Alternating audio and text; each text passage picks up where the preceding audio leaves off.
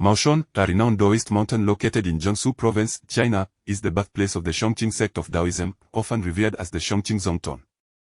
It is celebrated as the first blessed land and the eighth celestial paradise. The mountain's undulating terrain resembles the character, hence it is named Zhu Mountain.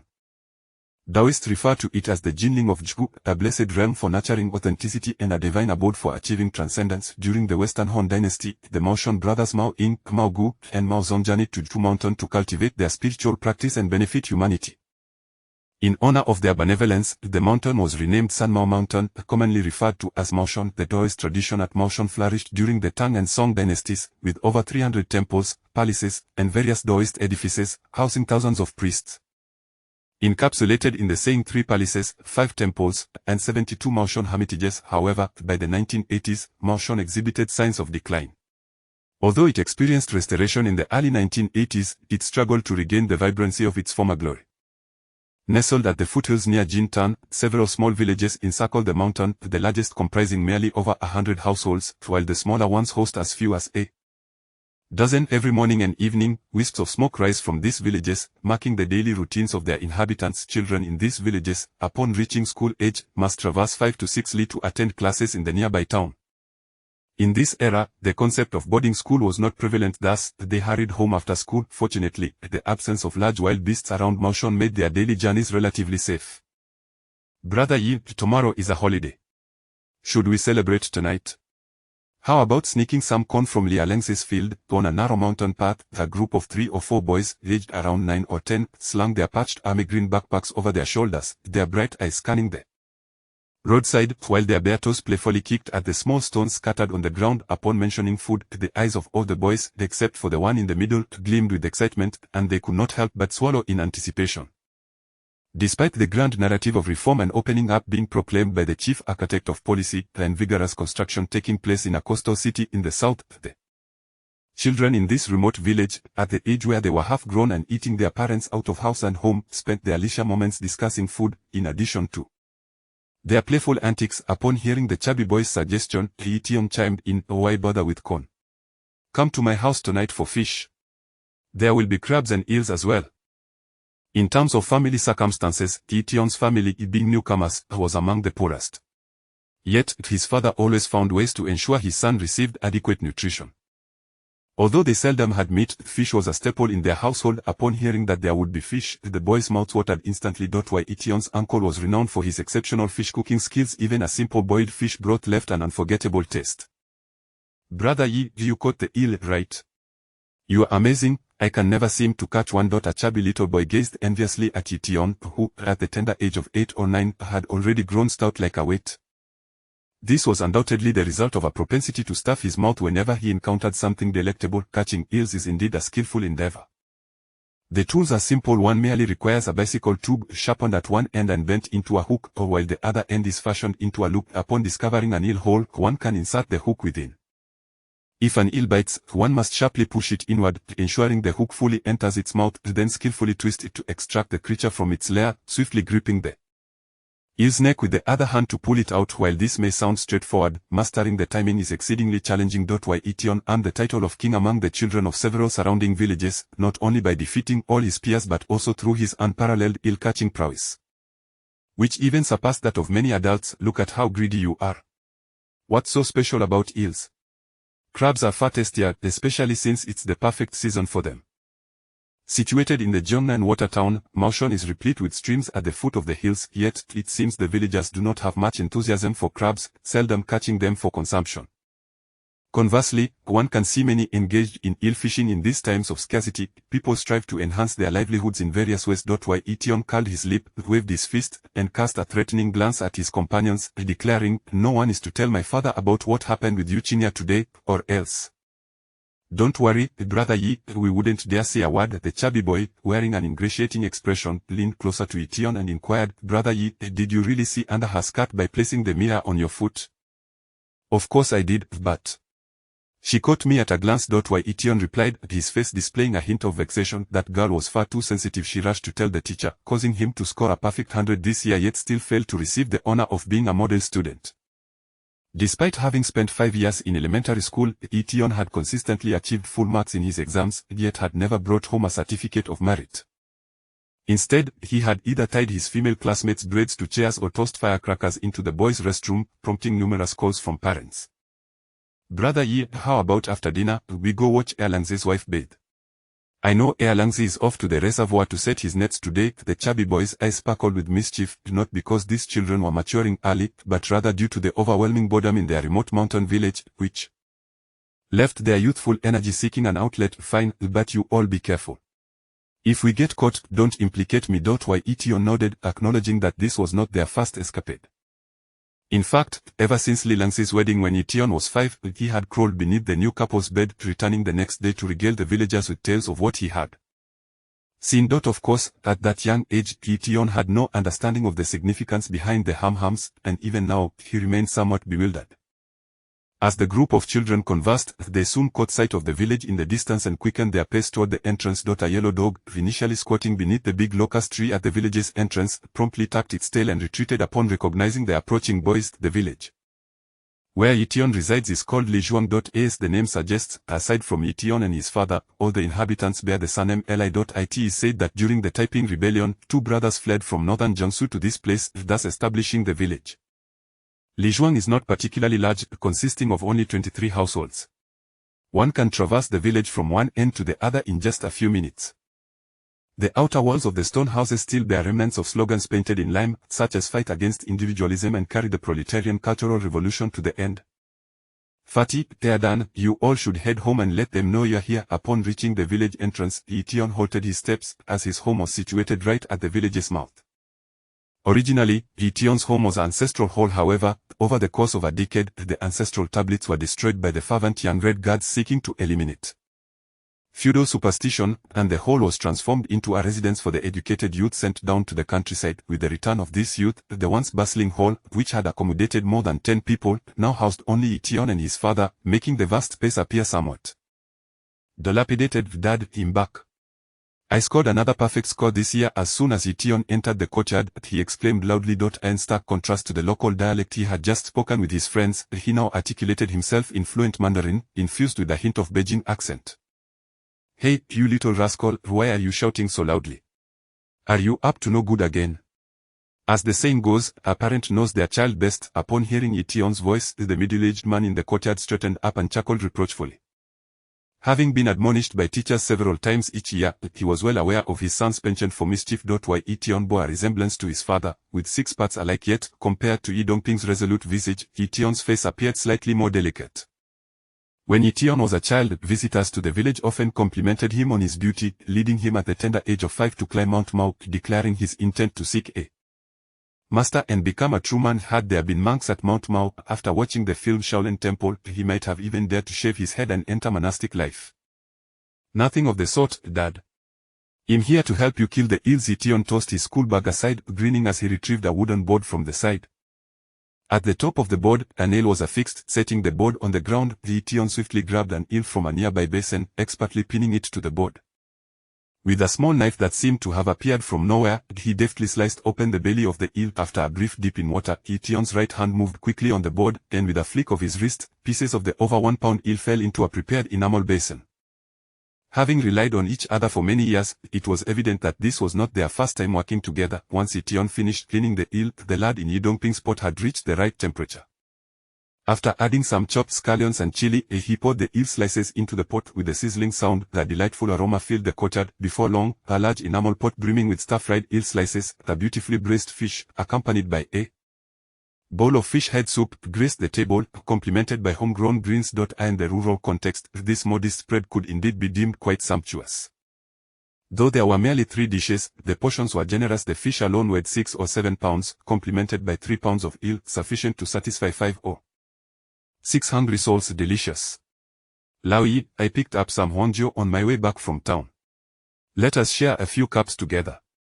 Amidst the laughter, a man of similar age to Ye Dongping entered, trailed by a gaggle of chubby youngsters who seemed to shrink back, casting furtive glances at Ye Tian. "Teacher you." Upon seeing the newcomer, Ye Tian immediately adopted a more subdued demeanor, rising to address him respectfully. Not only was this man his homeroom teacher, but he was also the father of Yu Qingya, who knew if he had come to report some mischief.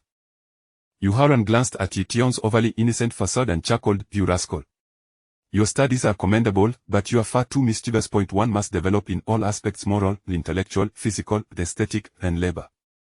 Observing his student, Ye Tian couldn't help but feel a mix of exasperation and amusement. Ye Tian's academic performance was exemplary. He ranked among the top students not only in the town's elementary school but also countywide.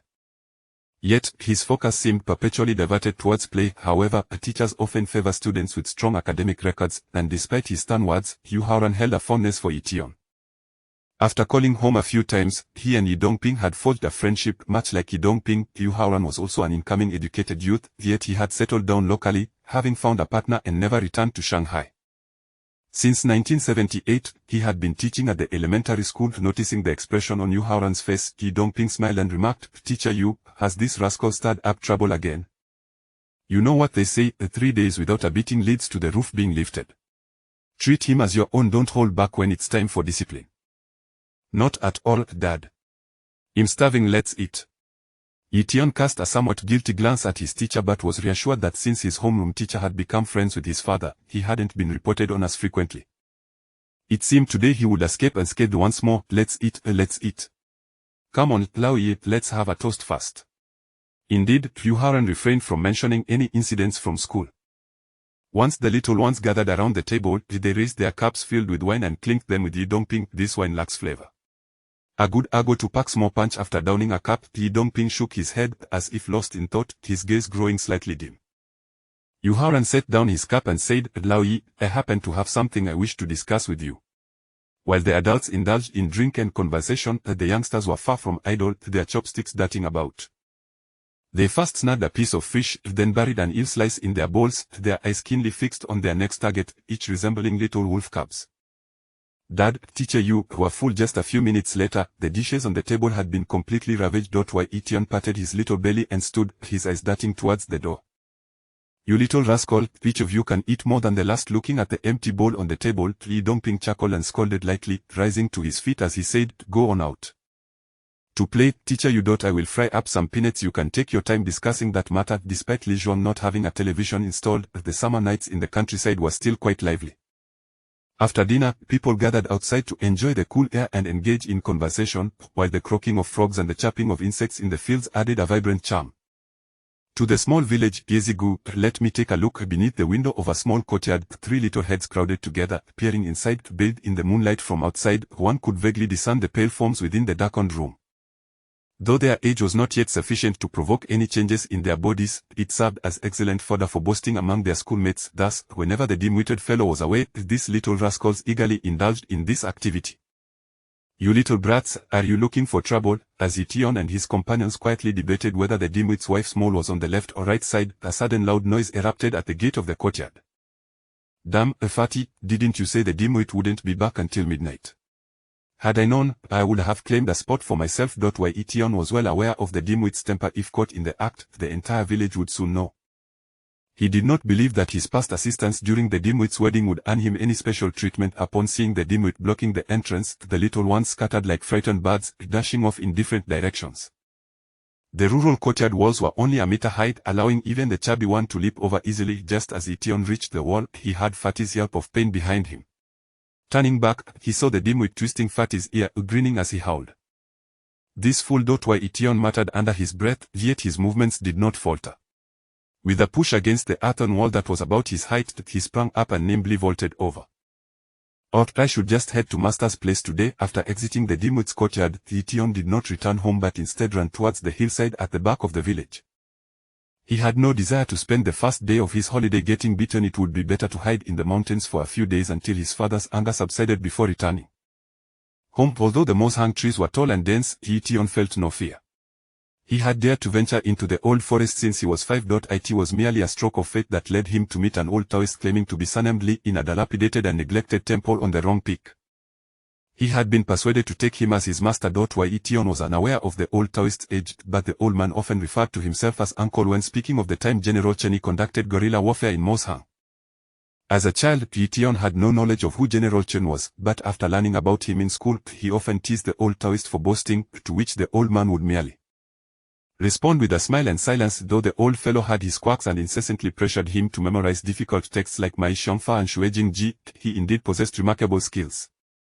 Ye Tian had only learned a few techniques under him, yet he became unbeatable among his peers. The journey from his home to the temple atop the mountain takes nearly an hour. Halfway through, a sudden downpour unleashed itself from the heavens, and by the time Ye Tian arrived at the temple, he was drenched, resembling a soggy chicken. Master, Master, I have arrived, Ye Tian exclaimed as he emerged from the curtain of rain into the temple. This temple was modest in size. Aside from the main hall at the entrance, there were only 2 side rooms at the back. Due to years of neglect, the main door was in disrepair, and last year, the old man had chopped it up for firewood, thus sparing Ye Tian the need to knock. Master, where are you? Ye Tian wandered around the front hall and the back rooms, only to discover that the old Taoist was absent. Scratching his head, he returned to the main hall and bowed reverently before a statue enshrined in the center. Unlike the statues of the 3 pure ones in the temple on the peak of Mao Shan, the statue in this temple depicted an ordinary Taoist priest dressed in hemp robes, with his hair tied in a bun. The Taoist's left hand rested at his side, while his right hand was raised above his head, cradling a palm-sized clay compass. Creating a rather peculiar appearance according to the old Taoist, this represented their ancestral figure from the hemp-robed lineage. Although he was not venerated with earthly offerings, sincere reverence was still required. Such heavy rain, I hope the old fellow hasn't encountered any misfortune, Ye Tian mused, just as a thunderclap reverberated, causing the entire temple to tremble. He turned to glance outside, feeling an involuntary concern for the old Taoist. What sound is that? As Ye Tian peered outside, the sudden crack echoed behind him. Turning around, he was startled to see the clay statue toppling directly towards him. Ancestral Master, I bear you no disrespect, Ye Tian exclaimed, glancing upwards just in time to see the statue, resembling a small mountain, descending upon him. He quickly retreated, his diminutive stature allowing him to narrowly evade the statue's head. However, before Ye Tian could breathe a sigh of relief for having escaped calamity, a sharp pain struck his head. The statue's raised right hand had come crashing down upon him. Though made of clay, the force was not to be underestimated. The impact caused blood to flow profusely from his scalp, and darkness enveloped him as he succumbed to unconsciousness. The over 2-meter-tall clay figure shattered into pieces upon hitting the ground, leaving in question whether the hemp-robed ancestor foresaw such a calamity a millennium ago. The head, being the most vascular area of the human body, bleeds profusely even from minor abrasions. While Ye Tian's small form lay on the ground, and soon, the blood had stained the earth around him. Outside, the torrential rain intensified, with flashes of lightning ravaging the sky. The dilapidated temple swayed precariously in the storm, appearing as though it might collapse at any moment. The thunder and lightning outside the temple cast flickering shadows within its walls. Not far from Ye Tian's head, a small, palm-sized fragment of a once dark clay sculpture began to emit a faint glow after being stained by his blood. If anyone were present inside the temple at that moment, they would discern that this glowing object was not merely a clay sculpture, but rather a jet-black tortoiseshell intricately engraved with complex patterns resembling a geomancer's compass. Unlike the conventional compass, this tortoiseshell lacked a central disc, instead featuring a Taiji Inyong symbol, surrounded by the 8 trigrams of Qian, Quan, Zhon, Zhen, Li, Kan, Dui. And soon, exuding an aura of ancient mystique. Originally dull and colorless, the tortoiseshell seemed to come alive as Ye Tian's blood permeated its surface, revealing mysterious designs. Suddenly, a thunderclap erupted outside, momentarily illuminating the temple, and above the tortoiseshell, the Taiji symbol faintly materialized, transforming into a wisp of blue smoke that entered Ye Tian's brow. While the tortoiseshell vanished with the sound of thunder, a flash of lightning split the dark sky, descending like a serpent or dragon, and in its light, one could see Ye Tian's small form trembling slightly. Summer thunderstorms arrive swiftly and depart just as quickly. As the rain subsided, tranquility returned to the temple, with only droplets from the eaves producing a crisp sound. The following morning, the sun broke through after the rain, the mountains adorned in vibrant green. The air fragrant with foliage and delicate mist swirling like gossamer, while thin clouds lingered in the secluded valleys. At this moment, the trees on the mountain sparkled with a crystalline green. A figure traversed through the forest. Despite the muddy and slippery path, it moved without hesitation, soon arriving at the temple's entrance. This individual was a medium-built Taoist priest, his robe as tattered as the temple itself. His topknot was somewhat disheveled from travel. His complexion slightly flushed, yet devoid of wrinkles. Judging solely by his appearance, one might estimate him to be in his 40s or 50s. But the depths of his oceanic eyes revealed a trace of weariness that commanded respect. Thank the heavens, the legacy of our ancestors remains intact, he murmured upon observing the dilapidated temple. The old priest performed a gesture of respect with one hand over his chest. But upon glimpsing the state of the main hall through the drafty doors and windows, he could not help but exclaim in dismay and hasten inside. Master. A few days ago, I discerned that you will face a calamity. Soon, I shall restore your golden body. Gazing at the empty altar, the old priest theatrically counted on his fingers, momentarily oblivious to the small figure lying in the mud. Master, did you not foresee that I too would encounter a trial? As Ye Tian awoke from his stupor, he felt a surge of indignation upon hearing the old priest's words. This old fellow, who prided himself on being the 50th successor of the Ma-Yi lineage, seemed never to have accurately predicted anything. Master, my head feels as if it has been shattered by the ancestral deity. Just awakening, Ye Tian felt a heavy fog enveloping his mind. He reached up to touch his head, only to discover his hands smeared with blood. Despite his intelligence, he was merely a child of a little over 10 years. And he immediately cried out in alarm. Oh dear, my precious disciple, what has happened to you? The elderly Daoist was taken aback upon seeing Ye Tian's bloodied face. He hurriedly lifted Ye Tian, inspecting him thoroughly before he heaved a sigh of relief. After fetching some well water from outside, he cleaned the wound and rummaged through his greasy Daoist robe to produce a small box. Dipping his pinky into the box, he applied a bit of black ointment to Ye Tian's forehead, saying, "It's nothing serious, just an external injury. You've lost a bit of blood, but a few days of rest will suffice." Feeling a refreshing coolness on his forehead, Ye Tian regained some clarity. He glared at the elderly Daoist and said, "Oh, old man, did you summon me here under the pretense of a holiday just to have me assist you in facing calamity?" Although there are theories in mystical arts about defying fate and averting misfortune, the course of destiny is set. To alter it requires a person to bear the calamity, commonly referred to as a scapegoat. Despite his youth, Ye Tian had thoroughly memorized texts like the art of physiognomy and secrets of the arts. Faced with this inexplicable disaster, he certainly suspected that his scheming master had plotted against him. Not at all. You, young lad, were born in the year of the dragon. On the 2nd day of the 2nd month. I am utterly incapable of discerning your fate, the old Daoist retorted, indignant. The reason he took Ye Tian as his disciple was twofold: first, for companionship in the desolate mountains; second, because of Ye Tian's peculiar fate, which piqued the old man's curiosity. However, after 5 or 6 years of companionship, he still could not decipher Ye Tian's destiny. Ye Tian, not wanting to dwell on this matter, grew curious about the old Daoist's whereabouts yesterday and inquired, "Then why did you descend the mountain?" "My disciple, you see, this Daoist temple has fallen into disrepair over the years. I went down the mountain to seek some good fortune and find someone to renovate it," the old Daoist replied. A frown etched upon his face. Why should the restoration of the main peak of motion be the responsibility of the state while we, mere wandering spirits, are neglected? Last year, the government allocated 30 million for the extensive restoration of the Jushuan Fugong and the Yuan Fuaning Gong on the main peak of motion. The old Daoist, hoping to benefit from the renovations, sought to have the construction team also repair his temple, only to be driven away by the priest from the main peak. This had left him feeling quite vexed. Ye Tian touched the scab on his head and retorted, "Master, the other is a matter of religious culture, while this is mere feudal superstition. Can they be compared?" Feudal superstition. The origins of physiognomy can be traced back to the 3 sovereigns and 5 emperors. And the arts derived from it encompass astronomy, calendars, mathematics, fate, geomancy, talismans, auspicious selections, miscellaneous divination, and sexual arts. This is natural science. Upon hearing Ye Tian's words, the old Daoist jumped up in outrage. After enduring a decade of turmoil, her life had just begun to improve. And he was preparing to revive the lineage of the Ma-Yi, only to be dismissed by his disciple as feudal superstition. "Very well, master, this isn't superstition. But could you fetch me some water? I am exceedingly thirsty."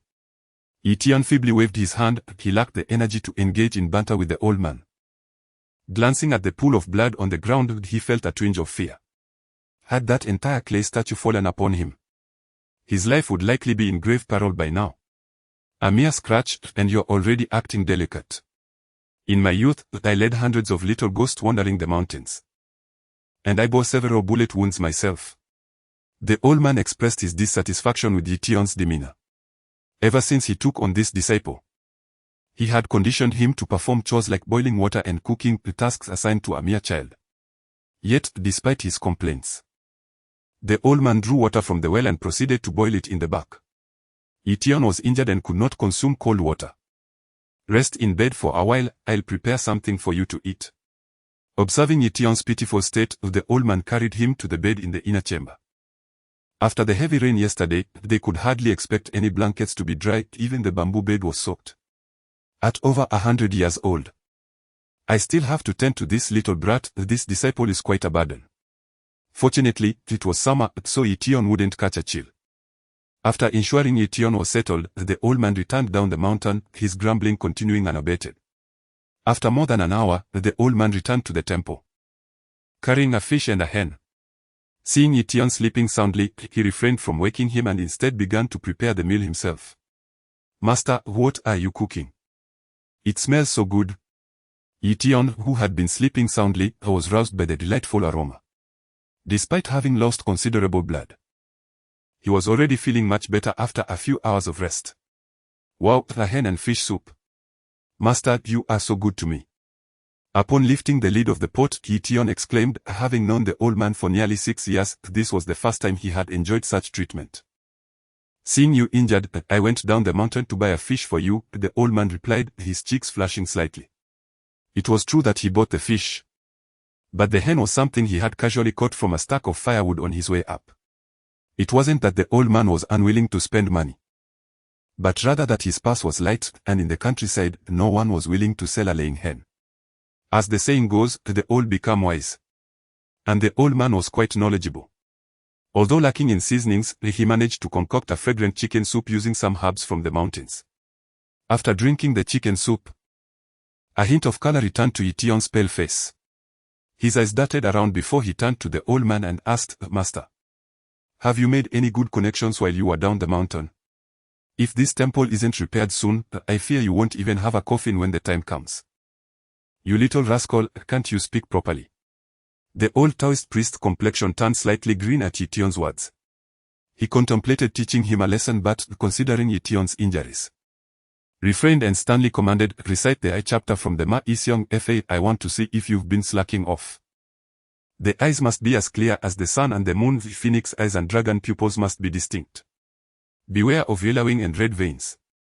For a life marked by calamity leads to nothing but failure." Noticing the old man's unsavory expression, Ye Tian obediently began reciting, all the while glancing into the Taoist's eyes. Pondering why this old fellow lacked the yellowing eyes and red veins he warned against. Suddenly, as Ye Tian focused on the old Taoist, he experienced a brief spell of dizziness lasting only a few seconds. However, upon regaining his composure, he discovered a peculiar presence in his mind. What could this be?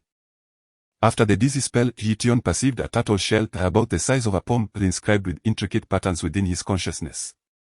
Yet, when he examined it closely, the shell vanished, replaced by a line of seal script before his eyes. This presented no challenge for Ye Tian, as he had been studying seal script with the old Taoist since he was 5. The inscription read, "Li Xuanyuan, born in Huayin, Shangxi, in 1880, one of 3 brothers and 4 sisters, a scholar in the late Qing dynasty in 1896. A disciple of the 49th generation, heir of the Ma Yi divine physiognomy." Staring at the inexplicably revealed characters in his mind, Ye Tian felt a mix of astonishment and confusion. It seemed that just a glance at the old Taoist had imparted an abundance of knowledge. Even someone as dull-witted as Ye Tian could surmise that this information was undoubtedly related to the old man. However, he could not discern its authenticity. A hallucination. It must be a hallucination. How could this old fellow possibly be over 100 years old? Despite Ye Tian's mischievous nature, he excelled in his studies and could easily compute the simple arithmetic. A person born in 1880 would indeed be 106 years old now. He could hardly believe that the old man before him could possess such an advanced age. "What? Why have you stopped reciting?" The old Taoist, eyes closed and nodding along to Ye Tian's recitation, suddenly opened his eyes in displeasure upon hearing silence. Ye Tian, momentarily taken aback, hastily conjured an excuse, cough, "Master, I learned all of this by the age of 5. Surely, I need not continue reciting. You are too young, I cannot teach you anything too profound yet, for fear of upsetting the balance of heaven. These are foundational principles that you must master," the old Taoist replied. instinctively raising his right hand to tap Ye Tian's head, only to retract it upon noticing his injuries. Though young, Ye Tian was quite clever. Rather than disclosing the information swirling in his mind, he suggested, "Master, after studying with you for several years, how about I assist you with a divination today? Just you." The old Taoist turned his head, casting a sidelong glance at Ye Tian. "You want to run before you can walk? How will you interpret it? Through palmistry or physiognomy?" The old man posed this question knowing he had only imparted the most superficial knowledge to Ye Tian. Subjects like bones, complexion, and posture were too complex for someone of his age to grasp. Observing the features, Ye Tian straightened his posture and gazed at the old Taoist's face, saying, "Master, your upper forehead is high and broad, indicating that you must have been exceptionally accomplished in your youth. Am I correct? Hey, you little rascal. You've picked up a thing or two, haven't you?" The old Taoist chuckled upon hearing Ye Tian's words and replied, "I was recognized as a scholar at the tender age of 16, who in the surrounding villages doesn't know this? Or have I never mentioned it to you? You discerned this all on your own?" Though the old Taoist felt a flicker of doubt in his heart, he brushed it off. The art of physiognomy he practiced was a legitimate transmission of the Mo lineage, and it was not surprising that Ye Tian could glean some insights from his features. "Is it truly so?" The old Taoist did not pay it much heed, yet the astonishment within Ye Tian was beyond articulation. Could it be that this old fellow genuinely had achieved scholarly status? Then, the information that had manifested in his mind must also hold truth. Ye Tian inhaled deeply. Adopting the demeanor of a novice fortune-teller, then said, "Of course, I discerned it. Master, your eyebrows are long and slender, faint yet unbroken, indicative of the bond of the peach garden oath. You must have 3 brothers. The 2 small moles at the corners of your right eye signify the presence of 4 sisters, totaling 7 in all. Am I right?" Having spoken in broad terms earlier, Ye Tian chose to be more precise this time, eager to gauge the old Taoist reaction. If he was indeed correct, it would validate that he was not merely experiencing an illusion. "Oh, and by the way, Master, I perceive that your hall of impression appears somewhat dark. Perhaps you are destined for a calamity today." This last remark did not stem from the information in his mind but from the genuine observation of the old Taoist deemed hall of impression, which prompted him to speak. However, before Ye Tian could finish, a loud crash echoed in his ears. The old Taoist, who had been comfortably seated and leaning against the 2 back legs of his chair, suddenly froze upon hearing Ye Tian's words, causing both him and the chair to topple backward. Their seating arrangement was right at the entrance of the main hall, and as the old Taoist fell, the back of his head struck the threshold, a true slab of blue stone. When he finally rose from the ground, his wooden hairpin had fallen, his hair was disheveled, and blood streamed from his head, resembling Ye Tian's appearance from the day before, thus affirming Ye Tian's earlier remark about impending calamity. Nonetheless, the old Taoist seemed not to dwell on this injury but instead firmly grasped Ye Tian, who was sitting beside him, dumbfounded. "You little scamp. Was what you just said truly derived from your own calculations? While it is relatively easier to predict fortune and misfortune, wealth and poverty, and even longevity and demise through physiognomy, precisely discerning the number of one's siblings is a feat that even the old Taoist found challenging. It is worth noting that although the old Taoist hailed from the Mo lineage and possessed genuine skills, the continuous wars over the millennia had diminished the ancestral art of physiognomy to a mere fraction of its former glory, while the principles of health preservation remained intact. During his travels across the world, the old Taoist primarily relied on practical techniques encapsulated in the 4 words, feel, listen, inquire, and intimidate. To feel refers to the preliminary assessment of the environment where one intends to set up a fortune-telling stall, understanding the fundamental characteristics of individuals across different age groups, and discerning whether the local populace consists more of officials or common folk. This knowledge is crucial. Listening involves encouraging the seeker to speak freely, unveiling their innermost concerns, and subsequently providing tailored counsel. Probing entails employing ambiguous language to elicit the truth from the other party, once a hint is detected in their words. One must seize the moment to capitalize on it. As for intimidation, it involves fabricating tales that invoke the wrath of the spirits to frighten the seeker, thereby prompting them to divulge the information they yearn to know when they are in a state of disarray. The application of these 4 principles, combined with the genuine skills of an experienced practitioner, has earned the old master numerous accolades, including the title of a living deity in various circles. Some 40 to 50 years ago, during the Japanese invasion of China, Li Shunwan sought refuge in Maoshan to escape the turmoil, only to find himself ensnared by it once more, ultimately returning to settle in Shaanxi. Had he not been labeled a demon at the onset of the chaos, one of those marked for elimination, he might have continued to live a carefree life elsewhere.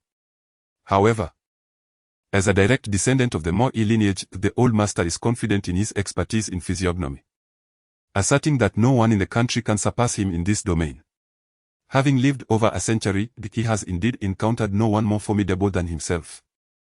While he is capable of discerning familial relationships through facial features with remarkable accuracy, his extensive life experience and profound knowledge of physiognomy set him apart. At the age when Ye Tian was merely reciting the three-character classic in a private academy, the old master was already astounded at the boy's insights, wondering if perhaps the spirit of their revered ancestor had possessed him. "Master, I have discerned your impending misfortune," he stated.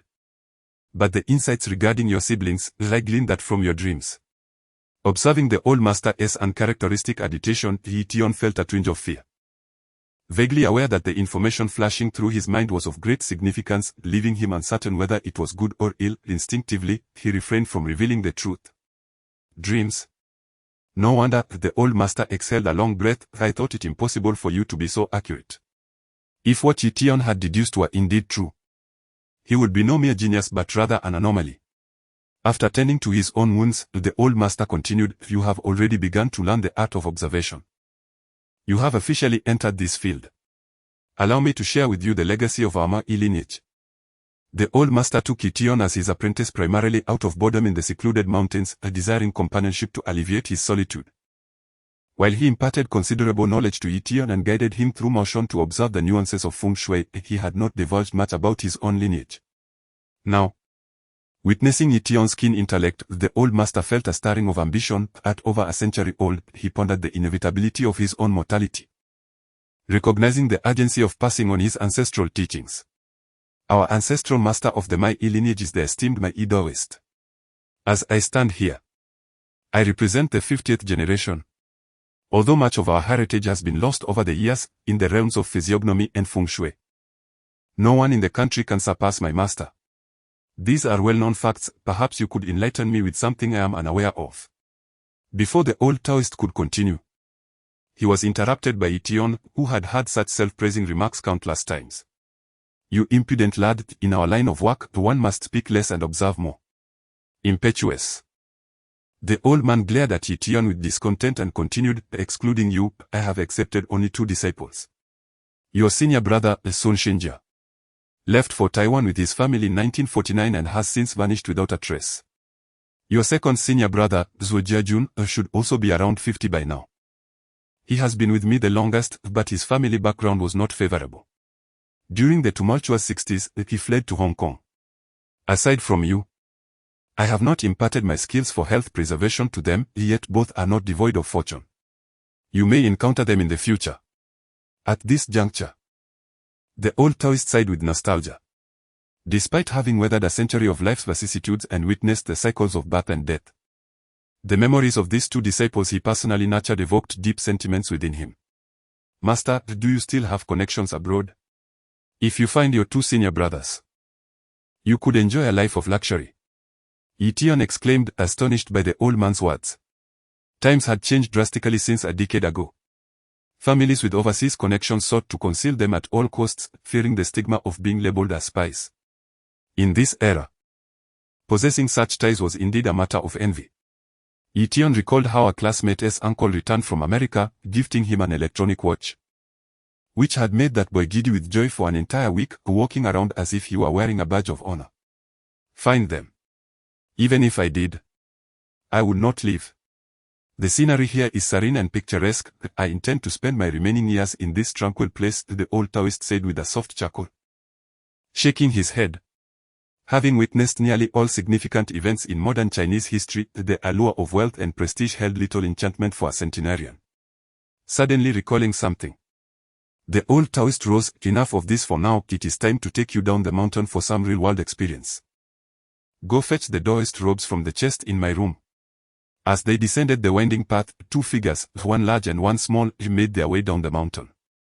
What struck a humorous note was that both donned pristine Taoist robes yet walked barefoot along the muddy trail.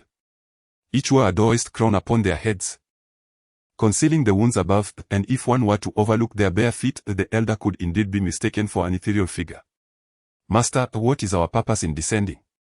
Ye Tian was aware that the old man carried a pair of brand new cloth shoes in his bag, understanding the intent behind his refusal to wear them. Nonetheless, he remained perplexed by the old Taoist actions, wondering if their splendid attire was a guise for deception. Yesterday, as I descended the mountain, I noticed a household displaying a white banner at their entrance suggesting a recent bereavement. I shall take you to conduct a ritual, the old priest remarked, quickening his pace. The location was still somewhat distant from the main peak of Marchon, and if they were to summon a priest from above, this journey would be in vain. Conduct a ritual? Ye Tian was taken aback by the old priest's words, feeling a mix of confusion and disbelief. Wasn't this more akin to a monk's duty? Was it not somewhat inappropriate for a Taoist to engage in such matters? Seemingly perceiving Ye Tian's thoughts, the old priest scoffed lightly and said, "What's the matter? The scripture I taught you, the Lingba Wuliang Duren Shongpin Maojing, abbreviated as the Duren Jing, is capable of guiding souls through the three paths and alleviating the 8 hardships." The old priest's assertion held merit. Both monks and Taoists could indeed perform rituals, particularly in the Marchon region where Taoism was far more prevalent than Buddhism. In instances of bereavement, it was customary to invite Taoist priests. However, having just emerged from a sensitive era, coupled with the recent reforms, many families lacked the funds for such practices, leading to a decline in traditional observances. Ye Tian, being young and inexperienced, was naturally unaware of these nuances. "Master, where does that family reside?" Ye Tian inquired, concerned about appearances, as he did not wish to be seen by his classmates in such attire, fearing ridicule. The old priest, oblivious to Ye Tian's petty worries, replied, "In Molu town. Walk faster, otherwise we shall not arrive by noon." Upon learning their destination, Ye Tian felt a surge of excitement and quickened his steps, reassured that his school was not in Molu town and he would not encounter anyone he knew, thus alleviating his concerns about embarrassment. Upon reaching the foot of the mountain, the old priest and Ye Tian found a stream to cleanse their feet before donning their shoes and heading towards Molu town. Although the distance was merely over 20 miles, they did not arrive at the town until noon. "Oh, it's market day," Ye Tian exclaimed upon entering the town. In their locality, a market was held every 15th day of the lunar calendar, drawing vendors from neighboring villages and creating a lively atmosphere. The town, relatively spacious, was now bustling with people. Situated within Marchon, the attire of Ye Tian and the old priest did not seem out of place, as many Taoists were present within the throng. "Master, look. There is a monkey performer." "Oh, master, look. Popcorn." Amidst the crowd, Ye Tian was overwhelmed by the sights, feeling as though he had found the most vibrant place in the world. "Master, I sent that one of our peers. He is making predictions, I sent he." "Master, who do you think is more skilled, you or that old man?" Ye Tian, with keen eyes, spotted a fortune-telling booth and eagerly pulled the old priest towards it. "Go away. What is there to compare?" The old priest retorted. "Your master has always frequented illustrious households, how could I stoop to such a level? If I were to end up like this, how could I hold my head high before our ancestors?" The old priest's complexion turned pale at Ye Tian's words. How could a direct descendant of the esteemed Mo lineage possibly resort to setting up a stall by the roadside? While divination and fortune-telling were common in the world, there were distinctions of status and prestige even in that realm. The roadside fortune-telling stalls, charging merely 80 cents to a yuan per reading, represent the lowest echelon within the trade, often lacking genuine skill or knowledge, which seasoned practitioners disdain. Exhausted, I exerted immense effort to extract Ye Tian from the throng. Panting heavily and irritable, I gestured ahead, urging, "Hurry along, or we shall miss our lunch." As we squeezed from the eastern edge of the town to the west, the throngs of market-goers diminished significantly. Following my Ye Tian's gaze fell upon a 2-story residence, in an era transitioning from a planned economy to a market one. Still reliant on grain coupons, the mere construction of such a building was a remarkable feat, at least signifying a family of considerable wealth. Typically, such a household would inspire envy. However, the passers-by cast sympathetic glances towards it, some even wearing expressions tinged with schadenfreude. Within the secluded courtyard of the two-story abode, a mourning hall was established. A woman in her 20s cradled a sleeping boy of about 8 or 9 months, her face etched with worry. Perhaps, she suggested to her elder brother-in-law, we should take Xiao Jun to the county hospital. It's not feasible for him to awaken and cry incessantly. Her heart ached for the pale-faced child in her arms. With her husband gone, the thought of losing her child as well cast a shadow over her future. This was already the 5th day since her husband's passing. The initial days had been filled with visitors offering condolences, leaving her little time for contemplation. Now that the funeral rites had concluded and the crowd had dispersed, the silence in the courtyard only amplified the heart-wrenching cries of the infant. A burly man in his 30s, smoking in silence, extinguished his cigarette with force upon hearing her words. Rising, he declared, "All right, let your sister-in-law look after things here. We shall eat something and then head to the county hospital." Mao Lauda felt a weight of frustration. Since he embarked on the transportation venture 2 years prior, his fortunes had flourished, transforming him into a well-known figure of wealth. Most notably, his younger brother's wife had given birth to a healthy boy last year. A momentous occasion for the Mao family, especially since Mao Lauda had sired 4 daughters. The arrival of his brother's son was celebrated dearly by the family. Yet, who could foresee the capriciousness of fate? Just as life seemed to improve, his brother suffered a tragic accident, leaving no remains to bury. Worse still, since the incident, his nephew had fallen ill, crying incessantly and refusing sustenance, with the local hospital unable to ascertain the cause. This cascade of calamities had even added strands of white to Mao Lauda's hair, and at over 30, his posture began to betray signs of stoop. Alas! Xiao Jun has awakened again. What shall we do? Perhaps their conversation disturbed the child, who opened his eyes and erupted into tears, prompting the distressed mother to weep freely. We must go now to the hospital. Mao Lauda cast aside his freshly lit cigarette onto the ground, extending his hand to embrace the child. Just as he reached the entrance of the courtyard, he noticed 2 figures standing before him. Esteemed Taoist, may I inquire what brings you here? Despite his growing anxiety, Mao Lauda, one of the first to prosper during the reform and opening up period, maintained his composure. He soothed his wailing nephew while observing the elder Taoist, disregarding Ye Tian, who stood beside him. Wuliang Temple, I greet you with respect, the elder Taoist acknowledged, glancing at Mao Lauda. He raised his right hand, bending his index finger, symbolizing the unity of the 3 pure ones, and brought it to his chest, speaking, as I and my disciple were passing through. We sensed a heavy presence of Insha in your abode. This is a sacred site of Taoism, but I wonder why you have not sought help to dispel it. The elder's words elicited a discreet eye roll from Ye Tian. Seek help to dispel it. Why did you flee so swiftly then, like a rabbit? Are you not afraid of being outpaced? However, upon hearing the elder mention Insha, Ye Tian's curiosity was piqued. He lifted his gaze towards the courtyard. Recalling the knowledge he had gleaned from the elder regarding geomantic energy, though he had never encountered anything like dragon energy or Insha before. What is this? As Ye Tian employed the teachings of the elder to examine the courtyard, the turtle shell that had appeared in his mind that morning reemerged, startling him to the brink of exclamation. Unlike the morning, however, the shell span in his mind, and the intricate patterns on its back glowed brilliantly, transforming into a stream of energy that surged towards his eyes. Is this what Master referred to as Insha? As the energy filled his vision, the scene before him seemed to shift slightly. On the right side of the spiritual hall, faint wisps of grey mist appeared. Although the sun shone brightly, this area remained obscured by the canvas of the spiritual hall, and the delicate mist lingered, sharply contrasting with the surrounding sunlight. Could this be the ancient interpretation of yin and yang? Observing the peculiar sight before him, Ye Tian pondered this notion. As a young member of the young pioneers raised under the red banner, he found it hard to believe in supernatural entities.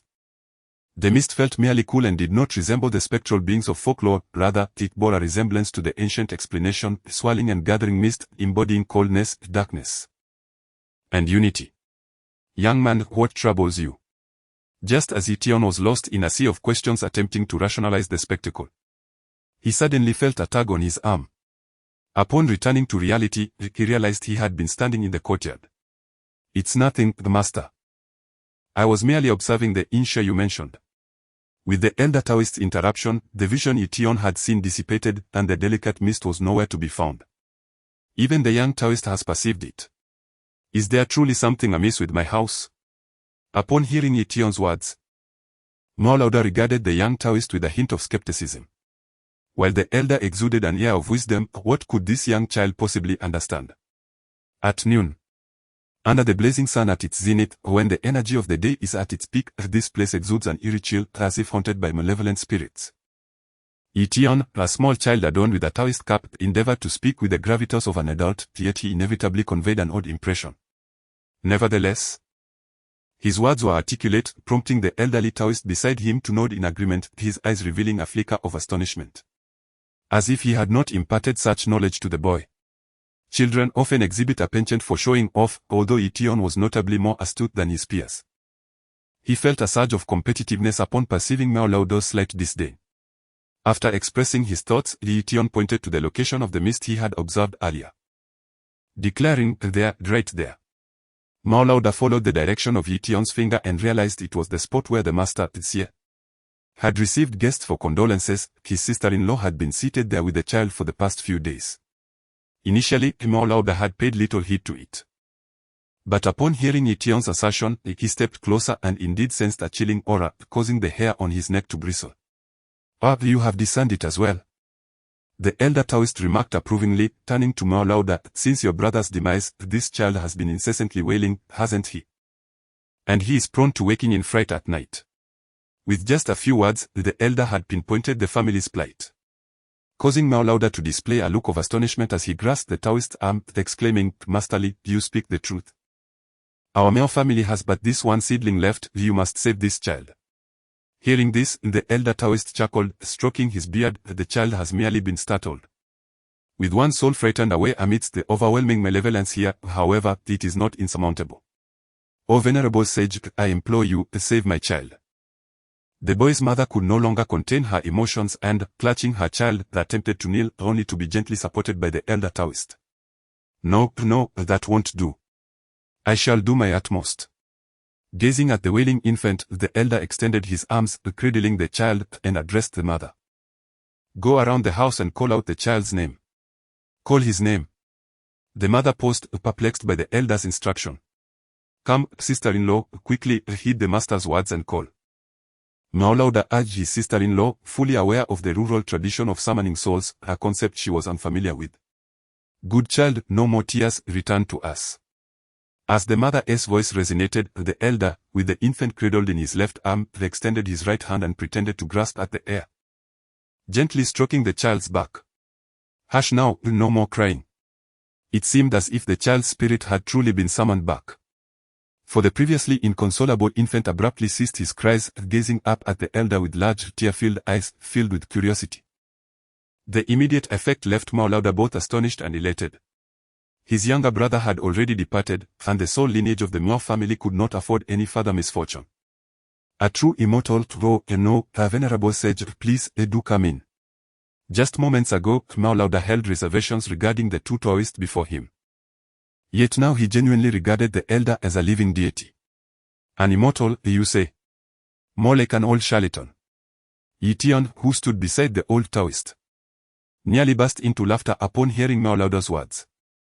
The idea of being frightened to the point of losing one's soul was utter nonsense.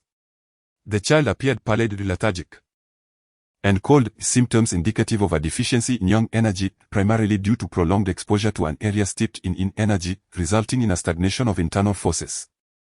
As the saying goes, lonely yin does not give rise to life, solitary yang does not thrive.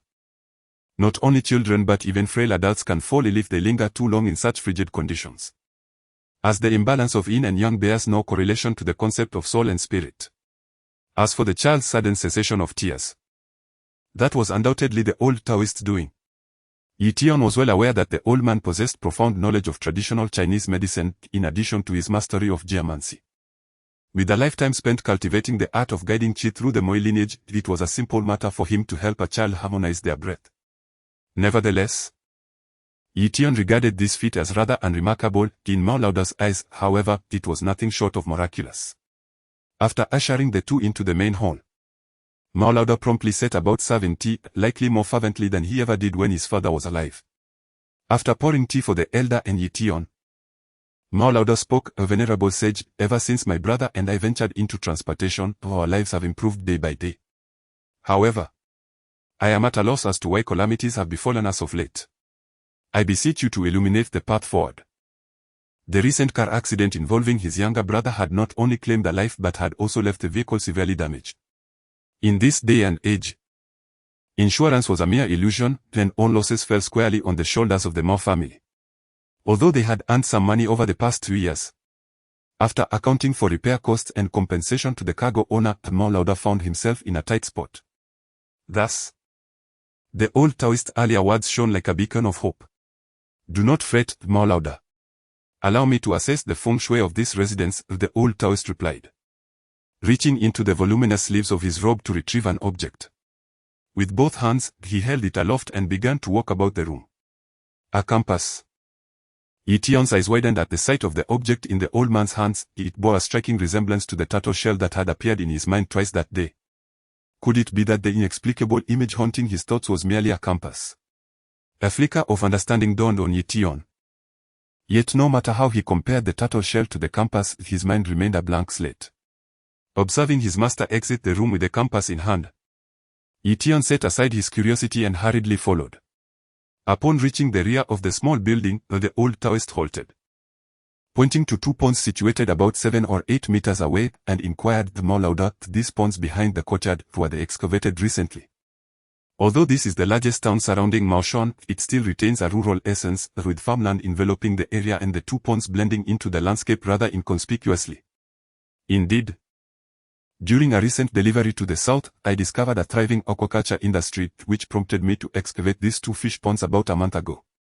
Mao Lauda nodded repeatedly, his expression turning to one of confusion as he remarked, Old Immortal, could it be that these 2 ponds are the source of the troubles?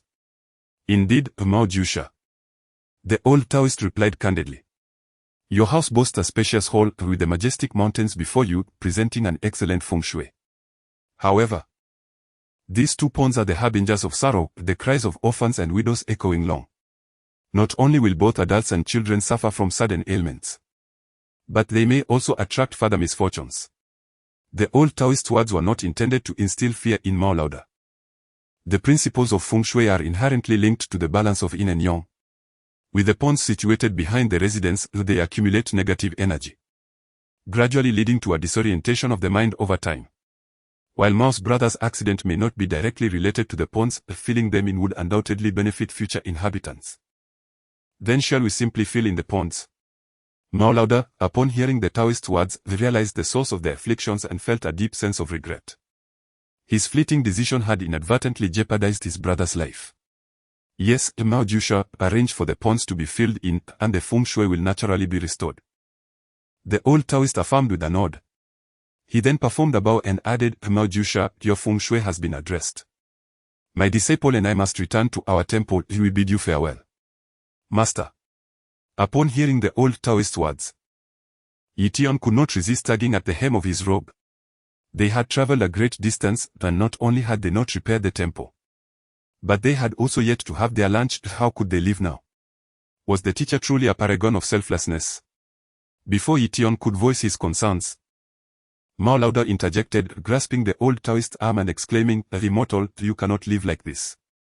You are the savior of my nephew. If you depart so easily, what will others say about me? Though the old Taoist had declared that the feng shui had been resolved, Mao Lauda remained unconvinced. Furthermore, the malevolent energy surrounding the child persisted. What if the old Taoist left, and the child fell ill again? Indeed, truly remarkable, Ye Tian thought, retracting his hand from the old Taoist sleeve. It was no wonder his master insisted he study Sun Tzu's Art of War and the 36 stratagems. The old man wielded the art of strategy with unparalleled finesse. Well, Mao Jusha, I genuinely have matters to attend to, the old Taoist said, a look of difficulty crossing his face. Immortal, whatever your needs may be, simply let me know, and I will gladly assist you. Mao Lauda exclaimed, clinging to the old man as if he were a lifeline.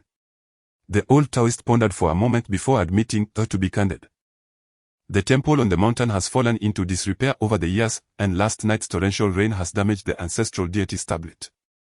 I must seek a construction team to repair it, otherwise I would be remiss in my duties to the ancestral master. Li Zhenren, is that the issue?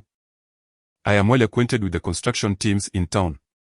How about this, you stay here for a day, and tomorrow morning I will accompany you and the team to help restore the temple. Upon hearing the words of the venerable Taoist, the elder Mao could not help but thump his chest in assurance compared to his wealth and life. Parting with a sum to assist the Taoist in establishing a temple was but a trivial matter. Very well, it coincidentally serves to dispel the malevolent energy from your residence. Thus the Taoist shall remain an extra day. Witnessing Mao's warm hospitality, the Taoist readily acquiesced and accompanied Ye Tian back to their abode. Ahem, well. The number of recommendations is still somewhat lacking, but I implore everyone to lend their support. Can we reach 3,000 today? I beg of you all. Master Li, I presume you and your young disciple have yet to dine. Are there any dietary restrictions? After settling in, Miao inquired of Ye Tian and the Taoist. Recent disturbances at home had dampened his appetite, yet now that he had discovered the root cause, he felt a pang of hunger. The Taoist, embodying an air of nonchalance, proclaimed that a mountain dweller could eat anything. However, Ye Tian could distinctly hear the grumbling of the old fellow's stomach. Although the two had eaten quite a bit that morning, after several hours of walking, they were now ravenous. Had it not been for the need to maintain the facade of a distinguished disciple, Ye Tian would have nearly snatched a bun from in front of the black and white photograph in the room. In rural areas, celebrations and funerals are typically conducted at home. Having just held a funeral yesterday, the family had ample food prepared, and before long, Mao's wife brought out the meal. Perhaps fearing that Master Li would not be wholly devoted to alleviating the malevolent energy in the house, Mao quickly devoured a bowl of rice and rushed out to contact the construction team. Upon Miao's exit, the previously composed master and disciple, who had been eating with decorum, discarded their chopsticks and each seized a pig trotter, devouring the sumptuous spread with abandon. When Miao's wife entered to clear the table, her gaze towards Ye Tian and the Taoist was tinged with incredulity. Master, no wonder you disdain those street vendors, it seems so easy to swindle food and drink. After satisfying his hunger, Ye Tian contentedly patted his belly. Although his father occasionally caught fish and shrimp to enhance their meals, such a feast was a rare treat. You little rascal, do you dare to venture into the unknown without understanding the depths of its intricacies? The Taoist shot Ye Tian a reproachful glare and continued, later. You shall recite the scripture of deliverance a few times to dispel that malevolent energy. The scripture of deliverance can dispel malevolent energy. Is it not the case that the spirit hole obscured the area? Ye Tian paused, pondering the Taoist's words. Could it be that the malevolent energy truly stemmed from the spectral essence of Mao's second brother? The Taoist shook his head and replied. Who told you it was the spirit hole causing this? It is born of human resentment, otherwise, under the sun's rays, it would have dissipated long ago. Master, could it be that ghosts truly exist? Ye Tian, bold as ever, having dared to venture alone to the village's old cemetery to catch crickets at the tender age of 7, felt no fear upon hearing this but rather a surge of excitement. The old Taoist, upon hearing this, curled his lip in disdain and remarked, what nonsense. I have traversed mountains of corpses and seas of blood in my time, yet I have never once encountered a ghost. Li Shunyuan, having lived over a century, possessed considerable insight and had even once ventured to the Tiansha Dao to learn the art of ghost catching. However, he had yet to find such an opportunity. In fact, he would welcome the appearance of a ghost. But if there are no ghosts, then how is it that resentment arises? Ye Tian inquired, puzzled. He had previously been unaware that his teacher was a staunch atheist. You little rascal, I can't believe you are a student of modern education and still lack understanding.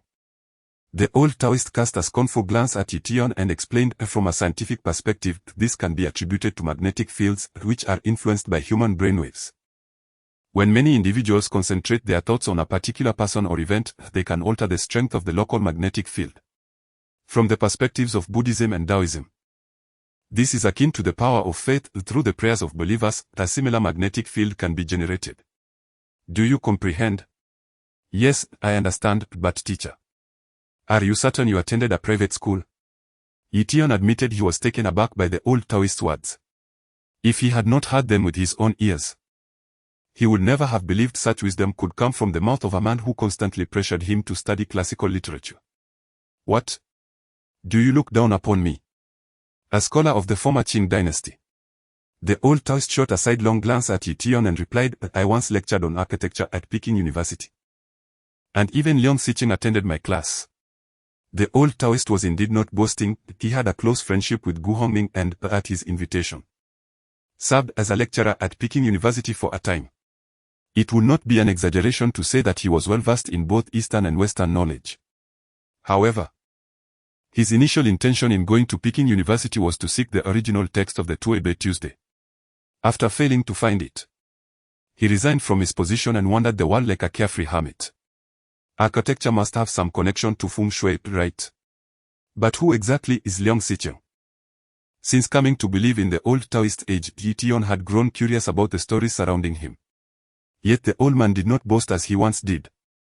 He merely let slip a few remarks from time to time. You're not as dim-witted as I thought. Whether in Chinese or Western architecture, there is indeed an inextricable link to feng shui. As for Liang Xiqing, why am I even telling you this? The old Taoist grew impatient after a few explanations, realizing that if he revealed Liang Xiqing was the son of Liang Qicha, Ye Tian would likely follow up with questions about who Liang Qicha was, leading to an inevitable recounting of the 6 gentlemen of the Wushu reform. Fine. If you don't wish to share, then so be it. By the way, teacher, is it true that reciting the Duren Jing can eliminate malevolent energy? Noticing that his teacher had ceased to elaborate, Ye Tian refrained from pressing further but made a mental note of the name Liang Xiqing. Certainly. The efficacy of the Tao of human transformation is comparable to that of the Buddhist Diamond Sutra. You shall simply follow my instructions, I shall take a moment to rest. The old priest's mood seemed somewhat subdued as he leaned back in his chair, allowing himself a brief respite, reminiscing about days gone by. Although he was in relatively good health for a centenarian, the weight of his years was palpable. Observing this, Ye Tian quietly rose and stepped outside, gently closing the door behind him. While he occasionally playfully called the elder old man, deep within, he held a profound respect and concern for him. Or little master, where is real Manly? Have the builders been arranged? As Ye Tian entered the courtyard, Miao the elder exuberantly pushed open the gate. Upon hearing Miao's booming voice, Ye Tian quickly placed a finger to his lips, hushing him. Master is a bit fatigued and is resting. Brother Miao, please dismantle this spirit hall. I shall recite scriptures here to dispel the malevolent energy. Miao the elder paused, momentarily taken aback, and asked hesitantly, Little master, are you capable of this? In these times, no matter the profession, appearances hold great significance. Just as patients prefer seasoned doctors or factories seek skilled workers, Miao harbored doubts about Ye Tian's youth. Brother Miao, the malevolent energy in your courtyard has not lingered for long and can be easily dispelled without my master's intervention. Ye Tian suddenly recalled a zombie film he had watched in town last year and, feeling playful, puffed out his chest and continued, prepare a square table for offerings. And then procure 9 white wooden rods. Little master, the offerings are easy enough, but what are the white rods for? Despite Ye Tian's confident demeanor, Miao remained skeptical, casting glances toward the closed door of the main room. Although Ye Tian was young, he was perceptive and sensed Miao's doubts. He promptly added, the white rods are for raising flags, which will naturally gather and seal the malevolent energy, cleansing the area of impurities. Otherwise, should I wait for my master to wake? Never mind, little master, I shall heed your advice, Miao exclaimed, stamping his foot. After all, he was to repair the temple the following day. It was prudent not to offend this clever young lad, lest he provoke the involvement of real Manly. The offerings were readily available, and white wooden rods were easily found in the countryside. Before long, Miao had arranged all that Ye Tian required at the site of the dismantled spirit hall. However, he had firmly locked his own gate, as espousing superstition could lead to trouble with the authorities. Moreover, if the neighbors were to discover that he had enlisted the help of a mere child for such rituals, he would surely become the subject of ridicule. Ye Tian, with his spirited nature, fully embraced the moment and soon became engrossed in his task. He positioned the 9 white rods in the area of malevolent energy and sat before the table, contemplating with a sense of regret that if only he had a pitchwood sword, the experience would be even more exhilarating. As for the efficacy of the Duran Sutra, Ye Tian paid it no mind. After all, the funeral altar had been dismantled, and within 3 to 5 days, the malevolent energy in this place would naturally dissipate. For the scholars, reciting it 10 times could lead to the loss of demonic vision, the vanquishing of ghosts and monsters, and the salvation of the dying, allowing them to attain life anew. Once Ye Tian had assumed the appropriate posture, he began to recite the Duran Sutra with an air of a minor sage, instilling a measure of confidence in the onlooker, old Myo. Those who recite it will prolong their lives, ultimately mastering the path of corpse liberation, their souls momentarily extinguished, returning to form without traversing hell. However, just as Ye Tian was halfway through his recitation, he felt a slight dizziness, and the palm-sized turtle shell suddenly reappeared. Initially startled, he took a deep breath and continued to chant, while his focus shifted entirely to the shell. It was indeed a compass, albeit somewhat different from his master's. With concentration, Ye Tian finally discerned the mysterious patterns etched upon the shell. They were, in fact, a series of bird seals, with what ought to be the magnetic needle position at the center depicted as a Tai Chi yin-yang diagram. How did this object end up in my mind? Gazing at the small turtle shell spinning in his consciousness, Ye Tian felt somewhat bewildered, unable to control the compass, nor comprehend its purpose. The characters inscribed on the shell, though resembling seal script, were far too minuscule for him to decipher, even as he strained his eyes in astonishment. Nevertheless, he continued to silently recite the Duran Sutra, when suddenly he felt a chill enveloping him, prompting him to shift his attention from the turtle shell. What is happening? As Ye Tian's gaze fell upon the gathering of malevolent energy, he was taken aback to see that the mass of dark energy before the offering table was drifting towards him, like wisps of smoke merging into his body. Curse that old Taoist. I am not reciting the Duran Sutra to transcend my own spirit. Ye Tian was alarmed beyond measure. He had never anticipated that reciting the Duran Sutra would attract malevolent energy to himself. It is crucial to understand that the formation of malevolent energy is a product of specific environmental conditions. It is merely an intangible magnetic field. Generally, it can only influence a person through variations in the strength of the magnetic field but cannot infiltrate their body. Yet at this moment, the malevolent energy was penetrating Ye Tian's being, causing him great panic. Although the world may lack ghosts and deities, it does not imply that the principles of yin and yang are unfounded. The influx of so much dark energy would undoubtedly disrupt the balance of yin and yang within him. Though the sun blazed overhead, Ye Tian felt as if he were exposed in a snowy landscape, assailed by biting winds. That chill penetrated to his very marrow. The old Taoist is harming me. Ye Tian felt tears welling with frustration, unable to rise and flee, for his small body was nearly paralyzed, helplessly watching as the vast mass of malevolent energy surged into him. Just when Ye Tian believed his life was in peril, an image of a turtle shell suddenly began to spin in his mind, resembling an endless abyss, drawing all the malevolent energy into itself. The characters seemed to have become somewhat clearer. The transformation within his body left Ye Tian perplexed, as everything unfolded beyond his control. However, after the ominous energy dissipated, he discovered that several characters on the turtle shell were now distinctly visible. Art of concealment. In Ye Tian's mind, aside from its round shape, the turtle shell bore no resemblance to a compass, for at its center appeared the two characters for art of concealment. Surrounding these characters were 12 slightly smaller characters arranged in a circular formation: divination, feng shui, destiny, physiognomy, dream interpretation, and auspicious timing. How did this emerge? The changes in his mind made Ye Tian feel as if he were dreaming. Having studied ancient texts on divination with the old Taoist for several years, he was certainly aware of the meaning of art of concealment. The term art may also be referred to as numerology, a significant aspect of the 5 arts in ancient Taoism. Numerology utilizes the theories of yin, yang, and the 5 elements to predict the fortunes of nature, society, and humanity, constituting a major branch of the study of the I Ching. As for concealment, it signifies a compilation of classics. Buddhism has the Buddha treasury, Taoism has the Tao treasury, Confucianism has the Confucian treasury, while art of concealment encompasses the grand theories of the I Ching and the 5 elements, holding immense importance in ancient times. However, since the Republic era, Western learning has permeated, and scientific concepts have taken precedence, relegating the studies of divination to a form of superstition and causing many once popular texts on numerology to become increasingly rare.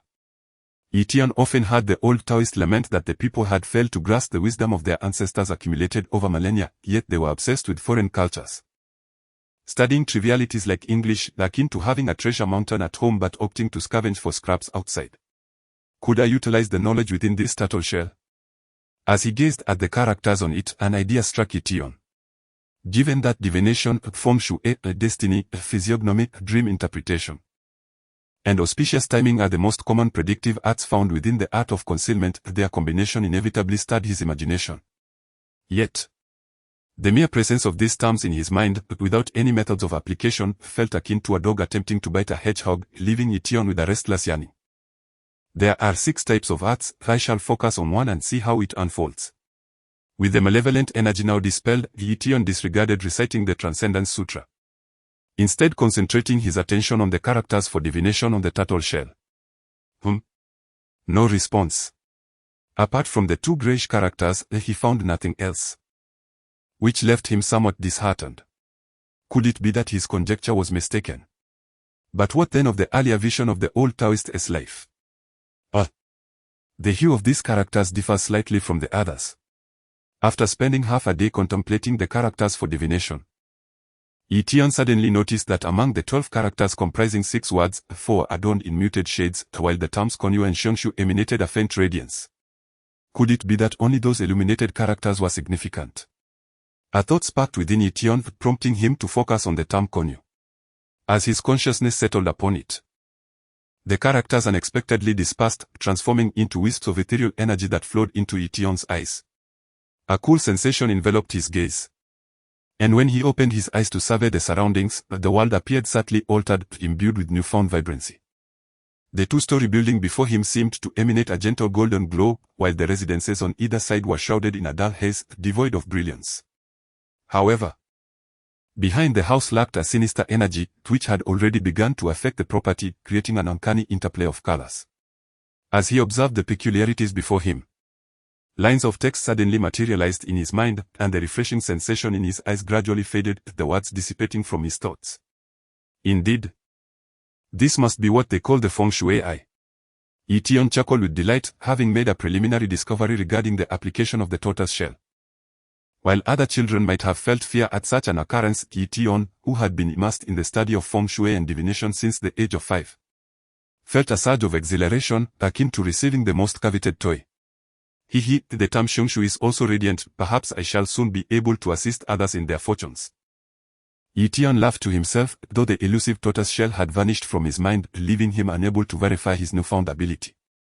Nevertheless, he was confident that as long as the tortoise shell remained, he would eventually unveil this secret. Realizing the nature of this secret, Ye Tian resolved not to share it with others. Though young, he understood that revealing his knowledge of the tortoise shell might lead to accusations of superstition, or worse, being labeled a charlatan. Little master, little immortal, what is the matter? Just as Ye Tian was lost in his reverie, the voice broke through, more louder's voice. Mogu. Nothing's wrong, Ye Tian replied, turning to find Mao Lauda standing a little over a meter away, his right hand poised to pat Ye Tian's shoulder. Ye Tian smiled. Miaogu, I have dispelled the sinister energy, and I just examined this residence. Its feng shui is quite favorable. Please refrain from making any alterations in the future. By the way, the pond at the back door should be filled in promptly, or calamity may ensue. Ye Tian surmised that the golden glow he had observed earlier at Mao Lauda's residence symbolized wealth and prosperity, while the pond at the back compromised the overall feng shui, which likely contributed to the unfortunate incident involving Mao Lauda's brother. Thank you, little immortal. Thank you, little deity. I shall immediately seek someone to fill the pond. Upon seeing Ye Tian turn around, the big brother Mia withdrew his hand, which was poised to pat Ye Tian's shoulder, his expression brimming with gratitude. This unexpected appreciation made Ye Tian feel somewhat bashful. Big brother Miao, do you truly believe everything I said? Big brother Mao nodded emphatically, stating, of course I believe you. The moment the little immortal performed that incantation, the eerie sensation vanished completely. Initially, Big Brother Mao had not harbored much hope regarding Ye Tian. Yet when Ye Tian conjured his mystical act, the chilling aura that had enveloped him suddenly dissipated. As the saying goes, actions speak louder than words. It was not only the old deity who possessed remarkable abilities, but even this young child displayed extraordinary prowess. At that moment, Big Brother Mao regarded Ye Tian and his master with profound admiration.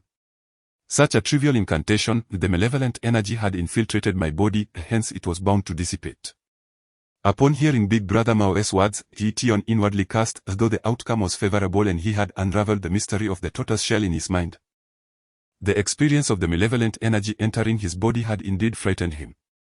Realizing that their troubles were not yet resolved, Big Brother Mao lost interest in listening to the little deity's teachings. After complimenting Ye Tian a few times, he said, "Little immortal, you should rest for a while. I will go find someone to fill the fish pond." However, Big Brother Mao was astute in his dealings. As he was about to leave, he instructed his wife to purchase a variety of treats and toys for Ye Tian from the market, acknowledging that this little immortal was still a child. "Master, you are awake? Why are you looking at me like that?" Upon returning to the house, Ye Tian noticed the old Taoist gazing at him with a peculiar expression. "You rascal, although the Jing of Deliverance can dispel malevolent energy, it shouldn't work this swiftly. How did you accomplish this?" While the old Taoist had been resting, he suddenly sensed a shift in the vital energy of the universe. Upon opening his eyes, he was astonished to find that the malevolent energy in the courtyard had entirely vanished. This revelation was truly remarkable. It is known that individuals who have undergone spiritual cultivation possess particularly strong magnetic fields, which significantly influence their surroundings. If the old Taoist performed a ritual to dispel malevolent energy, he would undoubtedly surpass many renowned monks. Yet Ye Tian was merely a child, having only engaged with these arts for a few years. The fact that he could eliminate the malevolent energy within such a short span was something even the old Taoist himself could not achieve. After hearing the old Taoist's words, Ye Tian, biting into a candied hawthorn purchased by Sister Mao, mumbled indistinctly, "How would I know? Master, this Jing of Deliverance is quite effective." Ye Tian resolved to keep this matter a secret. Perhaps the old Taoist would believe him, but sharing it with his father or classmates would undoubtedly lead them to consider him insane. How peculiar, truly peculiar. Observing Ye Tian's inability to elucidate the matter, the old Taoist stroked his beard, his face revealing a look of confusion. Nevertheless, the modern world differs significantly from the past, with the advancement of technology. Many things have become difficult to decipher, leaving the old Taoist with no recourse. Ye Tian, a child full of youthful exuberance, could hardly contain himself after sitting in the house for a while. He stood up and exclaimed, Master, I'm off to the town fair for some fun. I'll return for dinner." The distance from his home to Maulu town was quite considerable, spanning several dozen miles. Even during festive seasons, his visits were infrequent. Had it not been for the kindness of others, Ye Tian would have already dashed off to the town to enjoy himself. The old Taoist waved his hand and said, "Go ahead, but remember the way back, don't get lost on your return." With his master's permission, Ye Tian joyfully ran out. And just as he was about to leave, Sister Mao stuffed a banknote into his pocket, which nearly made him burst with delight. In those times, even during the New Year when adults would give red envelopes, the amount was usually just a few jiao or a single yuan. For weddings or childbirth celebrations, the contributions typically ranged from 1 to 2 yuan. Moreover, this was still 2 years before the issuance of the 4th series of renminbi 1988, making the 10 yuan note the highest denomination in circulation. Thus, for Ye Tian, this banknote was akin to a small fortune, as he had only seen such a large bill in his father's possession. Typically, rural markets were most vibrant in the morning, but even just past noon, there was still plenty of people. Fearless, Ye Tian squeezed his way into the crowd upon hearing the sound of gongs and drums. To his delight, he found an old man performing with 3 monkeys in the center of the gathering. "Dear villagers, those with money, please support with your contributions, those without, lend your presence. I thank you all." After one of the monkeys stumbled a few times, the old man bowed to the crowd, and the monkey promptly held out a porcelain jar, soliciting donations. Those with coins tossed in a few fon or jiao, while those without stepped back. Ye Tian felt the banknote in his pocket and pondered for a moment before deciding to withdraw. The old Taoist had taught him that everyone has their struggles in life, and if one could help, they should. Since Ye Tian was reluctant to part with his 10 yuan, he felt it would be inappropriate to simply watch without contributing. Fortunately, the fair featured more than one act. After leaving the monkey show, he ventured into a stall where a vendor was selling Shaolin power pills. After exploring the market for a while, it was already 3 or 4 in the afternoon when Ye Tian found himself at a stall where a sugar blower was at work. The stall consisted of a carrying pole with one end featuring a rectangular cabinet. Beneath it was a semicircular wooden cage with a small charcoal stove inside. On the stove, a large spoon was filled with molten sugar syrup. The wooden frame was divided into 2 tiers, each with numerous small holes filled with already blown sugar figurines. The vendor took a scoop of the hot syrup and kneaded it in his talcum powder-dusted hands, then took a portion into his mouth. Once he blew it up into a bubble, he quickly placed it into a powdered wooden mold and blew forcefully to shape the desired sugar figure. The children surrounding the stall gazed eagerly, the affluent reached out to purchase, while those without means merely watched, reluctant to depart. The items were not exorbitantly priced. For merely a dime, one could have a personalized piece crafted. Yet, after standing there for a considerable time, Ye Tian, feeling the weight of the 10 yuan in his pocket, ultimately decided to turn away. It is important to note that Ye Tian's father, a young intellectual who did not return to his hometown, married a woman from outside the locality and thus possessed no land to cultivate. Although Ye Dongping was skilled with his hands, capable of both electrical and carpentry work, often assisting others with furniture, his monthly earnings rarely exceeded 20 yuan. Despite Ye Dongping occasionally catching fish for his son, their lives were generally marked by stark poverty, and Ye Tian wished to save money to bring home to his father. As Ye Tian was about to turn away, her voice suddenly called out, "Ye Tian. Hey, is that really you? What are you doing here?" Following the sound, he spotted a chubby boy, roughly his age, waving excitedly from the other side of the candy store. The digital watch on the boy's wrist was particularly conspicuous. "Guo Xiaolong?" Upon seeing him, a wry smile crossed Ye Tian's face. The more he tried to avoid something, the more it seemed to confront him. Knowing Guo Xiaolong's nature, he imagined that upon returning to school, Xiaolong would undoubtedly announce his fashionable appearance to the entire campus. However, avoidance was futile as Guo Xiaolong had already approached him, pointing to an adult nearby. "Ye Tian, that's my great-uncle. He came from America, and I brought him to the market." Although Ye Tian had a decent rapport with Guo Xiaolong at school, they were not particularly close. Understanding that Xiaolong was merely seeking to show off, Ye Tian chuckled and remarked, "Oh, that's nice. Xiaolong, your watch is truly beautiful. Of course. My great-uncle bought it for me. I'm the only one in the entire school with one like this." Upon hearing Ye Tian's compliment, Guo Xiaolong puffed out his chest, lifting his wrist to check the time with exaggerated flair. Ye Tian was quite the figure at school. Despite his mischievousness, he consistently ranked first academically. Naturally, Guo Xiaolong seized this opportunity to display his status in front of Ye Tian. "Xiaolong, who is this?" The elderly man whom Guo Xiaolong had pointed out approached, curious about the conversation between his younger relative and the little Taoist. "Great-uncle, this is my classmate Ye Tian." Guo Xiaolong's voice lowered slightly as he introduced him. "Oh, your classmate? How did you become a Taoist?" the elderly man inquired with interest. He had left his hometown as a mere teenager, only a few years older than the 2 children before him. After 3 or 4 decades, returning to find many familiar aspects of his hometown felt comforting. "I'm not actually a Taoist," Ye Tian clarified, eager to explain to Guo Xiaolong that he did not wish to be teased about this come school time. "That would be quite embarrassing. My master is the head of a Taoist temple on the mountain. I accompanied him down today, and this attire is simply convenient." Alas, the Maoshan Taoist temple was engulfed in flames set by the Japanese. When I departed from the mainland, it had just begun its reconstruction. I must find time to visit it. Upon hearing Ye Tian's words, the old man sighed, a hint of melancholy shadowing his brow, yet he soon broke into a smile, chiding himself for indulging in such reflections with children. He pointed towards a stall and said, "Xiaolong, go and get a sugar figurine for your classmate." "No, thank you, Grandpa, I don't want it," replied the boy. Despite their modest means, having followed a seasoned master, Ye Tian had learned from a young age the wisdom of not succumbing to petty temptations. One should not covet what is not rightfully theirs. Nor should one accept unearned favors without contributing effort. "Take it, child. You cannot call me grandpa for nothing, I shall buy it for you," the old man chuckled, handing Ye Tian a sugar figurine of Sun Wukong. This sugar figurine was part of a set. Not only was it visually appealing, but it also came with a rice bowl, and the figure's belly was filled with syrup. When one grew tired of playing, They could puncture a small hole in the figurine's backside, allowing the syrup to flow out, which could then be collected in the bowl and consumed together, a favorite among children. Though quite costly at 8 dimes. To show off before his classmates, Guo Xiaolong felt a sense of pride. Observing Ye Tian's persistent refusals, he spoke up, "Ye Tian.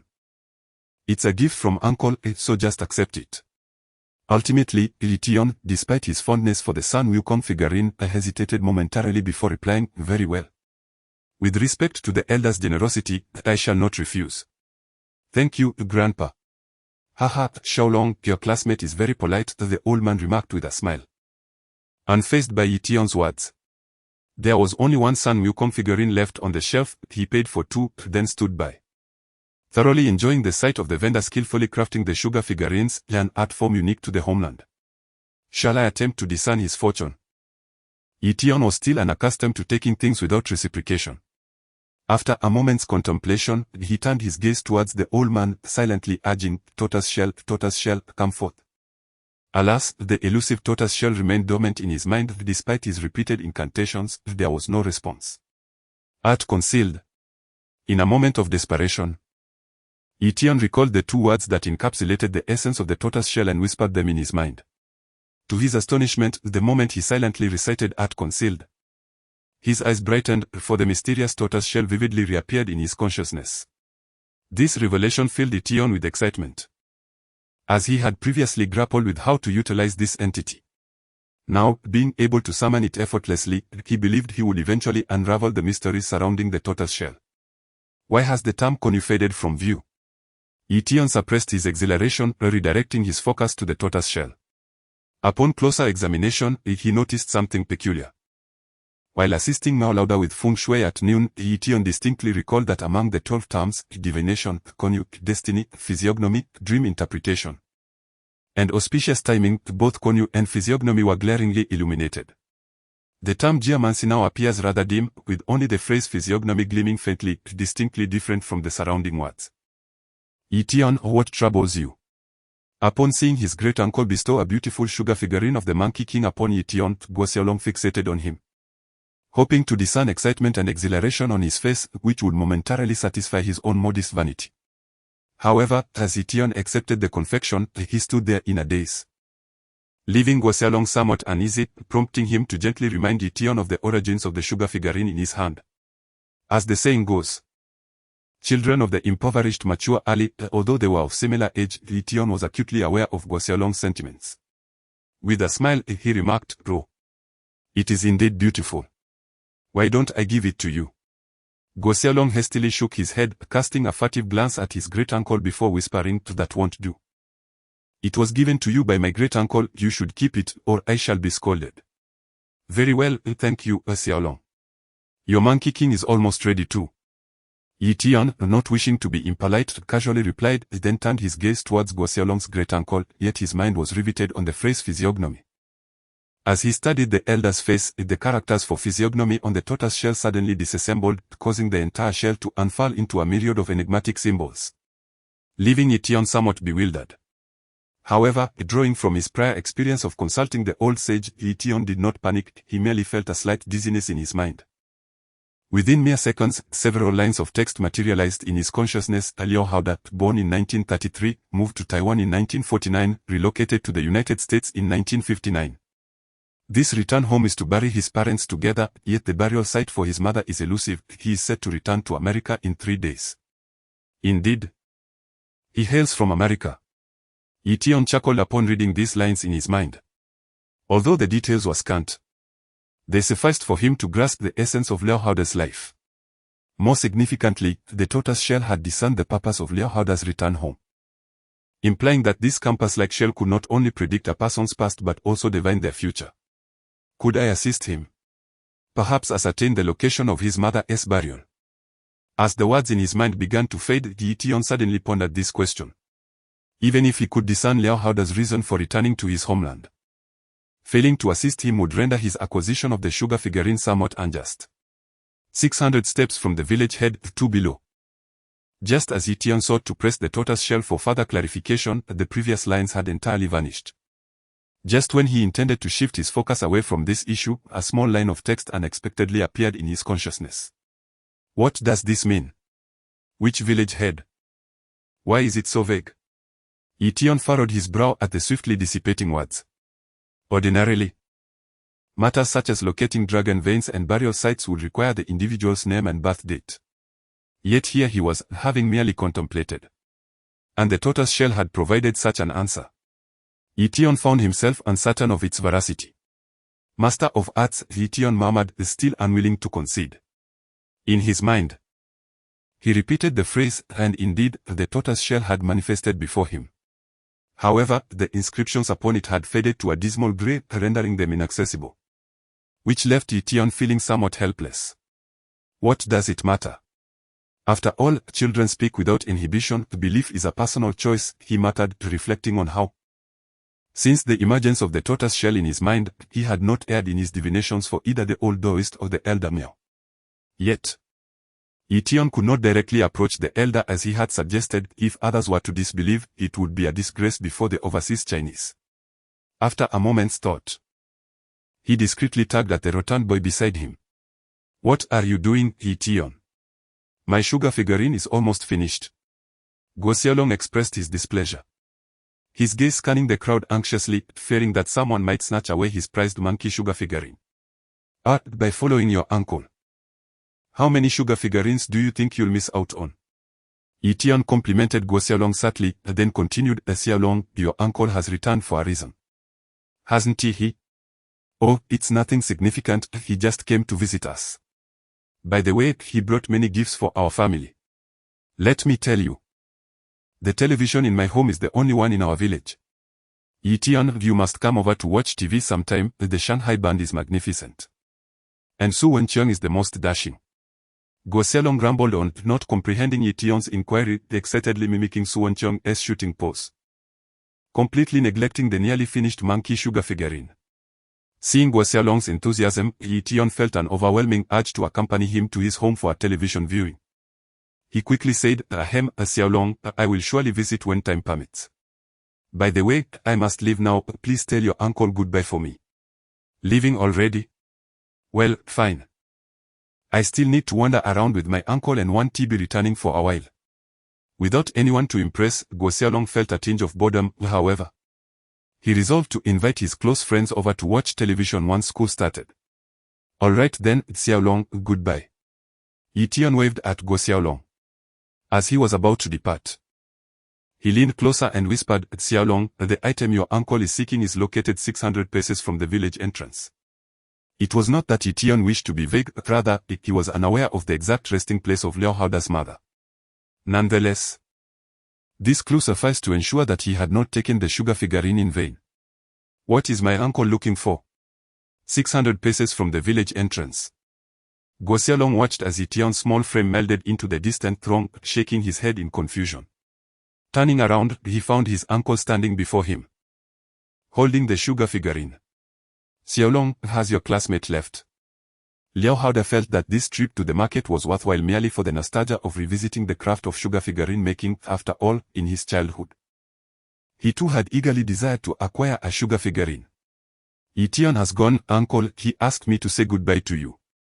Guo Xiaolong took the monkey sugar figurine and, glancing at the elder, inquired curiously, uncle, have you come home to find something? Xiaolong. Why do you ask your uncle that? Liao Haoda was momentarily taken aback upon hearing this. While Xiaolong's parents were aware of his return's purpose, the child himself remained oblivious. Such matters were unnecessary to disclose to a young one. My classmate remarked, grandfather. The item you seek is located 600 steps from the village head. Xiaolong scratched his head and recounted Ye Tian's words as he departed. What? What did your classmate say?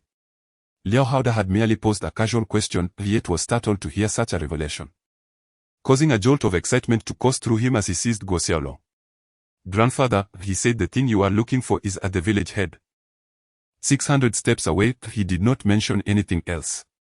The sight of his usually gentle granduncle turning crimson and wide-eyed frightened Guo Xiaolong, nearly bringing him to tears. 600 steps from the village head, 600 steps. Liao Haoda silently repeated, turning on his heel and declaring, Xiaolong, let us return home. At that moment, Liao Haoda's heart surged like a tempestuous wave. He had no inclination to ponder why Ye Tian had uttered such words. His entire focus lay on the phrase 600 steps from the village head. Liao Haode's father had been an official in the Ministry of Education under the nationalist government before the liberation, working long years in Nanjing, while his mother frequently returned to the countryside. After turning 10, Liao Haode followed his father to study in Nanjing. In 1949, as the Kuomintang faced catastrophic defeat, his father, unable to bring his wife along due to the urgency of the situation, fled to Taiwan with his son, severing ties forever. Upon arriving in Taiwan, Liao Haode's father discovered that over 1 million troops had flooded into the diminutive island, with many generals residing in the military dependence villages. These villages were constructed to accommodate the nationalist troops and their families who had been forcibly relocated from various provinces of mainland China to Taiwan, featuring modest dwellings in a considerably inferior environment compared to the mainland. However, Liao Haode's father was a remarkable individual, fluent in several languages. After residing in the dependence village for a decade, he took his son to the United States, where he established his own company and settled down. It was only 2 years prior that Liao Haode's father passed away in America, instructing his son on his deathbed to ensure that his ashes were returned to the homeland to be interred alongside his wife, hence prompting Liao Haode's journey back home. Upon returning, Liao Haode discovered that his mother had passed away in the early 1950s. In the tumultuous movement that swept across China, many families with overseas connections, including their ancestral graves, faced devastation, leaving even the elder family members unable to specify his mother's burial site. This revelation left Liao Haode disheartened. He had been prepared to return to America, only to be unexpectedly stirred by this new information. As the saying goes, desperate times call for desperate measures. What had seemed hopeless was now stirred into ripples by Ye Tian's words. After fruitlessly searching for Ye Tian, Liao Haode hurried back to the village with his grandnephew to consult others. Meanwhile, the instigator, Ye Tian, leisurely continued his outing, only making his way to Mao Lao's residence as dusk approached. Upon hearing the thunderous roar of engines from behind the house, Ye Tian chose not to enter the courtyard but instead veered towards the pond at the back. In the Jiangnan region, where rivers abound, Mao Lao had employed laborers to excavate a trench from the fish pond, channeling the water into the nearby river. At this moment, in addition to over 20 young men shoveling soil into the pond, several tractors were bustling back and forth, transporting the earth. Noticing Mao Lao frantically directing the operations, Ye Tian smiled and remarked, "Hey, brother Miao, you are quite efficient, aren't you? 2 sizable ponds nearly filled within just one afternoon. It seems that with wealth, anything can be accomplished, regardless of the era. Little master, do take a look. Does this pond appear satisfactory?" Mao Lao inquired eagerly upon seeing Ye Tian approach. However, it struck others as somewhat amusing that the leader, addressing a child holding a sugar figurine, sought his counsel. "Who is this little fellow, Mao Lao? Are there such young tourists in the mountains?" asked a laborer who was taking a sip of water. Despite being from the same village, it seemed that since Mao Lao's rise to wealth, he had not spoken so respectfully to anyone else. Well, why bother asking so much? As long as there is wine to drink at night, that is all that matters, Mao Lao replied, uncertain how to explain. If he were to speak the truth, he feared that the police might come looking for him the following day, as it would clearly promote superstitious beliefs. Wealthy individuals tend to be more assertive. And upon hearing Mao Lao's words, the laborer merely grumbled and picked up his shovel to work, while Mao Lao turned his gaze back to Ye Tian, recognizing the gravity of the matter. "All right, as long as it gets filled," Ye Tian nodded, though his response bore a hint of indifference. It was not that he was unwilling to assist Mao Lao further, rather, the tortoise shell had ceased to heed his commands, with all the inscriptions fading to a dull grey. Upon hearing Ye Tian's words, Mao Lao called out loudly, "Everyone, let us put in a final push. Once this is done, come to my house for a feast." In the mid-1980s, finding proper engineering companies was a rarity even in cities, let alone in rural areas. Typically, labor for any strenuous work was sourced from relatives and neighbors, then for tasks like filling a fish pond, no formal payment was expected. Completing the work typically earned one a meal and a drink. "Hey, brother Miao, do you have any wine?" Ye Tian queried. Mao Lao chuckled. "What kind of gathering would it be without wine and meat when I'm treating? Be careful not to drink too much, or your wife might not let you into bed." If that happens, I'll come stay at your place tonight. Get lost. I'll break your legs. Alright, everyone. Let us move quickly. Once we finish this, we'll feast on wine and meat. As more louder words echoed, laughter erupted among the group. The laborers, all from the same village, shared jovial banter at Maulauda's encouragement. In Maulauda's spacious courtyard, the lights had been strung up, and several large round tables overflowed with food and drink. After completing their tasks, the 20 or so robust men eagerly began to indulge in the feast. Even Ye Tian found himself offered half a cup of wine by Maulauda, and after downing it, he felt a delightful haze enveloping his senses. Early the next morning, several carpenters and builders arrived at the entrance of Mao's residence. After Ye Tian and the old Taoist priest awoke, they set off towards Maoshan on a tractor. Although they passed by Ye Tian's home, he refrained from returning, uncertain whether his father had calmed down after the incident.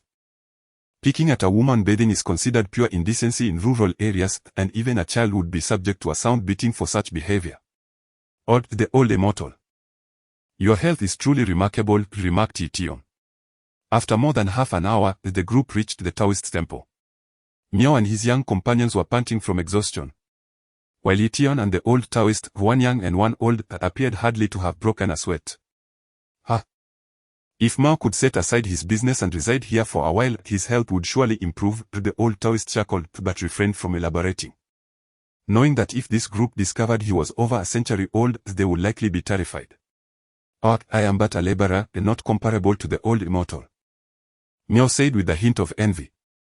The mountain peak occupied by the old Taoist, though not widely known, offered breathtaking scenery. In front of the temple lay a bamboo grove, with a small waterfall cascading below.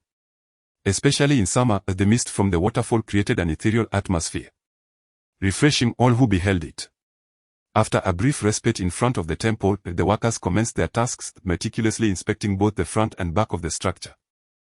After over half an hour, a lead carpenter approached, pulling a crumpled pack of cigarettes from his pocket. He carefully extracted one and offered it to Miao, stating, "Boss Miao, this temple is severely damaged, the main hall has been struck by lightning, and the beams need replacing. This is no small project. Typically, major beams are only replaced during the construction of new buildings. Replacing them in the temple would be akin to rebuilding it entirely, which would significantly increase costs compared to mere repairs. All who quote me a price," Mao replied, already convinced that only a person of profound character would choose to reside in such a place. After yesterday's incident, he regarded the old Taoist as a living immortal, willing to spend any sum without hesitation. Old Wu held up 3 fingers and said, "At least 3,000. The temple comprised a main hall and 2 adjoining rooms, each of considerable size, making construction as challenging as that of large houses down the mountain. 3,000 was a fair price. Agreed, 3,000 it is. Everyone, work hard and let's get this done quickly," Miao declared. In the 1980s, 3,000 yuan could purchase a spacious home in the city, so even for someone like Miao, who was relatively affluent, he pondered for quite some time before finally consenting. Once the price was settled, the carpenters immediately got to work. Meanwhile, Ye Tian led Miao down the mountain, realizing that with over 10 workers laboring, someone would need to prepare meals. As the saying goes, one should not let good fortune flow to outsiders. Thus Ye Tian reluctantly descended the mountain. "Hey, you little brat, come here and let me give you a beating. We have nothing else to do." Li Er, known for his simplicity, stepped out of his home and unexpectedly encountered Ye Tian, instantly filled with ire. He was called Er Lanzi not because of ignorance, but due to his single-mindedness. When angered, he would argue with anyone, be they adult or child. "Uncle, why are you hitting me? My master is up on the mountain, planning to renovate the temple. Why not let auntie help with the cooking? She could earn 2 yuan a day. If auntie refuses, I'll find someone else." Ye Tian was clear in his mind as he hurried to the home of Li Erleng, intent on sneaking a glance at his wife while she bathed. As long as Erleng kept quiet, his father might not punish him. Li Er was simply dazed, not foolish. The rural women, having little to occupy their time, would not pass up the opportunity to earn 2 yuan a day. Seeing Ye Tian about to leave, he quickly grabbed him and said, "Hey, don't go, Xiaoyezi. Who says your auntie wants to go? All right then, uncle, you can discuss it with brother Miao. I'll head home first." Ye Tian had already informed Brother Miao on his descent from the mountain that he was neither a monk nor a Taoist priest but merely lived in the village. Thus, Brother Miao was not taken aback and began to negotiate with Li Aleng, realizing that it wouldn't suffice to rely solely on his wife. They would need some men to carry rice, flour, meat, and vegetables up the mountain. "Dad, are you resting in the shade?" Pushing open the gate to his yard, Ye Tian peered inside, only to lock eyes with his father sitting in the courtyard, prompting him to sulkily step in. "You little rascal, off to see your master again." Upon seeing Ye Tian's mismatched attire, Ye Dongping couldn't help but chuckle, having often chastised the boy since childhood, yet to little effect. He only seemed to grow more resilient. "Yes, I descended the mountain with my master, seeking someone to repair the temple." Noticing his father was not angry, Ye Tian felt emboldened and proudly produced a damp note from his pocket, exclaiming, "Dad, my master helped someone with their fortune yesterday. And this is the money they gave me. Please take it." Ye Tian understood that while his father permitted him to study ancient literature and martial arts with his master, he forbade him from engaging in fortune-telling and similar pursuits, thus he refrained from claiming the money was earned through his own efforts. "This child of mine. If someone gives you something, then keep it, just don't spend it recklessly." Observing his son's maturity, Ye Dongping felt a pang of emotion. Compared to other children, Ye Tian was materially the poorest, yet he had never asked for a single penny nor complained. For over a decade, the two had relied solely on each other. Once Shao Tian finishes elementary school, he should return and receive a better education. As he gazed at his son, Ye Dongping resolved that his own generation had already been delayed, but he would not allow his child to suffer the same fate, even if it meant exhausting himself pulling a cart. "Dad, what is wrong?" Noticing his father's troubled expression, Ye Tian asked with concern. "It's nothing." At his son's inquiry, Ye Dongping pulled himself back from his thoughts. "By the way, I could help Dad with fortune-telling." The sudden thought struck Ye Tian, one that he could no longer suppress. For deep within him lay an enigma: he had never seen his mother. Although he learned from the villagers that she was very beautiful, his father had never spoken of her. As he grew older, this absence became a lingering source of unease for Ye Tian. Although Ye Tian was mischievous, he exhibited profound filial piety. Aside from a fleeting inquiry about his mother when he was 6 or 7, which left his father, Ye Dongping, in a melancholic state for several days, he had never broached the subject again in his father's presence. However, the current moment seemed ripe for delving into his father's past through the auspicious turtle shell. A thought struck him: no one wishes to believe they emerged from mere stones, do they? With this contemplation, Ye Tian could no longer restrain himself. Silently invoking the turtle shell, it materialized vividly in his mind. Upon awakening in the morning at the Miao family's residence, he noticed that the once dull terms of geomancy and physiognomy had regained a gentle luminescence. He sensed that the application of these abilities was somewhat limited on a daily basis, thus he had refrained from using them recklessly until now, when they proved essential. As he focused on physiognomy, familiar transformations unfolded in his mind. The palm-sized turtle shell spun gracefully before disintegrating into countless beams of light, swiftly reassembling. To his astonishment, his father's visage appeared promising. He hardly seemed the type destined for agricultural toil, despite having studied feng shui and physiognomy under an old master for several years. Ye Tian held a certain skepticism. He had never scrutinized his father's features until now, and his newfound observation left him astounded. Ye Dongping's high cheekbones, smooth brows, and pronounced mountain root, along with a steady nose and discerning gaze, these depicted signs of great fortune and wealth. It seemed inconceivable that they currently lived in such poverty. Before Ye Tian could examine further, the turtle shell in his mind shifted, revealing a stream of text detailing his father's life. Ye Dongping, a native of Shicheng, born into a working-class family, the only son with 2 elder sisters and a younger sister. He graduated from the Mechanical Engineering Department of Hacking University in 1972 and, in response to the call for broader horizons and significant contributions, was sent to the Jintan region of Jiangsu. So, his father was indeed from Beijing. Yet, there was a conspicuous absence of any information regarding his mother. The details presented solely chronicled Ye Dongping's life, devoid of any mention of his mother, which left Ye Tian feeling disheartened. As for the name of Tsinghua University, it did not occupy his thoughts. The reputation of Hacking University had not yet reached the heights it would attain in later years. and it was unreasonable to expect a child raised in the countryside to possess an extensive understanding of the nation's premier institution. As the text in his mind began to fade, reforming into the shape of the turtle shell, Ye Tian felt a sense of dissatisfaction. He poured all his focus into the term physiognomy once more, yearning for the enigmatic turtle shell to unveil information about his mother. As he concentrated, the turtle shell morphed into mysterious symbols. Just as Ye Tian awaited the revelation, an abrupt sensation surged through his mind, akin to a colossal hammer striking the heavens above. This sudden alteration caused a piercing headache, draining his strength, and his once upright body lurched forward uncontrollably. Fortunately, the direction in which Ye Tian fell was precisely where Ye Dongping was seated, otherwise, if he had tumbled onto the bluestone floor, he would likely have suffered a grievous head injury. "Ah!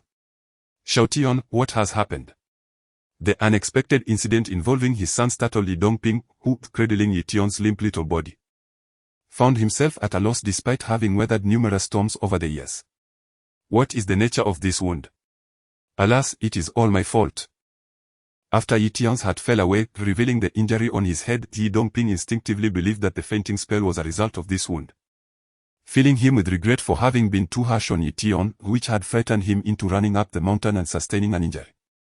After some time, Ye Dongping regained his composure and carried Ye Tian into the house, hastily making his way towards the back mountain of the village. Compared to the barefoot doctors in the town, he placed greater trust in Ye Tian's master. In his unconscious state, Ye Tian seemed to be adrift in a vast ocean, akin to a solitary boat rising and falling amidst torrential rain, thunder, and lightning, the overwhelming force of nature striking terror into his heart. Amidst this disorienting turmoil, Ye Tian suddenly felt a sharp pain in his philtrum, as if a bucket of cold water had been splashed over him, causing his entire body to shudder and dispelling the illusions before his eyes. "Master, why are you here? Aren't you supposed to be on the mountain?" As Ye Tian slowly opened his eyes, the first person he beheld was indeed the old Taoist, leading him to believe he was seeing things. "Why can't I move?" He attempted to lift his hand to rub his eyes, but found himself utterly exhausted, lacking the strength even to raise his arm. "Impudent child, do not move recklessly," the old Taoist admonished, his eyes filled with perplexity. "It shouldn't be this severe. How could you have depleted your vital energy at such a tender age?" Vital energy, inherent to one's being and residing in the kidneys, is nourished by the essence acquired through life experiences. As the ancients stated, when energy accumulates, life thrives. When it is robust, health prevails; when it wanes, weakness ensues; and when it dissipates, demise follows. From a traditional Chinese medicine perspective, this implies that abundant vital energy equates to health, while a deficit leads to illness, and complete exhaustion results in death. However, given Ye Tian's youth and his practice of the guiding energy technique, he should, in theory, possess more vital energy than an average adult. Rather than displaying such signs of depletion, leaving the old Taoist utterly baffled. "Xiao Yezi, what activities did you engage in after returning home?" After pondering for a moment, the old Taoist turned his gaze to Ye Tian, realizing the answer lay within him. Hearing his master's inquiry, Ye Tian replied softly, I didn't do much. Just helped my father with some fortune-telling." Having studied the guiding energy technique and traditional Chinese medicine under the old Taoist for 5 or 6 years, Ye Tian was well aware of the significance of vital energy to the human body. Thus, apart from omitting the details about the tortoise shell in his mind, he truthfully recounted everything else.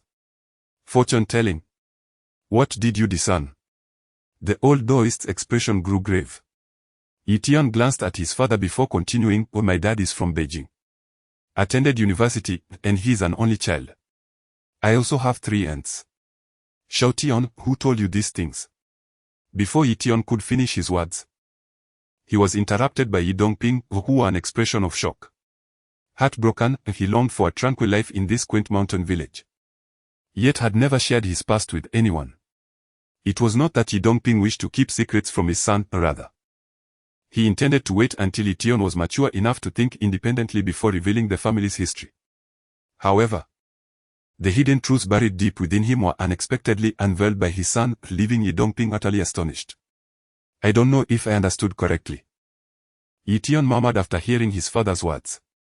The old sage, having lived a long life, could instantly perceive Ye Dongping's demeanor and said with a hint of irritation, "Not allowed?" Is this the result of such restrictions? Upon hearing the sage's words, Ye Dongping neglected to inquire how Ye Tian came by such knowledge and instead turned his anxious gaze toward the sage, asking, "Uncle Li, what on earth is happening? Is little Tian in any danger?" The sage, with hair white as snow and appearing to be in his 70s or 80s, had skin that remained vibrant, suggesting he could easily be in his 50s. Thus, Ye Dongping had always addressed him as uncle. Of course, he had always scoffed at the sage's claim of being 106 years old.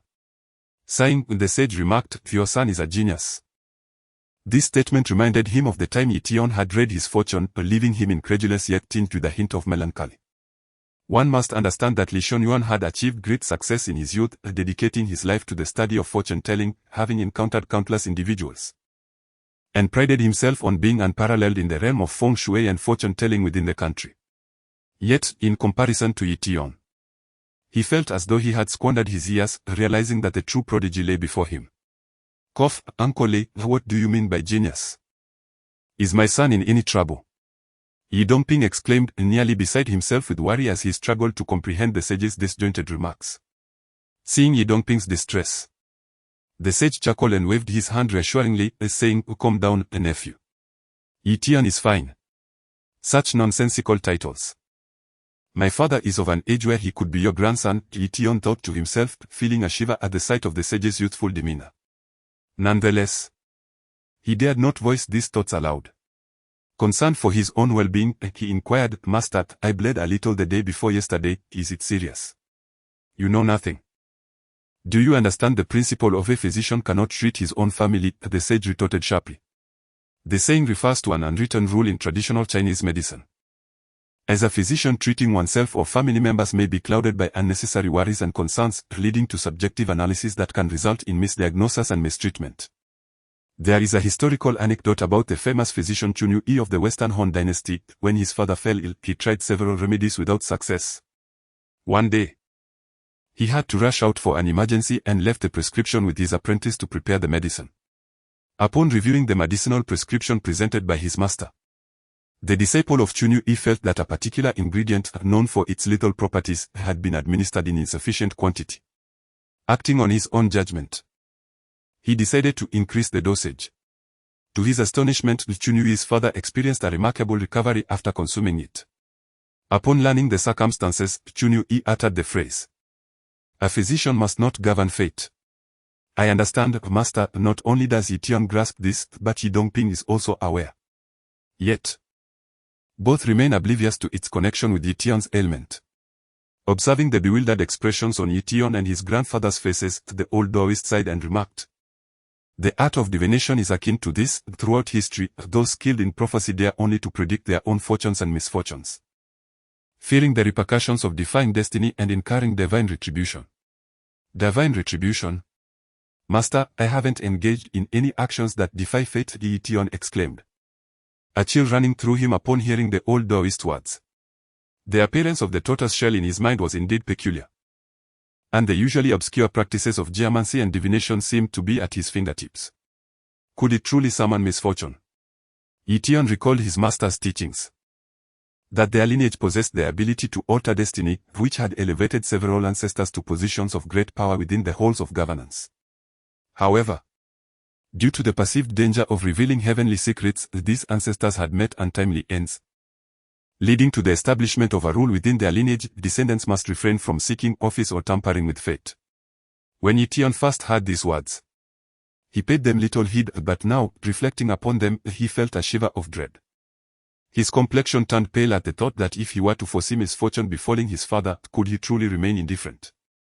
"Uncle Li, I find it hard to believe that someone as learned and knowledgeable as you would adhere to such notions. As a mentor, you should not instill fear in a child," he protested. In stark contrast to Ye Tian, Ye Dongping scoffed at the old Taoist words. He had never subscribed to the beliefs in spirits and deities, viewing divination, fortune-telling, and geomancy as mere superstitions. The dilapidated temple where the old Taoist resided was a testament to Ye Dongping's past efforts. Having led a group of intellectual youths to dismantle the Four Olds, were it not for the old Taoist profound command of classical literature, Ye Dongping would never have permitted Ye Tian to take him as a mentor. Little Ye, since you wish to hear a scientific explanation, let me elucidate it with scientific principles, the old Taoist said, affectionately addressing Ye Tian as Little Ye, eliciting a shared dry smile from both father and son. This term of endearment seemed to transform both Ye Tian and Ye Dongping into Little Ye in the old man's eyes. Little Ye. If we were to explain the concept of yin and yang through your so-called science, it would entail that yin and yang both repel and complement one another. There are some equating to the extension of the nearest categorical concept. All things in the world can be encompassed by the principles of yin, yang, and the 5 elements, correct. Ye Tian found the old Taoist words somewhat perplexing, yet Ye Dongping nodded in agreement to recognizing the validity of the old man's perspective within the realms of philosophy and logic. Noticing Ye Dongping's affirmation, the old Taoist continued, the traditional Chinese medicine we practice is fundamentally based on the harmony of yin and yang. Yet, the very arts you deride, divination, geomancy, and destiny analysis, are no different. Why can you accept traditional Chinese medicine but not the art of divination? It is quite different. Traditional Chinese medicine is grounded in reality, while fortune-telling is merely an ephemeral trickery, akin to a deceptive art form, and should not be conflated. Ye Dongping shook his head, steadfast in his beliefs. Altering the worldview of an adult is no simple feat, particularly for someone like Ye Dongping, who is highly educated. The old Taoist chuckled lightly, his demeanor serene, and inquired, "What basis does your young disciple's assertion rest upon?" Ye Dongping, taken aback by the old Taoist question, found himself at a loss to articulate his son's earlier remarks. And his conviction began to waver. Shaoyezi, existence itself implies reason, everything in this world follows its own laws. Mastering these principles enables one to achieve what ordinary individuals cannot. Do you think that figures like Dongfang Shuo of the Han Dynasty or Chen Tuan of the Song Dynasty gained the emperor's favor merely through nonsensical ramblings? That would be a grave underestimation of a sovereign's wisdom, wouldn't it? From the emergence of oracle-born script to Fuxi's creation of the primordial 8 trigrams, and the culmination of the I Ching by King Wen based on the He Tu and Luo Shu, divination and physiognomy have existed and have continually influenced the lives of the Chinese people, evolving into a cultural phenomenon. Is it so difficult to consider it scientific? The old Taoist had articulated this very argument against numerous so-called progressive youths of the new culture movement in the 1920s and 30s, and even now. It left Ye Dongping speechless. But what does this mean for Shao Tian? Is it true that if he examines my physiognomy, he will incur divine retribution? What, then, is the purpose of this knowledge? Unable to counter the old Taoist's points, Ye Dongping redirected the discussion toward Ye Tian, subtly blaming the old Taoist for teaching his son the art of physiognomy. Shaoyezi, the principles of yin, yang, and the 5 elements are fixed. The so-called divine retribution occurs when an adept sees through the workings of fate and intervenes, causing disruption and resulting in backlash, the old Taoist side. Casting a complex gaze at Ye Tian, before continuing, this child possesses the ability to discern hearts through appearances, had he lived in ancient times. His accomplishments would rival those of Li Chanfeng and Yuan Tiangang.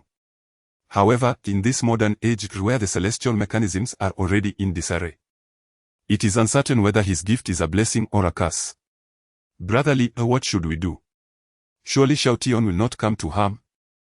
Upon hearing the old Taoist's words, Ye Dongping set aside all theoretical discourse. Nothing, be it technological advancement or feudal superstition, was more critical than his son's safety.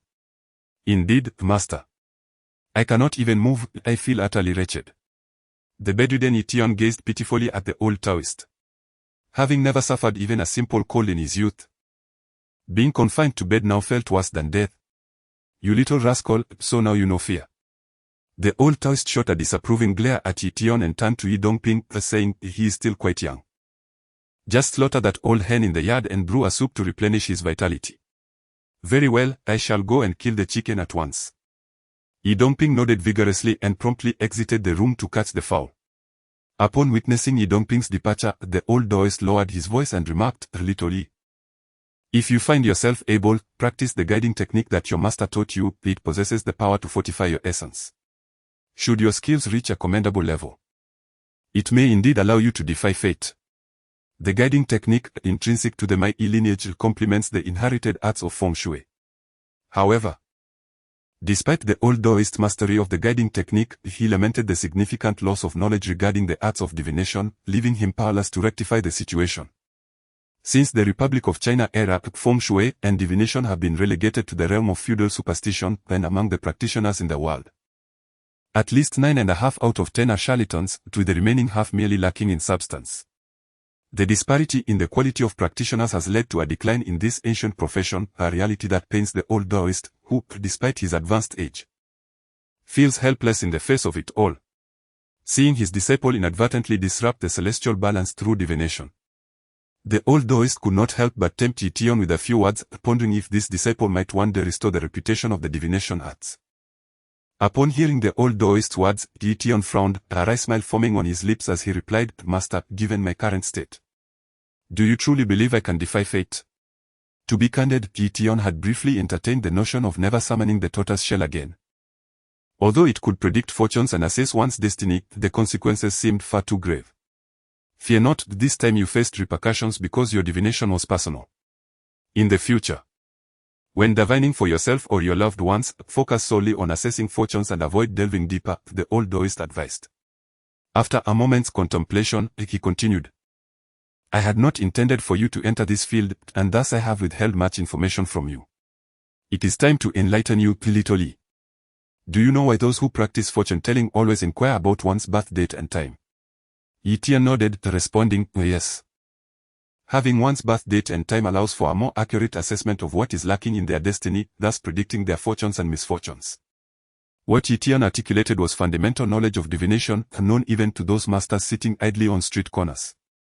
Without asking for a birth date and time, a fortune teller would hardly garner any attention. Little Yi, you are partially correct, however, there is another reason. Individuals born with a completely in or completely young birth chart are generally not to be consulted, the old Taoist elaborated. "Master, why is that?" Ye Tian queried. Aware of what a completely in or young birth chart entailed, each of the 4 pillars of destiny being composed solely of in or young elements. Those born under either of these conditions possess exceedingly thin destinies. When attempting to calculate their fortunes, one risks inadvertently altering their fate, thus treading upon the taboo of defying destiny. Therefore, remember, even in the most profound of friendships, do not hastily engage in divination for such individuals. "Master, I shall remember," Ye Tian assured, having never before witnessed the old Taoist's gravity in conversation. He took these words to heart. Since he had come to believe that the old Taoist had lived over a century, Ye Tian began to regard his master with newfound respect, though he would never admit to having previously thought of him as merely an old fraud. After the old Taoist took Ye Tian's pulse again, he spoke, "All right. Drink some chicken soup later, and by tomorrow you shall be fine. As for me, I must supervise their work, so I shall return to the mountain now." Just as he was about to leave, he noticed Ye Dongping slaughtering a chicken. The old Taoist couldn't help but lick his lips, hesitating for a moment before heading up the mountain. If they were to construct something that resembled a temple, it would be impossible to account for it to their ancestral master. "Shao Tian, are you able to rise?" The next morning, Ye Dongping, having just awoken, saw his son standing in the courtyard, his complexion far more vibrant than the previous day, which filled him with joy. "Father, I am fine now. My master advised me to engage in more physical activity." While Ye Tian spoke, his hands continued to move, practicing the qi guiding technique taught by the old Taoist. This technique is derived from Taoist practices, meant to harmonize and soften the flow of energy within the body. Illness arrives like a mountain, yet departs like silk. "Do remain cautious and avoid excessive movements," Ye Dongping said affectionately, ruffling his son's hair. He then returned to the kitchen, reheating the leftover chicken soup Ye Tian had from the previous day and adding a handful of noodles, refraining from tasting it himself. "My master was indeed correct. This qi guiding technique truly aids in restoring one's vital essence." Ye Tian, engrossed in his practice, did not hear his father's words. Upon finishing a set of movements, he felt invigorated. Particularly while performing the technique, he could distinctly sense the flow of energy throughout his body, and his previously weak and achy limbs gradually gained strength. Upon completing a full routine, Ye Tian felt an abundance of vitality coursing through him, with all traces of fatigue dissipated, leaving him marveling at the mysterious tortoise shell in his mind, which he had acquired from the Mai temple. Could it be that this technique must be used in conjunction with the shell? Contemplating this, Ye Tian cautiously called out to the tortoise shell, When the palm-sized object appeared in his mind, he noticed that the characters for feng shui and physiognomy seemed to shine with an enhanced brightness. However, Ye Tian was still uncertain whether his recent experiences were a consequence of the backlash from attempting to read his father's fortune. He gazed at the tortoise shell for a long while, hesitant to explore further, recalling the discomfort of being entirely paralyzed. "Xiao Tian, come over for breakfast." As Ye Tian was caught in his thoughts, his father's voice broke through. "Coming." Upon hearing his father's call, Ye Tian hastily calmed his mind and shifted his focus, watching as the tortoise shell gradually faded from view. In the countryside, there are no particular customs. Summer mornings are the coolest part of the day. Ye Dongping brought breakfast to the courtyard, serving his son a bowl of chicken soup noodles topped with a well-cooked chicken leg. "Father, do you also drink chicken soup?" As Ye Tian was about to eat, he caught sight of his father's bowl, which contained the leftover porridge from yesterday, paired with homemade pickled radish, which he was eagerly scooping into his mouth. "Did I not consume that chicken leg? All right then, I shall indulge in something light to cleanse my stomach. You go ahead and eat." Ye Dongping glanced at his son, feeling a warm glow in his heart. His son had grown up, demonstrating concern for his father, which brought more comfort than any delicacies could provide. "Dad, I'll just have some noodles. The chicken is too greasy and hard to digest," Ye Tian replied. Observing his father, who was in his 30s and already showing hints of grey at the temples, Ye Tian felt a sting in his eyes. Though his father had often scolded him, he always ensured that the best food and supplies were reserved for his son. Moreover, Ye Tian knew that the other chicken leg had been shredded by his father yesterday for him to enjoy. Thus, without using chopsticks, he directly grabbed the chicken leg from his noodles and placed it in his father's bowl. "Xiao Tian, I truly have eaten already." Ye Dongping initially intended to return the chicken leg, but upon seeing the resolute expression on Ye Tian's face, he smiled appreciatively and said, "Very well. If it is offered by you, I shall partake." The sudden transformation of his usually mischievous son into one so thoughtful filled Ye Dongping with a profound sense of comfort, making the hardships endured over the past decade seem trivial. "By the way, Xiao Tian, what you mentioned yesterday, did you really discern that yourself?" Having previously worried about Ye Tian's health, Ye Dongping felt relieved enough now to inquire about yesterday's discussion. Ye Tian anticipated that his father would eventually ask about this matter and had prepared his response. He said, "Dad, of course, I discerned it myself. You mustn't be so rigid in your thinking. Our teacher is indeed over 100 years old, and the knowledge of physiognomy he imparts is profoundly insightful." Ye Dongping nodded at this, acknowledging perhaps my previous understanding was lacking. The fact that this divination culture has persisted for thousands of years speaks to its validity. However, Xiao Tian, these practices are ultimately considered superstitions. You should focus on your studies and not become too engrossed in such matters. Coming from an ordinary family, Ye Dongping had been fortunate enough to attend Tsinghua University during a tumultuous era. However, due to emotional struggles, he had never returned to discuss his past with his son, which made him genuinely believe that Ye Tian's insights were derived from physiognomy. Previously, Ye Dongping had echoed the sentiment that fortune-telling was mere superstition, lacking personal understanding. Yet, the things his son revealed yesterday significantly altered his perspective. "Understood, Dad. Our teacher teaches us daily to contribute to the 4 modernizations. I will study diligently." Hearing Ye Dongping's words, Ye Tian felt reassured. As long as his father believed that physiognomy was not mere superstition, he would not overreact to future occurrences. Ye Dongping enjoyed his meal, feeling elated that his son had matured to the point of engaging in equal conversation with him. As for whether to leave the small village that had been their home for over a decade, Ye Dongping had made up his mind. Just then, amidst their tender father-son moment, the commotion erupted outside the courtyard wall, followed by a series of knocks at the door. "Ye Tian, you're home. I thought you were still up in the mountains." As Ye Tian had just opened the courtyard door, Pan Dan squeezed in, winking and making faces at him, which, coupled with the bruises decorating Ye Tian's face, was quite comical. Pan Dan was about to inform Ye Tian that he had been caught. Yet he had not revealed Ye Tian's involvement. Such playful antics had been a part of their friendship since they were 5 or 6 years old. "I returned yesterday," Ye Tian replied, understanding Pan Dan's implication. He patted his shoulder and leaned in closer, whispering, "I'll go fishing for eels tonight to treat you all." "Great." Pan Dan's face lit up with joy at the mention of food. Who, move aside, I have something to discuss with Ye Tian, her voice came from behind. Growing impatient as Pan Dan blocked the entrance. Guo Xiaolong then stepped forward. Xiaolong, what brings you here? Ye Tian asked, a hint of surprise crossing his face. He and Guo Xiaolong had not interacted much at school, and he was unsure why he was being sought out.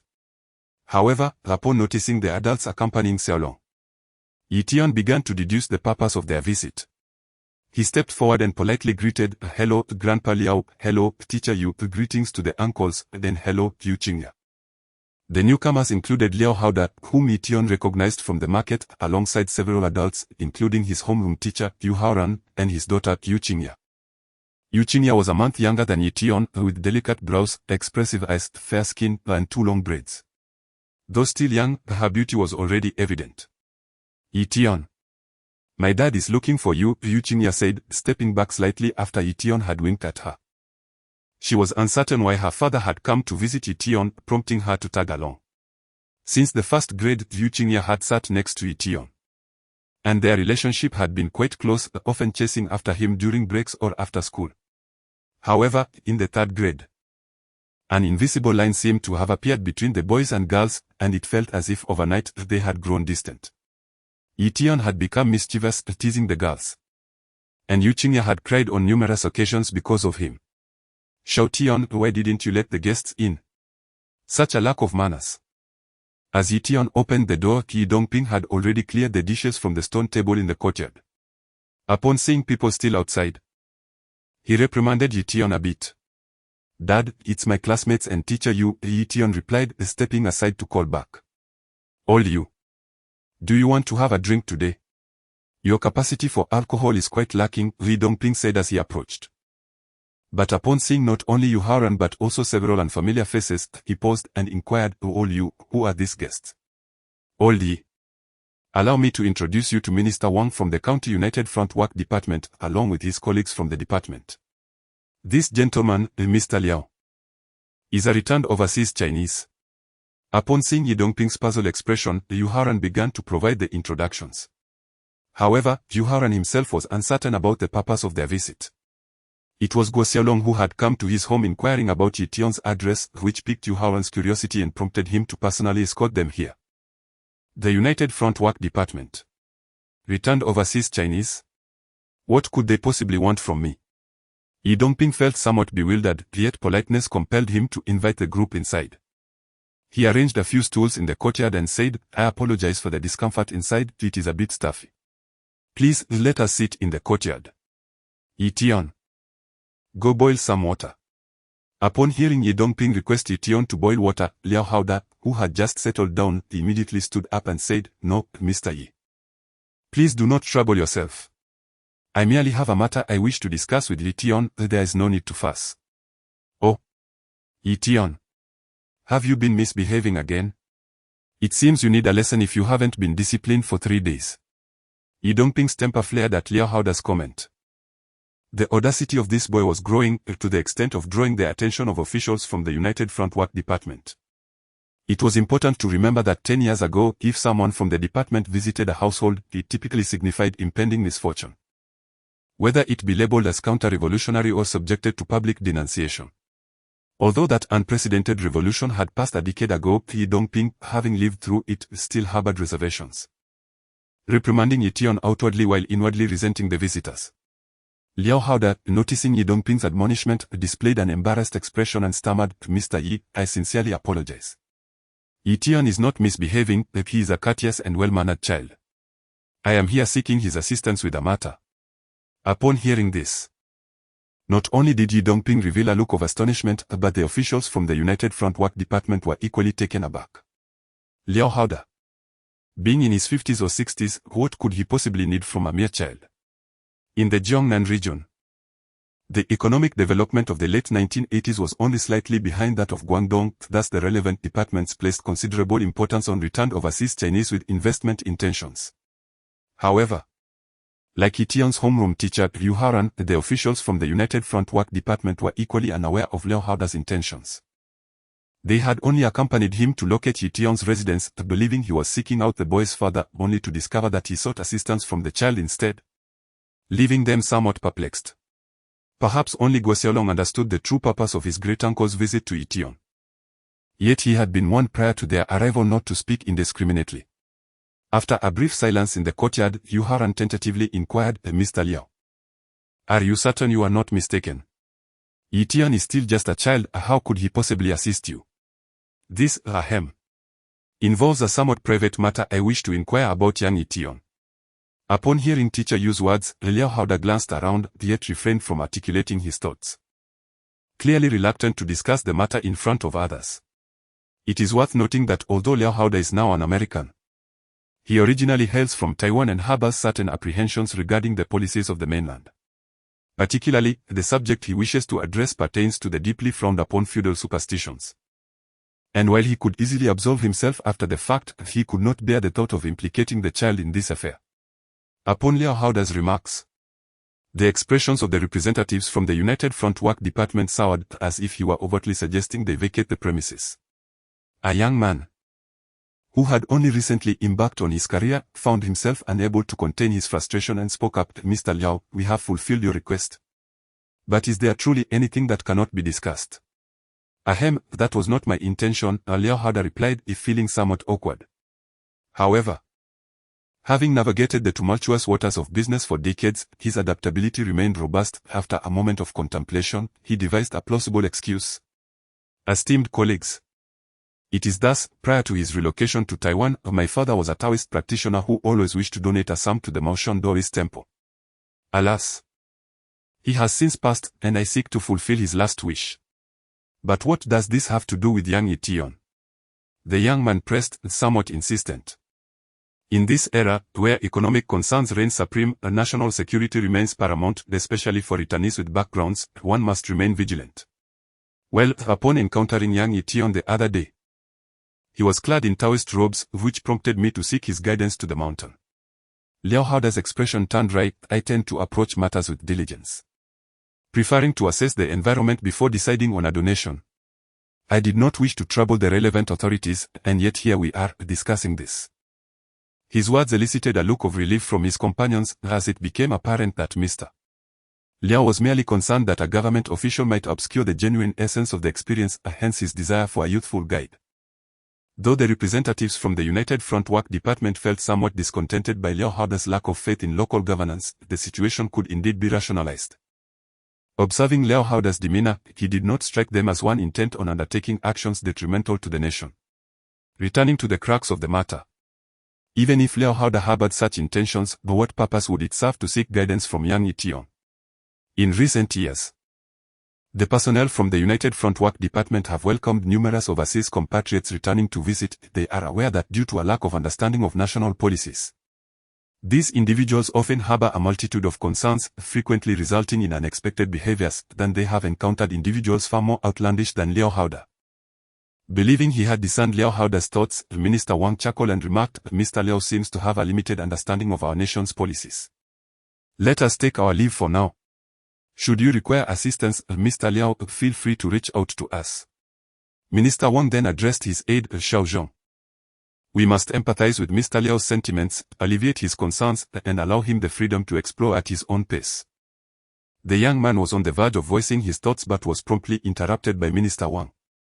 In recent years, the state has vigorously supported the Taoist culture of Maoshan, having allocated 30 million yuan last year to renovate the Maoshan Taoist temple, despite the country's modest financial standing. Now that this overseas Chinese citizen wishes to make a donation, it is indeed a fortunate development. Should their actions dissuade Liao Haoda from contributing, the repercussions would likely fall upon them. Minister Wang, thank you for your understanding. I could have approached my family regarding this matter, but I feared they might make it widely known, which is why I thought of young Ye Tian. Liao Haoda's words dispelled the confusion lingering in Minister Wang's mind.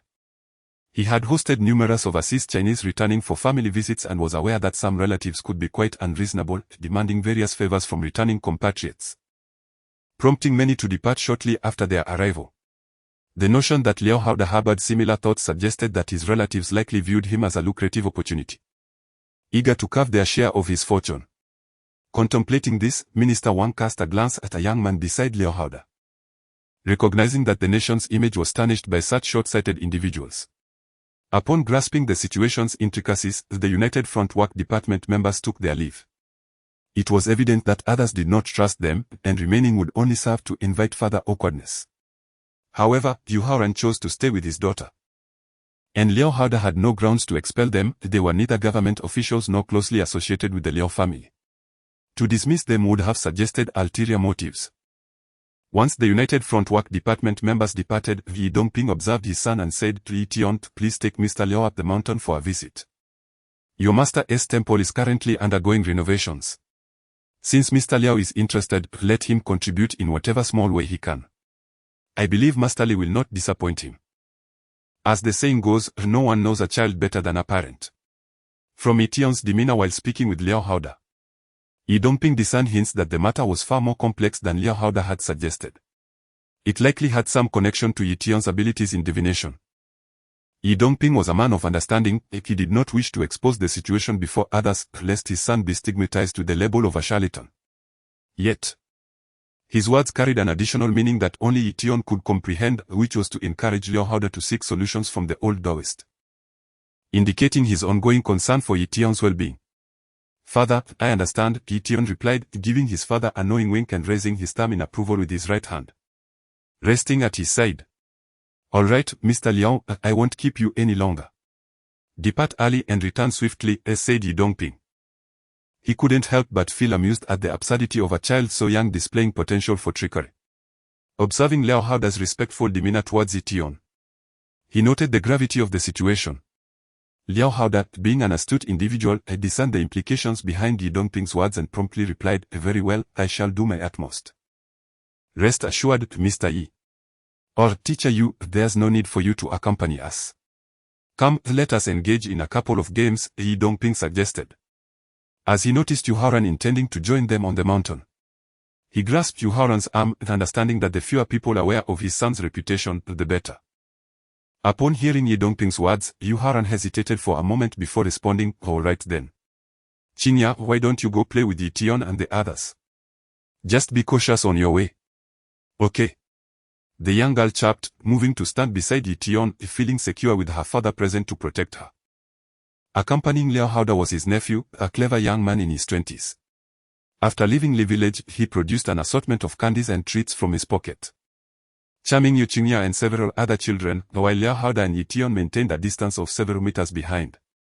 Reflecting on the challenges of his current endeavors, Liao Haoda sighed, recognizing that his earlier ramblings may not have fully convinced those around him. "Grandpa Liao, if you find it so challenging to handle matters, how can I, as a child, possibly assist?" Ye Tian remarked, aware of Liao Haoda's intent in seeking him out, yet having recently experienced a backlash from his own powers. He felt a lingering trepidation and was reluctant to utilize his abilities so soon. Noticing the distance growing between them and the other children, Liao Haoda got straight to the point. "Young Ye Tian, could you recount what you said at the market?" He understood well that the mainland was rife with hidden talents, and he recalled the ancient wisdom that warned of three particularly perilous types of individuals in the world: monks, women, and children. Thus, he did not underestimate Ye Tian due to his tender age. "What did I say, Grandpa Liao?" Ye Tian replied with a playful smile, a glimmer of cunning in his eyes, unwilling to admit that he had already repaid his debt of favors. Why should he meddle further? "Young lad, this matter holds great significance for me.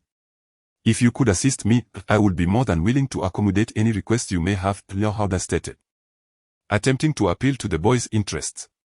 Ye Tian's shifting expressions did not escape Liao Haoda's notice. Lacking experience in dealing with children, Liao Haoda resorted to straightforward persuasion. "Grandpa Liao, I truly have no idea what you are referring to. How could I help you?"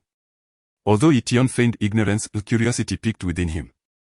Hadn't he already mentioned that the grave was located 600 paces from the village? Logically, if Liao Haoda found his mother's resting place, he would be inclined to express gratitude for his assistance. Conversely, had he not discovered his mother's grave there, Liao Haoda would merely regard himself as a petty deceiver.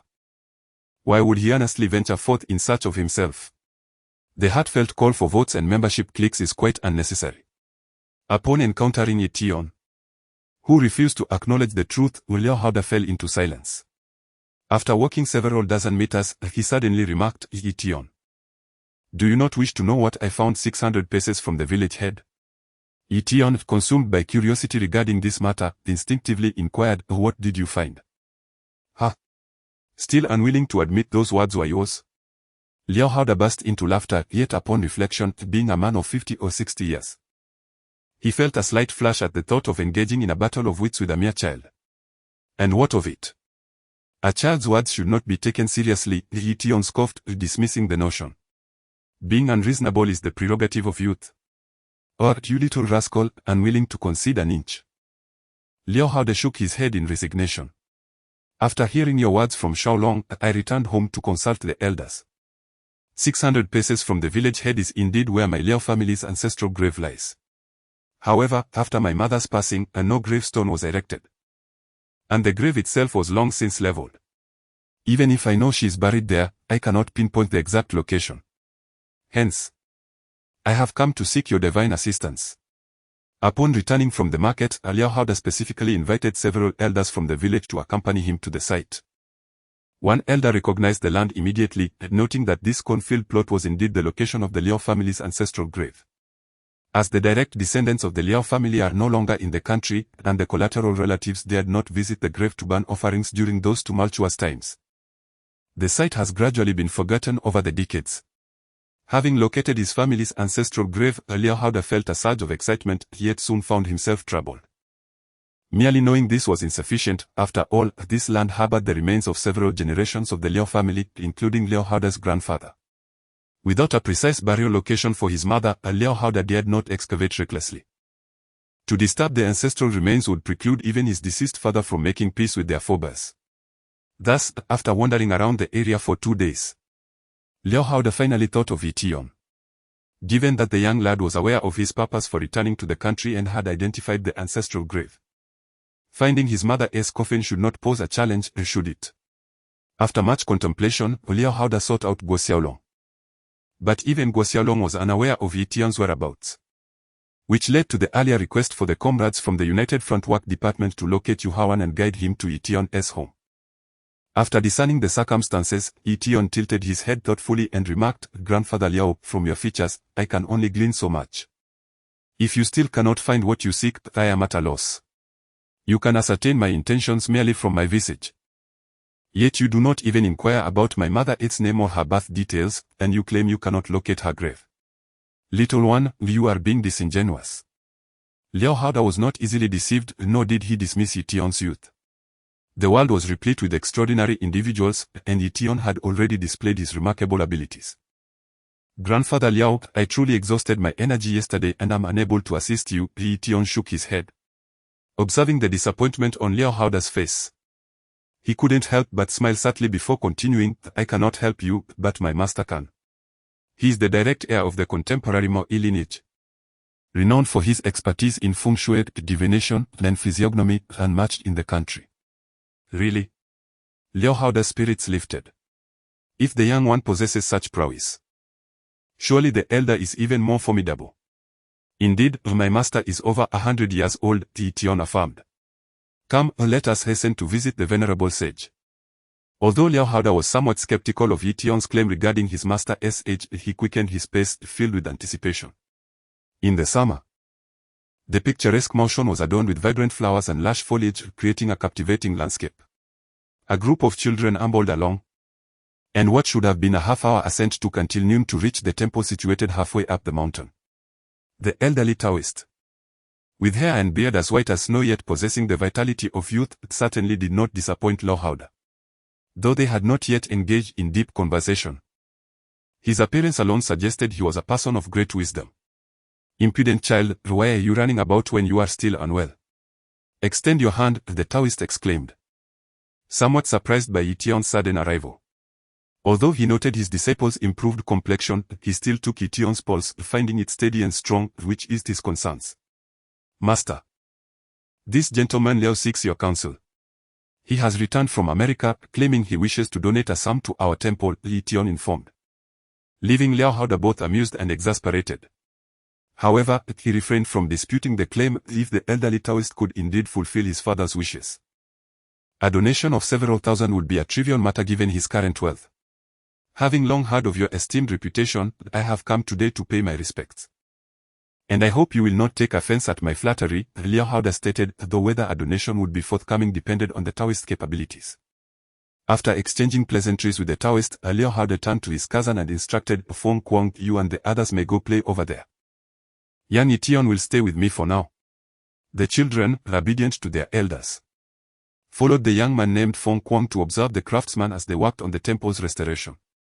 Master, what do these large red wooden boxes contain? I have never seen them before, Ye Tian inquired, noticing 3 lacquered red boxes beside the Taoist, each over half a meter in height. The color had dulled in places, with much of the lacquer worn away, suggesting they were quite old. Yet Ye Tian's curiosity lingered here. The temple was not expansive, and he had already explored it thoroughly. But he had never encountered these boxes before. You sleep on top of them every day and claim you've never seen them. The old priest chuckled at this. He had arranged the boxes against the wall, encased in a layer of bricks, preserving their contents intact. Had it not been for the upcoming renovations of the temple, he might not have unveiled them at all. What are these items? Ye Tian inquired, lifting one of the boxes. Upon seeing its contents, he was momentarily taken aback. Master, why do you have these scrolls in here? The box he opened contained small cloth bags in each corner, sewn with dry lime to prevent moisture. In the center lay a collection of scrolls of varying lengths, rolled together. As he picked up the top scroll and unfurled it, Ye Tian exclaimed, this is a painting.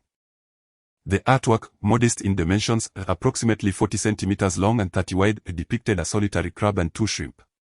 Though seemingly crafted with few strokes, the painting captured the essence of the crab and shrimp with remarkable vivacity. In the lower left corner of the painting, a line of seal script read, presented to the virtuous elder brother. Though sparse in words, the strokes were bold and masterful, exuding a natural grandeur and lively spirit, much like the crab depicted within. The signature on this small scroll indicated it was created by Baisha in the 9th year of the Ming dynasty, accompanied by a vivid red seal engraved with the name Baisha Wang in small script. Master, who is this Baisha? The painting is exquisite. Ye Tian gazed in fascination. Familiar with fish and shrimp, he found the painting astonishingly lifelike, as if the creatures had materialized before him. Upon hearing Ye Tian's remark, the old priest leaned over to glance at the painting, curled his lips, then remarked, Chi Baisha. Just a down-and-out painter. This fellow is ungrateful. When I cast his fortune, he refused to pay the fee and instead left a few worthless paintings as collateral. Although he disparaged Chi Baisha, the old priest's expression betrayed a hint of pride. Indeed, Chi Baisha had left behind a considerable number of works, yet those signed and still in the possession of the artist were exceedingly rare. However, it was evident that the old priest had misjudged the situation. Ye Tian had no knowledge of who Chi Baisha was. After hearing the old priest's words, he casually rolled up the painting and returned it to the box, then reached beneath to retrieve a square folded grey cloth. Ironclad fortune-telling, the fortune worth 1,000 gold. Zhang Deqian's works. Haha. Master, you still have the trappings from your days wandering the world. Ye Tian unfolded the cloth, revealing a long banner, approximately 1 meter 20 in length and 60 centimeters wide, inscribed with several characters. Upon seeing the writing, Ye Tian could not help but burst into laughter. Whether reading fortunes, examining bones, or divining names, one must always have a proper ensemble while traversing the world. This cloth banner, supported by wooden sticks and held in hand, was known as a fortune-telling banner, also referred to as a pingjin, an essential accessory for fortune-tellers in earlier times. A few days ago, Ye Tian encountered a fortune-teller at the market who, like the one before him, boasted a similar setup emblazoned with the words Maishon Swan. This object served an identical purpose, albeit the inscription was not as elegantly rendered. You little rascal, what do you know? This item could fetch a house in the county town. It infuriates me. Upon hearing Ye Tian's remarks and observing his smug demeanor, the old Taoist nearly choked with indignation. The treasures he had painstakingly preserved were, in his disciples' eyes, utterly worthless. Humph, master, who are you trying to fool? I can write with a brush too. And my calligraphy is no worse than these characters, Ye Tian retorted, curling his lip. A house in the county town costs over 1,000. Who would trade such a rag for that? Only a fool would do something so foolish. Old gentleman, is this calligraphy by Zhang Deqian? Before Ye Tian could finish his sentence, the fabric in his hand was snatched away by Liao Haoda, who began to scrutinize it closely. Liao Haoda's father hailed from a scholarly lineage, well-versed in the cultural legacy, and was well acquainted with the illustrious reputations of Qi Baisha and Zhang Deqian. Having just seen a painting by Qi Baisha, Liao Haoda was momentarily taken aback, but upon encountering Zhang Deqian's calligraphy, he completely forgot his original purpose for seeking out the old Taoist. Liao Haoda's father, originally from a prestigious family of scholars in Jiangnan, had served in the Ministry of Education under the Nanjing government before the liberation, thus having some connections with prominent figures in the cultural scene of the Republic. Consequently, Liao Haoda grew up listening to many fascinating tales about these extraordinary individuals. He was particularly familiar with Zhang Deqian, having visited him in the 1970s with his father, holding deep admiration for the man who was dubbed the Oriental Picasso by Westerners. However, by that time, Zhang Deqian had already succumbed to an eye ailment that prevented him from painting, and Liao Haoda mourned the loss of the venerable artist after his death in 1983. Regardless of the era, the calligraphy and paintings of Qi Baisha and Zhang Deqian were treasures beyond compare, sought after and revered. Even the works that had drifted into the public sphere were often meticulously collected. Despite Liao Haoda's affluent background, he had yet to acquire any pieces from these masters. Thus, he could scarcely believe that he had stumbled upon their calligraphy in this remote mountainous region, especially with notable inscriptions dedicated to the old Taoist before him. The shock he experienced was profound. It is worth noting that while obtaining their paintings is not exceedingly difficult, both Zhang Deqian and Qi Baisha had once sustained themselves through their artistry. Securing a personal inscription or dedication from them was a rare privilege, typically reserved for close friends. Setting aside other considerations, Liao Haoda could decisively conclude that this old Taoist was certainly no ordinary individual. Few could claim familiarity with such illustrious figures as Zhang Deqian and Qi Baisha. Upon encountering Liao Haoda's discerning eye, the old priest could not help but indulge in a moment of pride. Casting a glance at Ye Tian, he remarked, "This calligraphy is penned by that rascal Zhang Deqian. I do not wish to be burdened with it. These impoverished literati, so quick to offer their works as gifts, would be better off providing some tangible currency in those days." In uttering these words, the old priest completely overlooked his own origins as a scholar. As the saying goes, birds of a feather flock together, for otherwise he would not have formed such a close friendship with these $2. This old fellow truly squanders treasures. Upon hearing the priest's words, Liao Haoda, cradling the fabric showcasing Deqian's calligraphy, felt a tremor course through his hands, nearly dropping it to the ground. It is worth noting that in 1925, a single painting by Zhang Deqian could fetch $20 if sold overseas today. Such a piece of calligraphy could easily command a value exceeding $10,000, truly deserving of the phrase "a word worth 1,000 gold." Enough, Yang Yi. Pack these items away. Observing Ye Tian rummaging through the box in a disarray, the old priest could not help but interject, "Once I ascend to the heavens, these treasures will belong to you. Why continue this fuss?" Master, so these items could indeed be exchanged for a house. From tomorrow onward, I shall learn the art of appreciating calligraphy and paintings from you. Ye Tian, being the astute individual he was, recognized the value of the seemingly aged calligraphy upon seeing Liao Haoda's expression and promptly requested the piece, carefully closing the box. Upon hearing Ye Tian's words, the old priest cast a knowing glance at the reluctant Liao Haoda and teased, "You rascal, come tomorrow, you shall have no time to spare. The troubles you create, you must resolve yourself." "Alas, master, I lack such capability. This matter still requires your esteemed intervention." Ye Tian shook his head vigorously, akin to a rattle. For until he comprehended the effects of the tortoise shell in his mind, he had no intention of using it for fortune-telling or geomancy. As Liao Haoda listened to the dialogue between Ye Tian and his master, he finally recalled the purpose of his visit. Observing their mutual reluctance to address the matter, he ventured to inquire, "Master, do you discern my intentions for coming here?"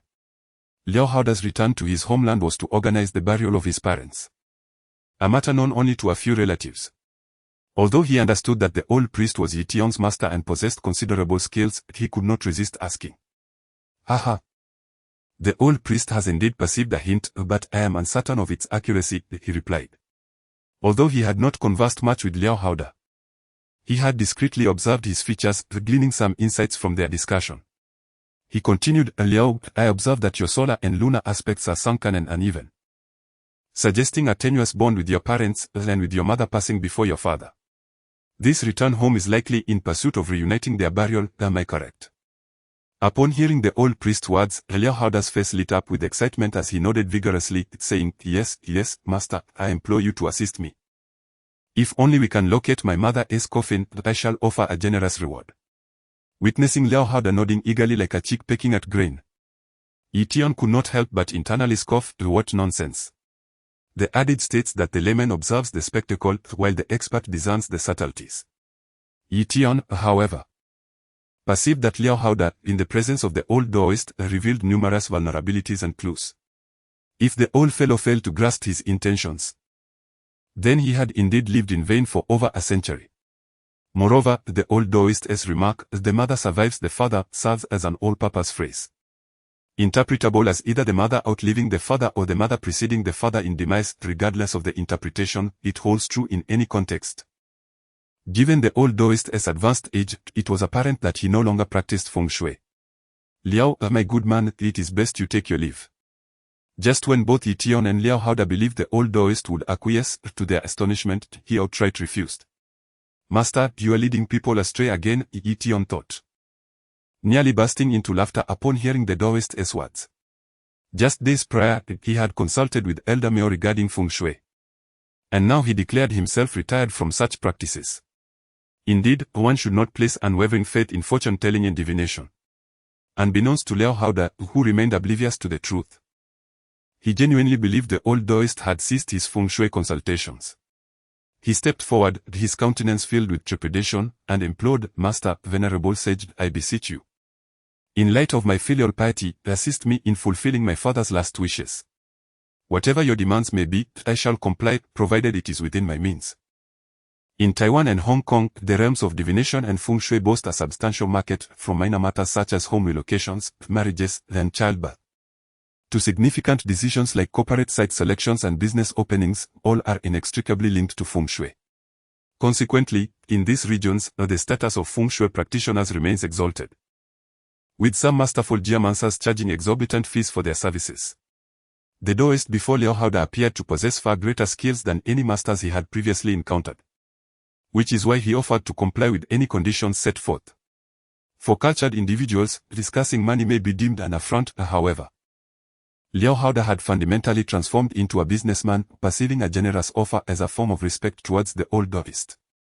In truth, Liao Haoda could engage practitioners from Hong Kong or Taiwan, but given that the mainland had not yet fully opened, obtaining the necessary permits could take a year or more. He could not possibly place his father's ashes in the hole for that duration. The old Daoist, solitary and unencumbered by material desires, shook his head. Observing Liao Haoda's crestfallen expression, he chuckled and remarked, "Liao, my good man, I have grown weary of the world. If you trust in my lineage of Ma-Yi, allow my young disciple to take a look. Master, I am still unwell. What if my vitality suffers further?" Before the old Daoist could finish his sentence, Ye Tian protested. His intent in bringing Liao Haoda was to divert the trouble away from himself, not to have it redirected to him. "Indeed, master. Ye Tian is still quite young and ill. I kindly ask you to take a moment to examine him," Liao Haoda chimed in, supporting the plea. As the saying goes, a young man lacks facial hair, thus his work is less reliable. It is akin to a hospital visit. The senior physician's office is always bustling, while the younger doctors find themselves in relative solitude. The same holds true for fortune-telling and divination. Should one place Ye Tian and the old Daoist on the street with their respective signs, it is certain that no one would pay heed to Ye Tian. No harm done. Little Leaf made a mistake the other day, but it is no longer an issue. The old Taoist waved his hand dismissively, turning to smile warmly at Ye Tian. "Little Leaf, I have imparted all the knowledge of feng shui to you. To truly become a master of this art, you must engage in practice. I sent you this a splendid opportunity." "I never claimed I wanted to be a feng shui master," Ye Tian protested. "You are my closed-door disciple. It is destined that you shall tread this path."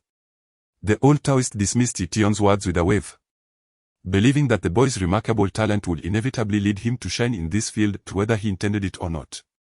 Upon hearing his master's words, Ye Tian felt a mix of despair and frustration. It seemed the old man, lacking confidence in locating Liao Haoda's mother's burial site, was shifting the burden onto him. A mere child. In truth, Ye Tian was not mistaken. The old Taoist was indeed hesitant to descend the mountain, possessing little assurance. As the ancients said, searching for a dragon takes 3 years, while pinpointing a grave takes 10. Mastering feng shui is far more intricate than merely wielding a compass and reciting incantations. It is not as simple as helping someone like Mao Lauda with feng shui for a residence. It requires immense focus and effort. Assisting someone in locating a loved one's resting place among numerous graves involves intricate calculations of the person's birth date, time of death, and other complex factors, leaving the old Taoist with only a 30 to 40% chance of success, given the potential for both physical harm and uncertainty. The old Taoist was naturally reluctant to take action. Sending Ye Tian in his stead was merely a pretext, while Ye Tian was exceptionally gifted. The old man doubted he could deduce the burial site of Liao Haoda's mother, thus eliminating any concern for his health. Upon hearing the old Taoist's words, Liao Haoda ceased to refer to Ye Tian as a child and instead implored him, "Ye Tian, please assist Grandpa Liao in this matter. Name your price, and I shall provide it."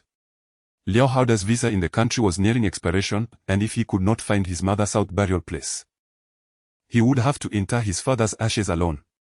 Even if he returned in the future, hope would be scant. "Very well, I shall give it a try. But Grandpa Liao, you mustn't blame me if I am unable to find it," Ye Tian replied after a moment of contemplation, finally acquiescing. With a sense of resignation, Ye Tian accepted, understanding that he had no choice but to comply with his master's wishes. He steeled himself, knowing that if it came to it, he could merely rest a few more days afterward. Upon hearing Ye Tian's agreement, Liao Haoda was overjoyed and quickly stated, "Excellent. Grandpa Liao will not hold you accountable. When I return, I shall bring you many foreign toys." It was essential to note that Liao Haoda had initially come to seek Ye Tian's counsel. Although a more skilled Taoist had appeared, his reluctance to descend the mountain meant that allowing Ye Tian to take a trip had already fulfilled his purpose. "Xiaolong, let us depart," Liao Haoda declared. Though the scenic beauty of motion was captivating, he felt no desire to linger. Calling his nephew over, he instructed, "Xiaolong, please give your watch to classmate Ye Tian." Previously, Liao Haoda had noticed Ye Tian's occasional glances at the electronic watch, and now, uncertain of how to express his gratitude, he decided to give it to Ye Tian as a gift. "Uncle, very well." Although Guo Xiaolong was filled with reluctance, he dared not disregard his uncle's words. Hesitantly, he removed his watch and handed it to Ye Tian, saying, "Here, Ye Tian, take it." "I don't want it." Ye Tian shook his head. He indeed envied Guo Xiaolong for wearing a watch, yet a child possesses a sense of dignity. He would not accept someone else's discarded item. All right. It's my fault, Grandpa Liao. Let us head home first," Liao Haoda said, feeling a bit awkward after realizing his flattery had backfired. He chuckled and added, "Feng Kuang. Xiaolong, Ye Tian is coming to our house as a guest. Please don't say anything inappropriate when you return." "Uncle, you can rest assured," replied Liao Haoda's clever nephew, who, despite feeling somewhat skeptical about his uncle inviting a mere child to seek out the grave of his great-aunt, did not show it on his face. Fengjia village is nestled at the western foot of Maoshan Mountain, comprising over 300 households, making it one of the larger villages in the vicinity. However, since Liao Haoda's father departed, the Liao surname has nearly vanished, leaving the Feng, Zhang, and Guo surnames as the predominant ones. Around 2 o'clock in the afternoon, Liao Haoda strolled out of the village with Ye Tian and Guo Xiaolong, greeting the village elders along the way, resembling a guardian taking his juniors for a leisurely walk. However, just over 10 minutes after Liao Haoda left the village, Feng Kuang and several robust young men followed in a horse-drawn cart. Those who observed closely would notice the canvas atop the cart was bulging, hinting at the presence of a coffin-like object beneath, along with several exposed shovel heads. Standing by a cornfield on the furrows were 3 figures, Liao Haoda, Ye Tian, and others. Ye Tian, from the old locust tree at the village entrance, this spot is precisely 600 paces away. Unfortunately, there are no markers for my mother's grave, making it impossible to discern its location, as the direct descendants of the family had mostly left the mainland, even in the case of his mother's passing. It was the maternal uncle's family that assisted with the burial. Decades have passed, then many elders have since passed away, coupled with over a decade of political turmoil. No one dared to visit the grave, leaving the location shrouded in uncertainty, practically impossible to trace. After observing the pharaohs for a while, Ye Tian retrieved a compass from his backpack, stating, "Grandpa Liao, let me try to locate it." The compass in Ye Tian's hand appeared to possess a metallic sheen. Yet upon closer inspection, it was crafted entirely from exquisite rosewood. The edges of the compass subtly glimmered with a golden hue, and its central needle was fashioned in the shape of a fish skillfully affixed to the compass. Due to frequent handling, the compass bore a thick patina, exuding an air of historical depth and transformation. "Ye Tian, this compass is indeed a treasure," remarked Liao Haoda, an astute observer with a fondness for ancient artifacts. At first glance, it was evident that this was a relic of considerable age. Upon hearing this, Ye Tian curled his lips and remarked, "Of course. My master keeps it well hidden. If it weren't for this opportunity to descend the mountain, he would hardly have revealed it." In the past, Ye Tian had found this item intriguing and had once asked the old Taoist for it, only to receive a scolding, with the elder stating that it would only be passed on after his demise. Later, through indirect inquiries, Ye Tian learned from the old Taoist the significance of the compass to a feng shui master. The compass can be regarded as the lifeblood of a feng shui practitioner. Every master typically bequeaths their most cherished teachings and secrets to their favored disciples only on their deathbeds. Furthermore, the compass is also one of the sacred relics that signify the transmission of knowledge from a master to their apprentice, representing the transfer of a lifetime of dedication, hopes, and aspirations to the disciple. This is often referred to in the martial world as passing on the ball to the disciple, with the hope that they will continue the legacy and expand upon it. The Chinese place great importance on orderly inheritance, and this holds true for the practice of feng shui as well. Before the liberation, if a wandering feng shui master had not received their master's teachings, they lacked the essential skills and secret techniques of inheritance, typically disqualifying them from legitimate succession. Of course, the majority of contemporary feng shui practitioners lack such lineage. They are often referred to as half-learned or self-taught scholars. Some are even less qualified than that.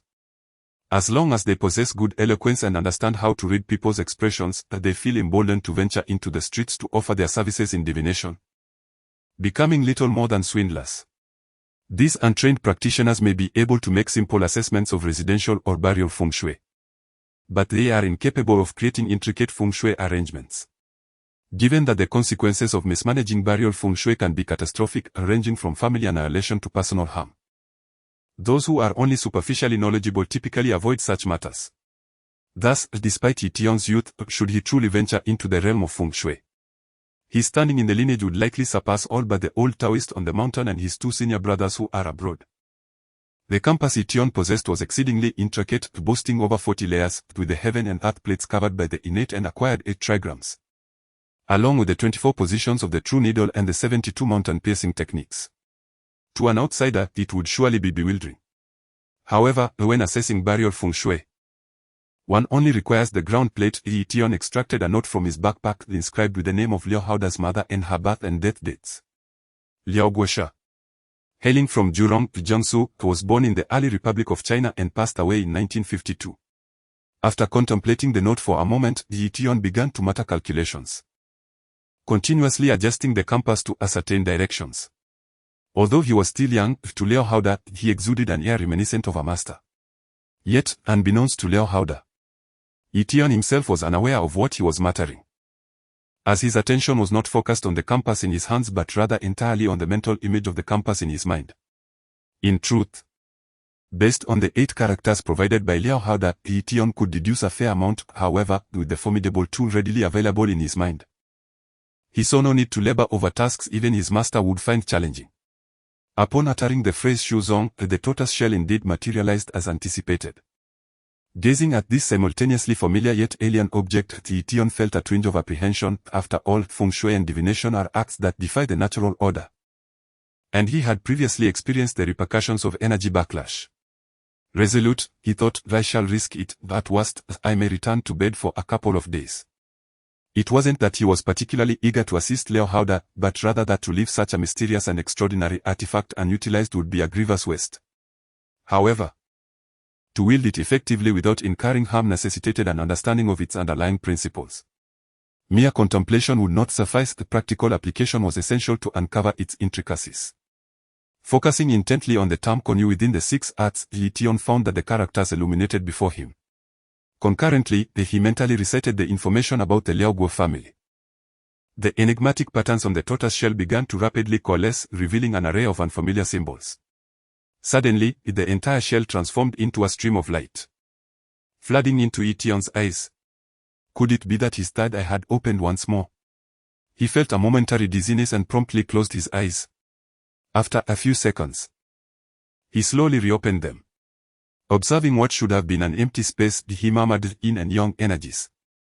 At that moment, the towering cornstalk seemed to vanish, replaced by swirling mist that materialized before his gaze. Ye Tian recognized this as yin energy, also known as earth energy. To locate a burial site, one must identify the focal point where yin energy converges. According to ancient wisdom, upon burial, the deceased true energy merges with yin energy to form vitality, influencing the fortunes of the living through the interplay of yin and yang. This, in turn, ensures blessings and health for future generations. A yin dwelling is designated for the resting of ancestors, while a yang dwelling is for the living, underscoring the pivotal role of yin and yang in feng shui practices. Ancient practitioners of feng shui were often referred to as yin-yang masters, a title that reflects this understanding. As for the veracity of whether auspicious lands indeed bless descendants, Ye Tian felt ill-equipped to judge. Nevertheless, at this moment, he found himself accepting the concept of yin and yang energies. It appeared that Liao Haoda was indeed reaping the benefits of ancestral blessings. Observing the yin and yang energies in the cornfield, Ye Tian couldn't help but sigh. Having followed the elder for such a time, although this was his first foray into practice, he was aware of the characteristics that define a site of true fortune. Before him swirled not only the gathering in energy but also the radiating warmth of yang energy. In certain areas, the interplay of yin and yang intertwined, with elements of each present within the other, creating a series of wondrous images. Just then, as Ye Tian marveled at the convergence of yin and yang energies, his gaze inadvertently swept across a patch of ground, and a line of text suddenly appeared in his mind. Born in the 50th year of Qianlong, passed in the 6th year of Xianfeng, it read.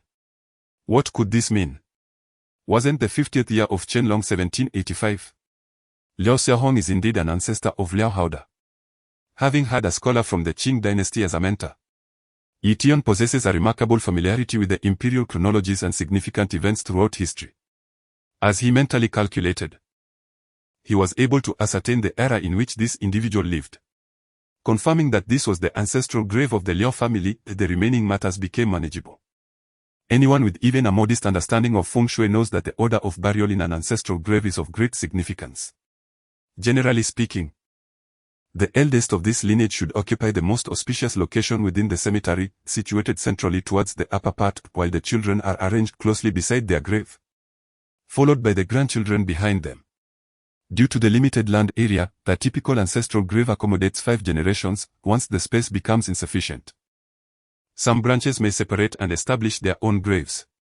The Liao family's ancestral grave has been passed down since the Qianlong era, and it has the potential to yield 6 generations over a century. It has now certainly exceeded 5 generations, yet no branches have split off, indicating that they have received wise counsel and are reluctant to depart from this auspicious site. As Ye Tian contemplated the names and absorbed the information, he felt a peculiar sensation within him. It is no wonder that the ancients claimed that feng shui masters could communicate between the realms of yin and yang and alter one's fate. This was not mere superstition. At this moment, what excited Ye Tian the most was that his body had not exhibited any significant changes, aside from a slight dizziness at first. Everything now felt perfectly normal. Liao Guosha, born in the early republic, passed away in 1952, leaving behind a son, Liao Haoda. After researching the traditional burial orientations, Ye Tian finally discovered Liao Guosha's information in a corner of the cornfield and hurriedly approached with his compass in hand. Ye Tian, have you found my mother's coffin? Liao Haoda, who was following closely behind, felt a surge of anxiety. Ye Tian was his last hope. If he could not find it, he would have to bury his father here and return to America. Let me take another look. Ye Tian gestured for Liao Haoda to remain silent and then pushed aside the dense corn stalks, moving around the designated area. After pretending to compare with his compass for a moment, Ye Tian halted and said, if I am not mistaken, it should be right here. Really? Liao Haoda's voice trembled. He had left the mainland over a decade ago and retained vivid memories of his mother, now on the verge of discovering her resting place. He could not help but feel a wave of sorrow wash over him. Well, we'll know for sure once we dig, Ye Tian replied with a smile. Choosing not to elaborate further. Hey, you all come over here, Ye Tian heard a commotion behind him. Turning to see Feng Kuang bringing several young men with shovels into the cornfield. He waved to Feng Kuang, saying, the hand over the shovel. Feng Kuang held the shovel but did not pass it to Ye Tian. Instead, he turned to Liao Haoda and quietly inquired, Uncle, is this reliable? Ye Tian, upon hearing this, felt a twinge of displeasure, pouting slightly and saying, if you don't trust me, then don't seek my help. Ye Tian, don't pay attention to his nonsense, Liao Haoda insisted, his expression firm as he snatched the shovel from his nephew's hands and handed it to Ye Tian. Ye Tian grasped a shovel, considerably taller than himself, and cleared away the corn stalks within a 3 to 4 square meter area. He then drew a line on the ground and declared, we shall dig from here, down 4 feet, slightly over a meter, and we will uncover the coffin. If you lose track, I shall hold you accountable. Feng Kuang cast a glance at Ye Tian, muttering under his breath, before spitting into his palm and seizing the shovel, eager to commence digging. Wait, did I say to start digging? Ye Tian shouted, startling Feng Kuang into withdrawing his hand and nearly striking his own foot with the shovel. What are you doing? Why not dig now that you've found the spot? This is my family's land, if you damage it, I won't be the one to bear the consequences. Protested a cousin of Feng Kuang's who had accompanied him. Noticing the young man's hostile demeanor, Ye Tian waved his hand dismissively and replied nonchalantly. You may dig if you wish, however, doing so now would be considered an act of desecration. If you desire to proceed, I have no objections. In Chinese funerary customs, there are numerous considerations, particularly when it comes to exhuming a coffin for various reasons, which entails even more rituals. Ordinarily, one would consult a feng shui master to select an auspicious day and time to unearth the coffin. If the excavation occurs during the day, a canopy must be erected overhead, for if the remains are exposed to sunlight, it could disrupt the balance between yin and yang, profoundly affecting future generations. Noticing Ye Tian's apparent irritation, Liao Haoda quickly stepped in to mediate, saying, Ye Tian, do not engage with them, simply give your instructions. Upon hearing Liao Haoda's words, Ye Tian suddenly recalled something and turned to the group of young men, stating, you must not disclose this matter. If you can agree to that, please affirm. While the art of feng shui is indeed intriguing, Ye Tian had no intention of relying on it for a livelihood, and nor did he wish to be labeled a charlatan, as he aspired to attend university. Rest assured, Ye Tian, they will remain silent, Liao Haoda assured him, then addressed his younger relatives, if this matter comes to light. Regardless of who divulges it, you are to disown me as your elder. Yes, uncle, we shall keep it confidential, the group responded. Feng Kuang and the others were skeptical of Ye Tian's words, yet when it came to their wealthy uncle, they understood that disregarding him would be tantamount to severing their financial ties. It should be noted that upon Liao Haoda's return, each family member received 1,000 yuan and an 18-inch Shanghai brand television, a considerable sum in the rural setting of 1986. Moreover, Feng Kuang's keen interest in his uncle's affairs stemmed from Liao Haoda's previous remarks on the value of ancient Chinese artifacts abroad, having been impressed by the calligraphy and paintings. Thus, Feng Kuang conceived a plan to open a shop in the county to trade antiques. However, as a young man in his 20s, he lacked the necessary capital and would have to seek assistance from Liao Haoda. Listen to the young brother, anyone who speaks carelessly shall not be spared by me. Thus, Liao Haoda's words held considerable weight in their hearts, particularly for Feng Kuang, who issued a stern warning to his fellow clansmen, adopting an attitude of unwavering allegiance to Ye Tian. Ye Tian, too, was unreserved in his approach, wielding a cornstalk to indicate a few spots on the ground, instructing, you lot, bring me the canvas I asked you to carry here, and then also prepare some stakes to erect a shelter. The construction of this shade was not without its intricacies. Improper assembly could disturb the local feng shui. The locations Ye Tian identified were devoid of the dual energies of yin and yang, as discerned by the naked eye. I wondered why we needed such a large piece of fabric, but it seems it is indeed necessary, remarked Feng Kuang, as he and the others returned with the borrowed canvas from a family in the village known for organizing celebratory events. When fully unfurled, it could accommodate 4 or 5 banquet tables, a weight far too great for a single person to manage. Erecting the shelter posed no challenge for the robust young men. And within half an hour, it was constructed as per Ye Tian's directives, providing not only shade from the sun but also ample ventilation on all sides. Once the canopy was completed, Ye Tian instructed the group to bring down the coffin from the cart. The coffin was significantly heavier than the canvas, and upon its arrival, the young men were left breathless from the exertion. Crafted from premium cedar wood, the coffin bore no signs of insect damage. Originally intended for personal use by an elderly gentleman in the county, Liao Haoda had acquired it at great expense. Although it did not compare to coffins made from golden silk, nanmu or sandalwood, it was still considered a high-quality burial vessel.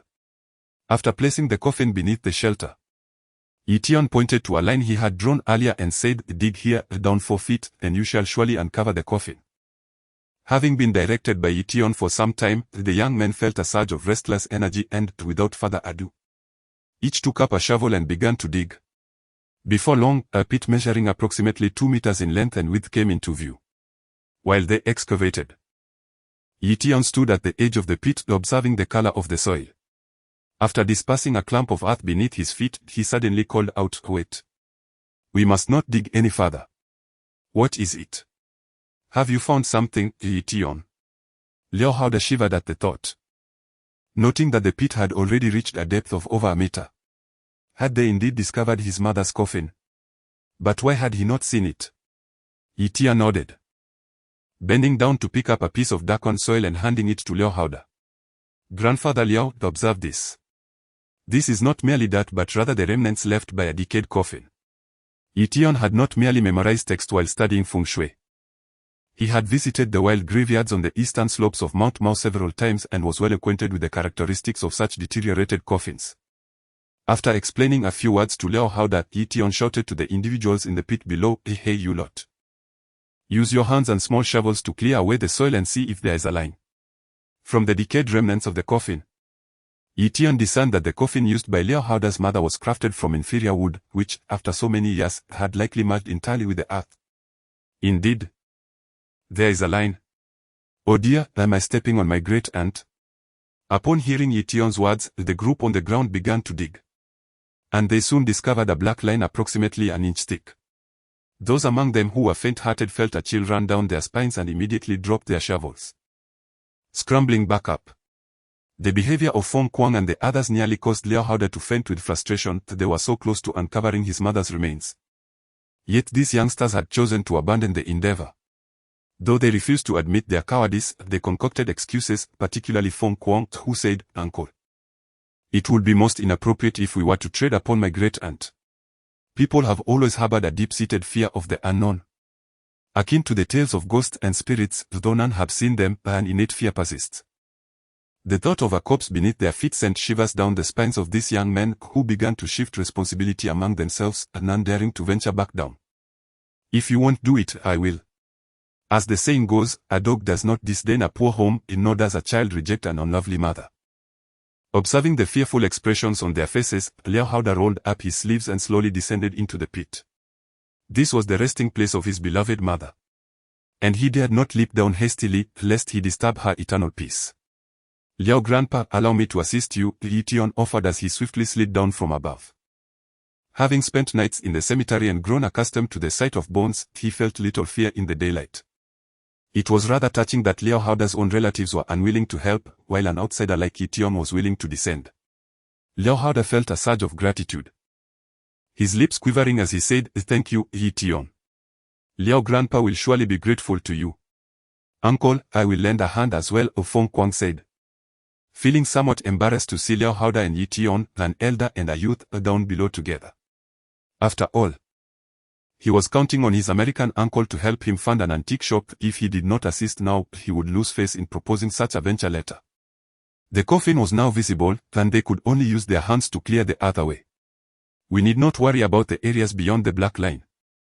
Just as Feng Kuang descended, Ye Tian began to share some precautions, but before he could finish, his small eyes suddenly fixed on something behind Feng Kuang. Trembling, he exclaimed, "There is something behind you." "What?" Upon hearing Ye Tian's words, Feng Kuang felt his scalp prickle and goosebumps erupted all over his body. In an instant, he shot up from the pit like a rocket, scrambling to escape. "Ha ha, ha ha. Ye Tian erupted into laughter at Feng Kuang's startled reaction, finding the scene utterly hilarious. As the unsettling atmosphere lingered, the hearty laugh from Ye Tian broke the tension, revealing that he had been playfully teasing the others.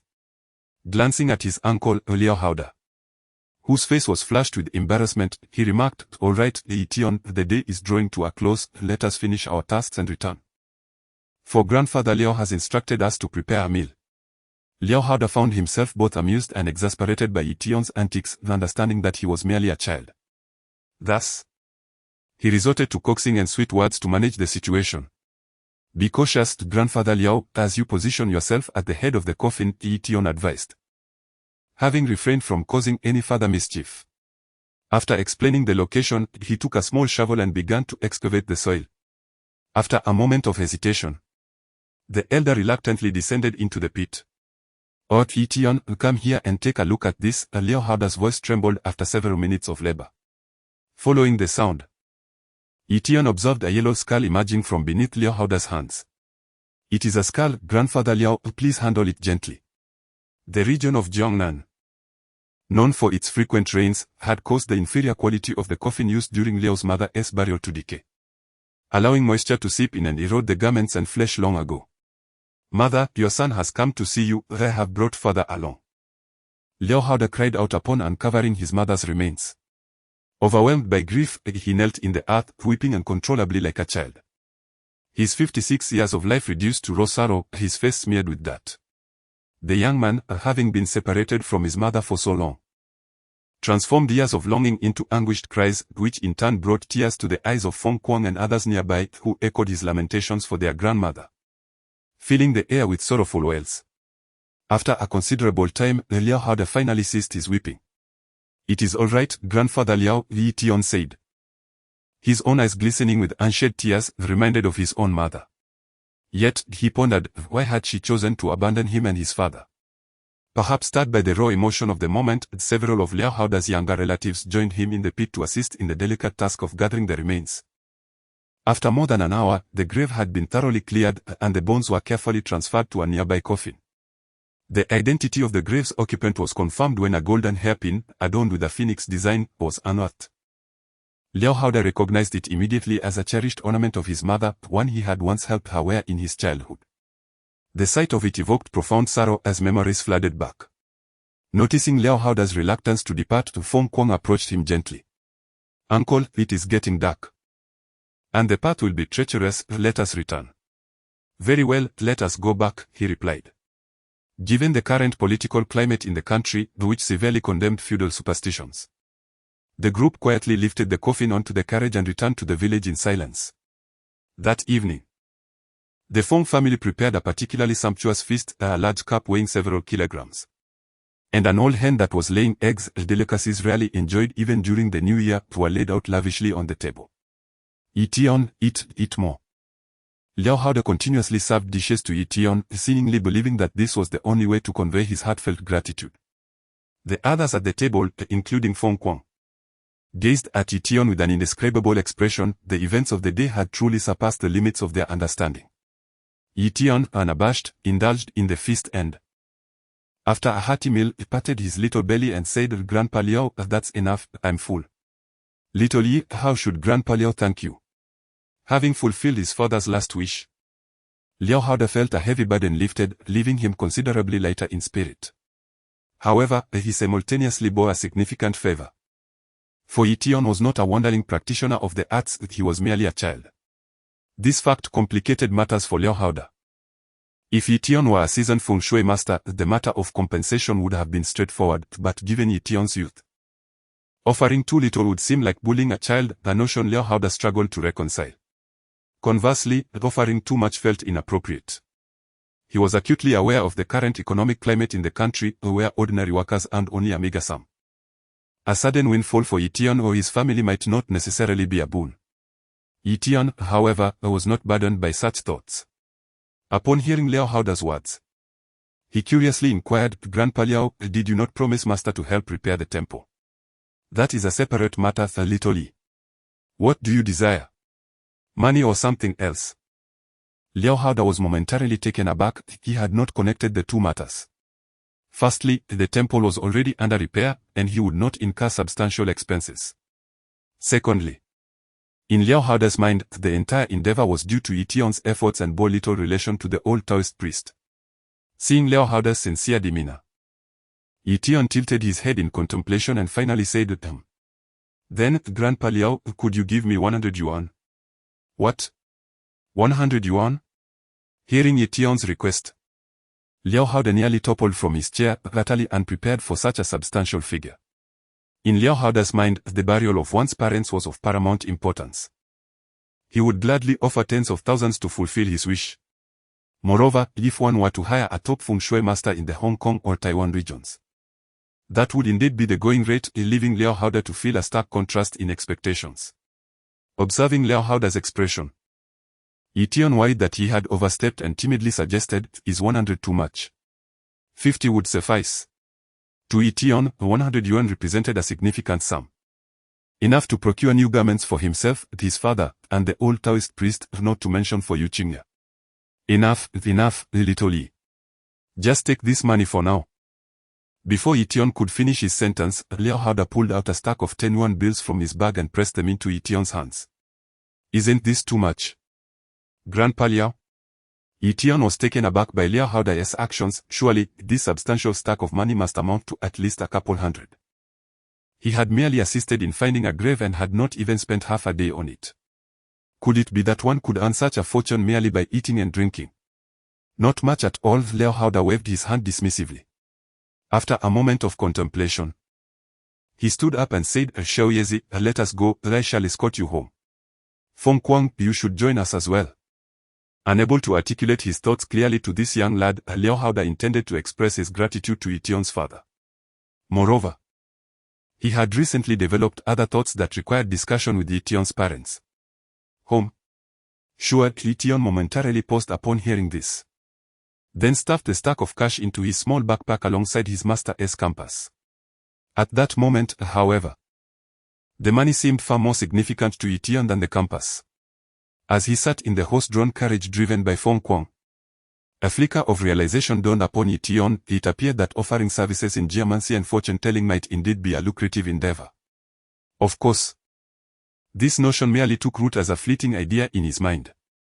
Growing up in a new China, under the red flag, and imbibing the virtues of Le Feng, Ye Tian's aspiration was still to become a scientist and contribute to the nation's modernization. The distance from Fengjia village to Lishuang was not short. Although Feng Kuang was hastening the journey, by the time they arrived in Lishuang, the moon had already ascended high in the sky. "Ah, we have guests at home." Upon reaching the village entrance, Ye Tian noticed the lights illuminating his family's courtyard. It's worth noting that in rural areas during summer, the abundance of mosquitoes makes lights particularly attractive to flying insects. Therefore, unless there were guests, lights were typically not turned on at night. "Dad, who has come?" Ye Tian leapt from the carriage, pushed open the courtyard gate, and entered, tightly clutching his backpack, which contained a considerable sum of money. "Oh, it's Teacher Yu." In fact, the visitors at Ye Tian's home were not unfamiliar faces. The old Taoist frequented their home, and Yu Haoran and Ye Dongping were both friends who shared a passion for chess and wine, accustomed to each other's company. At that moment, on the square table in the courtyard, there were plates of fried peanuts, a dish of greens, and pig ears dressed in sesame oil. Ye Dongping, Yu Haoran, and the old Taoist were engaged in light conversation over drinks. "You little rascal, why are you so late returning?" Upon seeing Ye Tian enter, Ye Dongping was about to scold his son, but upon noticing Liao Haoda behind him, he quickly stood up to greet him. "Mr. Liao has come. Please, have a seat." "Mr. Yi, I apologize for intruding uninvited," Liao Haoda replied, acknowledging the presence of several individuals in the courtyard. He accepted the small stool offered by Ye Dongping and sat down without further ado. "Nonsense. If you're not averse, Mr. Liao, perhaps you would care for a drink. This is our homemade rice wine." Although Ye Dongping was unaware of Liao Haoda's intentions, he believed that a guest should be treated with hospitality and placed a set of bowls and chopsticks before him. "Very well. I haven't enjoyed the taste of my hometown's rice wine in many years," Liao Haoda responded, making no pretense. After sitting down, he glanced at Feng Kuang, who, being a perceptive lad, silently excused himself from the courtyard. The adults conversed, leaving Ye Tian feeling rather uncomfortable. He discreetly winked at Yu Qingya, who stood behind Yu Haoran, and inquired, Yu Qingya, is the mountain enjoyable? Yu Qingya's face flushed slightly as she nodded and replied, it is fun, but I shouldn't go back again. Why not?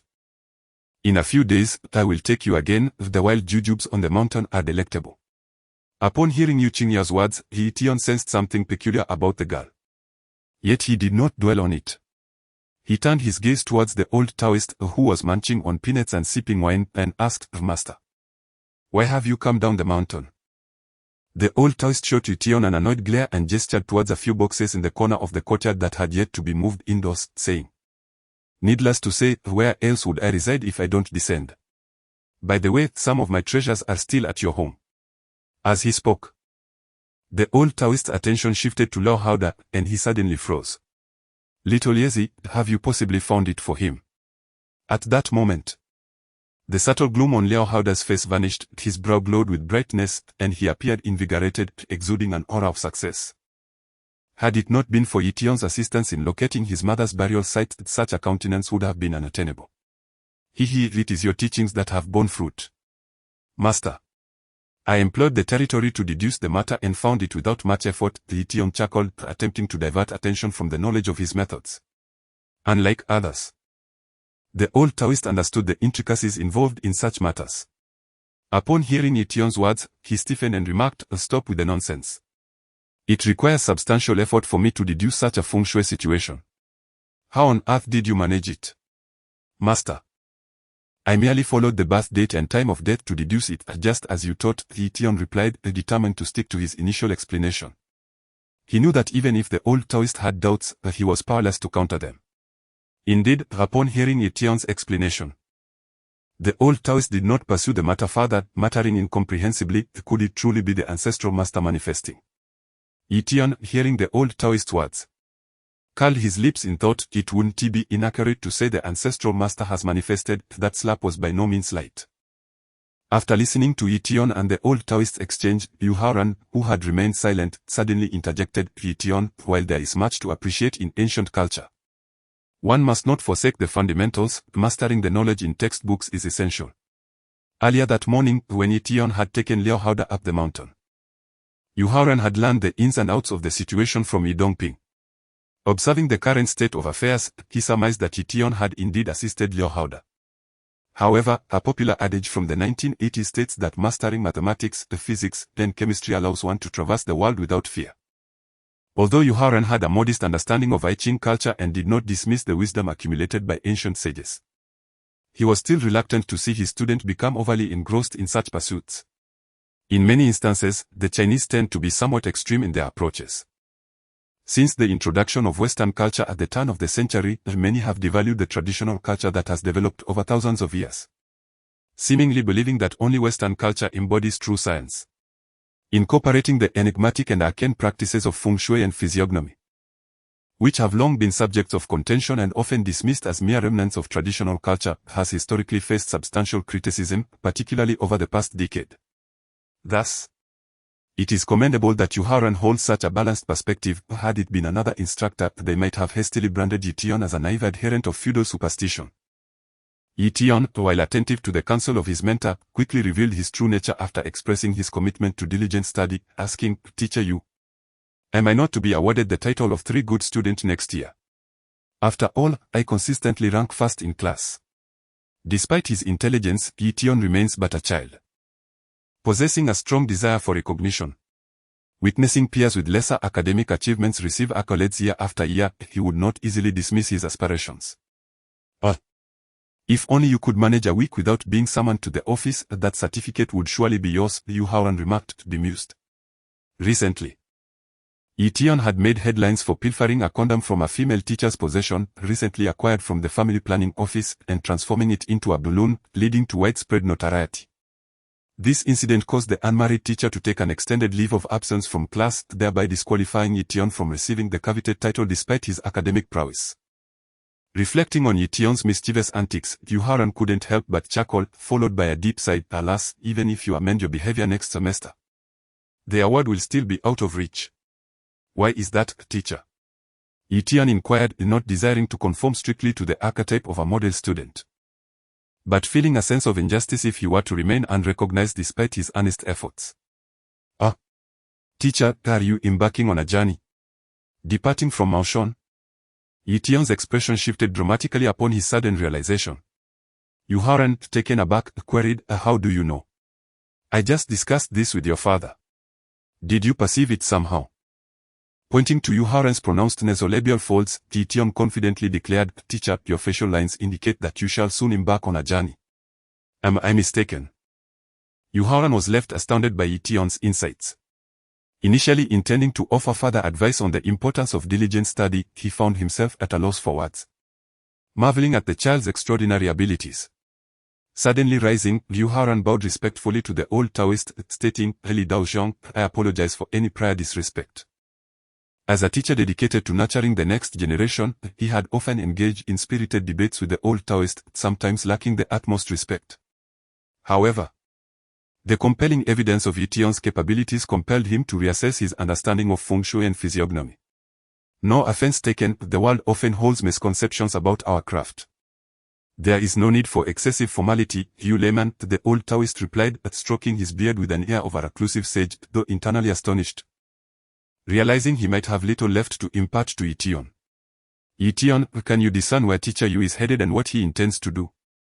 To speak candidly, Yu Haoran has already reached the age of 35 or 6. As he departs from Maoshan and returns to the place where he spent his childhood, he feels a certain unease and cannot help but voice his thoughts. "Teacher, you are heading to Shanghai. I observe that your forehead is full and your celestial reservoir is rounded, suggesting that this journey will be blessed by your elders. It seems you shall embark on a path as an independent entrepreneur, am I correct?" Ye Tian scrutinized Yu Haoran's features intently. The words he uttered were merely a reflection of his thoughts. However, his understanding of the term successful businessman was limited. So he substituted it with a term he could comprehend, independent entrepreneur. Upon hearing Ye Tian's words, Yu Haoran was left speechless, his astonishment rendering him incapable of response. Ye Tian's observation was indeed accurate. Yu Haoran was originally from Shanghai, and his family's elders were renowned entrepreneurs before the liberation. Although they faced considerable challenges following the establishment of the nation, they retained some of their assets. Since the reform and opening up, Yu Haoran's uncle had resumed business, founding a textile factory. With a few overseas connections from the past, this private textile enterprise had grown significantly in just a few years. Just as his uncle was poised to make his mark, he fell gravely ill. Though he was saved and his life was no longer at risk, his advanced age meant that his vitality had diminished post-illness. After much contemplation, he decided to hand over the family business to the younger generation for management. However, the Yu family in the country was not numerous, and aside from Yu Haoran, all the others were women. Thus, not long ago, Yu Haoran's uncle traveled from Shanghai to engage in a lengthy discussion with him. The day before, Yu Haoran sought out Ye Dongping to solicit his advice. However, today, he had already made up his mind and was there to bid farewell to Ye Dongping. "Ye Tian, what do you foresee regarding teacher Yu's prospects on this journey?" In a moment of urgency, Yu Haoran blurted out his inquiry, only to feel a sudden flash of embarrassment wash over him. Previously skeptical of fortune-telling, he found himself seeking counsel now. To make matters more awkward, he was asking for guidance from his own student, which only intensified his discomfort, causing his face to shift from pale to red, wishing for an earthquake to occur, creating a fissure for him to slip into. "Uncle, I am back." Just as Yu Haoran was overwhelmed with awkwardness, Feng Kuang entered the courtyard carrying a plastic bag. He placed the cooked food he had brought on the table and announced, "Uncle, the esteemed teachers, I have purchased some marinated dishes for everyone to enjoy with their drinks. A pound of boiled peanuts and 2 pounds of pig's head meat may not have been much, but the effort to procure them was no small feat." As Feng Kuang had traversed 2 villages, knocking on several doors to acquire these delicacies, Ye Dongping noticed that his old friend appeared somewhat embarrassed. Seizing the opportunity presented by Feng Kuang's interruption, he promptly filled the glasses of those at the table with wine, saying, "Lao Yu, let us drink." "Mr. Liao, it is quite inappropriate to let you spend when you visit my home, haha." "It's nothing, and I still enjoy the rice wine you brewed," Liao Haoda replied with a smile, waving his hand. He then turned to Yu Haoran, his expression growing serious. Teacher Yu, I must speak candidly, Ye Tian is extraordinarily gifted. Possessing an innate understanding of feng shui and fortune-telling that is beyond the reach of ordinary individuals. Seeking his counsel is by no means a matter of shame. Although Liao Haoda was not as aged as Li Shonyuan, he had traversed many hardships in his life, gaining experiences that surpassed those of the average person. From the expression on the old Daoist face a moment ago, he discerned that the old man was also quite astonished by Ye Tian's abilities. Thus, Liao Haoda boldly conjectured that even this centenarian Daoist might not easily surpass his disciple in the realm of feng shui and fortune-telling, which explained his remarks. Indeed, I have become somewhat fixated on this matter. To speak of it, Ye Tian's calligraphy surpasses my own, he added, chuckling. Upon hearing Liao Haoda's high praise for Ye Tian, Yu Haoran's expression returned to normal. With a self-deprecating smile, he looked at Ye Tian and said, Ye Tian, could you assist your teacher in discerning his future? Teacher Yu. I was merely jesting, please do not take it to heart, Ye Tian said, just as he was reaching for the pig's head meat. Upon hearing Yu Haoran's words, he almost revealed what he had gleaned from the divination, but upon catching his father's stern gaze, he altered his words. Following Ye Tian's glance, Yu Haoran couldn't help but chuckle. Come now, old Ye, why frighten the child? Old Yu, do not mind his theatrics, let us drink. Ye Dongping, however, was concerned that Ye Tian might speak carelessly, leaving a lingering discomfort in Yu Haoran's heart once he departed. Old Ye, the child speaks with some sense. It wouldn't hurt to listen, Yu Haoran replied. Having worked as a teacher in the small town for nearly a decade, he was suddenly faced with the prospect of taking over a business which left him feeling quite unsettled. Witnessing Ye Tian's remarkable skills in fortune-telling, he naturally wished to hear his insights. Impudent boy, if you are to speak, then speak, but you are forbidden from fortune-telling in the future. Upon hearing Yu Haoran's words, Ye Dongping felt somewhat helpless. How did his son become a little fortune-teller? Yet, it was peculiar how accurate his predictions were. Ye Tian glanced at his father and, after organizing his thoughts, spoke, Teacher Yu, as the saying goes, the essence of fortune-telling lies in the divine. Your gaze is concealed yet profound. Your eyes are long and distinctly black and white, indicating a kind heart coupled with strong judgment and decision-making abilities. You possess the capacity to seize opportunities. And great wealth and honor will undoubtedly be yours in the future. Half of Ye Tian's words were derived from his calculations using the tortoise shell, while the other half was an interpretation based on Yu Haoran's features, delivered in a manner that adhered to convention. Through his recent application of the tortoise shell, Ye Tian increasingly felt that the knowledge of feng shui and fortune-telling he had previously learned was indeed meant to complement its use. Had Ye Tian not possessed an understanding of physiognomy, and had he spoken these insights without restraint, it is likely that before long, they would have been sent to various institutions for analysis and study. All right, Lao Yu, let us raise a toast in your honor, wishing you a prosperous future ahead. As Ye Tian's words faded, Ye Dongping lifted his glass, offering a toast to Yu Haoran. Once he set the glass down, he turned his gaze toward Liao Haoda and inquired, Mr. Liao, may I ask if you have any other matters to discuss today? Ye Dongping could not possibly believe that Liao Haoda had come solely to escort Ye Tian home. His question stemmed from both curiosity and a desire to divert from the previous topic. Liao Haoda discerned that Ye Dongping was reluctant to broach the subject of Ye Tian's fortune-telling endeavors, thus he smiled and replied, Indeed. I have observed that young Ye Tian possesses remarkable intelligence, and I wish to propose a collaboration with you, Mr. Ye. A collaboration? What do you mean? Ye Dongping asked, puzzled. Liao Haoda glanced at Ye Tian and continued with a smile, I would like to take Ye Tian to study in the United States. I will cover all expenses from his secondary education through to university. I wonder if you would be amenable to this, dear brother Ye. What? To the United States?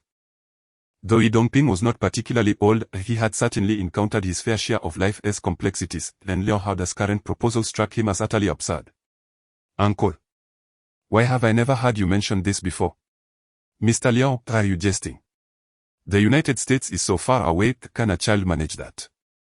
It was not only Ye Dongping who was taken aback, several others in the courtyard echoed their astonishment, equally incredulous at Liao Haoda's suggestion.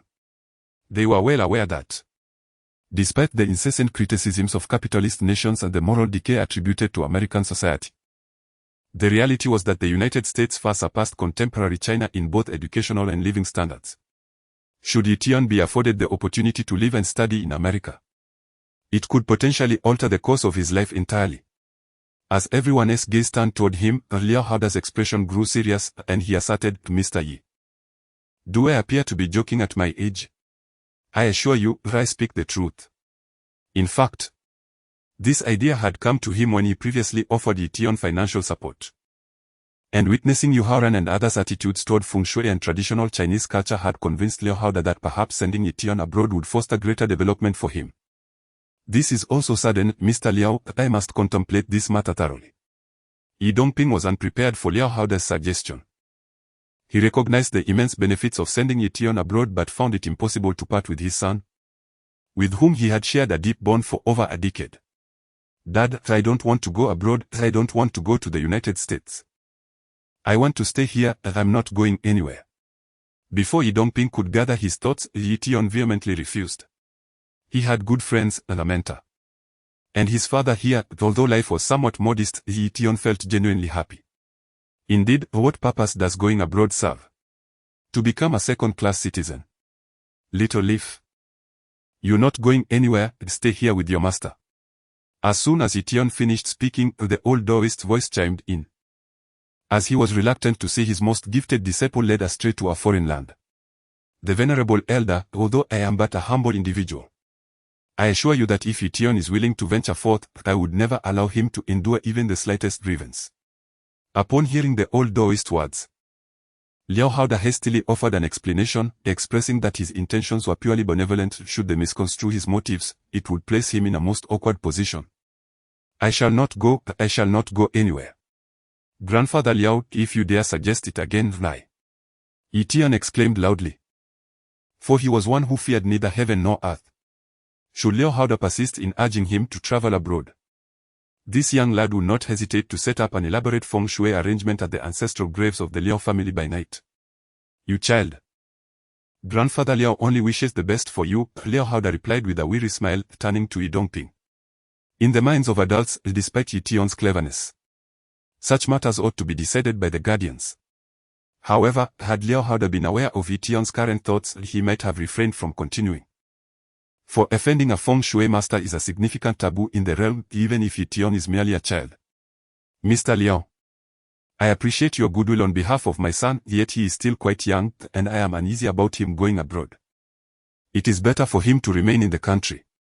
Moreover, while our domestic education may currently lag, it will gradually improve," Ye Dongping said after considerable contemplation. Ultimately deciding that while studying abroad may be appealing, it is this land that serves as the root of the Chinese people. He did not wish for his son to grow into a banana person, yellow on the outside but white on the inside. "Mr. Ye, might you reconsider? I understand your perspective, yet the education Ye Tian would receive abroad would undoubtedly surpass that available here," Liao Haoda responded, somewhat taken aback. In an era where many domestic university students are venturing overseas, he had not anticipated Ye Dongping's refusal of such a splendid opportunity for Ye Tian. Ye Dongping shook his head, stating, "Mr. Liao, one can acquire skills without traveling abroad, and since Xiao Tian is opposed to it, we must also respect his choice." "Very well, Mr. Yi. Should you change your mind in the future, please feel free to contact me. My offer remains valid should young Ye Tian wish to study abroad when he is older." Upon hearing Ye Dongping's words, Liao Haoda recognized that Ye Tian would undoubtedly not be going abroad. He then beckoned to Feng Kuang, retrieving a black leather bag from him. "Mr. Yi, this is a token of gratitude for Ye Tian's feng shui consultation, you must accept it." "Grandfather Liao, have you not already given me money?"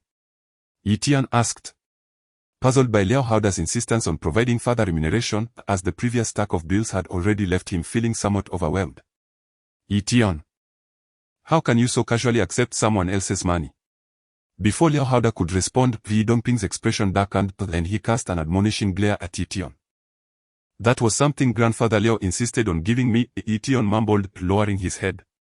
Though he was mischievous, he rarely provoked his father's anger. Seeing Ye Dongping's stern face now instilled a sense of fear within him. "Mr. Yi, this is merely a small allowance for little Yi. Please do not scold him any further. Take good care of this money." Upon witnessing Ye Tian's embarrassment, Liao Haoda quickly attempted to lighten the mood, handing the black leather bag to Ye Dongping. When Ye Dongping accepted the bag, he paid little attention at first. However, as he casually unzipped the bag, his expression changed drastically. He exclaimed, "This. I cannot accept this, Mr. Liao." Inside the bag, slightly larger than Ye Tian's school bag, were stacks of brand new bills. Even if each stack contained only 1,000 yuan, the bag likely held a sum of 10 to 20,000 yuan. Although Ye Dongping hailed from a large city, he had never encountered such a substantial amount of money. In this era, being a 10,000 yuan household was synonymous with wealth, and he dared not accept such funds. "Mr. Yi, this money is a reward for Ye Tian. To be candid, if one were to hire a feng shui master in the Hong Kong and Taiwan regions, this amount would scarcely suffice. In truth, I am fortunate to offer you this," Liao Haoda explained. He had prepared for two scenarios: one, to take Ye Tian abroad, in which case this money would not be necessary, and two, the current situation, where if Ye Tian declined to go abroad, the money would serve as compensation for his feng shui services. Upon hearing Liao Haoda's words, Ye Dongping's face flushed with anxiety as he repeatedly waved his hands, stating, "Abroad is abroad, Mr. Liao, we are here in the mainland. If I were to accept your money, would that not be tantamount to promoting superstitious practices? The police might very well arrest Ye Tian tomorrow." Although this area lies at the foot of Mount Mao, where Taoism is prevalent and the state shows considerable respect for religious culture, having increased support in recent years, the restoration and reconstruction of various Taoist temples are funded by the government or donations from believers.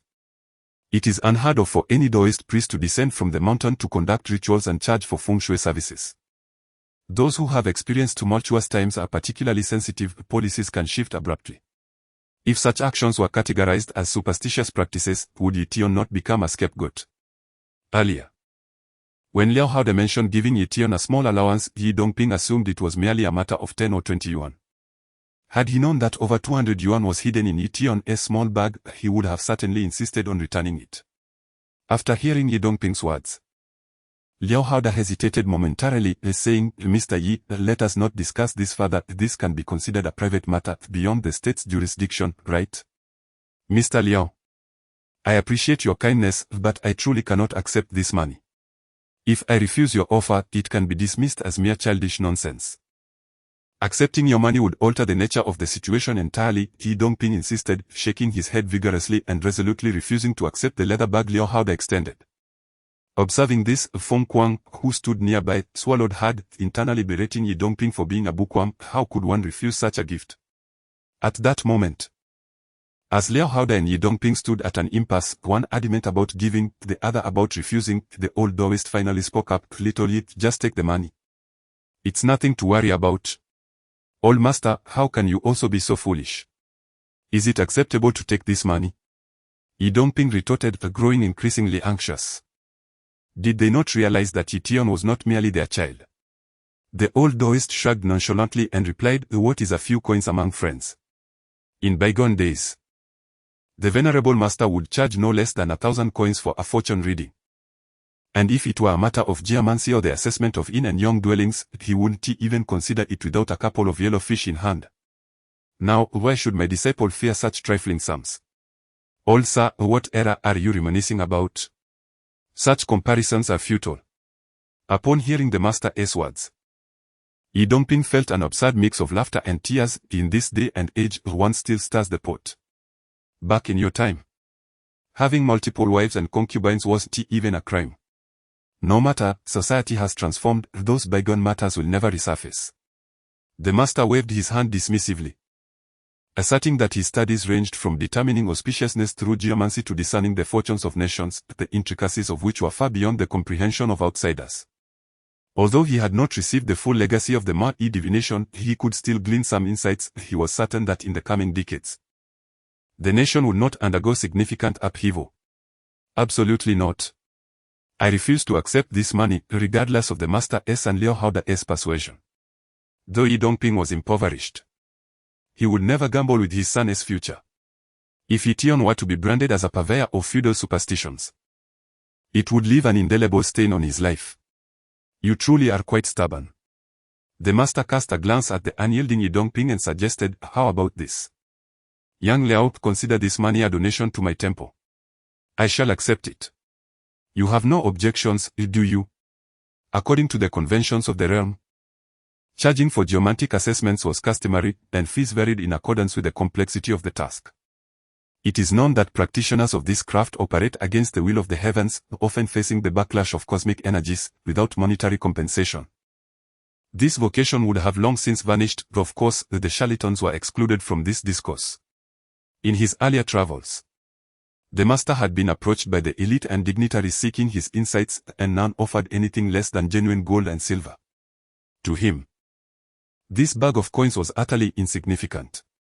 Hearing the master's remarks, Liao Haoda hurriedly interjected, "Old sage, you are Ye Tian's mentor, this arrangement is most fitting. It cannot be better." Who received the money mattered not to Liao Haoda, as long as it was dispensed, his burden of indebtedness towards the child was alleviated. Otherwise, he would likely find his later years fraught with discontent. "Old sir, what is this? You stated it is a donation to my temple, it is not your concern." Ye Dongping attempted to interject, but the master's words silenced him. Reflecting upon it, if the master accepted this money, it indeed had no bearing on Ye Tian. After all, the state permits individuals to donate to temples. With the matter resolved, Liao Haoda felt a surge of relief. Casting a glance at his nephew, he pondered. Then turned to the master and said, "Old sage, I have another matter I wish to trouble you with." If it were indeed a troublesome matter, there was no need to elaborate. Before Liao Haoda could finish his statement, the master interrupted him. Having just received a bag full of coins, he showed no regard for appearances. His temperament, in the eyes of outsiders, could be deemed rather ungracious. Cough, cough. "Old sage, do allow me to finish my thoughts." Liao Haoda's face flushed with embarrassment, yet having begun, he felt compelled to continue speaking. Li Shunyuan's gaze swept over Feng Kuang, who stood behind Liao Haoda. And he replied with a hint of irritation, "As an old man, I yearn for a peaceful life. Please do not bring any chaotic matters to my doorstep." "Has the old immortal already learned of this?" Liao Haoda exclaimed in surprise. He had assumed that this elder was merely advanced in age, perhaps lacking the true skills of Ye Tian. Unbeknownst to him, before he could even voice his intentions, the elder was already aware of his motives. "Should any matters arise, you may consult him, right? As an old man, wish to enjoy my comforts." He irresponsibly waved his hand, shifting the responsibility onto Ye Tian. In truth, Li Shunyuan had not discerned Liao Haoda's request, but he noticed the peculiar yellowish aura emanating from the young man behind him, suggesting a connection to some dubious financial ventures, which he preferred to avoid. "Haha, seeking young is just as well." Upon hearing the elder's words, Liao Haoda chuckled and continued. "My nephew wishes to open an antique shop to collect some relics, but he knows nothing about this field. Old immortal, when you have the time, please assist him with your wisdom." Having seen the elder's collection, which was nothing short of exquisite, Liao Haoda believed that he possessed considerable insight into calligraphy and antiques. Hence his desire for assistance. Furthermore, in Liao Haoda's mind, both the elder and Ye Tian were extraordinary individuals. Maintaining a connection through the antique shop was one of his primary objectives. "Mr. Liao, but Ye Tian is still merely a primary school student." "This may not be appropriate," Ye Dongping interjected anxiously. In this day and age, individual businesses were often associated with ex-convicts or idlers. Regardless of Ye Tian's age, Ye Dongping would never allow his son to pursue such a profession. "Haha, Mr. Yi, it's not about sending Ye Tian to work. It's merely a matter of letting Old Immortal and Ye Tian take a look at any uncertain items Feng Kuang might possess. It won't hinder his studies." Liao Haoda grinned like a cunning fox, determined to forge a connection with the master and disciple.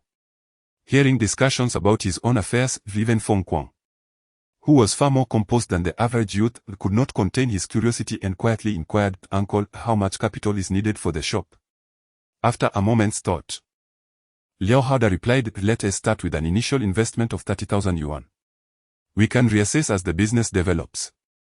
However, you will only hold 30% of the shares, another 30% will belong to me, while the remaining 40% will be for Ye Tian and the Old Immortal. Any acquired items should first be presented to them." Liao Haoda was a perceptive businessman, having entered the mainland market from Hong Kong. Observing the development in Shenzhen, he foresaw rapid growth in the mainland over the next decade. As the saying goes, in prosperous times, antiques flourish, in chaotic times, gold prevails. Liao Haoda believed that once people's basic needs were met, their interests and aspirations would evolve. While engaging in the antique business might not be lucrative at present, he was confident that in a few years it would yield substantial profits. Alas, what is this all leading to? Upon hearing Liao Haoda's words, Ye Dongping found himself devoid of any inclination to retort.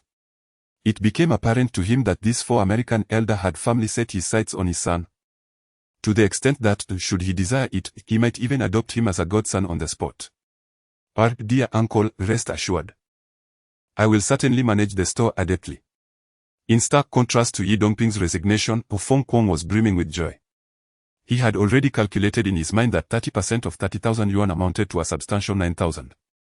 If he could garner a bit more profit, wouldn't he be a wealthy individual? Although Feng Kuang had grown up in the countryside and was relatively young with modest educational qualifications, his vision and aspirations far surpassed those of many urban dwellers. He understood that his lack of knowledge regarding antiques would necessitate reliance on Ye Tian and his apprentices in the future. And thus he harbored no jealousy towards the father-son duo for the remaining 40% of the shares. Little Liao, it's permissible to run an antique shop. But should I discover that you sell national treasures abroad, be wary of the ancestral spirits that remain silent, quietly sipping their wine, the old Taoist suddenly interjected. Old immortal. How could that be? I, Liao Haoda, am not one to traffic in ancestral heritage. Taken aback by the Taoist's remark, Liao Haoda quickly thumped his chest. For he had indeed entertained such thoughts, but the Taoist's words extinguished that notion instantly. Meanwhile, as the adults sipped their wine and conversed, Ye Tian's thoughts had long since wandered. Seizing the moment while they discussed matters of shares, he discreetly signaled to Yu Qingya behind Yu Haoran. And the two slipped out of the courtyard. Ye Tian, have you truly become a little fortune teller? Originally, Yu Qingya shared a close bond with Ye Tian. But as they grew older, they began to drift apart. However, with her imminent departure, she inexplicably followed him out. Upon hearing Yu Qingya's question, Ye Tian curled his lip in dissatisfaction, saying, what little fortune teller? My master stated that it is part of China's traditional culture, a form of natural science. Who are you trying to fool? Yu Qingya wrinkled her delicate nose, her expression suddenly turning somber. Ye Tian, I will be leaving tomorrow. Will you remember me? Girls tend to possess a more intricate emotional landscape, and Yu Qingya realized that Ye Tian often teased her to capture her attention. Now, as she faced the prospect of leaving, an inexplicable sense of reluctance filled her heart. Of course, and I will remember you. Qingya. I even know what color you wore today. Ye Tian chuckled, but before he could finish his sentence, Yu Qingya playfully interrupted him with a tap of her small hand. The two children began to frolic in the fields, as if they were once again 5 or 6 years old. After a playful interlude, the two seated themselves on the ridge of a field. Ye Tian retrieved several tenuous notes from his bag and declared, Qingya, my dear. I had intended to craft you a garment, however, since you are departing tomorrow, please accept this money to fashion one for yourself. Yu Qingya shook her head and replied, No, I do not wish to take your money. Keep it, otherwise, I shall forget you.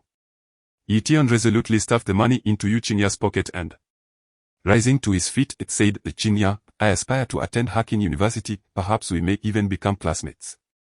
Although Ye Tian possessed no tangible understanding of Hacking University, upon learning that his father had once attended this esteemed institution, a conviction took root within him, he too would one day enroll there. Hacking?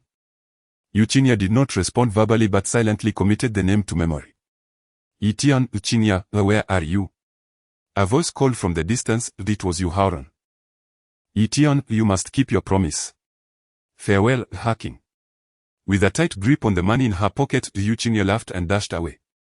Her small figure resembling that of a sprite dancing among the fireflies scattered across the field. This scene etched itself deeply into Ye Tian's heart.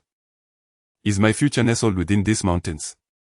Gazing at the majestic, undulating peaks in the distance, the 10-year-old Ye Tian remained motionless on the ridge, engaged in his first contemplation of life. Upon returning home, he found that Yu Haoran and his daughter, along with Liao Haoda and others, had already departed. The sound of the old priest snoring emanated from the eastern wing, yet Ye Tian found little solace that night, as visions of Yu Qingya danced in his mind. Though his childhood companion had left, life continued. Children are prone to forgetfulness. And after more than a month of fishing in the river and foraging for bird eggs in the mountains, Ye Tian had nearly forgotten about the event. The once dilapidated temple, ravaged by lightning, had been beautifully restored. With over 4,000 yuan advanced by Mao Lauda and some funds provided by Liao Haoda, the temple, which originally consisted of a main hall and 2 side rooms, had been expanded to include 4 additional rooms. In Mao Lauda's words, he intended to stay for a few days whenever he had the chance, hoping to absorb some of the celestial essence of the old sage. Furthermore, Mao Lauda commissioned the construction of a blue stone path leading from the temple to the foot of the mountain. Ascending the stone-paved mountain trail, the sound of flowing water in the stream mingled with the rustling of the bamboo forest, creating a symphony reminiscent of heavenly music. When Liao Haoda prepared to return to the United States, he invited Ye Dongping to visit the temple, praising its stunning scenery and expressing his desire to retire there once he grew older. It remains unclear what discussions transpired between Liao Haoda and the old priest. But following Liao's departure, the priest began to impose strict guidance on Ye Tian, imparting to him a wealth of knowledge regarding antique appraisal. It was not until the approach of the new school year that he finally allowed Ye Tian to descend from the mountain. Drenched in sweat and resembling a muddy monkey, Ye Tian pushed open the courtyard gate and tossed a mountain chicken he had caught on his descent near the well. He called out loudly to the house, "Dad, I've caught a mountain chicken, could you stew it for dinner? Once the meal is ready, make sure to send this mountain chicken to the old man tomorrow." Came Ye Dongping's voice from within the house. The well water felt refreshingly cool as Ye Tian, without changing his clothes, splashed it over his head, exclaiming in delight. He grabbed a towel from the rack by the well, wiped his face haphazardly, and paid no mind to the water dripping down his body as he made his way into the house. "Hey, Dad, what are you doing?"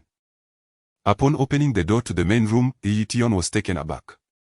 The usual array of jars and bottles that filled his sight was conspicuously absent, replaced by 2 boxes in one corner of the room. "Shao Tian, we are moving." Ye Dongping's words left Ye Tian momentarily dumbfounded. "Moving? Where to?" "I sent this our only home. This place isn't truly ours," replied Ye Dongping. "Dad, are you saying we are going back to our real home?" Ye Tian's excitement surged at the thought. He had grown up singing about Tiananmen Square, filled with aspiration and longing like many children his age. However, Ye Dongping was rendered speechless by his son's words. After a considerable pause, he finally replied, "We aren't going back, perhaps you might return someday." Reflecting on the estrangement caused by his marriage and the discord with his 2 sisters and younger sibling, coupled with the regret of not having returned home even for their father's funeral, a wave of bitterness washed over Ye Dongping. He felt he had no face to return to that place, especially considering the one person he dreaded confronting. Though they met frequently in dreams, he would never forget the humiliation he faced years ago because of Ye Tian's mother. Noticing the anguish etched on his father's face, Ye Tian clenched his fist tightly and gently nudged Ye Dongping, asking, "Dad, what is wrong? Is it not possible for us to stay?" "I'm fine. Perhaps I made some mistakes," Ye Dongping replied, shaking his head in melancholy. As he reminisced, he realized he had acted impulsively in the past, and many misunderstandings remained unresolved. "Dad, where are we going then?" Ye Tian, understanding the situation, refrained from pressing further but felt uncertain about where his other home might be. Ye Dongping glanced at his son and answered, "We are heading to the county town." "You won't be in 6th grade anymore, you'll go straight to junior high." "Dad, what will you do in the county town?" Ye Tian suddenly pondered this question. Although they lacked land in the village, they managed to survive by helping others during the harvest season. But what would they eat once they moved to the county town? "Don't worry. You won't go hungry. I'll be working in a store," Ye Dongping replied, a hint of discomfort flickering across his expression. Once a proud graduate of Tsinghua University in the 1970s, Ye Dongping had been considered a prodigy of his time. Now, he found himself reduced to working as a self-employed individual. He couldn't help but wonder what expressions his old classmates would wear if they learned of his current plight. Initially, Yu Haoran intended to invite Ye Dongping to accompany Ye Tian to Shanghai, as Ye Dongping's specialization in mechanical engineering would be beneficial to the textile industry. However, Ye Dongping was reluctant to be dependent on others. After discussions with Liao Haoda and the old Daoist, he ultimately decided to accept Liao Haoda's shares and assist in the antique shop located in the county town. The notion of Ye Tian skipping from 5th grade directly to junior high was proposed by Yu Haoran, who also orchestrated the necessary arrangements within the county town.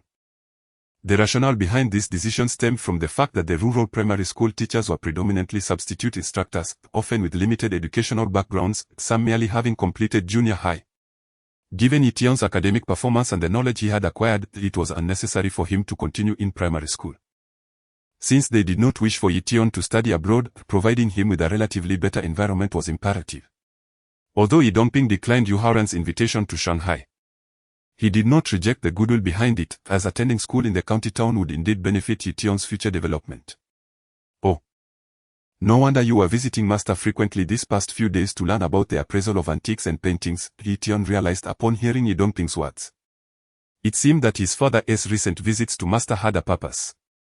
Enough of this idle chatter. Go to the mountain and bid farewell to the old man. Tomorrow, we shall head to the county town, Ye Dongping said, casting a wistful glance at the ancestral hall where he had resided for over a decade. Deep down, he felt a tinge of reluctance to leave this small village. Although life here was modest, the warmth of the villagers and the tranquility of life were experiences unattainable in the city. All right, I'm on my way, Ye Tian replied, growing anxious at the thought of their departure the following day. As the cherished leader of the children in the area, he wanted to see his younger friends before leaving. And time was of the essence. He hurried back to the courtyard, grabbed a mountain chicken, and made his way up the hill. Master! Master! He called out loudly before even stepping into the Taoist temple. Oh, you little rascal, aware of your impending departure. Upon hearing Ye Tian's voice, the old Taoist emerged from the temple, a smile gracing his face. You often comment on others' fates, yet you didn't foresee your own departure, did you? Master. So you all knew and kept it from me? Ye Tian exclaimed in dissatisfaction. I didn't consult any divination for myself, how could I know such things? At this point, Ye Tian felt a stir within him. Over the past month, his understanding of the mystical tortoise shell in his mind had deepened considerably. The term Konyu, for instance, could only be employed once a day. After use, the characters would fade to grey, only to regain their clarity the next day.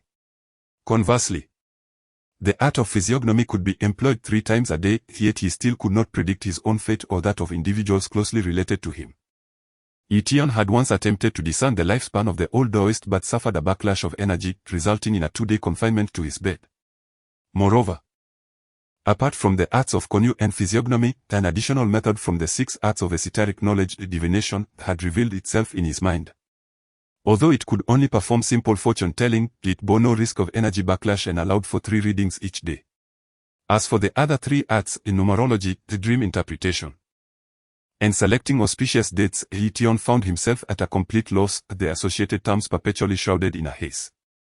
He had indirectly inquired with the old Taoist about the ancestral master, but due to the passage of time, many of the legends had long faded into the annals of history, leaving the old Taoist unable to provide substantial insight. He could only affirm that the ancestral master was a prodigious talent who established the lineage of the Mo'i divination, rightfully regarded as the forebear of all diviners in the world. Observing the elderly Taoist, whose hair and beard had turned white, Ye Tian felt a sudden pang of reluctance. He stepped forward and grasped the old Taoist's sleeve, saying, Master, my father is leaving tomorrow, will you accompany us to the county town? It is worth noting that throughout his life, Ye Tian had received even more affection from the old Taoist than from Ye Dongping. In Ye Tian's heart, the old Taoist was no different from his own grandfather. Previously, when Ye Tian had calculated the old Taoist lifespan, despite suffering a backlash, it was not entirely without merit. If the divinatory symbols in his mind were accurate, it appeared that the old Taoist had at most a decade left to live. The thought of departing from motion and leaving the old Taoist alone here filled Ye Tian with an indescribable sorrow, making him yearn to collapse into the old Taoist's embrace and weep bitterly. Seeing the redness around Ye Tian's eyes, the old Taoist smiled with warmth. In ancient times, regardless of the profession, the character of a disciple was paramount. If one's character was lacking, even the most exceptional talent would not grant them entry into the fold. Although Ye Tian was often mischievous and frequently vexed the old Taoist, his true nature shone through at this moment of parting, bringing great solace to Li Shunyuan. He gently patted Ye Tian's head and chuckled, Silly child, it took me great effort to detach from the mundane, how could I enter the secular world? Besides, The mountain is peaceful, and I can utilize this time to delve into the techniques of our ancestral master aiming to restore some measure of the Mo lineage. During the Tang, Song, and Ming dynasties, practitioners of the arts were highly esteemed, and various theories and techniques flourished. However, in the Qing dynasty, emperors such as Kangxi, Yongzheng, and Qianlong were powerful rulers who severely suppressed these wandering practitioners, resulting in a fragmented inheritance of the Mo lineage. In his youth, Li Shonyuan, gifted with intelligence, had vowed to restore the ancestral master's techniques after receiving the Mo inheritance. Later, he took a position at a prestigious school, hoping to find ancient texts on divination. But the ravages of war forced him to delay his pursuits. Now, having lived for over a century and aware that his time was drawing near, he wished to dedicate himself to studying the arts to ensure the continuity of the ancestral lineage. Or, there is one matter you must heed, the old Taoist suddenly recalled, his expression serious as he spoke. Little Yi, I have imparted all my skills to you, your talent surpasses mine. What you now lack is the experience of navigating the world. However, you must remember that the feng shui of ancestral graves can be lethal without visible signs, fraught with peril. You are still young, and before you turn 18, I forbid you from seeking dragons and locating graves for others. Can you abide by this? In the realm of feng shui and divination, it has long been said that the water city reflects the back of the guest, and many a practitioner has inadvertently caused harm. The old Taoist was concerned that Ye Tian, in his youthful exuberance, might commit some taboo actions within their profession. Master, I understand. Rest assured, I will not engage in divining the feng shui of ancestral graves until I reach the age of 18. Ye Tian solemnly nodded, firmly etching the old Taoist words into his heart. Observing the seriousness etched upon Ye Tian's youthful visage, the old Taoist felt a touch of discomfort. Waving his sleeve with a playful reprimand, enough, you little rascal. Go down the mountain, there's no need to make it seem like a farewell of life and death. The following morning, the sound of a tractor echoed in front of the ancestral hall at the village entrance. The village of Lizhuang had yet to acquire a tractor, instantly drawing the attention of villagers who had gathered for breakfast. In front of the ancestral hall where Ye Tian and his father resided, several large boxes were placed. Moreover, since Ye Dongping had visited each household the previous day, everyone understood that the family was preparing to move. Ye family brothers, if city life proves difficult, you may always return. There will always be food for you both in the village, said the plump matron at the village head, holding Ye Tian with a reluctant expression. Despite his mischievous nature, he was quite endearing, his words sweet as honey to the heart. Indeed, Liang Yi, let go of the past. As your uncle suggests, it will be best to marry and settle down here, echoed the esteemed village elder. With Ye Dongping in the village, he handled all the electrical work. His departure would necessitate training a new electrician. Thank you, everyone. My son and I have caused you much trouble over the years. Lizhuang will forever remain my home, Ye Dongping replied, his eyes moist upon hearing the villagers' words. After years of sharing life and supporting one another, they were not bound by blood, yet their bond was stronger than that of family. Uncle Yi, it's getting late, the tractor needs to return to work by noon. Should we not start loading the items? The tractor was arranged by Feng Kuang, who, despite being of the same generation as Ye Dongping, found himself awkwardly calling him uncle at Liao Haoda's insistence. Very well, Xiao Tian, you go ahead and organize the belongings, Ye Dongping said, bowing his head to wipe away his tears as he lifted Ye Tian onto the tractor. However, Ye Dongping was unable to assist further, for the villagers swiftly gathered and helped load the items onto the vehicle. Ye Tian, you must come back often, the chubby boy exclaimed, wiping his tears with muddy hands, vigorously waving at Ye Tian from beneath the tractor. Ye Tian rummaged through his belongings on the tractor, retrieving a handful of wild jujubes he had picked from the mountain the day before, and handed them down, saying, why are you crying, Pang Dan? Aren't you going to county school next year? We'll be together again then. Ye Tian felt a slight sting in his nose but forced himself to hold back his emotions. His master had once said that a true man sheds blood and sweat but does not weep. He must not behave like a woman who easily sheds tears. Ye Tian, do you mean what you say? Pang Dan asked, rubbing his eyes vigorously. Of course, when have I ever lied? All right. Then I will definitely get into the county high school next year, Pang Dan declared, shaking his little fist with determination. Unaware that this decision would lead him to become the only one among his peers to step beyond the confines of the village and witness the vast world beyond. As the tractor belched black smoke, he trembled away towards the county town, bidding farewell to the village elders and Ye Tian's companions. The jolting movement along the dirt road dampened Ye Tian's spirits, which only lifted once they reached the smooth concrete roads of the county. "Father, look. That is the cinema. They are showing Shaolin Temple," Ye Tian exclaimed, his excitement ignited by the large hand-painted poster. Although he had watched the film numerous times, it never failed to captivate his young heart. As the tractor passed the cinema, Ye Tian's attention quickly shifted. "Brother Madman, what is the name of that car? And why aren't there any monkey performances in the county?" He pondered further. "Is the place where Teacher Yu is going bigger than ours?" Deep down, Ye Tian hoped that if Yu Qingye did not leave, they could continue being classmates in this vibrant county. Observing the scenery, Ye Tian was like an inquisitive child, bombarding his father with a barrage of curious questions. He had no real expectation for answers, he simply wished to express his exhilaration. Though this was merely a small county, dwarfed by countless others across the nation, to Ye Tian, it was the most bustling and prosperous place he had ever encountered.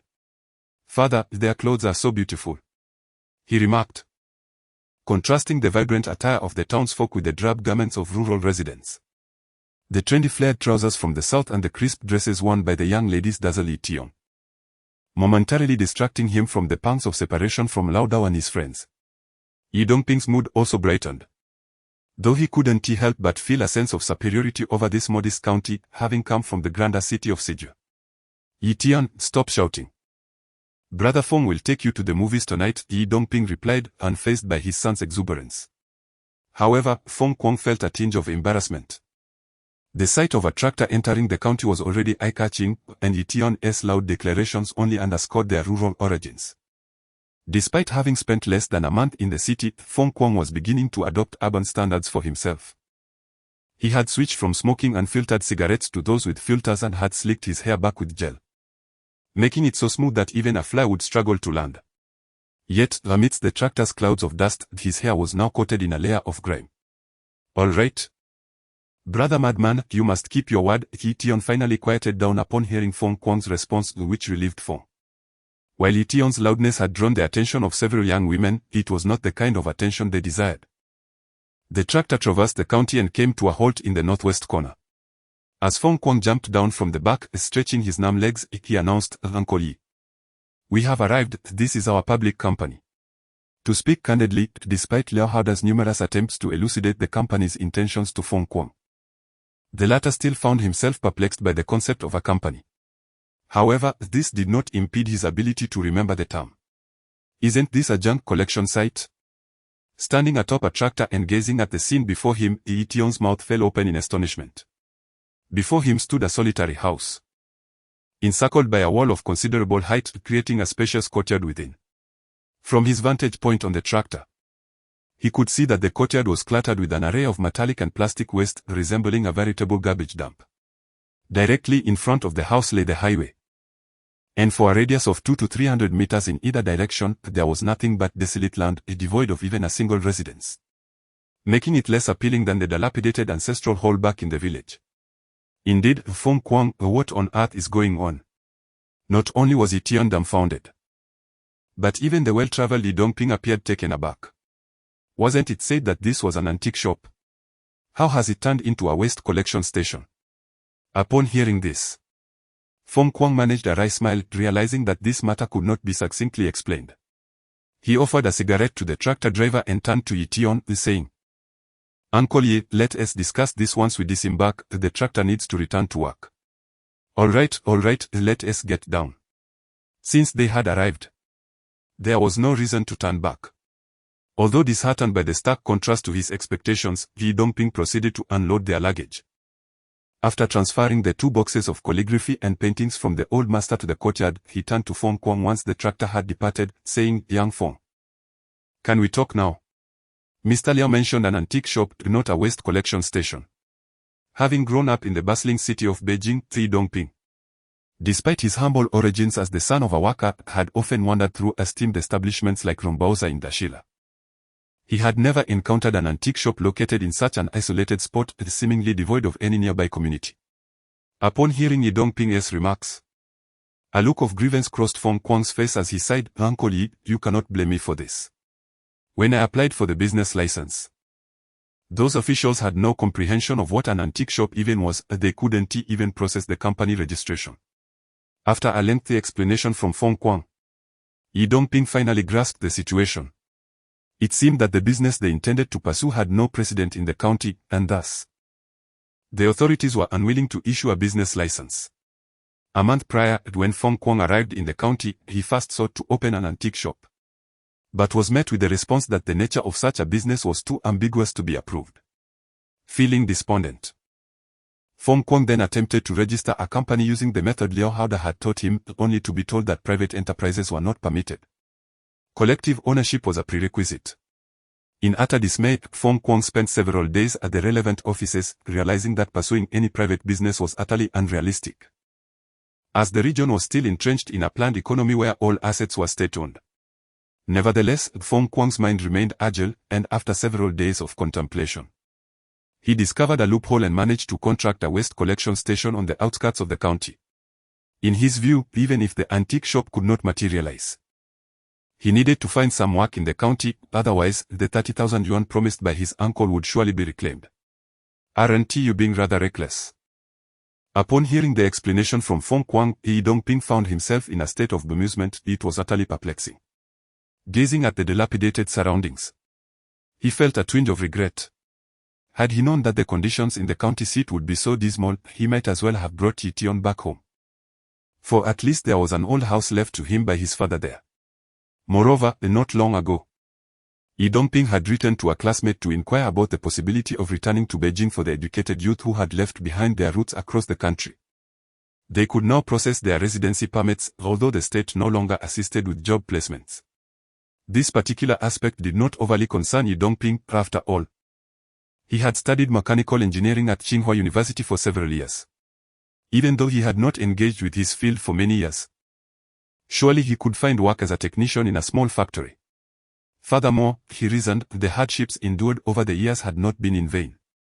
Ye Dongping was no longer the frail student he once was. With his considerable strength, he could always return to work as a laborer, which would suffice to support Ye Tian. Noticing Ye Dongping's grim expression, Feng Kuang sidled closer, glancing around before lowering his voice. "Uncle Ye, do not underestimate this scrap collection station. There's actually a substantial profit to be made here, and one can even engage in the antique business. What are you up to in this rundown place? Yelling at the top of your lungs won't attract anyone," Ye Dongping retorted, pushing Feng Kuang away, unable to tolerate the stench of smoke emanating from him. "You really believe that collecting scrap can be profitable? And the antique business? Do you take me for a child?" In Ye Dongping's recollection, the esteemed antique shops were characterized by their exquisite architecture of green bricks and red tiles, adorned with intricate carvings, where the sounds of traditional instruments filled the air and the ambience was refined. It was nothing like this shabby locale. "Uncle Ye, you might find it hard to believe, but after working here for just half a month, do you know how much I've earned?" As Ye Dongping appeared skeptical, Feng Kuang raised his voice, excitedly retrieving a set of keys from his waist. He opened the door to the collection station and beckoned Ye Dongping and his son inside. Producing an account book, he declared, "Uncle Ye, just take a look. I am not one to boast without basis. What on earth is this jumble?" Ye Dongping opened the account book, instantly feeling overwhelmed. On what appeared to be the paper of a child's workbook, there were haphazardly scrolled characters and various figures: red copper 148 pounds, plastic 35 pounds. Book materials 555 pounds, and 342 pounds. When Ye Dongping reached the summary at the bottom of the account, he was utterly confounded. He pulled Feng Kuang closer, pointing at the figures, and inquired, "Feng, this is red copper, right? But what on earth is this plastic you mention? And what about book materials?" Feng Kuang scratched his head, nodding. "Yes, that is indeed red copper, and yes, the other is plastic." "She means waste, Uncle Ye, did you not know?" "Of course not. What kind of metal is there called waste?" Ye Dongping was left speechless. With such a level of understanding, how could he possibly expect to turn a profit?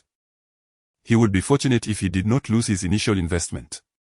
Feng Kuang, feeling somewhat aggrieved, unearthed a kettle from the corner of the room and handed it to Ye Dongping, saying, "Uncle Ye, this is it, they all say it's called Shi." Upon receiving the object from Feng Kuang, Ye Dongping examined it and, unable to suppress a mixture of amusement and exasperation, remarked, "This is called Tin. Though it does not refer to the cardinal direction of the west. Why not simply call it Shi? Regardless of what it is, Uncle Ye, look here, over the past fortnight. I have earned more than 280 yuan." Feng Kuang was not particularly interested in the character for Shi. After Ye Dongping spoke, he pointed to the lowest figure, indicating for Ye Dongping to take a closer look. The materials cost 3 fon per jin, sold at 4 fon, and 5 li. Red copper was priced per jin, sold at a profit, and iron. Initially, Ye Dongping paid little heed, but as he scrutinized the meticulous accounts, his expression gradually shifted to one of astonishment. After a considerable pause, he finally closed the ledger and turned to Feng Kuang, inquiring, "Feng, are you certain these prices are accurate? Is it truly possible that the buying and selling prices are this high?" Ye Dongping could hardly contain his surprise. He never anticipated that such a modest item, priced merely a few fon per jin, could yield such substantial profits.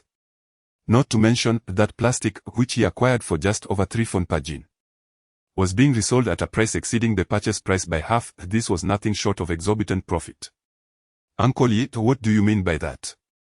Feng Kuang misunderstood Ye Dongping's intent, thinking he was suggesting he had profited, and quickly responded, "Would I dare deceive you?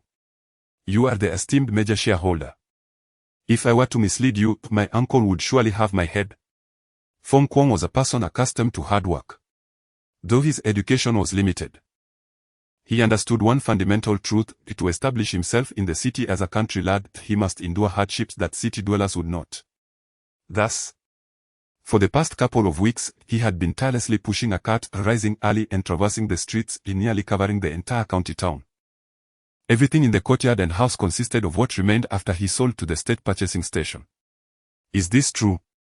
Upon hearing Feng Kuang's words, Ye Dongping fell into contemplation, his astonished expression lingering. It is worth noting that last year, the average annual income of workers in the county town was only about 900 yuan, implying that most individuals earned merely a few dozen yuan monthly.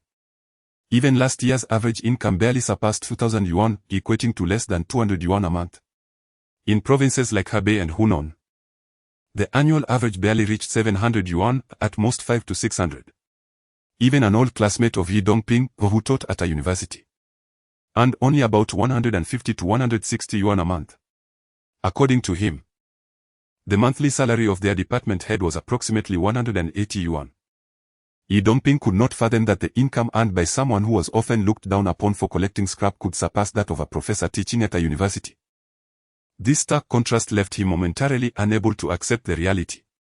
"Uncle Ye, here is the 1,000 yuan you initially gave me, the additional 200 is our profit. My uncle mentioned that all the money should be managed by you, so I'm handing it over to you now." Upon noticing Ye Dongping's silence, Feng Kuang retrieved a plastic bag from a tattered burlap sack in an inconspicuous corner, revealing a bulging collection of coins and small bills, worth mere cents. Holding this tangible wealth in his hands, Ye Dongping finally registered the moment, and disregarding the dust that blanketed the room, he approached the table and opened a notebook to begin recording the accounts. "What is this? What does this number signify?" Ye Dongping inquired of Feng Kuang while meticulously redrawing the ledger's grid. Although he was not a graduate of accounting, this straightforward task of recording income and expenditure posed no challenge for him. The jumbled figures, which appeared as cryptic as ancient scripts in Feng Kuang's hands, quickly became lucid under Ye Dongping's scrutiny. Once the accounts were organized, Ye Dongping asked Feng, "What is the monthly rental fee for this collection station?" "We need to pay them 60 yuan each month," Feng Kuang replied, seemingly anxious that Ye Dongping might find this excessive. "This 60 yuan includes utilities. They cover those costs as well. It's exorbitant profit."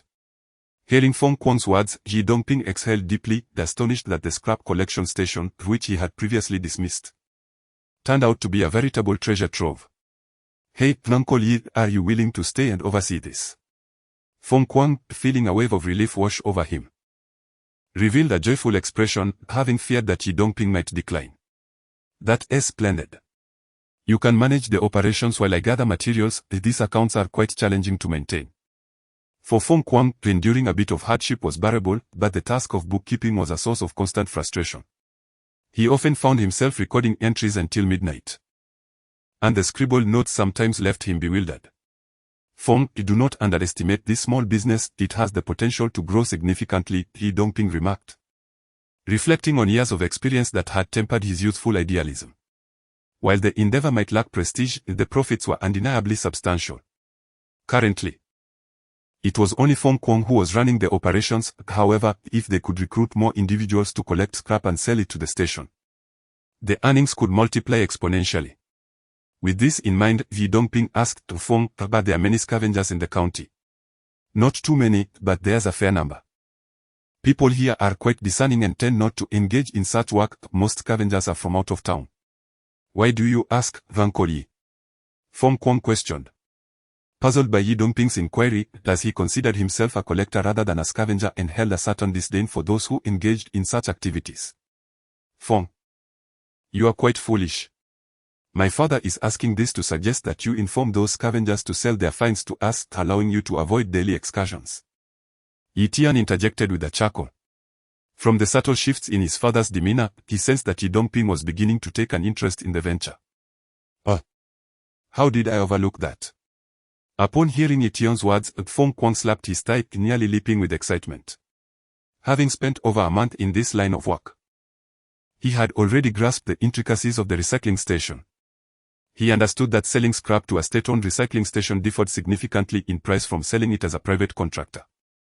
For instance, if Feng Kuang sold plastic to the state-owned station, he would receive 4.5 cents per pound, while those scavenging would only be offered 3 8/10 or 4 cents. This indeed illustrated the advantages of contracting.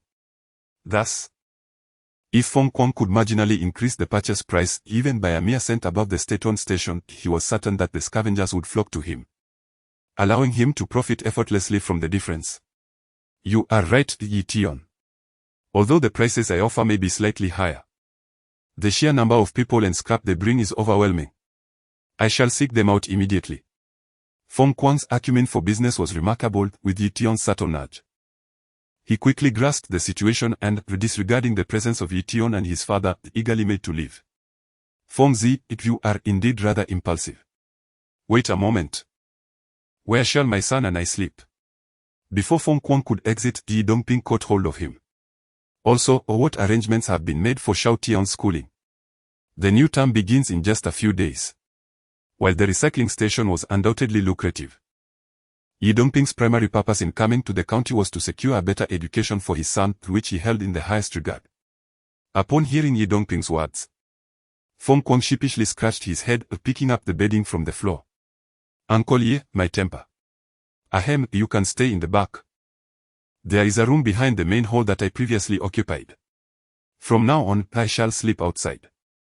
Although the recycling station appeared dilapidated from the outside, it had once been a state-run facility, and its plumbing and electrical systems were still quite adequate. Upon entering, one would find not only a spacious main hall but also an inner room of over 20 square meters, furnished with 2 beds and a square table. Albeit currently cluttered with various odds and ends. After placing the items in the inner room, Feng Kuang said, Uncle Ye, the arrangements for Ye Tian's schooling are all set. It's only a matter of 10 days or so. Next week, we can take him to enroll and settle the tuition and book fees. When Haoren assisted Ye Tian with school arrangements, Feng Kuang happened to be in the county handling business matters, and he had conveniently entrusted the task to him. That is good, we cannot afford any delays, Ye Dongping nodded. Observing Feng Kuang beginning to tidy up the room, he quickly added, all right, Feng Zi. You go about your business, I can manage the cleaning here. Off, I shall go now, Feng Kuang replied, stepping out but suddenly hesitating. Looking back at Ye Dongping with a hint of embarrassment. Uncle Ye, could you lend me some money? I wish to invite those scavengers for a drink. Gathering them together to witness the energy that will undoubtedly arise from such a meeting. I have already contemplated the circumstances in my mind since I require their assistance. I intend to handle matters with utmost precision. Drinking, of course, is the most effective means to foster camaraderie. It is essential that we do not economize on this expense. Feng, procure several more bottles of wine and assure those scavengers that selling their goods to us will not be to their detriment. Ye Dongping, with a magnanimous spirit, returned the 200 or so coins he had received from Fong and added, I am not well versed in the specific prices for scrap materials. So do not mention any increases until we have conferred upon your return. Ye Dongping's vision extended beyond Feng's. Recognizing that the primary goal of the recycling station was not merely profit but rather to seize the market. By winning over these scavengers, they could monopolize the scrap collection business in this small county. Upon receiving the money, Fong proclaimed loudly, Uncle Ye, just wait and see. That impetuous lad, eager as ever, hastened away on a bicycle, disappearing from sight in an instant, which brought a smile to Ye Dongping's face. Though the surroundings were filled with scraps and the scent was far from pleasant, Ye Dongping felt a buoyancy in his spirit. He sensed that if this recycling station were managed well, both his and Ye Tian's lives would undergo significant transformation. What of the individual businesses? Ye Dongping, having come to a realization, no longer cared. Given the current trajectory of society, it was entirely possible that in a few years, those who held academic positions might fare worse than those selling tea eggs.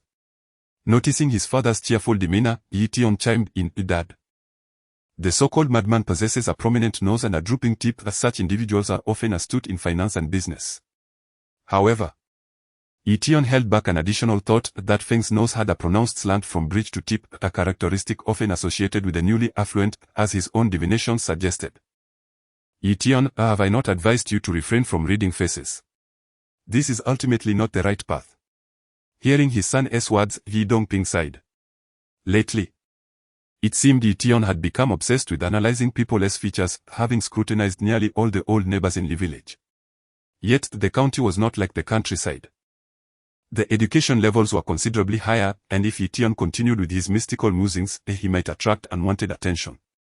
Moreover, in modern mainstream society, practices like face reading and fortune-telling were not held in esteem. If Ye Tian became too engrossed in these pursuits, it would be detrimental to his future. Thus, before arriving in the county, Ye Dongping had established 3 rules with his son. Henceforth, he must not disclose his knowledge of feng shui and face reading in public. Nor should he attempt to profit from such knowledge. Consequently, upon hearing that Ye Tian had once again examined Feng's features, Ye Dongping felt a natural discontent brewing within him. Ye Tian had always been indifferent to his father's admonitions, typically forgetting them shortly after they were spoken. He feigned a solemn expression and replied, Dad, I understand. Once I get to school, I will no longer mention fortune-telling. You rascal, don't treat your father's words as mere whispers in the wind. Be more honest at school. If the teacher calls me again, just wait and see how I handle you, Ye Dongping chuckled as he spoke. Fully aware of his son's nature, always managing to stir up significant trouble while simultaneously avoiding smaller mishaps. He himself had been quite the mischievous child. So he did not take this too seriously. As he observed his son making promises with exaggerated gestures, Ye Dongping waved his hand dismissively and said, All right, from now on, this will be our home. Let us tidy up a bit. By the way, metal items can go in the yard. But the waste paper and books should be placed inside to avoid getting wet from the rain. Ye Dongping was uncertain about how to categorize the assortment of items cluttering the space. The room was filled with everything from enamel basins to plastic wash basins. And even a leaky kettle. There were even a few spittoons piled up at the entrance. Taking matters into their own hands, the father and son began organizing the chaos. After laboring for 4 to 5 hours, they finally managed to clean both rooms. They then turned their attention to scrubbing the bedding in the inner room, which would soon be their place of rest. Hey, Dad, come take a look. What is this? Ye Tian exclaimed as he discovered a multitude of tattered books piled beneath the large bed while holding a basin of water. Among them was a scroll that caught his eye. The scroll measured approximately 60 centimeters in length, featuring a wooden spindle in the center, with its end smooth and rounded, as if frequently handled and caressed. It bore a resemblance to the patina described by the old Taoist. Hearing his son's call, Ye Dongping approached and took the scroll from Ye Tian's hands, scrutinizing it with uncertainty. This should be a calligraphy piece, right? He speculated. Despite having spent a few days absorbing knowledge about antiques and calligraphy under the guidance of the old Taoist, it was evident that both father and son still had much to learn. An expert would instantly recognize it as a painting or not a writing, for the simple reason that calligraphy scrolls are rarely of such large dimensions. Ye Tian snatched the scroll back from his father and insisted. Why not just open it and see? Be careful. It might just be an antique, Ye Dongping cautioned, taking the scroll back. After a moment's thought, he approached the bed and laid it down carefully.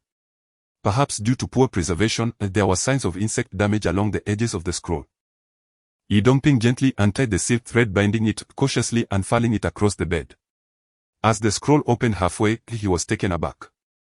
What lay before him was a painting, its hue somewhat muted, and upon touching it, he realized it was not made of paper but rather had the texture of silk. This is a silk painting, likely an ancient masterpiece. Ye Dongping shared the knowledge he acquired from the old Taoist, effectively putting his learning into practice. As he delicately unfurled the ancient painting, he was mindful of its fragility.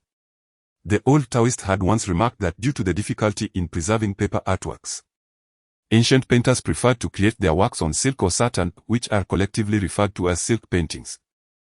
The preservation of calligraphy and paintings is among the most challenging within the realm of antiques. They must be protected from decay and pests. And compounded by natural disasters and human calamities, the surviving works from antiquity are exceedingly rare. Thus, any silk painting is immensely valuable. Upon fully unrolling the scroll, the scene came to life before his eyes, a landscape featuring figures.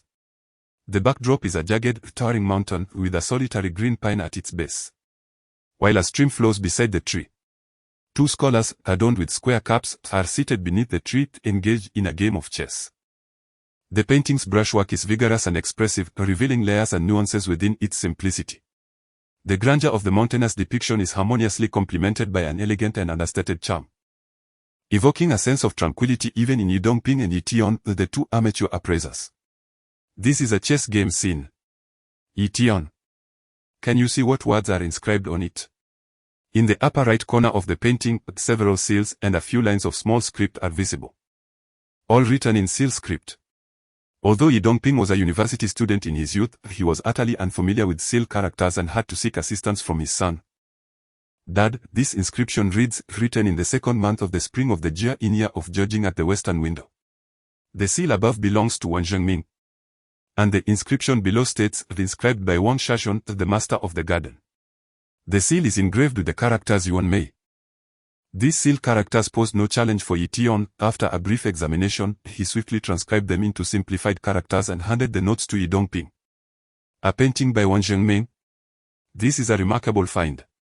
I wonder how Feng Kuang managed to acquire it, Ye Dongping exclaimed, his eyes brightening as he glanced at the notes.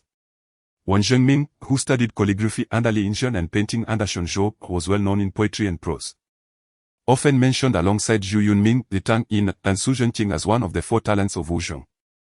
In the history of painting, he is celebrated as one of the four masters of the Wu school, and he holds significant renown in literary circles. In his youth, Ye Dongping had once inadvertently burned a piece by Wan Zhengming that belonged to an esteemed professor from Tsinghua University. He vividly recalled the profound sorrow etched on the professor's face as he witnessed the artwork reduced to ashes.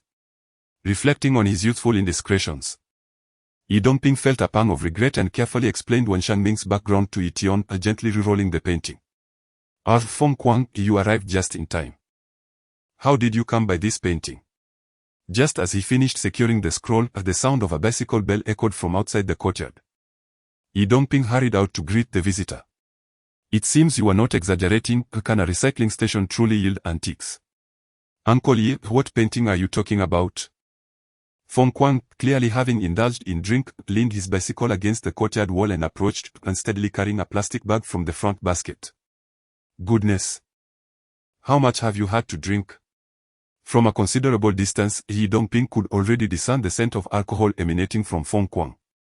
Upon observing his face, which resembled a monkey's backside in its redness, he could not help but shake his head and remark to Ye Tian, "Fetch a basin of water. Let your brother Feng wash his face." Given that the collection station was situated on the outskirts of the county, running water had yet to reach this area, and they still relied on a hand pump for water. The icy well water in the sweltering heat of August exuded a refreshing chill. "Alas, Uncle Ye, I cannot abstain from drinking. By the way, you and Ye Tian haven't had your meal yet, have you? I brought some food, you two go ahead and eat." "Do not mind me." Feng Kuang swayed slightly, persistently offering a bag of cooked food to Ye Dongping. Enough, wash your face and clear your head before we continue. Ye Dongping said, bemused, as he accepted the plastic bag from Feng Kuang and led him to the basin, submerging his head completely in the water.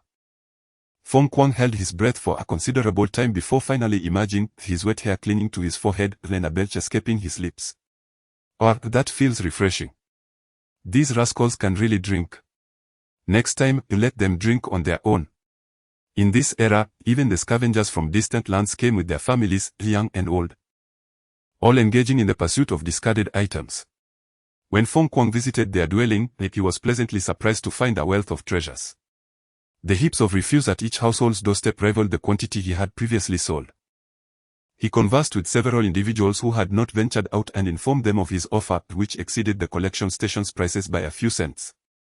Halfway through their drinking session, all the households agreed to sell their goods to him. Though he was somewhat tipsy, Feng Kuang's mind remained clear. He calculated that collecting this family's discarded items could yield at least 500 yuan in profit, prompting him to disregard his alcohol tolerance and indulge in a few more drinks. Most of these scavengers hailed from Hunan and Anhui, possessing a far superior capacity for alcohol than Feng Kuang, who had grown up in the watery landscapes of Jiangnan. He procured 6 bottles of locally distilled spirits for just 5 individuals, and after consuming less than a third of one bottle, he was rendered incapacitated, while the others polished off the remaining drinks, continuing to carry their bags to scavenge. One should know their limits. Come now, wipe your face and get some rest. In Ye Dongping's eyes, Feng Kuang was merely a large child, barely in his 20s, not much older than Ye Tian. "Please, Uncle Ye, I'm fine. A splash of water will suffice to wake me." Feng Kuang hastily dabbed his face with a towel, the excitement bubbling within him as he grasped Ye Dongping's arm, exclaiming, "Uncle Ye, I have secured deals with all 5 scavengers in the west of the city. Tomorrow, I shall venture to the east and aim to acquire their goods as well." The total expenditure for lunch, including the cost of dishes, was less than 20 yuan.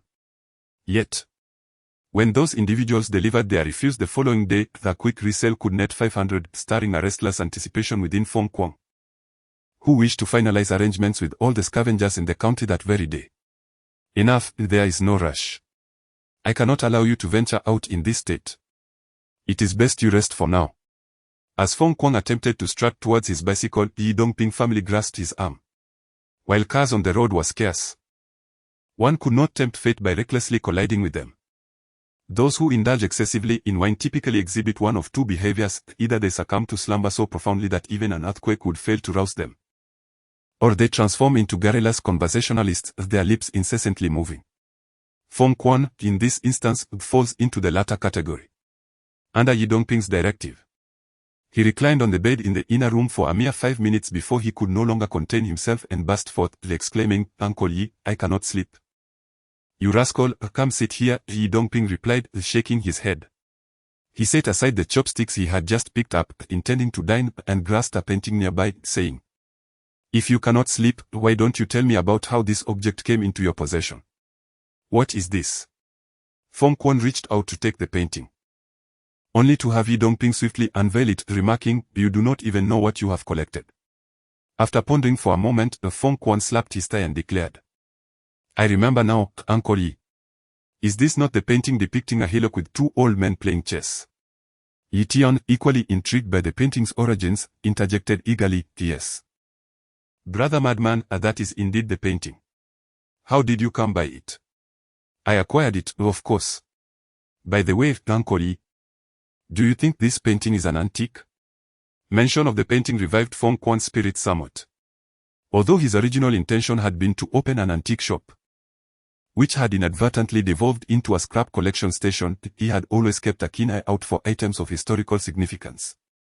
It is indeed an antique, dating back to the Ming Dynasty, approximately 400 to 500 years ago. "Feng Kuang, how did you come by it?" As Ye Dongping grew increasingly impatient with Feng Kuang's persistent inquiries about the painting's origins, he felt a twinge of irritation. "You truly have me puzzled. I must tell Uncle about Feng Kuang's excitement," he thought, wishing he could deliver a light tap on the lad's head for his lack of focus on the matter at hand. Lowering his voice conspiratorially, Feng Kuang said, "Uncle Ye, can you guess how I acquired it?" "Shao Tian, fetch a basin of water for him to sober up," Ye Dongping exclaimed, thoroughly exasperated with the young man's antics. Noticing Ye Dongping's irritation, Feng Quan quickly added, No, Uncle Ye. I will tell you. This painting was sold to me by an elderly lady. This incident transpired a couple of days prior when Feng Quan was hauling a cart through the West City collecting scrap. A group of elderly women was seated in front of a row of bungalows, mending shoes. Upon hearing Feng Quan's boisterous calls for empty bottles, old books, and discarded plastics, they rose to rummage through their homes for scrap. In these times, scrap collection and odd jobs were as common as the air. With households thoroughly searched for anything of value, the items brought forth by the elderly women were mostly worn-out books and damaged plastic basins. After weighing and paying for these items, just as Feng Quan was ready to depart, he noticed a rolled-up object beside the basket of one of the women mending shoes. Initially mistaking it for paper, he inquired if it was for sale. To his surprise, the woman replied that it contained fabric intended for cutting shoe patterns. Observing the smoothened wooden ends of the rolled object, and with antiques on his mind, he decided to purchase the somewhat heavy scroll for a single yuan. Upon returning to the acquisition station, Feng Quan feigned interest as he meticulously examined the painting. However, ancient paintings are often appreciated for their essence. And this particular piece, where the mountains bore no resemblance to mountains, the water to water, and the figure sported an oversized head, failed to captivate him. Appearing far less appealing than the New Year paintings typically adorned in homes. Consequently, he lost interest and relegated it to a pile of old books. Nevertheless, Feng Quan did not entirely relinquish his hopes. When he met with Ye Tian and his son in the morning, the antique he referred to was indeed this painting. After hearing Feng Quan's words, Ye Tian remained unfazed, as he had yet to acquire a comprehensive understanding of antiques. In contrast, Ye Dongping was taken aback, muttering in disbelief. Is this really possible? Having resolved to venture into the antique business, Ye Dongping wrote letters to some former classmates with whom he still had contact, conducting thorough research on antique markets across various regions. Compared to the early 1980s, just 4 or 5 years ago, the domestic art market had begun to gradually revive. Some forward-thinking individuals were eagerly acquiring antiques of all categories. For instance, the carpenter son named Ma had commenced dabbling in antiques a few years prior. At a time when no one cared for such items, the exquisite Wangwali rosewood tables and chairs could be found at flea markets for merely 5 yuan each, often with free delivery included.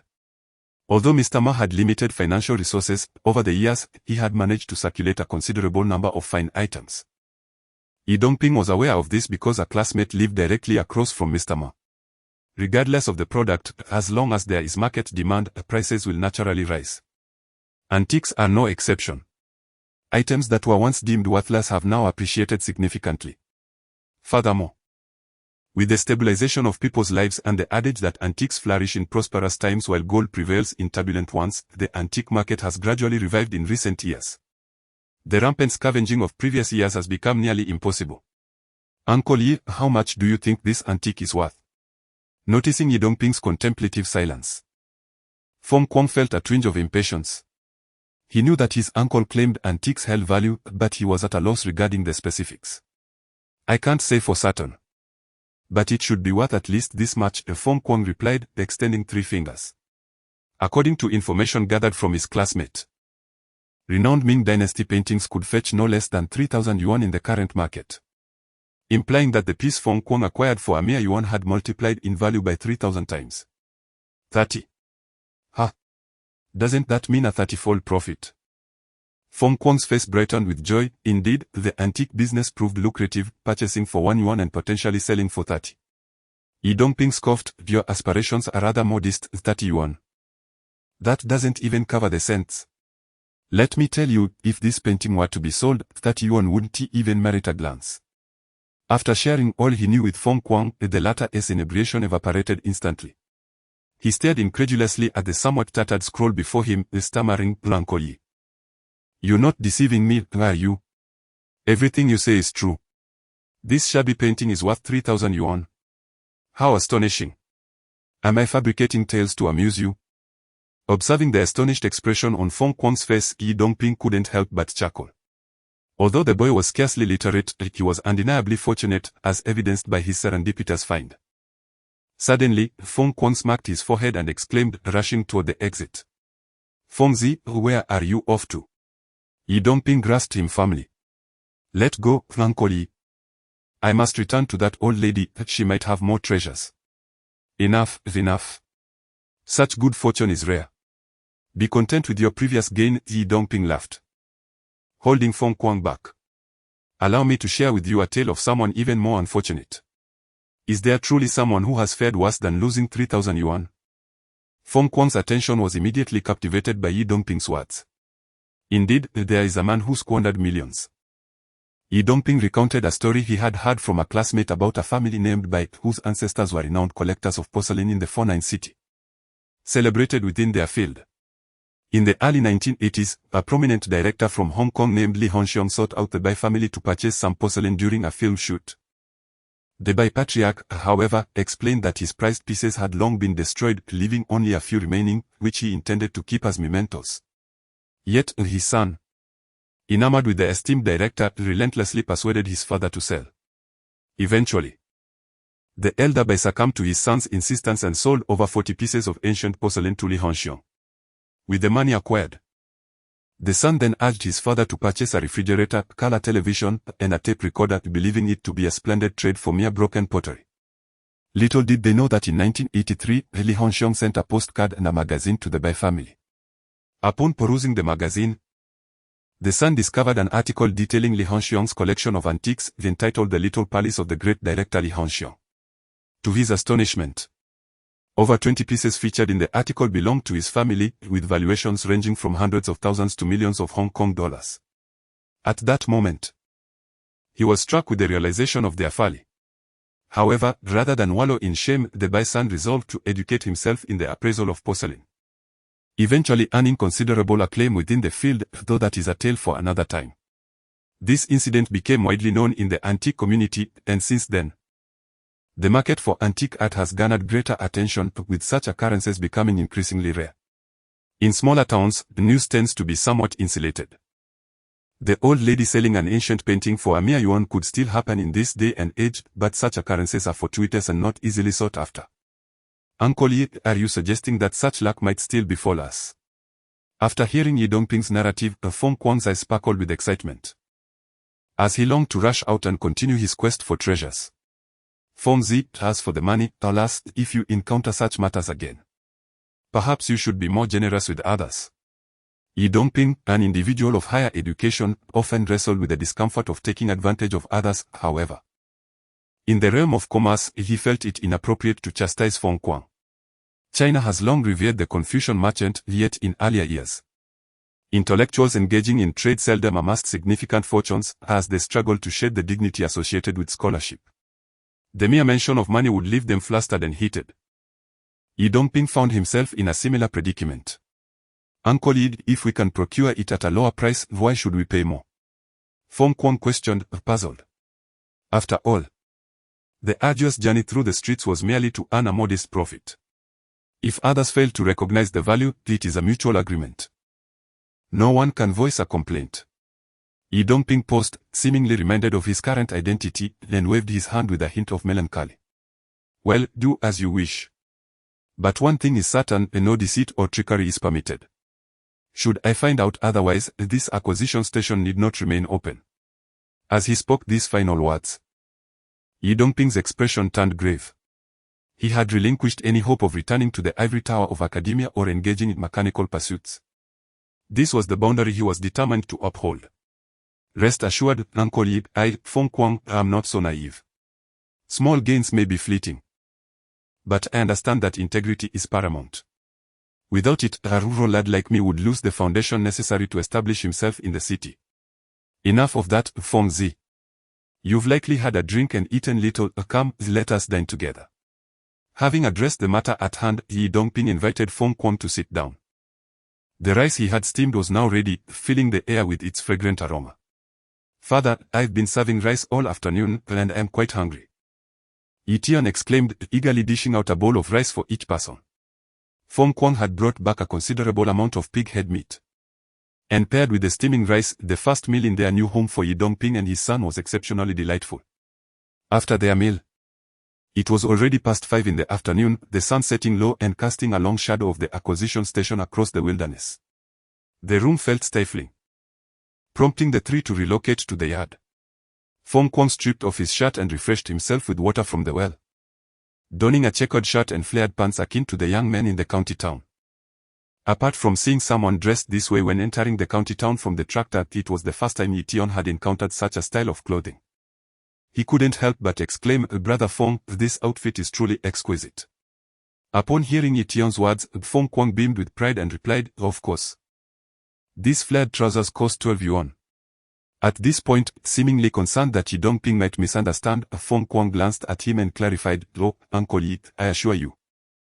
This money is not from the purchasing station, it's a gift from my uncle. No need for explanations, I trust you, Fengzi. In the future, if you spend money, just let Uncle Ye know what it's for. After all, you are also the owner of this purchasing station, and you shouldn't skimp when you go out." Ye Dongping chuckled, noticing Feng Kuang's anxious demeanor. He, too, had been a young man once, and back in his day, he had been even more vain than Feng Kuang.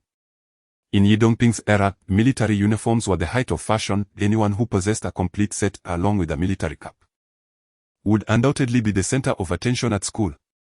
However, such trends often led to brawls, with children from impoverished families targeting the outfits of those from military families, resulting in rampant trouble across the districts of Beijing. Of course, Ye Dongping had been a good child, merely a flag-waving spectator during those disputes. Yet, reminiscing about those youthful, reckless days brought a smile to his face. Uncle Ye, I want to spend recklessly. I only bought this outfit because I was afraid of being ridiculed in town. You needn't worry." After hearing Ye Dongping's words, Feng Kuang chuckled and turned to Ye Tian, saying, "Ye Tian, would you like to go see a movie later?" "Of course. Brother Feng, you promised me." Ye Tian had been eagerly anticipating this moment and had just been contemplating whether to hint at it to Feng Kuang when he was asked outright. "No. You shouldn't wander around since you just arrived." Ye Dongping's admonition caused Ye Tian's face to fall, and he looked at Feng Kuang with pleading eyes. "Uncle Ye, I'll take Ye Tian out for a bit. They are showing Superman tonight, and I've heard it's fantastic." Feng Kuang, feeling a bit guilty about wanting to go out on their first day, sought to plead Ye Tian's case. "Superman, I sent you that like Shaolin Temple." Ye Tian expressed his disappointment. "It's even better than Shaolin Temple. I've heard that he can fly and even race trains." Feng Kuang, animatedly gesturing, described the film, though he had never seen it himself and was merely relaying what he had heard. "Fengzi, we've just arrived in the city. It's best to avoid such places for now," Ye Dongping contemplated before shaking his head. "Dad, it's fine. I read Feng Kuang's fortune, and he won't encounter any issue soon." "Wait, that's odd." As Ye Tian spoke, he glanced at Feng Kuang, but suddenly felt a jolt in his heart upon noticing the frown in Feng Kuang's brow. When he had read Feng Kuang's fortune in the morning, his brows had been tightly knit, but now, perhaps due to having bathed, his right brow appeared somewhat scattered. In fortune-telling, this indicated a propensity for irritability and potential entanglement in misfortune. Fortune concealed. Upon observing Feng Kuang's countenance, Ye Tian found himself at a loss. He summoned the compass from his mind and calculated Feng Kuang's birth date to cast a divination. The omen of decay and the emergence of insects, contained within the Gu hexagram of the returning maiden, appeared in his thoughts, leaving Ye Tian somewhat conflicted. This pertains to the 54th and 18th hexagrams of the 64. The latter depicting a youthful boy in love, yet both carry a subtle foreboding. Thus, if Feng Kuang were to venture out today, he might indeed encounter a calamity. "Fenggu, perhaps we should refrain from going out today," Ye Tian suggested, noting the subtle change in his friend's demeanor. "You seem a bit off color. Venturing out might invite misfortune." Were this the countryside, Ye Tian would be less concerned, for the hexagram only foretold minor misfortune, perhaps a mere scrape. However, on his first day in the city, he harbored a certain trepidation towards the urban dwellers. Ye Dongping, already reluctant to let the two go, interjected, "Fengzi, it's wise to heed Xiao Tian's advice. You are well aware of his capabilities." Yet, before Ye Dongping could finish, Feng Kuang eagerly interrupted, "Uncle Ye, no. I must go, even without Ye Tian." "Brother Feng, do you have other matters to attend to?" Ye Tian queried, understanding Feng Kuang's intentions clearly. He was likely meeting a girl for a date, which explained the ominous hexagram. No, nothing at all, Feng Kuang replied, the hint of embarrassment creeping onto his face. A peculiar expression that even Ye Dongping noticed. Feng Zi, is there something you cannot share with Uncle Yi? Ye Dongping inquired, concerned for Feng Kuang's safety. Especially since his son's divinations had proven reliable thus far. Well, Uncle Yi, I met a girl and we arranged to watch a movie tonight, Feng Kuang mumbled. Lowering his gaze, his voice barely audible. Haha, Feng Zi has a girlfriend. Ye Dongping chuckled, amused. A young man in his 20s is naturally curious about the opposite sex. Forming friendships is quite normal. Now that the truth was out, Feng Kuang lifted his head and clarified, it's not exactly a girlfriend, we are just friends for now. Seeing how it goes. If things progress well, we might consider a relationship. In this day and age, if a couple is not officially dating, it is often deemed frivolous. Of course, Feng Kuang wished to pursue a relationship, however, the girl had yet to consent. Well, such matters are difficult to prevent, Ye Dongping admitted. Hesitating as he turned to Ye Tian. Shao Tian, are you certain? Is there truly a risk of calamity for Feng Zi today? Upon hearing Ye Dongping's words, Feng Kuang cast a nervous glance at Ye Tian, fully aware of his friend's expertise in feng shui and divination. While he had not witnessed Ye Tian's fortune-telling firsthand, he trusted that whatever Ye Tian declared would be largely accurate. Ye Tian, how severe is this omen of calamity? Feng Kuang inquired, genuinely concerned for the girl he had taken a liking to. If Ye Tian deemed the threat minor, he might still insist on going. But if the hexagram foretold a threat to his life, Feng Kuang would certainly retreat like a turtle into its shell. Madman Gu, it is Shaonan. It is not very serious, at most a little bloodshed. However, one might find fortune in misfortune, as Ye Tian honestly interpreted the divination. Fortune from misfortune. Feng Kuang felt somewhat puzzled, how could bloodshed be deemed a good omen? Indeed, the divination also mentioned returning to the maiden, which could enhance the bond between men and women. Ye Tian recited this with a certain naivety. Though still young and having played marriage games with a group of children in the countryside, he lacked a profound understanding of adult relationships. Really? Upon hearing Ye Tian's assertion that it could enhance romantic feelings, Feng Kuang's eyes widened in disbelief. No way, Uncle Yi, I must go. How can a man like me miss an appointment? As he spoke, Feng Kuang appeared as if ready to brave any danger, undoubtedly bolstered by Ye Tian's earlier ominous remark. Little Tian, since you can discern fortune and misfortune, can you also avert it? Ye Dongping inquired, gazing at his son. Though he disapproved of Ye Tian's dabbling in such matters, over the past 2 months he had come to realize that Ye Tian's studies were not mere superstition, but rather held profound meaning. It would be best to stay indoors. Upon noticing the disappointment etched on both Ye Dongping's and Feng Kuang's faces, Ye Tian continued. There is another method, I could accompany him and see if I can help mitigate his misfortune. Absolutely not, lest it backfire on your vitality. Ye Dongping interrupted, vividly recalling the previous incident when his son's attempt at fortune-telling had rebounded adversely. Father, it's nothing to worry about. Resolving such minor misfortunes is merely a matter of course for us and will not disrupt my vitality, Ye Tian asserted, his words a blend of truth and embellishment. For those skilled in genuine esoteric arts, resolving such matters was indeed trivial, they could sense impending troubles from the divination signs and avert calamity beforehand.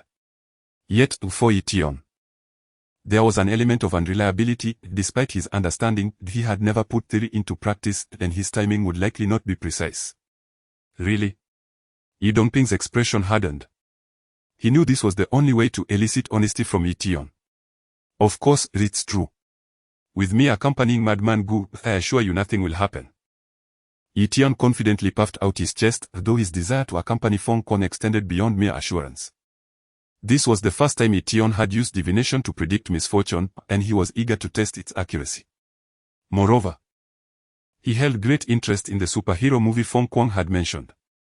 Very well, but you too must be cautious. Return promptly after the movie. Feng Zi, time is on our side, do not frighten the young lady, Ye Dongping ultimately acquiesced after some contemplation.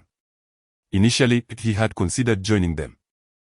Yet with the valuable Wanzhengming chess diagram and the old master's 2 boxes of calligraphy and paintings at the station, it was imperative to leave someone to guard them. Or rather, rest assured. Upon hearing Ye Dongping's words, Ye Tian broke into a joyful smile and dashed into the house. rummaging through his belongings until he unearthed a rather fashionable blue-striped navy uniform which he promptly donned. The cinema was located in the western district of the county, quite a distance from the collection station. After making a series of assurances to Ye Dongping to avoid any trouble, Feng Kuang retrieved his bicycle and, with Ye Tian in tow, pedaled away from the collection station. As he pedaled vigorously, Feng Kuang turned his head to Ye Tian and inquired, "Ye Tian, will I really face a calamity tonight?" The cool night breeze gradually cleared Feng Kuang's mind, previously clouded by male hormones. Although he often engaged in displays of bravado in the countryside, he felt a touch of trepidation in the city. Ye Tian understood that the most he might encounter that evening would be minor conflicts, as long as he sensed trouble in advance and guided Feng Kuang away. All would be well. Adopting an adult's demeanor, he patted Feng Kuang on the shoulder and reassured him, "Brother madman, with me around, you need not worry." "All right, Ye Tian. If nothing happens tonight, tomorrow Brother Madman will treat you to a big meal and we shall have a feast." Upon hearing Ye Tian's words, Feng Kuang felt considerably reassured. With this little ancestor who could even unearth the long-buried dead by his side, what was there to fear? Glancing at his wristwatch, Feng Kuang noted the time and quickened his pedaling. The old bicycle emitted a cacophony of clattering sounds as they navigated through the small town of Jiangnan. "Let us hurry, or we'll miss the tickets." By the time they arrived at the West City Cinema, night had fully descended. After securing the bicycle, Feng Kuang pulled Ye Tian towards the ticket window. "Ye Tian, are you anxious?"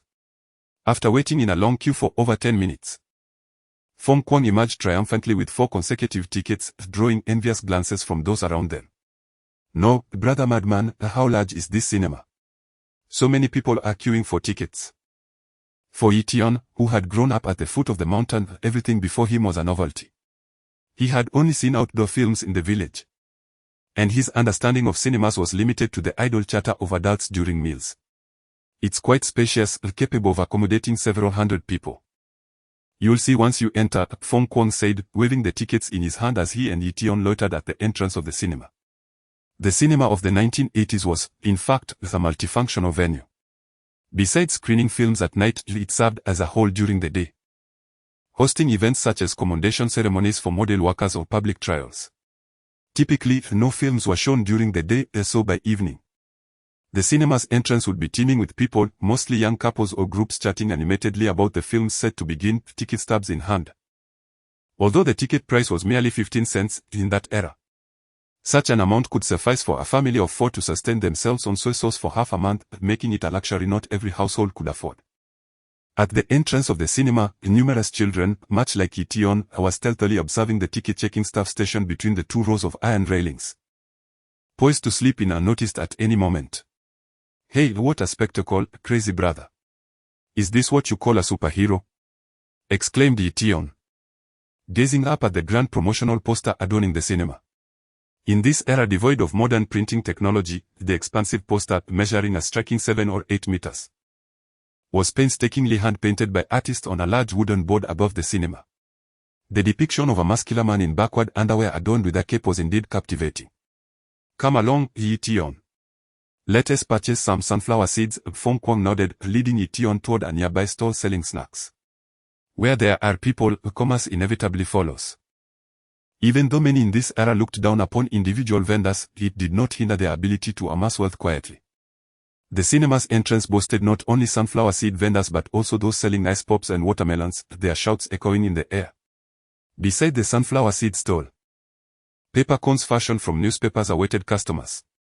When someone ordered seeds, the vendor would skillfully scoop them into the cone, priced at merely 2 cents, quite affordable. Handing the freshly purchased seeds to Ye Tian, Feng Kuang seemed somewhat distracted, his eyes scanning the surroundings as he deliberately led Ye Tian up the steps, as if searching for someone. The previous screening had finally concluded, and people poured out of the exit, their faces alight with excitement as they animatedly discussed the film they had just watched. In an age when television had yet to become ubiquitous, cinema was the primary form of entertainment in people's leisure lives. Moreover, this period marked a glorious chapter in Chinese cinema.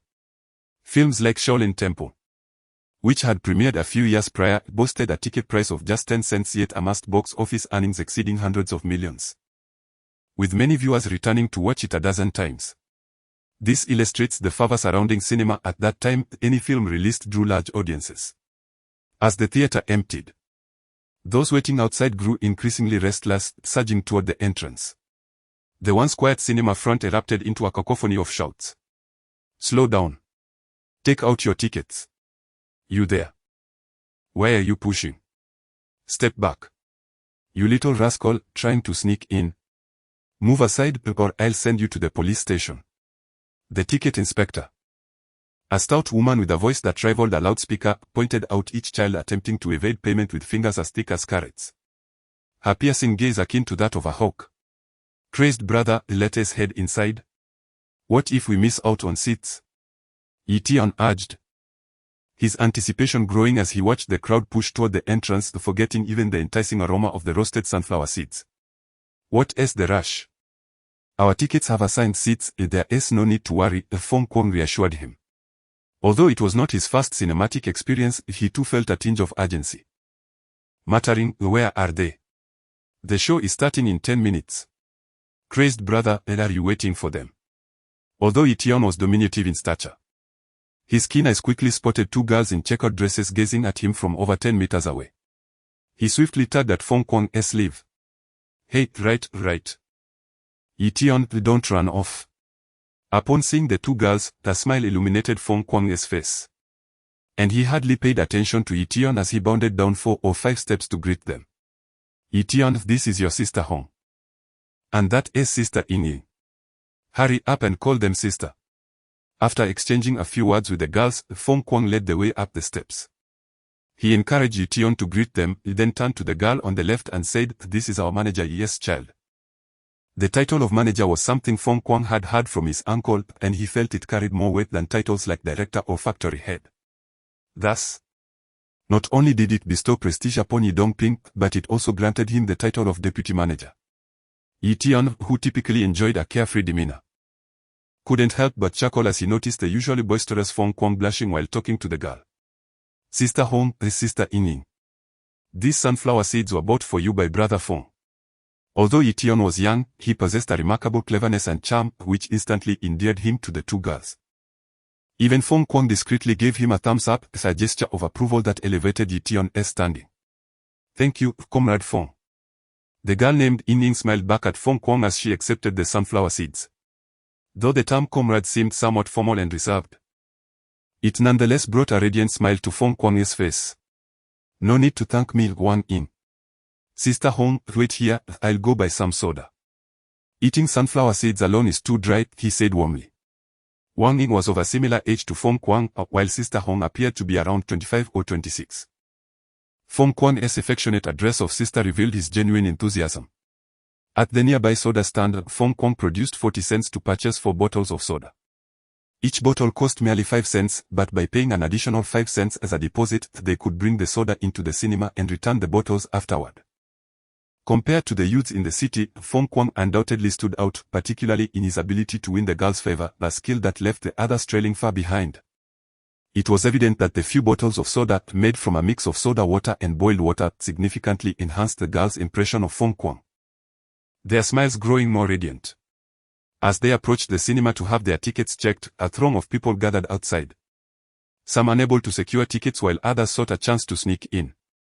Amidst envious glances from the crowd, Ye Tian and his companions entered the cinema. Brother Fong, why is it so dark in here? After traversing a large hall, Fong Kwong lifted a heavy curtain, and Ye Tian was immediately engulfed in darkness. It was so dim that he could hardly discern the features of those beside him. It's fine, just close your eyes and reopen them.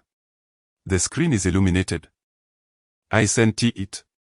Fong Kwong dismissed Ye Tian's astonishment, having forgotten how loudly he had exclaimed his surprise during his own inaugural visit to the cinema, prompting the staff to guide him to his seat with a flashlight. As instructed by Fong Kwong, Ye Tian closed his eyes and, upon reopening them, discovered that the darkness had lessened. Standing still, he could distinctly perceive the glow emanating from the large screen ahead, revealing rows of heads seated in the theater. The seating arrangement was tiered, with the entrance at the highest point cascading downward in levels. A thick beam of light illuminated the space, projecting directly onto the expansive screen before him. This screen was considerably larger than anything Ye Tian had encountered in the countryside, despite the distance. He could clearly see the images displayed, a stark contrast to the blurred visuals he was accustomed to during rural movie viewings. Presently, an educational film was playing. As is customary in the evening before the main feature, usually lasting around 10 minutes to allow the audience to settle in, Ye Tian stepped aside from the entrance. This novel scene left Ye Tian in awe, so much so that he failed to hear Feng Kuang calling him to find a seat. Ye Tian, come, take my hand, and I'll guide you to a seat. Still in a state of shock, Ye Tian suddenly felt his right hand grasped. Turning his head, he found it was Ye Tian. I can walk on my own, it's not dark anymore, he replied, though at just 10 years old. He had developed a sense of modesty, compounded by a lack of female presence in his upbringing, making him feel uncomfortable with Ye Tian's affectionate demeanor. Don't worry. You're unfamiliar with this place, there are stairs below, be careful not to fall. Noticing the expression on Ye Tian's face, Wang Ying assumed he was merely being stubborn and exerted a bit more strength, leading him downwards. After failing to pull his hand away, Ye Tian ceased resisting. Grasped by Ye Tian's delicate hand, he felt an unfamiliar sense of care, a warmth he had never experienced before. Growing up, Ye Tian had never been surrounded by women older than himself. Living with his father, he had learned to be strong from a very young age. At 3, when he fell, he would pick himself up without assistance. Now, suddenly enveloped in this nurturing warmth, his fondness for this woman beside him grew immensely. It is said that relationships are a matter of fate. Some people see each other daily yet remain mere acquaintances throughout their lives, while others, through chance encounters, forge profound connections. Little did Ye Tian know that he would unwittingly gain an older sister in the days to come. Thank you, Ye Tian. Holding Wang Ying's hand and following closely behind Feng Kuang and the others, Ye Tian bent slightly to navigate his way forward, feeling an overwhelming sense of ease. The call of Ye Tian was indeed heartfelt. Feng Kuang, visit row 13. Upon reaching a row of seats, Wang Ying came to a halt. Hearing her voice, Feng Kuang glanced at the ticket illuminated by the distant screen and replied, yes, that is correct, rows 13, 18, 20, 22, and 24 are our seats. The seating in the theater was arranged in odd and even numbers. Despite the odd number separating some of the seats, they were actually connected. Moreover, Feng Kuang was fortunate, as their tickets were positioned right in the center. Oh, this is our seat. Upon arriving at their designated seats, Feng Kuang was momentarily taken aback to discover that several individuals had already settled into them, engaged in hushed whispers. Naturally, Feng Kuang was unwilling to concede. Clutching the movie ticket, he tapped the shoulder of the individual sitting on the aisle, saying, excuse me, my friend, you are in the wrong seat. This seat belongs to us. However, he did not anticipate the audacity of the person occupying their spot. Before he could finish his sentence, the individual retorted, hey, who are you tapping? What do you mean, your seat? There are plenty of seats available, why not just sit elsewhere? In cinemas, it is quite common for individuals to occupy seats that do not belong to them, particularly among the younger crowd. Typically, couples or solo moviegoers would simply accept the loss and search for an unoccupied seat. However, Feng Kuang was oblivious to such social norms. Having only been to the cinema twice before, and on those occasions, he had rushed in without giving others the chance to claim his spot. Moreover, with someone he fancied by his side, he was even less inclined to back down. Raising his voice, he declared, I have a ticket, this is my seat, please move. His elevated voice drew the attention of those around them, and the young man seated there was taken aback by Feng Kuang's determination, his face flushing with embarrassment. Are you looking for trouble? Shouted one of the individuals seated nearby as they all stood up. One of them even shoved Feng Kuang, making it clear they were a group. Feng Kuang, let them have it, let us sit at the back, urged Hong Jie, who stood beside him. Having grown up in a county town, Hong Jie knew well that the youths in cinemas and skating rinks were not to be trifled with. Though a crackdown on delinquency had occurred in 1983, years had passed since, and many who were not the heads of their families found camaraderie in idleness, preferring to form cliques and avoid confrontation. Hong Jie, they are the ones causing trouble. My ticket shows this seat is mine. How can they claim it as theirs? Feng Kuang, generally a sharp and composed individual, found his wits dulled by the throes of infatuation. At that moment, he simply could not fathom the notion of fear. Indeed, What this young man said is absurd. How can they claim the right to someone else's seat? They clearly do not look like decent folks. With hair that long, acting like ruffians, are they? Hurry up and vacate the seat, the movie is about to start. If you continue this nonsense, I'll have to escort you to the police station. In the 1980s, the sense of justice among the populace was still robust. Following the altercation, the onlookers began to reproach the group of young men for their behavior.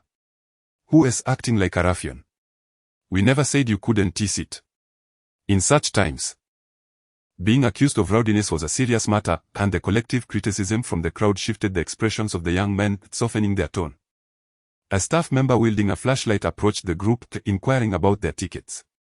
Such incidents occurred multiple times daily in the cinema, and the personnel were adept at managing them. Although Hong Kong's action films had begun to infiltrate the mainland, igniting a fervor among the youth within the constraints of the prevailing social system, the most they could hope for was a surge in their testosterone levels, rather than the emergence of any organized crime. The young men, despite having partaken in a blood oath, they dared not challenge the cinema staff, obediently producing their tickets. The ticket inspector, accustomed to such matters, glanced at the tickets before illuminating a row of seats with his flashlight, instructing them to vacate their positions as the film was about to commence, warning that any further disruptions would result in their expulsion. All right, we will leave, they conceded, each merely in their 20s. Upon hearing they could no longer watch the film, they obediently rose to return to their designated seats. However, as they passed by Feng Kuang, their eyes were filled with resentment. Young men are often proud, and Feng's actions had left their dignity in tatters, stirring a sense of discontent within them. What sort of people are these? So lacking in manners. Feng, however, remained oblivious to their glares, his attention fixated on Wang Ying. Once the group moved aside, he eagerly beckoned Wang Ying and Hong Jie to sit down. Hong Jie. Wang Ying, come, have some soda. After the two girls settled, Feng graciously offered them the soda he had already uncapped, well aware that winning Wang Ying's favor required first earning Hong Jie's approval. Upon receiving the soda, Hong Jie hesitated as she glanced at the departing individuals before advising. Shao Feng, you are alone in the county, it's best not to antagonize these people, as it serves no beneficial purpose. Hong Jie and Wang Ying were colleagues at the county's Industrial and Commercial Bureau, having met Feng while processing the paperwork for a scrap collection station last month. Though Feng had grown up in the countryside, his discernment was commendable, as he had immediately taken a liking to Wang Ying, the one assisting him with his documents. Subsequently, he found himself lingering at the bureau's entrance during his free time, eager for a glimpse of her. As they were all young, familiarity developed over the course of a couple of weeks. However, societal expectations dictated that romantic pursuits should align with social standing, and a city girl dating a country lad would undoubtedly become a subject of ridicule. Thus, while Wang Ying appreciated the diligent and clever young man, she hesitated to pursue a relationship with him, insisting that Hong Jie accompany her whenever she accepted his invitations. Being married, Hong Jie possessed a greater awareness than Wang Ying. She had discreetly learned that Feng had an uncle in America, and in these times, having overseas connections was quite advantageous. Therefore, she refrained from discouraging their budding relationship and even sought to create opportunities for them to spend time together. Feng Kuang was quite perceptive. She often called out to Hong Jie with a sense of familiarity, demonstrating her diligence. She discreetly gifted Hong Jie with several inexpensive items. Hence the latter's earlier remarks to Feng Kuang. Hong Jie, it's nothing serious, I didn't provoke them. Hope you all enjoy your sunflower seeds, and if you're thirsty, just have some soda.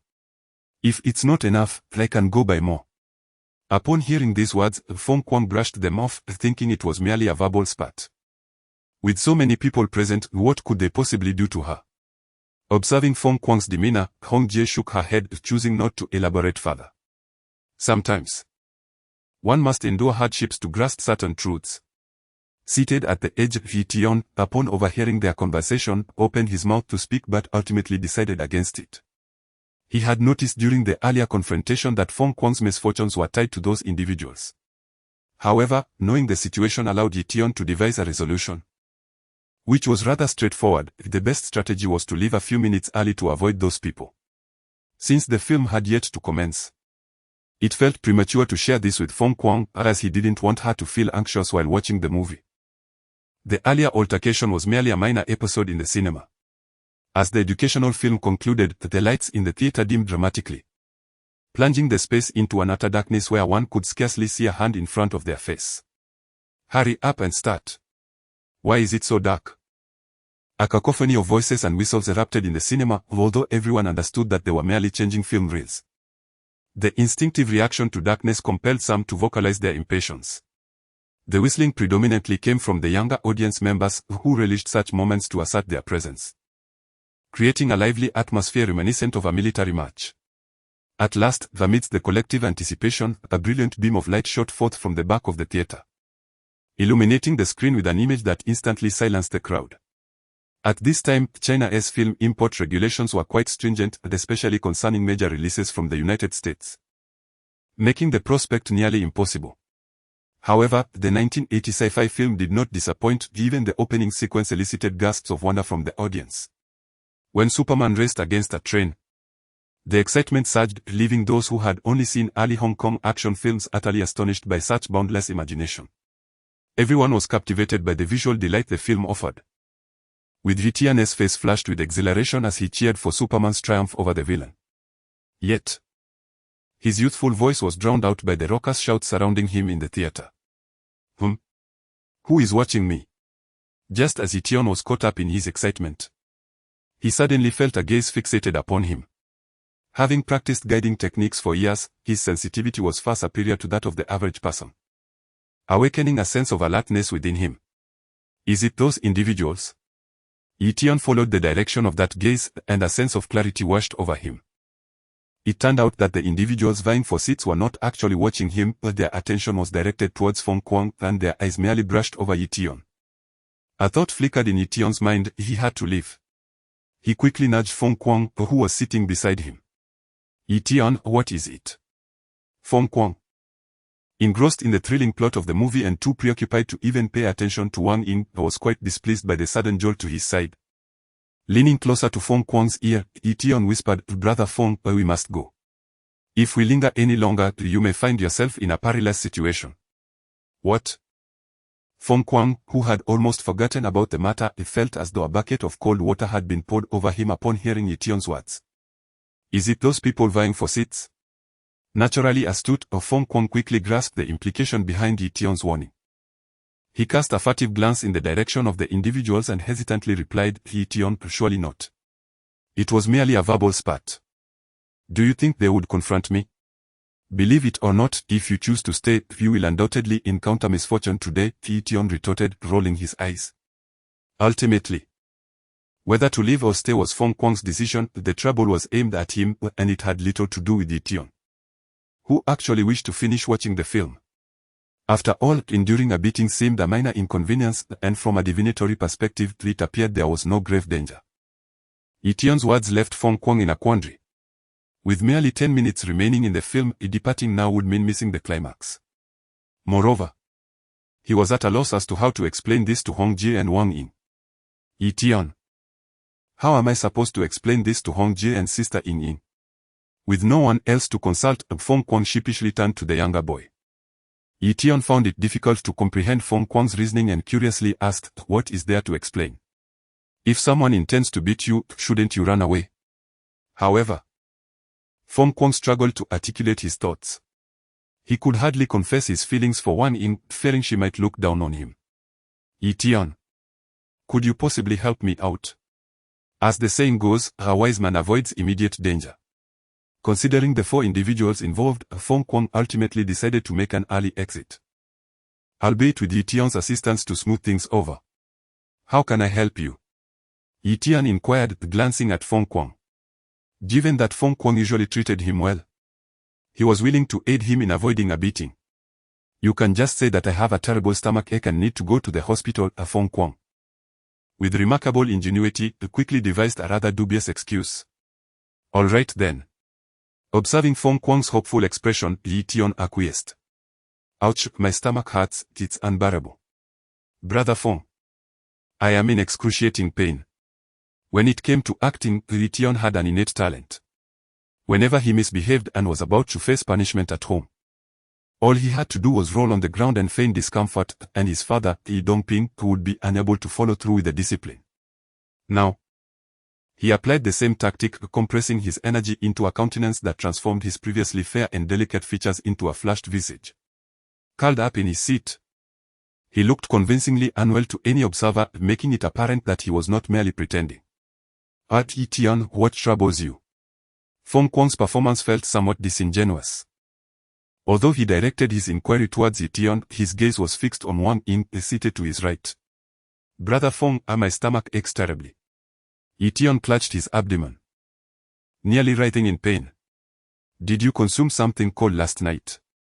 Wang Ying, noticing Ye Tian's distress, momentarily abandoned the movie. She touched his forehead and, feeling it drenched in sweat, immediately rose and declared, "This is serious, you seem to have a fever. We must hurry to the hospital." Is that really necessary, Wang Ying? Why don't you and Hongjie finish watching the film? I can take Ye Tian to the hospital, Feng Kuang thought, believing that the individuals targeting him would pose no threat to Wang Ying. Furthermore, she and Hongjie had been positioned behind him, thus remaining unnoticed once the screening concluded. Those individuals might not even recognize them.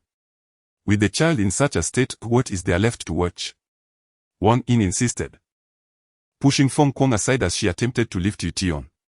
However, despite being merely 10 years old, Ye Tian stood at around 1.45 meters, making it a challenge for her to carry him.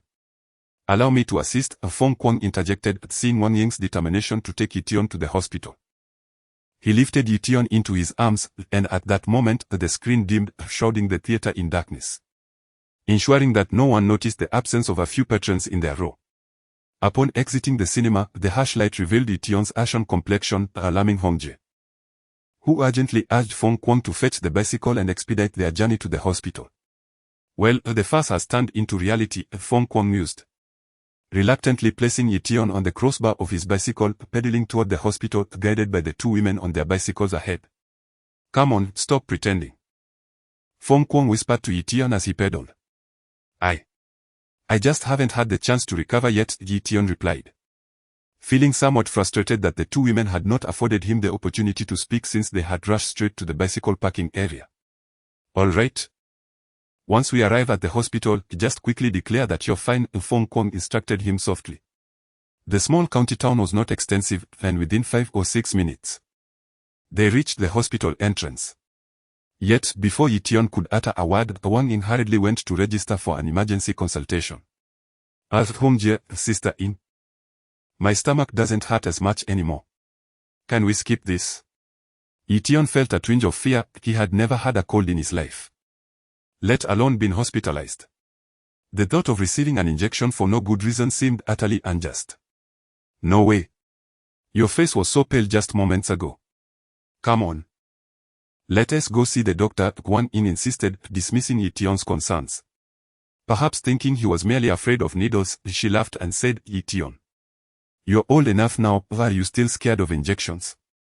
I'm not afraid of injections, but why would I need one if I'm not sick? Ye Tian lamented silently, casting a frustrated glare at Feng Kuang. What a ridiculous idea he had. Had he known this would happen, he might have preferred to endure a beating instead. The physician was an elderly man.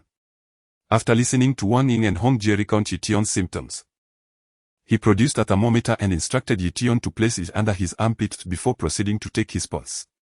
The pulse was steady, indicating no significant ailment. It was likely that the child had consumed something cold at night, resulting in a mild case of enteritis. Upon concluding the pulse check and glancing at the thermometer, the old doctor delivered his verdict.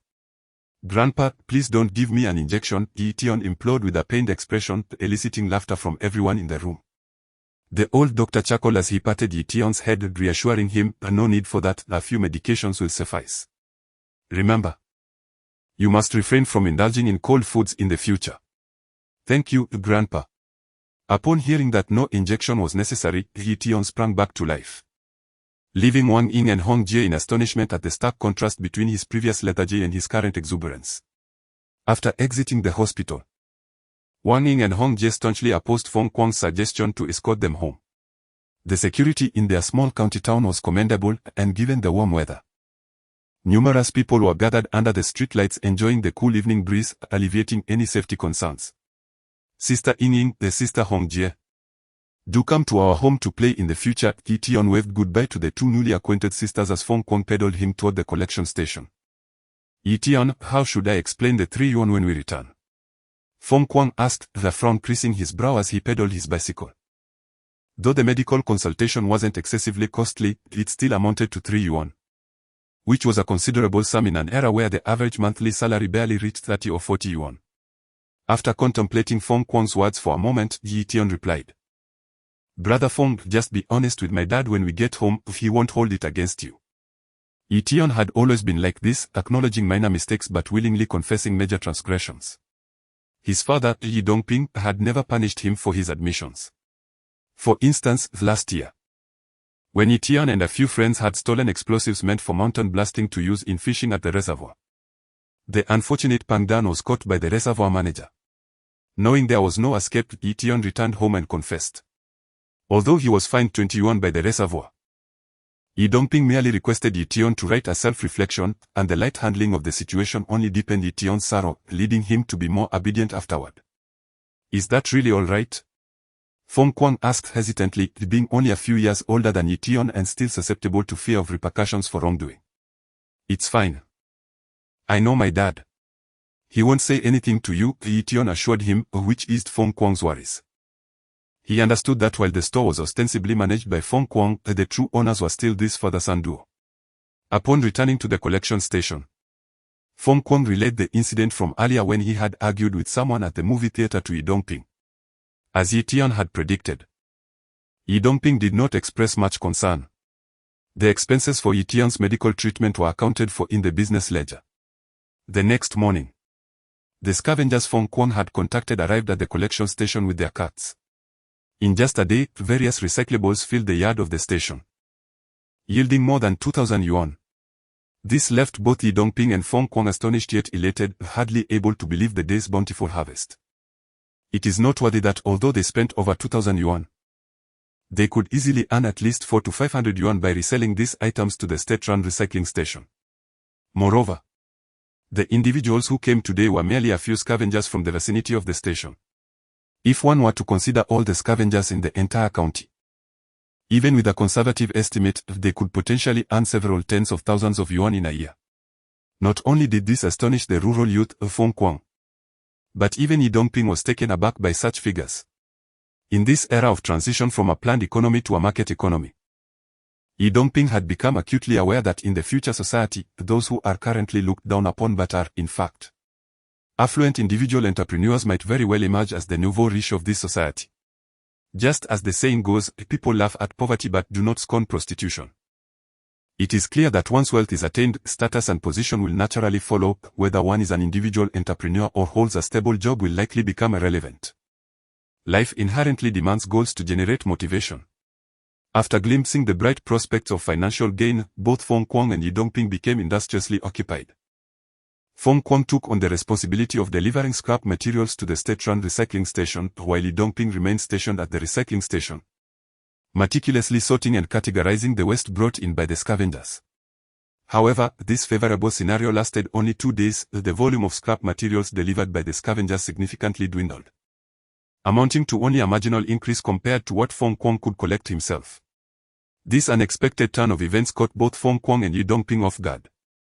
After waiting an entire day, the few scavengers provided insufficient materials to fill even a cart, prompting Feng Kuang to forego a trip to the state-run recycling station, deeming the mega collection unworthy of the journey. Uncle Ye, what is going on? As evening approached, Feng Kuang's spirits began to wane. As the saying goes, it is easier to transition from frugality to luxury than from luxury to frugality.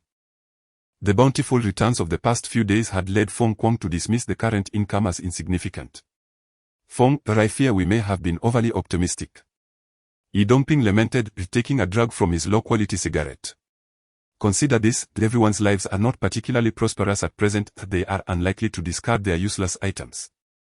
The abundance of scrap we received a few days ago was likely accumulated over time, and now that they have sold off their stocks, the quantity has naturally diminished. The reasoning is rather straightforward. Ye Dongping's thoughts were quite accurate. Scavengers seldom invest money in acquiring scrap materials, as most of what they collect is found. Now, with people accustomed to selling their waste, the materials available to them are increasingly scarce. What should we do, Uncle Ye? You are knowledgeable, surely you can offer a suggestion. Upon hearing Ye Dongping's words, Feng Kuang grew anxious. He could not allow his dreams of wealth, which had only just begun, to dissipate so swiftly. Feng. There is a solution after all, Ye Dongping pondered for a moment and proposed. How about this, instead of rushing to sell the scrap materials that are currently coming into the state trans station? Why not take a trip to the East City and see if you can guide the local scavengers there to our station? This was originally a plan they had discussed previously, however, the excessive amount of scrap delivered a few days ago had prevented them from addressing the matter until now. With the disruption in the scrap collection process, Ye Dongping brought it up once more. Although the county town is not large, it is home to hundreds of thousands of residents. The daily consumption and subsequent disposal of waste is undeniably significant. If they could truly consolidate all of it, the quantity would likely far exceed what had been collected in the past few days. Or, indeed, Uncle Ye, you are correct. Feng Kuang exclaimed after hearing Ye Dongping's words. He promptly disregarded dinner, hastily grabbed his bicycle, and headed towards the East City. Most scavengers were at home in the evening, searching for them during the day would yield few results. Dad, where is Fangzi going? Ye Tian, who encountered Feng Kuang, walked into the collection station with a puzzled expression. For the past few days, he had been left to his own devices, returning home only when it was mealtime. Ye Dongping was unaware of what his son had been up to all day. You little rascal, you've been out of sight for days. What have you been doing?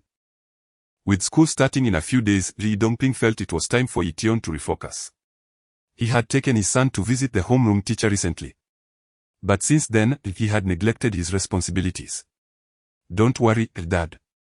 I've almost finished reading the middle school textbooks, they're not that difficult. Ye Tian replied with a grin as he brought out the meal prepared by Ye Dongping. In recent days, Ye Tian had been loitering on a street in East City, filled with a smoky atmosphere and a variety of characters, observing fortune tellers and palmists at their stores. He dared not mention this to his father, fearing yet another reprimand. By the way, Dad, what is Fangzi really up to? I noticed he didn't look well when I saw him earlier. I hope nothing is amiss. Ye Tian couldn't help but inquire further, having noticed Feng Kuang's subtle expression. He went to the east of the city. That boy is diligent and hardworking. No doubt about it, though he can be a bit hasty, Ye Dongping responded, momentarily forgetting to pursue Ye Tian's whereabouts. He retrieved a bottle of well-water-chilled beer from a plastic barrel in the yard, opened it, and poured a small bowl for Ye Tian after a moment's thought. In these times, most people typically drank loose beer, but a few days ago, a brewery had begun sales in the county, offering beer for just 18 cents per bottle. Additionally, the empty bottles could be exchanged for a bit of money, making it comparable to loose beer in terms of cost. After discussing with Ye Dongping, Feng Kuang had directly placed a cart at the collection station, offering a bottle to any scavenger who brought in scrap. It is said that scavengers often endure disdain from city dwellers, so even a single bottle of beer, though not worth much, imparted a sense of respect. Coupled with the generous pricing at the collection station, these scavengers assuredly promised to sell all their future scrap to Feng Kuang's station. Having just returned from a vigorous outing, Ye Tian gulped down half a bowl of beer in one go, looking up at his father with a pitiful expression and saying, "This is delicious, Dad. Can I have a bit more? You little rascal, how old are you, and you already want to compete with me for beer?" Ye Dongping chuckled playfully, yet still poured another half bowl of liquor for Ye Tian. Although Ye Dongping had studied for many years, earning a reputation akin to that of a scholar in ancient times, he was, after all, a man raised in the lively atmosphere of the 49 city. Possessing a distinctly straightforward disposition, unlike the more pedantic nature typical of many parents. This time, Ye Tian refrained from drinking heartily. After bringing the rim of the bowl to his lips for a mere sip, a look of rapture spread across his face as he exclaimed, "Dad, what is this beer? It is far more delightful than the white liquor. What do you know? A real man should indulge in strong spirits. What is there to enjoy in this? Drink too much, and you'll find yourself needing to relieve yourself more often," Ye Dongping retorted, curling his lip. His father had a lifelong passion for alcohol, having introduced him to the taste of liquor at the tender age of 2, dipping chopsticks into wine for him to savor. Such a tolerance for alcohol had been cultivated from a young age. Unfortunately, his father's fondness for drink led to liver cirrhosis before he even reached 50.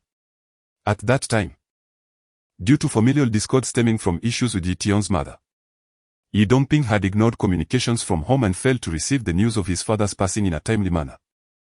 An oversight that became one of his greatest regrets in life. Reflecting on this, Ye Dongping's expression darkened as he raised his bowl and drank the contents in one swift motion. Noticing his father's sudden silence, Ye Tian understood that he had inevitably drifted into melancholic thoughts. He quickly interjected, "Dad, I noticed that my brother's complexion wasn't quite right." His brow seemed troubled. "Could something be amiss?" Did you observe carefully?" In truth, Ye Tian's words diverted Ye Dongping's thoughts. To be candid, while the acquisition station could operate without Ye Dongping, it could never do so without Feng Kuang, thus his concern for Feng Kuang's safety was profound. Ye Tian shook his head, stating, "I did not observe closely. But I have an unsettling feeling. Dad, if we could ascertain his whereabouts, we should bring him back." Ye Tian regretted having squandered the opportunities to divine fortunes on unfamiliar pedestrians in that street earlier. Now he found himself unable to predict Feng Kuang's fate. Relying solely on the fleeting glimpse he had caught, he could not be certain that Feng Kuang would encounter misfortune, but an ominous sensation lingered in his heart. "I only know he went to the east of the city, beyond that, I have no knowledge," Ye Tian replied. Upon hearing his words, Ye Dongping grew anxious. Since arriving in this small county, he had not ventured more than 2 kilometers from the acquisition station, and that was only to visit Ye Tian's homeroom teacher, leaving him quite at a loss as to where to search for Feng Kuang. Seeing his father become restless due to his utterance, Ye Tian hastily reassured him, "Dad, please do not fret. My brother is clever. If there were trouble, he would know how to evade it. Rest assured. Let us hope so. You, my child. How could you have noticed and not brought Feng Kuang along?" Ye Dongping shot a reproachful glance at Ye Tian. Despite his disapproval of Ye Tian's fortune-telling, he was acutely aware of his son's abilities. "I wasn't paying attention at the time," Ye Tian mumbled softly, reflecting on his own folly in idly sitting by the roadside to read fortunes for unrelated individuals. This diversion caused the meal between father and son to lose its flavor. After consuming 2 bottles of beer without touching his meal, Ye Dongping grabbed a chair and settled at the entrance, waiting. However, after waiting for 4 or 5 hours, as the hour hand of the old clock pointed to 11, Ye Dongping could no longer remain seated. "No, Xiao Tian, let's go and find your mad brother." Knowing his son's capabilities, Ye Dongping believed they might prove useful.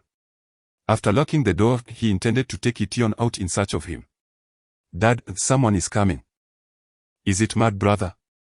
Just as they reached the courtyard gate, Ye Tian heard the distant sound of a bicycle bell. In this remote area, it was likely someone heading to the collection station. Outside the station, devoid of streetlights, Ye Dongping illuminated the direction of the sound with a flashlight. Only to be taken aback, it was not who he expected, but a woman. "Ye Ningji, is that you?" With the beam of the flashlight, Ye Tian recognized the visitor and called out, rushing toward her. Ye Dongping was perplexed. When did his son acquire an older sister? Upon reaching Wang Ying's bicycle, Ye Tian steadied it and inquired, "Ye Ningji, how did you know we were here?" "Ye Tian, let's not discuss that now. Feng Kuang has been beaten," Wang Ying replied. Her voice fragmented from the haste of her journey to the collection station. She was panting, her foot pressing against the ground for support. "What? Feng Kuang was beaten? Who did this?" Ye Dongping, approaching, was taken aback and quickly asked, "Miss, what exactly happened? Is Feng Kuang seriously hurt?" "You are teacher Ye, right?" Wang Ying, having heard Feng Kuang boast about Ye Dongping's erudition during their acquaintance, felt a sense of calm upon meeting him. Taking a deep breath, she continued. "Feng Kuang has a head injury. He received over a dozen stitches and is currently in the hospital. He sent me to inform you." Ye Dongping, a man of resolve, knew they must confront and address the situation. After a moment's thought, he replied, "Miss, please wait for me. I will be right out. Let us go to the hospital together." Ye Dongping turned back to open the door, retrieving a bag containing money from a discreet corner of the room. This was the entirety of the funds held at the collection station, and given the uncertainty of Feng Kuang's condition, it was prudent to take extra cash. "Miss, Is the hospital far from here? After securely locking the door and stepping into the courtyard, Ye Dongping realized that the only bicycle at the collection station had been taken by Feng Kuang, while the bicycle Wanging rode was a 26-inch Phoenix model. Without a front beam, indicating it could only accommodate one person. The hospital is approximately 6 or 7 miles from here, Teacher Yi. Why don't you ride your bicycle and take me there? Let Ye Tian stay at home. Although the concern for propriety between the genders is quite pronounced at this hour, with Feng Kuang still lying in the hospital, Wang Ying could hardly afford to dwell on such matters. Besides, she and Feng Kuang were not in a formal relationship. It would be rather inappropriate for a young woman to remain at the hospital to care for him, wouldn't it? You can take Ye Tian along, I will run there. Ye Dongping shook his head. His son must accompany them. For someone who has lived at the foot of the mountain for over a decade, 6 or 7 miles was not an insurmountable distance. Although Wang Ying was uncertain why this teacher insisted on bringing her son along, leaving Ye Tian alone in that vast, desolate house did not seem fitting either. Thus, she nodded and said, "All right, Ye Tian, hop on, Sister Ying will take you." Once Ye Tian climbed onto the bicycle, he exclaimed, "Sister Ying, once I learn to ride, I will take you out myself." Ye Tian had indeed been practicing cycling these past few days, but the bicycle at the collection point was too large, nearly his height, rendering him unable to reach the pedals, and he had fallen several times while attempting to mount it. There is a certain serendipity in human connections. Wang Ying could not quite comprehend why she felt an inexplicable affinity for this child. With a smile, she replied, "Very well, when Sister Ying has some free time, I shall teach you how to ride." With Ye Tian's light-hearted interruption, Wang Ying's anxiety eased somewhat. She then set off with Ye Tian, guided by Ye Dongping's flashlight, towards the hospital. The rural roads were quite treacherous, and by the time they arrived at the hospital, it was already past midnight. As it was an emergency, Feng Kuang had not yet been admitted to a ward and was still receiving saline at the outpatient department. Just as his uncle entered the ward, Ye Dongping heard Feng Kuang's voice, tinged with tears. Although Feng Kuang had often displayed a competitive spirit while in the countryside, he had never been beaten to such a bloody state. Moreover, being so young and unmoored in the county, upon seeing Ye Dongping, he looked as though he had spotted a family member, and the tears he had been holding back began to flow freely. "Feng Kuang, what on earth happened? Who did this to you?" To be honest, if Feng Kuang had not spoken, Ye Dongping would hardly have recognized him, as the young man sitting in the chair had his face entirely bandaged, and his once white checkered shirt was now stained crimson. "Excuse me, are you his guardian?" Before Feng Kuang could answer, a voice came from nearby. Ye Dongping turned to see 2 individuals in grey short-sleeved shirts, each with pockets on their chests. One was older, perhaps in his 50s, while the younger one appeared to be in his mid-20s, holding a notebook. "You are from the police, I presume?" "I am Feng Kuang's uncle, and I would like to know what transpired." From their attire, particularly the red-striped police pants, Ye Dongping quickly deduced their identities. 2 police officers exchanged a glance, and the younger one spoke up, "We are from the East City Police Station. At 9:30, we received a report about a fight.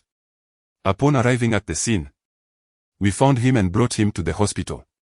Let me explain the situation to you. It all began when Feng Kuang arrived in East City. Upon his arrival, he discovered that many of the scavengers were living in makeshift shelters, with some even sleeping under bridges. After conversing with several of them, he learned that they hailed from various provinces in the northwest. Furthermore, he gathered that among these scavengers, there was one individual who held significant influence to sell their scrap. They had to obtain his approval. Consequently, Feng Kuang sought out one person to guide him to this influential figure. Upon meeting the man, Feng Kuang expressed his intentions, only to observe a look of discomfort on the man's face. Upon further inquiry, Feng Kuang discovered that in East City, a collection station had been contracted by a group of young individuals who mandated that the scavengers sell their goods exclusively to them, often at prices lower than those offered by state-run stations. Being outsiders, these scavengers felt powerless against the local youths. After several warnings, they had no choice but to comply. When Feng Kuang approached them to collect their scrap, the man hesitated to agree. Understanding the precarious situation, Feng Kuang felt disheartened if these scavengers could not confront those youths. Neither could he.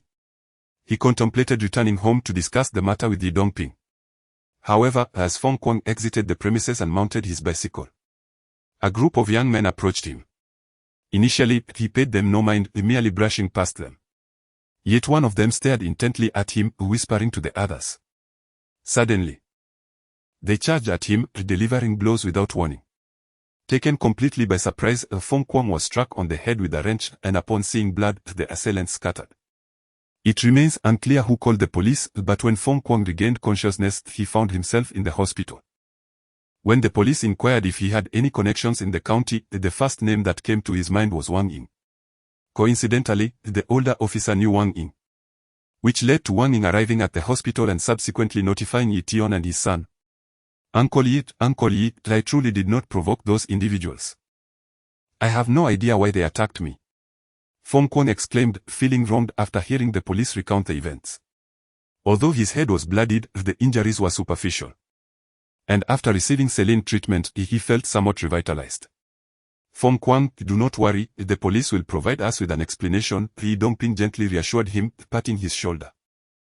Before turning to the two officers and inquiring, officers, do you know if those thugs have been apprehended? No, when we arrived at the scene after receiving the report, he was the only one left. The specifics will only be known tomorrow. The old police officer shook his head. They had indeed searched for that scrap collector mentioned by Fong Kwang, but that family had already fled. In the dead of night, there was no place to continue the search, and without the light of dawn, solving the case would prove elusive. Teacher Ye the Fong Kwang, if there is nothing else here, may I take my leave? Just as Ye Dongping was conversing with the old police officer, Wang Ying's voice suddenly interjected. To be frank, had it not been for the old police officer visiting personally, Wang Ying's parents would never have allowed her to come out, even with acquaintances present. Their gazes were rather peculiar, almost as if they would follow her to the hospital. Now that Ye Dongping had arrived, she naturally wished to return home promptly. Look at me, I nearly forgot to thank you, Sha Wang. You may go back first, I promise to bring Fong Kwang to express our gratitude another day. On the way here, Ye Dongping had also learned about the relationship between Wang Ying and Fong Kwang, the two were not even officially dating yet. It was indeed inappropriate for Fong Kwang to have disturbed Wang Ying, the young lady, at such an hour. Teacher Ye, it's unnecessary. Fong Kwang and I are friends. Wang Ying quickly waved her hand in response to Ye Dongping's remark. Wang Ying, thank you. Thank you. Hearing the word friends made Fong Kwang, lying on the hospital bed, feel a surge of emotion, wishing that those few ruffians had hit him harder, leaving him in a more pitiful state. Shall I escort you home? Ye Dongping intended to explain the situation to Wang Ying's family, preventing this kind-hearted girl from facing any reprimand upon her return. Comrade Ye, you cannot leave yet, there are still some matters I need to inquire about, the old police officer interjected. Here is the deal, Xiao Zhao, you take Wang Ying home. Be cautious along the way, the old officer commanded. Sure thing, I'll ensure the task is accomplished. With a promise to complete the mission, the young police officer departed with Wang Ying, leaving behind a group of older men. What is wrong with having young Cole escort her? Honestly, what is the big deal about a man and a woman walking together? Watching their departing figures, Fong Kwang couldn't help but let his imagination wander. However, his thoughts were soon diverted by the old police officer's inquiry. Comrade Ye, I would like to know if you have offended anyone recently. For this question, Ye Dongping did not need to ponder, he shook his head resolutely, stating, no, Comrade Police, we merely took on the contract for a small scrap collection station. And it has only been a few days since we opened. How could we have offended anyone? The old police officer waved his hand, saying, I do not speak so definitively. Think carefully.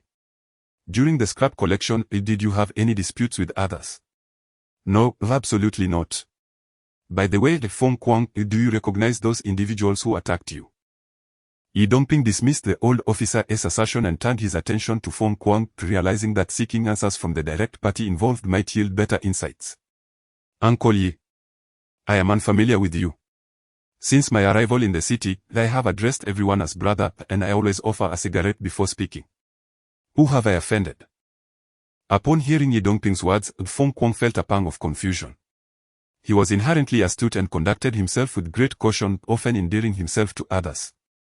Otherwise, As a rural lad with limited education, even with an American uncle, he would not have had the fortune of befriending two girls working for the government in the city. It is indeed perplexing. According to your account, their actions do not seem premeditated, yet, without any enmity, or why would they attack you? The old officer was equally bewildered.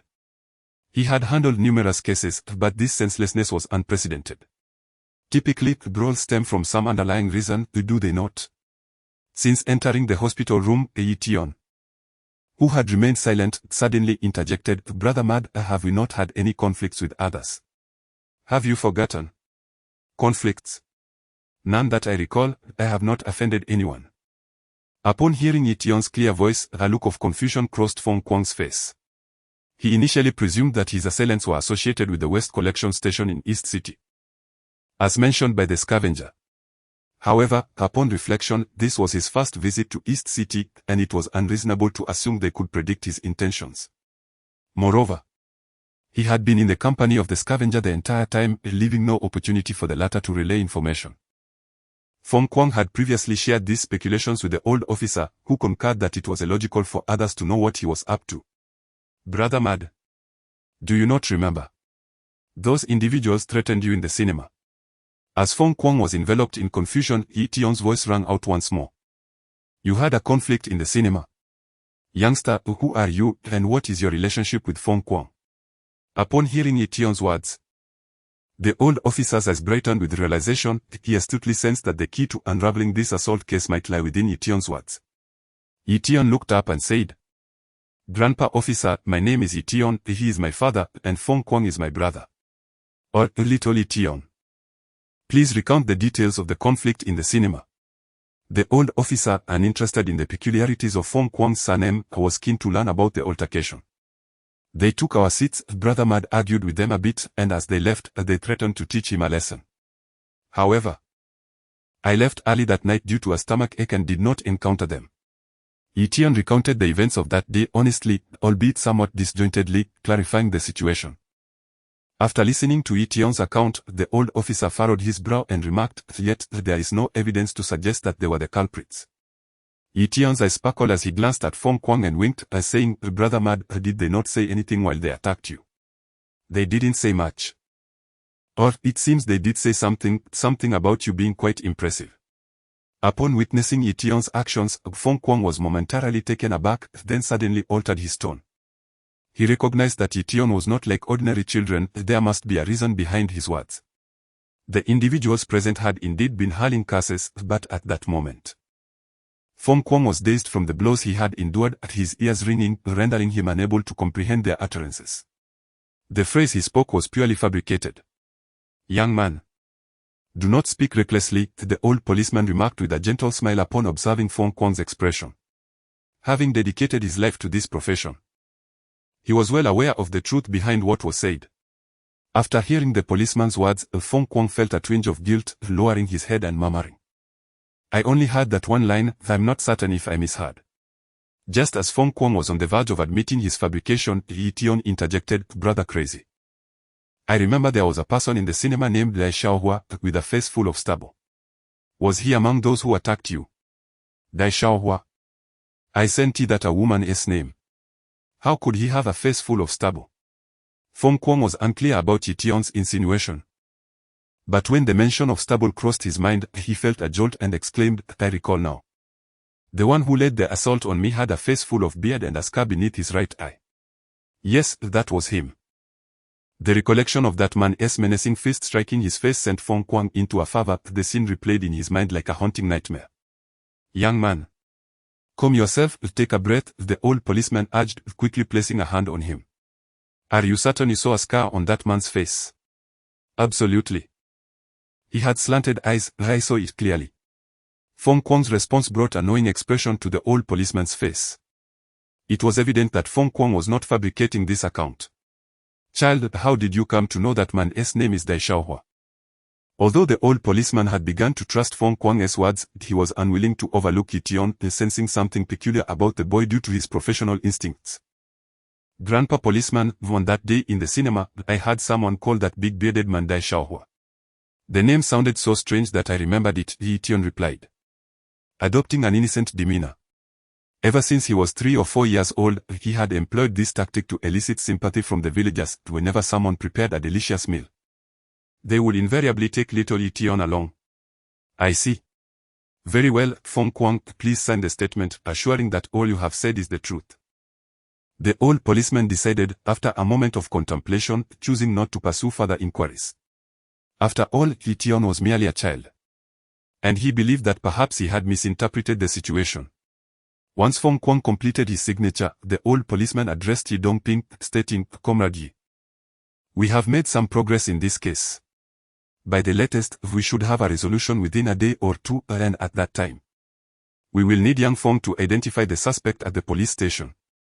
Upon hearing that there had been progress in the case, Ye Dongping could not contain his indignation and asked, "Officer, can you tell us who Dai Xiaohua is? Is it really necessary to resort to violence over a mere dispute? At present, it is still difficult to ascertain." The old police officer hesitated for a moment and then stated, "We need to gather more information to just await our news." The officer's words left Ye Dongping feeling helpless. In this small county, devoid of any relatives or acquaintances, he could only reluctantly escort the old police officer out of the hospital. Upon returning to the emergency room, Ye Dongping found that the nurses had already prepared a bed for Feng Kuang and assisted him to the ward. "Yeti, what exactly happened?" Once the nurse exited, Ye Dongping glanced around, closed the ward door, then firmly grasped his son's arm. He had sensed something amiss earlier but had refrained from asking in the presence of the police officer. "Dad, all I can deduce is that the person's name is Dai Xiaohua, and he is 23 years old. I do not know anything else," Ye Tian replied honestly. Just past midnight, he had consulted an oracle for Feng Kuang and discovered that the omens strangely resonated with those from a few days prior, suggesting that the calamity Feng Kuang had previously encountered was manifesting again today. Uncertain if the outcome had changed due to Ye Tian's previous intervention, he noted that this time, Feng Kuang's injuries were far more severe than initially predicted. The inexplicable shift in the oracle's signs left Ye Tian feeling powerless. Feng Kuang had regained his composure and, gritting his teeth, declared, "Ye Tian, it was the people from the cinema that day, I will not let them go unpunished." The Feng family was prominent in Fengjia village, with over 20 cousins, and no one dared to provoke them. Yet, having recently arrived in the county, Feng Kuang could not tolerate being assaulted. In his mind, he planned to return to the countryside the next day, rallying a few tractor drivers to confront those responsible, convinced that the city dwellers, delicate as they might be, could not possibly match the resilience of rural folk. Ye Dongping cast a glance at Feng Kuang and cautioned, "Enough, Fangzi, do not seek trouble. This is not the countryside. Let us await the police's conclusion. As the saying goes, a strong dragon cannot suppress a local snake." Rural folk causing a ruckus in the city would inevitably face repercussions. And Ye Dongping wished to prevent Feng Kuang from making a grave mistake at such a tender age, a decision he would regret for a lifetime. "Uncle Ye, if this gets out, I will have no face to return," Feng Kuang retorted, his neck rigid. This time, he disregarded Ye Dongping's counsel. While feeling stifled was one matter, the real concern was losing face in front of Wang Yin. If he could not redeem himself, he feared becoming a laughingstock. Ye Dongping, having experienced similar situations, noticed the flicker in Feng Kuang's eyes and surmised his thoughts. He chuckled and remarked, "Do not be reckless, or that girl who came today might never pay you any attention again." Young people often believe that girls are attracted to men who are tough, daring, and responsible. However, the truth is that the majority of girls prefer stable and composed boys. Yet, very few young men of Feng Kuang's age possess the wisdom to understand this.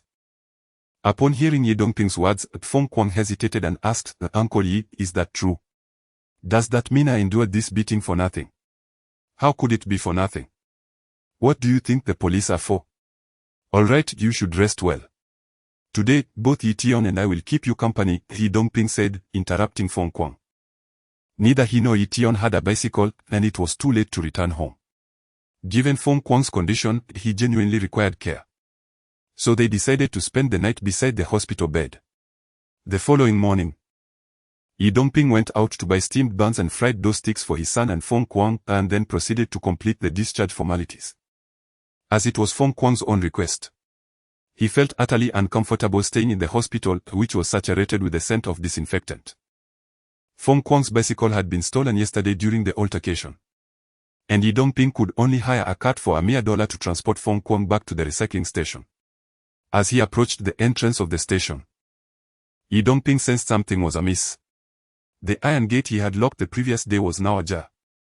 And the assorted scraps inside the yard were scattered haphazardly across the ground. Ye Tian rushed into the yard and quickly turned back, exclaiming, "Dad! The door to the house has also been opened. Have we been robbed?" Ye Dongping, disregarding Feng Kuang for the moment, dashed inside to find that the room he had tidied up the day before was now in disarray. Everything had been turned upside down, leaving no space untouched. Fortunately, he had taken all the money with him yesterday. Ye Dongping was always prudent. Before leaving, he had secured all the cash. Or else those 2,000 yuan would have also been taken. "Dad, it's not just a robbery, it seems we've been vandalized." Ye Tian's words left both Feng Kuang and Ye Dongping momentarily stunned. Upon observing the chaos in the house and yard, they quickly realized the severity of the situation. Most of the pots and utensils collected in the yard had been smashed, and the single table inside, along with the two beds, bore signs of having been struck. It was evident that the intruders were not skilled thieves. "Oh no. The calligraphy by Wang Zhengming and the paintings entrusted to us by your master." Ye Dongping suddenly recalled the valuable artworks, and his expression shifted dramatically. He rushed into the inner room, only to find several empty boxes, prompting him to lament. Not only had the renowned modern calligraphy pieces given to Ye Tian by the old priest vanished, but also Feng Kuang's treasured landscape chess game by Wang Zhengming had disappeared without a trace. Clearly, these intruders were cultured thieves. "Xiao Tian, stay here with Fangzi. And don't go anywhere. I'm going to report this." In light of the current circumstances, Ye Dongping could only rely on the police. After instructing Ye Tian briefly, he hurried out the door. Dad, don't go. I know who did it." Ye Tian shouted after him, but the anxious Ye Dongping was too preoccupied to hear. He was solely focused on how to recover the lost artworks as quickly as possible. The West City police station was not far from the recycling station. In just 7 or 8 minutes, Ye Dongping arrived, breathless, at the station's entrance, only to be stopped by an elderly man who opened the door. The elderly gatekeeper appeared somewhat hard of hearing. Despite Ye Dongping's lengthy explanations, he could not convey his message effectively, which left him feeling increasingly anxious. He raised his voice, exclaiming, "Well, sir, I am here to report a theft. Valuable possessions worth several tens of thousands have been stolen from my home." "Several tens of thousands? Young man, you must be exaggerating. In my many years of life, I have never encountered anything worth that much." The old man scoffed, yet he did not impede Ye Dongping further, directing him instead to the office of the station chief. "Comrade, are you mistaken? What kind of calligraphy or painting could possibly be valued at tens of thousands of yuan?" The station chief, Su Fujie, a man in his early 40s, was generally amiable. However, when he heard Ye Dongping speak of the value of the stolen items, his expression mirrored that of the gatekeeper, as if they were two peas in a pod. "Chief Su, do you think I would speak carelessly? Those two boxes contained over 20 pieces of calligraphy and paintings by renowned artists from the late Qing dynasty and modern times, including a piece by Wang Zhengming from the Ming dynasty. To say they are worth merely several tens of thousands is an understatement," Ye Dongping replied, growing increasingly anxious as he noted Su's skepticism. Despite the old Taoist being Ye Tian's mentor, the loss of such treasured items would leave him too ashamed to face Li Shunwan again. "Comrade Ye, please do not fret. I am not well versed in the items you mention, but even paintings of our great leader are valued at only a few yuan each. Are you certain those pieces are worth as much as you claim?" Su Fujie, having transitioned from military service to civil work only a few years prior, found himself lacking in cultural knowledge. In the military, most individuals promoted came from rural backgrounds, where the primary requirements were solid ideological and military qualities, with little emphasis on cultural literacy. Before joining the army, Su was functionally illiterate, having only learned to read during his service, although he could now manage to read newspapers. The names of the renowned artists Ye Dongping spoke of were entirely foreign to him. Ye's claims about famous artworks seemed akin to the recent trend of calendar paintings. He believed he was merely exaggerating to elevate his own importance. The government employees of that era, while diligent and devoid of any airs of authority, rarely exhibited corruption. However, it must be said that their professional competence often left much to be desired, a truth exemplified in Su Fujie's demeanor. Ye Dongping remained steadfast in his beliefs, while Su Fujie remained unconvinced. The two found themselves in a stalemate, unable to persuade one another. Being a police officer, Su was experienced in seeking a breakthrough, and after a moment's contemplation, he inquired, "Comrade Ye, since you assert these artworks possess such high value, may I ask where they originated?" Caught off guard by the question, Ye Dongping hesitated. This was a delicate matter, if he spoke candidly. It would involve the old Taoist from the mountains. If the police station were to investigate, not only would it waste valuable time, but the whereabouts of those paintings might become even more elusive. Noticing Ye Dongping's flustered demeanor, Su Fujie grew increasingly smug and remarked, "You seem like an educated individual. Why then do you approach matters with such cunning? When a citizen's belongings have been stolen, should we not take action?" In a rather exasperated tone, Ye Dongping insisted. "Director Su, I assure you, I have not misreported anything. What I stated is the absolute truth." Faced with such an incredulous assessment of his character, Ye felt a blend of amusement and despair. Just as he was about to defend himself, a sudden epiphany struck him, prompting him to declare to Director Su, "Let me be candid, these paintings and artifacts belong to Mr. Liao Haoda, an investor in the acquisition station." "Who is Mr. Liao? If something is missing, why hasn't he reported it himself?" Director Su inquired with a hint of skepticism. "Mr. Liao is an American citizen of Chinese descent. He recently returned to visit family and has since returned to the United States," Ye Dongping explained, compelled to leverage Liao's reputation, knowing that without such a notable figure's connection, Director Su would likely dismiss the matter. "An American citizen of Chinese descent?" Su Fujie, poised to sip his tea, paused abruptly, setting down the cup. "Which American citizen does these paintings belong to?" "Indeed, they are entrusted to me for safekeeping by him, and now they have gone missing," he continued, realizing he had no choice but to maintain this FAOD. Deceiving the authorities could have dire consequences, and with Liao Haoda now back in America, it would be impractical to seek his verification under the current circumstances. "Please specify the names of the lost items," Su urged. "Or never mind, you write it down," he added, gesturing to the paper. "Yes, right here." Upon learning that the artworks belonged to a returning overseas Chinese national, Su's demeanor shifted dramatically. It was not a matter of pandering to foreign influences, but rather a recognition of the importance the nation placed on attracting foreign investment since the reforms began. The government had implemented numerous policies to encourage overseas Chinese to return and contribute to the domestic economy, leading to a resurgence of interest in the Chinese diaspora. In this small county, for instance, there was a store catering to overseas Chinese, stocked with various imported goods, from toys to electronics. However, purchases could only be made with government-issued overseas Chinese vouchers, underscoring the state's commitment to its returning citizens. Thus, when Director Su realized that the artworks belonged to a returning overseas Chinese, his attitude underwent a complete transformation. He understood that mishandling this situation could potentially lead to political ramifications. Observing that Ye Dongping had documented the lost items, Director Su rose and stated, "Comrade Ye, let's proceed this way. The record is complete, and I will assign our most experienced investigator, Deputy Director Lu, to accompany you back to the scene for further examination. Any request you have, please communicate with him." Su's decision not to visit the site personally was not a sign of disregard, rather. It stemmed from his acute awareness of the matter's gravity, prompting him to report to higher authorities without delay. "Uncle Ye, you're back. How did it go?" Ye Tian, who had been anxiously waiting at the acquisition station, rushed forward upon seeing Ye Dongping return with a uniformed officer, his head swayed like a dumpling. "This is Deputy Chief Lu from the police station," and Ye Dongping introduced the visitor to Feng Kuang. He then remarked, "Let this Comrade Lu take a look at the scene first. By the way, you two haven't wandered around, have you?"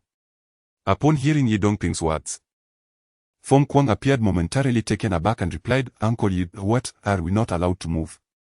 After Ye Dongping departed, Feng Kuang and Ye Tian noticed that the courtyard and the rooms were in such disarray that there was hardly any space to step, which was quite unacceptable. So they began to tidy up. By the time Ye Dongping returned, they had just finished their work. Observing the situation, the Deputy Chief Lu shook his head repeatedly and sighed. Alas, young man, you are compromising the scene, do you realize that? While it could be argued that director Su had not truly deceived Ye Dongping, this Deputy Chief Lu was well known in the Jiangmen region, famously referred to as Lu Yan, having previously served in the railway police. Even the petty thieves who traversed the north and south trembled at the mere mention of Lu Yan's name. In the early 1980s, when apprehending the notorious thief king from Hunan, the Ministry of Public Security had gathered the nation's anti-theft criminal investigation experts, among whom was this Deputy Chief Lu, whose reputation in the police force was illustrious. However, Lu Yan was now over 50 and found himself somewhat out of touch with the demands of railway work, ultimately leveraging some connections to request a transfer back to his hometown, where he could enjoy retirement. After a lifetime of pursuing thieves, Lu Yan harbored no grand ambitions, merely desiring a few tranquil days. This small county town was scarcely bustling, rarely presenting significant cases, often just mediating neighborly disputes. Few could have guessed that the smiling Deputy Chief Lu was indeed a criminal investigation expert. Yet, even the most skilled craftsman cannot work without materials.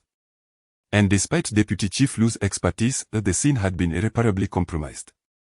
Moreover, the collection station was frequented by many, leaving Lu unable to discern any clues. Ultimately, after lingering at the entrance for a while and collecting a few footprints, Deputy Chief Lu departed, leaving Ye Dongping and the others exchanging puzzled glances. After Lu left, Feng Kuang lowered his head and said, "Uncle Yi, I didn't mean to, I had no idea we needed to preserve the scene." Although Feng Kuang and Ye Tian were both quite intelligent, they were merely rural youths who had just arrived, lacking the knowledge to understand such matters. In their minds, they thought that upon seeing them cleaning, Ye Dongping might even praise them. Furthermore, Ye Tian was already aware of who was behind the incident, so he had no notion of the need to protect the scene. As he surveyed the now tidy room, Ye Dongping gently patted Feng Kuang's shoulder and said, "It's all right. This isn't your fault. I didn't understand at first either. Feng, your injury hasn't healed yet, you should lie down." Having been in the county for only a few days, Ye Dongping was somewhat perplexed by the string of events that had unfolded. Could it be that his son had truly misjudged the situation?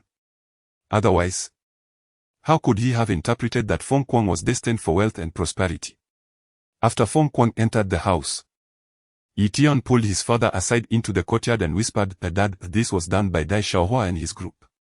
Although Ye Tian was young, he was quite astute. He refrained from sharing this with Feng Kuang, fearing that his brother might become reckless and summon trouble from the countryside. "Really? How do you know?" Upon hearing these words, Ye Dongping was momentarily taken aback, and then he managed a wry smile, realizing that his inquiry had been in vain. This so-called diviner's son had undoubtedly foreseen it. "You didn't mention this to Fengzi, did you?" Noticing his son's head shake, Ye Dongping pondered for a moment before stating, "Let us keep this from Fengzi. And absolutely do not inform the police. They are already investigating Dai Xiaohua, and if we can substantiate the assault on Fengzi, we might just unravel the entire case." Upon hearing Ye Dongping's words, Ye Tian, somewhat perplexed, queried, "Dad, why not? If we inform the police, couldn't they directly search their home? What evidence do you possess to implicate that group? Are you suggesting you divined it?" Ye Dongping shot a sharp glare at Ye Tian, his stern demeanor stemming solely from a desire to protect his son. Even if those artworks were never recovered, he could not allow anyone to discover that Ye Tian was adept in the arts of feng shui and divination. In a moment of desperation, Ye Tian blurted out, "Dad, does that mean this matter will just be swept under the rug?" "Swept under the rug? How could that be? The police are investigating, aren't they?" Ye Dongping shook his head, chuckling softly, "Child, worry not about such matters. Focus on your preparations. In just a week, you will be starting school. While residing on campus, you must avoid causing any trouble.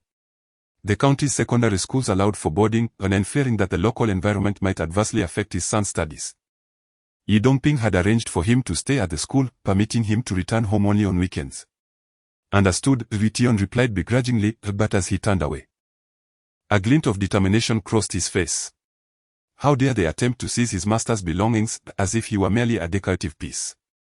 Not far from the East City Cinema, there existed another recycling station, positioned far more favorably than Feng Kuang's, surrounded by residential areas and in close proximity to the state-run collection center.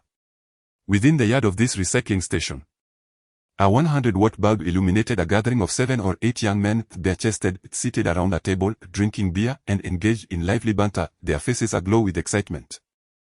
A young man with a pointed face and sharp features rose, raising a bowl of beer towards the bearded man seated at the center, exclaiming, "Brother Hua, you are truly formidable, daring to show disdain towards the police.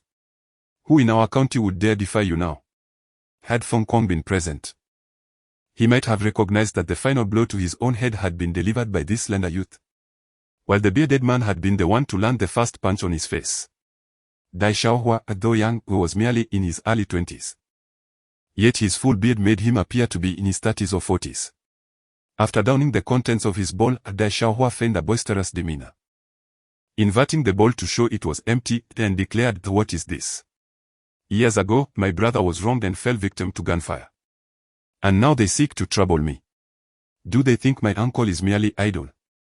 Not long ago, the police from the East City precinct had arrived at the recycling station, intending to take Dai Xiaohua in for questioning. However, Dai Xiaohua exhibited an audacious confidence, demanding an arrest warrant from the newcomers and, turning his back, bellowed that the police were indiscriminately apprehending individuals, accompanied by a band of raucous young men. The officers who had arrived could do nothing but depart with disappointment. "Brother Hua, after we finish drinking, shall we revisit that collection station in the west of the city? What do you say?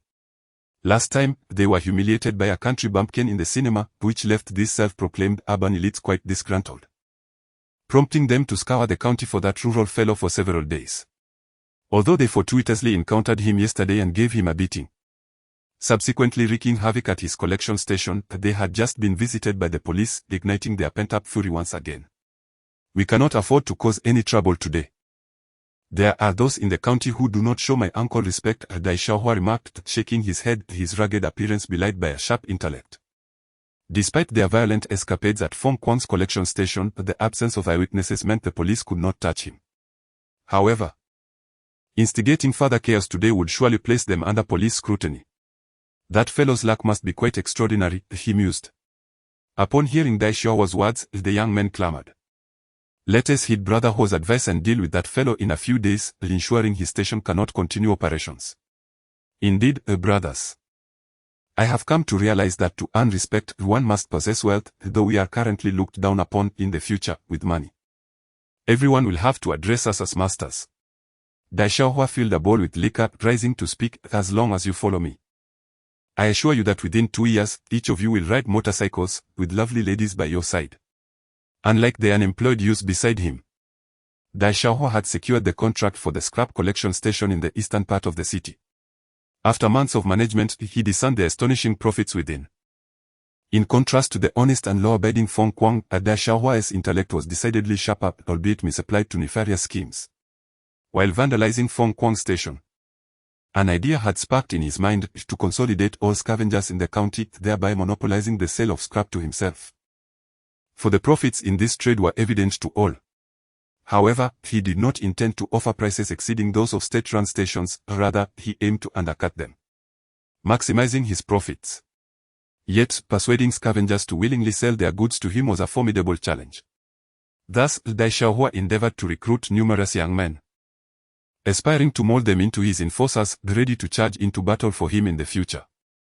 Dai Xiaohua's actions mirrored those of many unemployed individuals or ex-convicts in urban areas during this era, who, alongside law enforcement, were oblivious to the fact that such behavior was the nascent form of organized crime.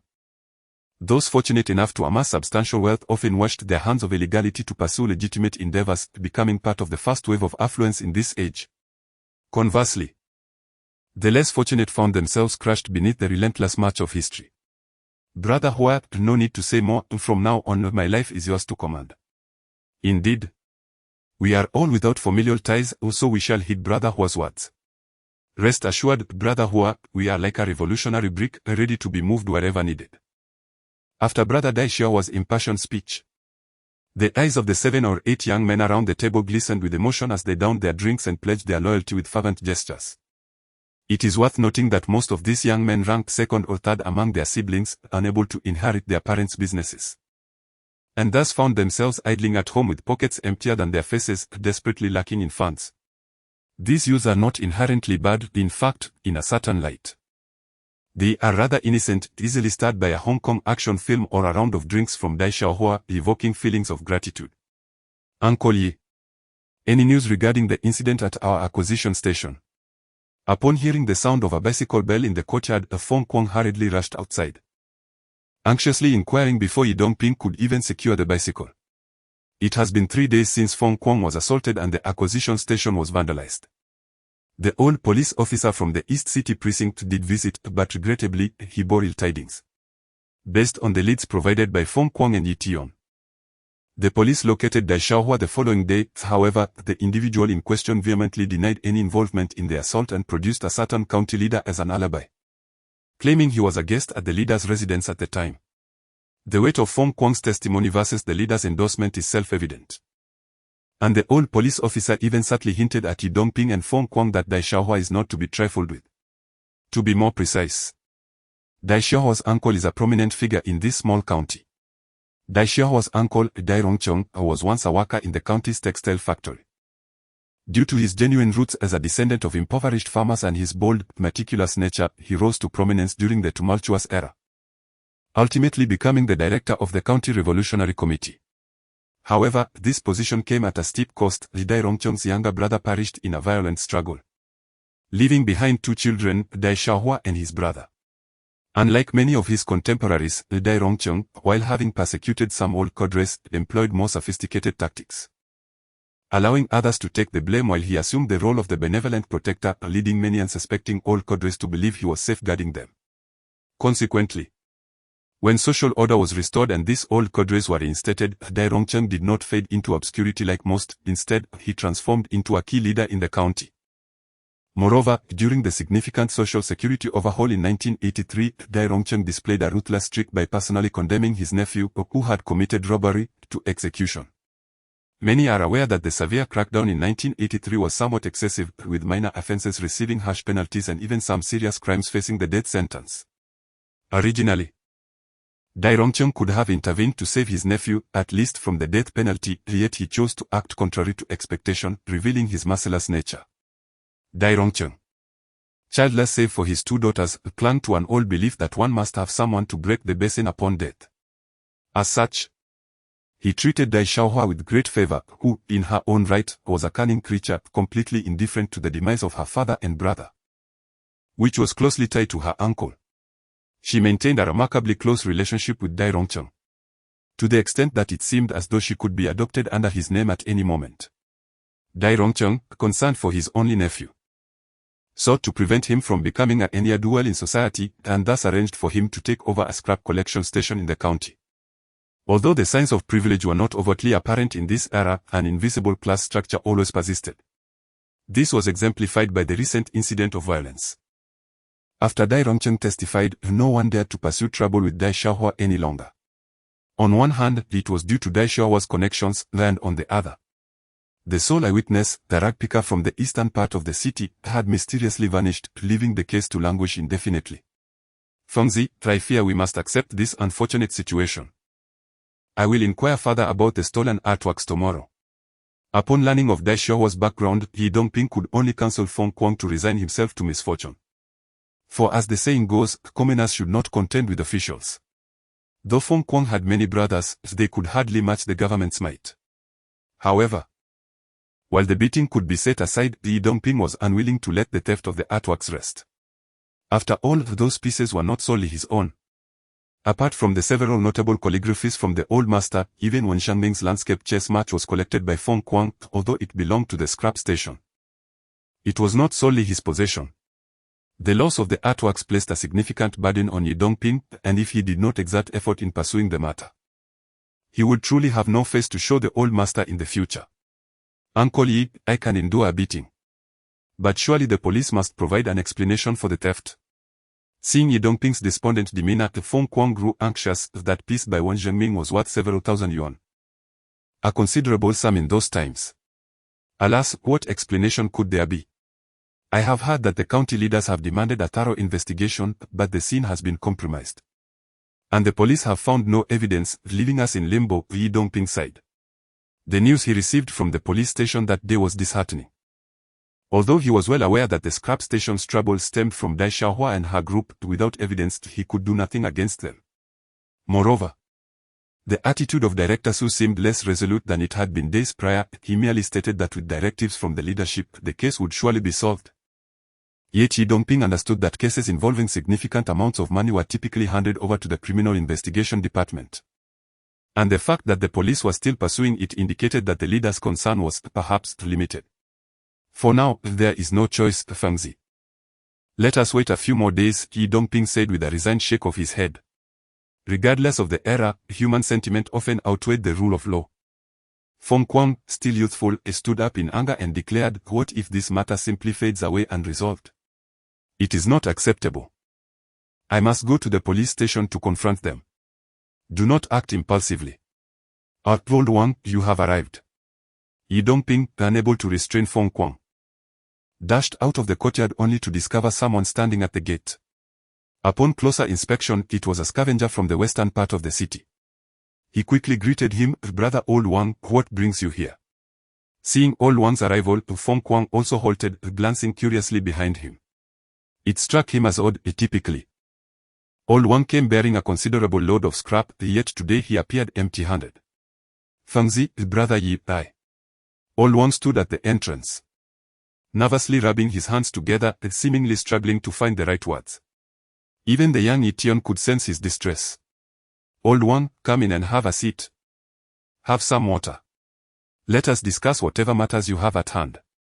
Ye Dongping, having spoken to Old Wang a few times in the past when he came to sell scrap, recognized him as an honest man. He once gifted him a few bottles of beer, only for Old Wang to return the empty bottles. The current state of Old Wang indicated he was in trouble. "Oh. No, Comrade Ye Tian. I just have a few words to say and then I will leave." Upon hearing Ye Dongping invite him in, Old Wang hastily waved his hand, his expression shifting, and after a brief moment of hesitation, he finally managed to say, "Fangzi, brother Ye, I fear I can no longer sell scrap to you." "What? Old Wang, I have treated you well, how could you do this to me?" Feng Kuang erupted upon hearing Old Wang's words. He had invested a considerable amount of money among the scavengers in the western part of the city, fostering brotherhood. All for the scraps they collected. Moreover, Old Wang held considerable respect among the scavengers. If he refused to sell to Feng Kuang, it was likely the others would follow suit. Such a loss would be unbearable for a newly established collection station. "Brother Feng, I am truly sorry." Upon hearing Feng Kuang's response, Old Wang's face reflected helplessness and shame. "Isn't this akin to betrayal?" Feng Kuang, overwhelmed with frustration, rushed towards Old Wang, reaching for his collar. "Fangzi, what are you doing? Step back." Ye Dongping intervened, holding Feng Kuang's arm. "Old Wang, please come inside. If you are facing difficulties, let us discuss them together and find a solution." "Comrade Ye Tian, I have no choice." Hearing Ye Dongping's comforting words, Old Wang's tears streamed down his face, and he sank to the ground, sobbing. "Yesterday, a group of people stormed into my home, assaulting my wife and children, forbidding me from selling scrap to you. Brother Feng, Comrade Ye, what can I do?" Old Wang, of a similar age to Ye Dongping, was a sturdy man, yet at this moment, he wept like a child, clearly shaken by the events of the previous day. "What? Someone threatened you, forbidding you from selling scrap to us?" Ye Dongping and Feng Kuang were both taken aback, unable to fathom the gravity of the situation. Old Wang wiped away his tears and nodded, saying, "Indeed, those people have declared that if we sell scrap to you, it would cost our families' lives." To be honest, in the 1980s, scavenging was looked down upon, even children would hurl insults. Although Old Wang had a group of people with him, their courage had long been worn away, and they dared not offend the local ruffians. Seeing Old Wang in such despair, Ye Dongping was left without a plan. After much contemplation, he spoke up, "So, won't you report this?" Upon hearing Ye Dongping's words, Old Wang bitterly shook his head, replying, "Report it. We don't even have an identity, who would believe us?" Old Wang understood that as scavengers, they were a transient group, occupying the lowest stratum in every city. If someone were to be killed, as long as the body remained undiscovered, no one would ever know or care. Which is why he had never considered going to the authorities. Brother Fong, Comrade Yi, I truly apologize. Old One stood up and deeply bowed to Yi Dongping and Fong Zi, disregarding their calls, and left the collection station with tears in his eyes. What should we do now? After Old One departed, Yi Dongping and Fong Zi were utterly dumbfounded. With no one coming to deliver scrap, their business was rendered untenable. Is this not akin to cutting off our means of survival? Even Yi Dongping, known for his good temperament, could not help but curse. He could intuitively deduce that the beating of Old One's family was undoubtedly connected to that group led by Dai Xiaohuo. Uncle Yi, let us fight back. They are leaving us no way to survive. What Yi Dongping could think of, Fong Kwang could naturally grasp as well. The pent-up anger that had been suppressed within him erupted. Fong Zi, what happened to your head? Calm down, sit down fast. As Yi Dongping turned to look at Fong Kwang, he was startled. The bandage on Fong Kwang's head was completely soaked in blood. The head is rich in capillaries. And Fong Kwang's agitation had caused the blood vessels at the wound to rupture, blood flowing down his face in a frightening manner. Ye Tian, quickly. Bring a basin of water for your brother Fong. After assisting Fong Kwang to sit down, Yi Dongping spoke of Fong Zi, do not be anxious. Tomorrow, I will seek out comrades from the United Front Work Department and report this matter again. I refuse to believe that this world is so unjust. The collection station was contracted in Fong Kwang's name, but the funds were provided by Liao Haoda. Matters concerning overseas Chinese were under the purview of the United Front Work Department, and Yi Dongping believed they would not turn a blind eye. Uncle Yi, I suggest we retaliate. This is far too oppressive. Watching the basin of clear water turn into a pool of blood stirred both old grievances and new enmities within Fong Kwang. Initially, he thought yielding a step would suffice. But who knew the other party would press on relentlessly, leaving him with no means of escape. People from the countryside do not resort to such ruthless measures. Dai Xiaohuo's actions ignited the wildness within Fong Kwang, who now contemplated returning to the countryside to rally support and seek vengeance in the county. Fong Zi, do not speak recklessly. What do you mean by fighting back? Yi Dongping reprimanded Fong Kwang with a hint of irritation. Noticing Feng's continued look of discontent, he softened his tone and said, Fong, you are still young. Do you truly wish to spend the latter half of your life behind bars? I believe Miss Wang is quite admirable. Do you think she would be fond of someone imprisoned? Uncle Yi, what should I do? Fong Kwang's vulnerability was exposed by Yi Dongping's words. He indeed harbored feelings for Wang Ying, and the thought of being incarcerated while facing her disdainful gaze extinguished any remaining courage within him. Perhaps we should wait a bit longer. The comrades in the United Front Work Department might take this seriously, Yi Dongping suggested, though his own confidence was wavering. The urban life felt foreign to him. Perhaps due to his prolonged residence in the countryside, rendering his previous principles obsolete. After a light lunch, Yi Dongping made his way to the county's United Front Work Department. But the outcome left him somewhat disheartened. The personnel were polite and took meticulous notes, yet they failed to provide a definitive response. From Yi Dongping's perspective, it seemed likely that the matter would end in futility. Uncle Yi, how did it go? Upon returning to the procurement station, Fong Kwang awaited him. Yi Dongping could only shake his head slightly and replied, Fong, do not rush. Mr. Liao still has a few tens of thousands with me.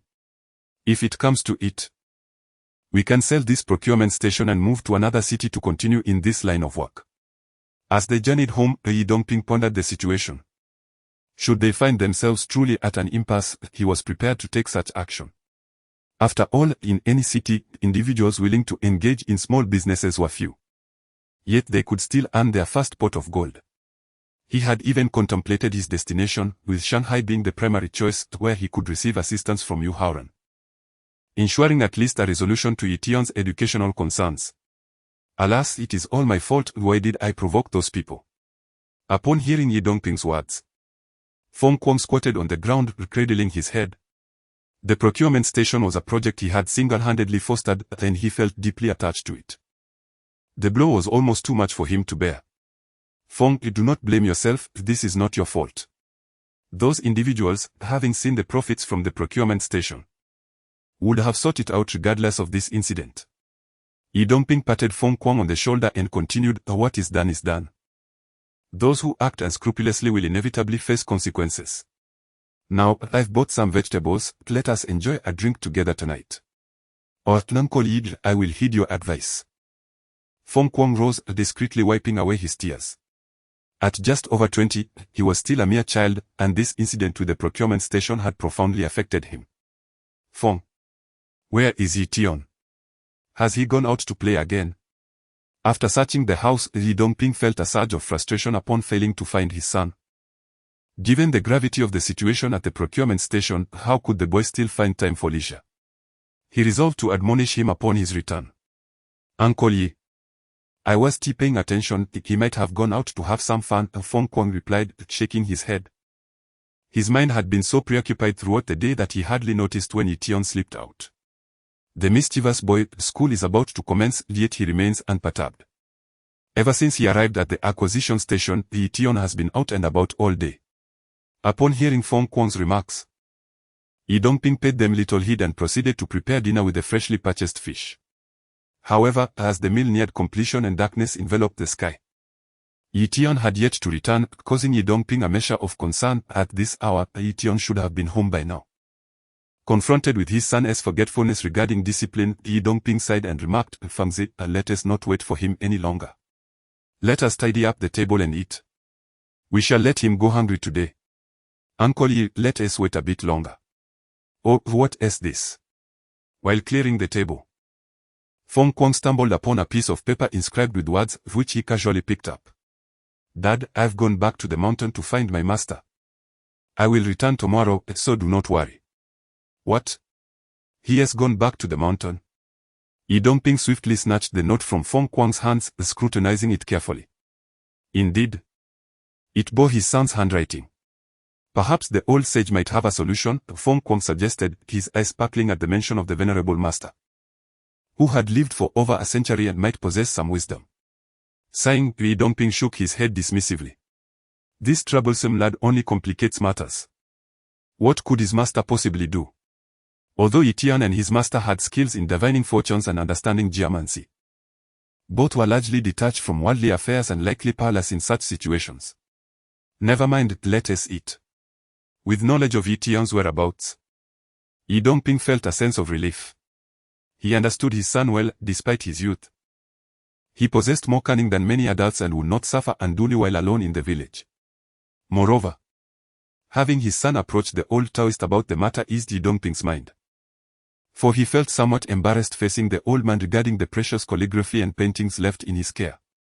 Ye Tian had stealthily slipped out of the acquisition station around noon, purchasing a ticket to the town at the bus station before walking back to the village. A journey that consumed an entire afternoon. Traversing the uneven dirt paths of the village, Ye Tian felt an overwhelming sense of happiness. Though the ground beneath his feet was rugged, it felt far more solid than the asphalt of the city. The village remained as tranquil as ever. It was mealtime, with smoke rising from the rooftops and the occasional crowing of roosters and barking of dogs resonating in Ye Tian's ears, a symphony of comfort. Ah! Xiao Tian. What brings you back? Xiao Tian, how are things in the city? Where is your father? Indeed, how is it that you, a child, have returned alone? As soon as Ye Tian revealed himself in the village, he was surrounded by the villagers. Aunt Fatty embraced him, exclaiming that he had not fared well and had lost considerable weight since his departure. Hello, Uncle, Auntie, Aunt Fatty, Ye Tian greeted the elders warmly before explaining. I have returned to see my master. My father did not accompany me. You, child, dare to travel such a distance alone. Have you not eaten? Let us accompany Aunt Fat home for dinner. Regarding the question of where Ye Tian would dine, the enthusiastic villagers debated for quite some time before Aunt Fat took Ye Tian to her abode. Although the meal consisted of simple fare, Ye Tian found it exceptionally delicious. After finishing his meal and playing with his friends, including the chubby one who had rushed over upon hearing the news, Ye Tian set off alone towards the mountain. As he neared the temple, approximately 20 to 30 meters away, he caught sight of a faint light emanating from the side room, stirring a pang of sorrow within him. His master, over 100 years old, remained solitary, with no one to care for him. It was only natural for a disciple like him to seek comfort at his master's side rather than venture off to the county for his studies. This thought led Ye Tian to harbor some resentment towards his father's arrangements. Is that little Yi? As Ye Tian approached the temple, about 7 or 8 meters away, the light inside flickered, and the voice of the old Taoist echoed. Despite Ye Tian's soft footsteps, the old man recognized him immediately.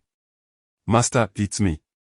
For reasons unknown, Ye Tian's call carried a hint of tears. Since he had come of age, he rarely cried in front of others. Yet now he felt an overwhelming urge to collapse into his master's embrace and weep. With a creaking sound, the side door of the temple opened, revealing the silhouette of the old Taoist. Although the light behind him obscured his features, Ye Tian knew his master must be equally delighted. "You rascal. It's only been a week, and you already miss your master. Look at you, latterly pathetic." The old Taoist chuckled as he playfully ruffled Ye Tian's hair. Though his hand rose high, it came down without any force. "Master, I miss you. I want to leave again, I'll stay here to accompany you." Ye Tian disregarded the old man's teasing and buried himself into his master's embrace. Truth be told, during his time in the city, Ye Tian felt profoundly uncomfortable. As if the world had become a cage that confined him. Only in his master's presence did he experience the liberating sensation of vast skies and boundless seas, where birds soared and fish leaped. Foolish child, if you wish to live the serene life of a master, you must first experience the world's trials. The old Taoist remarked, stroking Ye Tian's small head filled with deep reflection. A feng shui practitioner often defies the heavens, while not necessarily cursed by fate. They frequently risk revealing celestial secrets, which may endanger their loved ones. Thus, many lead solitary lives. The old Taoist was no exception. After inheriting the art of divination, he left his hometown to wander the world, never marrying, and even his 2 disciples were taken in while he roamed foreign lands. Now, with the end of his days approaching, the heavens had granted him a disciple. Though young, this disciple exhibited commendable filial piety, leaving the old man feeling content. "Master, I sent it quite nice to live a tranquil life on the mountain." In the past, Ye Tian had cherished the bustle of life. Yet after a few days in the county, he felt a disconnection from that noise. In contrast, he found greater comfort with his master. "Haha. You won't last a month before you grow weary." The old Taoist laughed heartily, taking Ye Tian's small hand and leading him inside. The entire Taoist temple, including the guest rooms, has been recently constructed. However, aside from the new buildings, the tables and chairs within are relics that have been utilized by the elder Taoist for over a decade, imparting an air of dilapidation. In the center of the room, a stack of exquisite paper rests upon a table, accompanied by an ancient inkstone, and a wolf hair brush leans casually against it, releasing the fragrant aroma of ink throughout the space. The room is also pervaded by the scent of kerosene emanating from the oil lamp on the table. As the mountain lacks electricity, each night the elder Taoist relies on this kerosene lamp to read and compose his writings. "Master, I speak honestly. Either you should descend the mountain with me, or I shall remain here," Ye Tian suggested, observing the sparse furnishings that accentuated an atmosphere of chill solitude. His small nose wrinkled in discontent. Previously, he had not felt this way during his frequent visits to the mountain, but now he was overcome with a sense of melancholy. "You're rambling again. Are you not still yearning to marry that girl named you or something? If you remain on the mountain like a wild man, who would ever wish to marry you?" The elder Taoist chuckled at his disciple's words, yet a sudden thought coursed through his mind. His disciple possessed extraordinary talent in the art of feng shui and fortune-telling. Should he pursue this path, would he, like the master, be destined for a life of solitude? As the saying goes, those who delve into feng shui often encounter one of 5 misfortunes or 3 deficiencies. He could not discern Ye Tian's fate. Thus he could not predict the future that awaited him. This contemplation plunged the elder Taoist into a turmoil of conflicting emotions. Having witnessed Ye Tian grow from a mere child into his current self, the bond they shared transcended that of a master and disciple. He genuinely regarded Ye Tian as a grandchild. Every elder desires the happiness and prosperity of their descendants. However, if Ye Tian were to pursue this path, the uncertainties of the future would be beyond the elder's control. Noticing the elder Taoist's intense gaze upon him, Ye Tian felt perplexed and waved his small hand in front of him, asking, "Master, what troubles you? I never mentioned marrying that girl." "Or, it's nothing, little leaf. Do you resent your master for imparting the arts of feng shui and fortune-telling?" The elder Taoist was roused from his reverie by Ye Tian's interruption.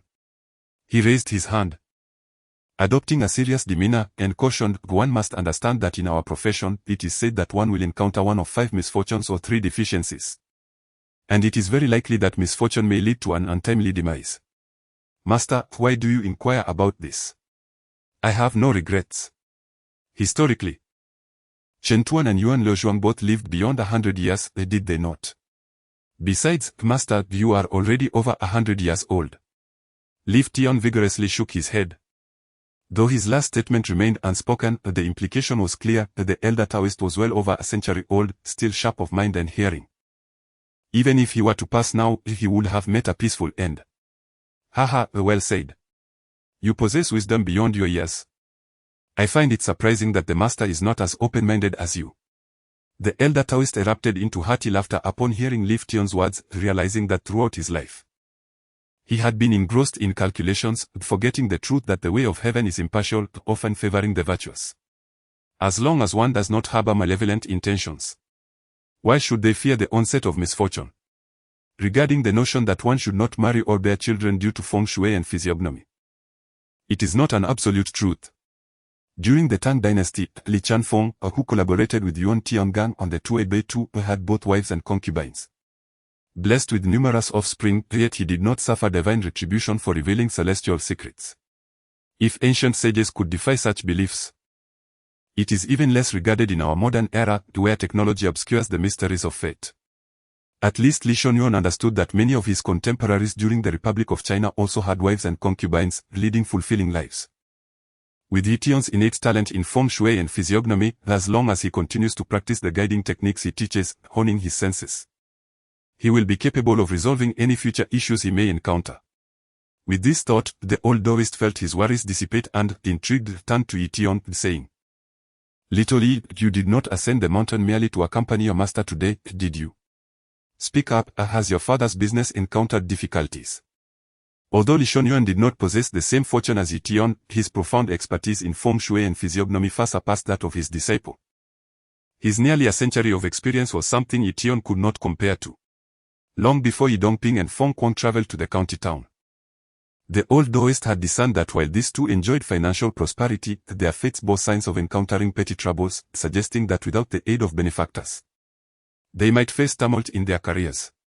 Upon realizing that the old Taoist had guessed the purpose of his visit, Ye Tian lowered his voice and said, Master, not only has there been an issue with the acquisition station, but even your treasured paintings have been lost. What? My paintings are gone. Despite having practiced for a century and being able to remain composed even in the face of calamity, the old Taoist was taken aback upon learning that his cherished artworks, collected over half a century, had been stolen.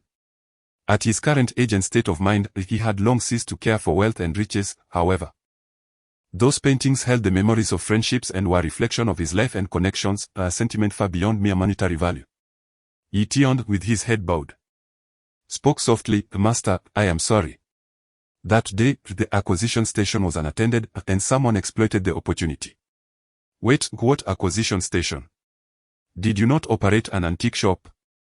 The old Taoist, having focused on his lost paintings, interrupted Ye Tian upon hearing him mention the acquisition station for the second time. Master, it seems the government does not permit it, so Brother Feng could only establish a recycling station. When discussing this issue with Feng Kuang and Ye Dongping, Ye Tian had not paid much attention, thus he could only provide a vague explanation of the circumstances. This matter is peculiar. During the 1920s and 1930s, Shanghai was filled with antique shops, and there were no restrictions on opening them. The old Taoist shook his head, a look of skepticism on his face. How did those items go missing? Did you not calculate who might have stolen them? The old Taoist was acutely aware of Ye Tian's formidable divination abilities. Feeling inadequate in comparison, he could not believe that Ye Tian would be unable to deduce at least the location of the items after their disappearance. Master, I know who stole the items, but that person is in the county town. This matter must be recounted from the beginning. Ye Tian explained the enmity between Feng Kuang and Dai Xiaohua that originated in the cinema, the subsequent beating of Feng Kuang, the visit to the hospital with his father, the loss of the paintings, and the background of Dai Xiaohua, narrating the entire saga in detail. Master, my father has filed a report, but I consulted a divination. And if there is no external force intervening, this case is unlikely to be solved. However, my father refuses to listen. Ye Tian had previously mentioned this to his father. But at that time, he was reprimanded by Ye Dongping and never brought it up again. Now, before the old Taoist, Ye Tian is mentioning this for the second time. The old Taoist is far more perceptive regarding human affairs than Ye Dongping. Upon hearing Ye Tian speak of Daishowa's background, he already grasped the essence of the situation and shook his head, saying, "Your father possesses knowledge and capability, yet he is somewhat pedantic. As the saying goes, evil must be met with evil. If you hope to resolve this matter through official channels, it may be a long wait. Master, what should we do? My father and crazy brother are at their wits' end." Ye Tian looked up at the old Taoist. If he had to name the person he admired most in his life, it would undoubtedly be the one before him, with his father relegated to a lesser position in comparison. "Little rascal, what do you plan to do? Did you come to your master merely to lament?" The old Taoist smiled at Ye Tian, seemingly unfazed by the lost paintings. "I." Ye Tian clenched his small fists, displaying a look of wanting to speak but hesitating. "What I? Have you lost the courage to speak?" Upon seeing Ye Tian's demeanor, the old Taoist's expression suddenly turned serious. "We are practitioners of the way and also martial artists. A man must have the spirit to fight when angered. Ye Tian, remember. To eradicate evil is to do good. Do not hesitate in your actions, for hesitation will forever prevent you from achieving greatness." If Ye Dongping were to hear the old Taoist words, he would likely disregard any notions of respecting the elderly and would confront the old Taoist head-on. For these sentiments completely contradicted his usual teachings of kindness towards others. Even Ye Tian was somewhat intimidated by the old Taoist's remarks. He could not comprehend why his previously amiable master had suddenly transformed into a figure reminiscent of the god of war, speaking of violence and bloodshed. "But master, I cannot contend with them. How can I act on behalf of justice?" Ye Tian stammered. Although he had been mischievous since childhood, often bullying classmates, he was acutely aware of his limitations when it came to confronting adults. Despite having trained for several years, his slender arms and legs were no match for the burly adults. Upon hearing this, the old Taoist rose, sweeping his sleeve in a grand gesture. Looking at Ye Tian with a half-smile, "A little rascal, do you truly believe your master is senile? When we face adversaries, why must we resort to blades and guns?" The old Taoist was by no means a gentle soul. During the war of resistance against Japan, he had undoubtedly claimed the lives of many enemies. His words carried an air of lethal intent that permeated the room. It is essential to note that although the old Taoist dons the attire of a priest, he is, in fact, an heir of the Mo lineage, wholly unconnected to the Taoist philosophy of tranquility and non-action. "Master, are you suggesting severing his lifeline and disrupting his feng shui?" Ye Tian's eyes sparkled with intrigue. The realm of feng shui is not solely confined to the burial grounds. Missteps concerning residential feng shui can lead to catastrophic consequences, much like the misfortune that befell the Miao brothers, whose mere construction of a fish pond resulted in the loss of lives and wealth. Upon hearing Ye Tian's words, the old Taoist chuckled ambiguously and remarked, "Young Ye, do you understand why, throughout history, from high-ranking officials to common folk, so few dare to offend practitioners of feng shui? It is because feng shui can dramatically alter a nation's fortune and predict blessings or calamities, instilling fear in others." Ye Tian responded assertively, having heard such sentiments from his master on numerous occasions. From the Tang dynasty to the Ming dynasty, feng shui masters and wandering sorcerers have always enjoyed high regard, both in courts and among the populace. The legends of feng shui causing death are countless, not mere fabrications. The old Taoist nodded, affirming, "Indeed. While it is said that defying fate can lead to backlash for the practitioner, such instances are rare. Generally, as long as one can shout the heavenly secrets and contain the impact within a certain range, calculating the fate of a few individuals is a trivial matter. There is a saying that to eliminate evil is to perform a good deed." During the anti-Japanese war, the old Taoist once invoked the earth's energy at motion to create a feng shui trap, resulting in the inexplicable deaths of dozens of Japanese soldiers. A case that remains shrouded in mystery to this day. Intrigued by the old Taoist tale, Ye Tian asked, "Master, have you ever witnessed a practitioner using feng shui to manipulate others?" Our feng shui practitioners are just like ordinary people, possessing emotions and desires. Some are benevolent, while others are malevolent. Having lived a long life, what have I not witnessed? The old Taoist chuckled, yet his thoughts drifted to a personal experience from the past. And he began to recount this was over 60 years ago in Hunan. At that time, the land of China was engulfed in warlord conflicts, leaving the populace in dire straits. During one of his travels through Hunan, Li Shunyuan stayed at the home of a wealthy family named Chen. While dining that evening, he noticed something peculiar about the two children of the household. Both boys, 3 years apart in age, bore strange growths on their heads, tumors that were not the usual rounded protrusions, but elongated and pointed, resembling iron nails embedded within their flesh. The old Daoist, intrigued, inquired about the children's condition. The father, visibly distressed, eventually recounted the story under the old Daoist's persistent questioning. 5 years prior, the Chen family was merely a humble abode, having suffered tragedy with the loss of both elderly parents in the turmoil of war. As the two brothers deliberated on how to lay their parents to rest, a middle-aged man claiming to be a feng shui master from the south arrived at their doorstep. At that time, the middle-aged man candidly admitted that he sought refuge here and inadvertently discovered a prosperous burial site nearby. However, during this tumultuous era of warfare, countless individuals were hastily interred without ceremony, leaving this prime location neglected. Lacking any particular skills, the man found it difficult to make a living after his arrival. Thus, he inquired about the Chen family, known locally for their substantial wealth, and fortuitously learned that an elder in their household had recently passed away. He then took the initiative to recommend this burial site to the Chen brothers for the interment of their parents. The man assured them that if their parents were laid to rest there, the Chen family would certainly prosper within 3 years. Upon hearing the man's words, the two brothers were quite tempted. However, their remaining provisions had been plundered by bandits, leaving them without the means to compensate the man. After some discussion, the middle-aged man agreed to accept a modest sum of silver coins and a small quantity of rice as transportation fees, promising to return later to collect 200 taels of gold once the Chen family had flourished. Both parties signed a contract to affirm their agreement. Indeed, as the man had predicted, within a mere 3 to 4 years, the Chen brothers' business thrived and their fortunes soared. Yet, year after year, the original geomancer who had guided them never reappeared. It was not until the 8th year that a young man came knocking, claiming to be the nephew of the geomancer.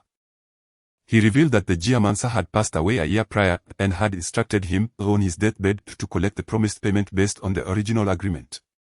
While 200 taels of gold was not a significant sum for the now prosperous Chen family, the brothers, swayed by greed, dishonored their pact and refused to acknowledge the past. The young man, naturally unwilling to relent, led to a conflict wherein the Chen brothers, relying on their numbers, forcibly seized and tore the contract, rendering the agreement void. Realizing the futility of the situation, the young man departed in disappointment. But not before warning them, feng shui can bring benevolence, but it can also bring calamity. Beware, for retribution may soon befall your family. Shortly thereafter, the Chen family's business plummeted unexpectedly. Then curiously, both sons of the second brother developed grotesque growths on their heads, rendering them quite unsightly. The brothers understood the implications and suspected that the young man had tampered with their ancestral grave. They summoned numerous feng shui masters and geomancers to investigate. Yet none could provide a satisfactory explanation. Regret consumed the Chen brothers as they sought in vain for the young man. After hearing the entire account, an elderly Daoist called forth the two boys and examined the locations of their growths with keen insight, quickly grasping the situation. The Chen patriarch, perceptive to the Daoist's contemplative demeanor, fell to his knees, pleading for assistance to alleviate his children's misfortune. In all fairness, the brothers had been the first to breach the contract, and the young man's nephew had merely retaliated. The Daoist initially hesitated to involve himself, but upon witnessing the suffering of the innocent children, he ultimately acquiesced. The following morning, the Daoist visited the Chen family's ancestral grave for inspection. There, 3 feet beneath the surface, he unearthed a 3-inch-long nail wrapped in a yellow talisman. Upon seeing this object, the Chen brothers finally understood the true meaning of karmic retribution. At that moment, after the old Daoist removed the misfortunes afflicting the two children, he took his leave. As for the young man's further manipulations at the ancestral grave, he chose not to intervene, for the Chen family was destined to endure such tribulations due to their own contradictory words and actions. Master, is this truly the case? After listening to the Daoist's narration, Ye Tian absent-mindedly scratched his head, fearing that a growth might sprout from it as well. He was genuinely unaware that feng shui could extend to such extremes. Not only could it disrupt one's financial prospects, but it could also bring calamity upon one's family. Upon hearing Ye Tian's words, the old Taoist chuckled softly. Would your master deceive you? Little Yi, I understand your father does not believe in such matters. Nonetheless, all things in the world are born of yin and yang. Traditional Chinese medicine teaches that an imbalance of yin and yang can lead to illness. Similarly, if the dual residences of yin and yang encounter issues, it can disturb one's peace. That seems reasonable, Ye Tian nodded, somewhat comprehending. He suddenly recalled the extraordinary sight he witnessed while employing divination techniques to observe the earth's energy, where yin and yang intertwined. In the theory of yin and yang, all that is dynamic, outward, transcending, warm, and luminous belongs to yang, while that which is relatively still, inward, descending, cold, and obscure belongs to yin. However, excessive yang can lead to fiery tempers, while extreme yin may result in bodily weakness. Only through the harmonious interaction of yin and yang can one achieve health and tranquility, free from afflictions. From this perspective, the influence of the dual residences of yin and yang on people's lives is entirely valid. The ancient understanding of housing also subtly aligned with the principles of yin and yang. Thousands of years ago, when selecting dwelling places, ancient people prioritized safety, often choosing elevated locations less susceptible to floods and beasts, and subsequently sought shelter from wind and rain by selecting sunlit, wind-sheltered areas. Such choices, closely related to daily life, gradually intertwined with the theories of yin and yang, the 5 elements, and the 8 trigrams, evolving into a profound spiritual discipline.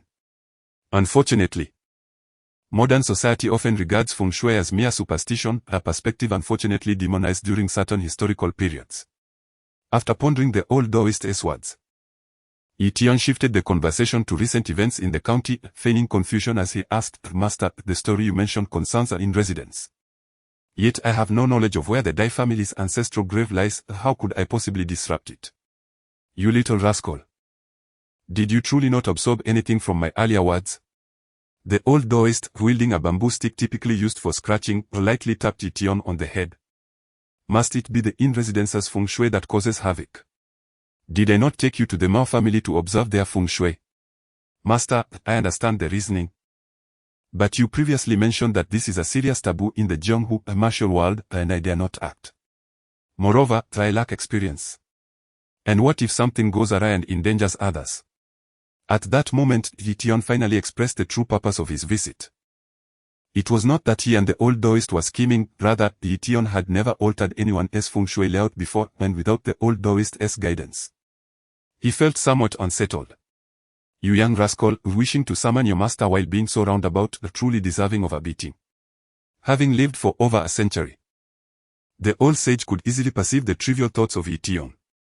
In a swift motion, he struck with a bamboo stick, causing Ye Tian to grimace in pain and exclaim, Master, does this mean you agree? Agree to what? The old sage shook his head and said, Ye Tian, do you not realize I have long foreseen the difficulties your father would encounter on this journey? Why did I not inform him? I do not know, Master.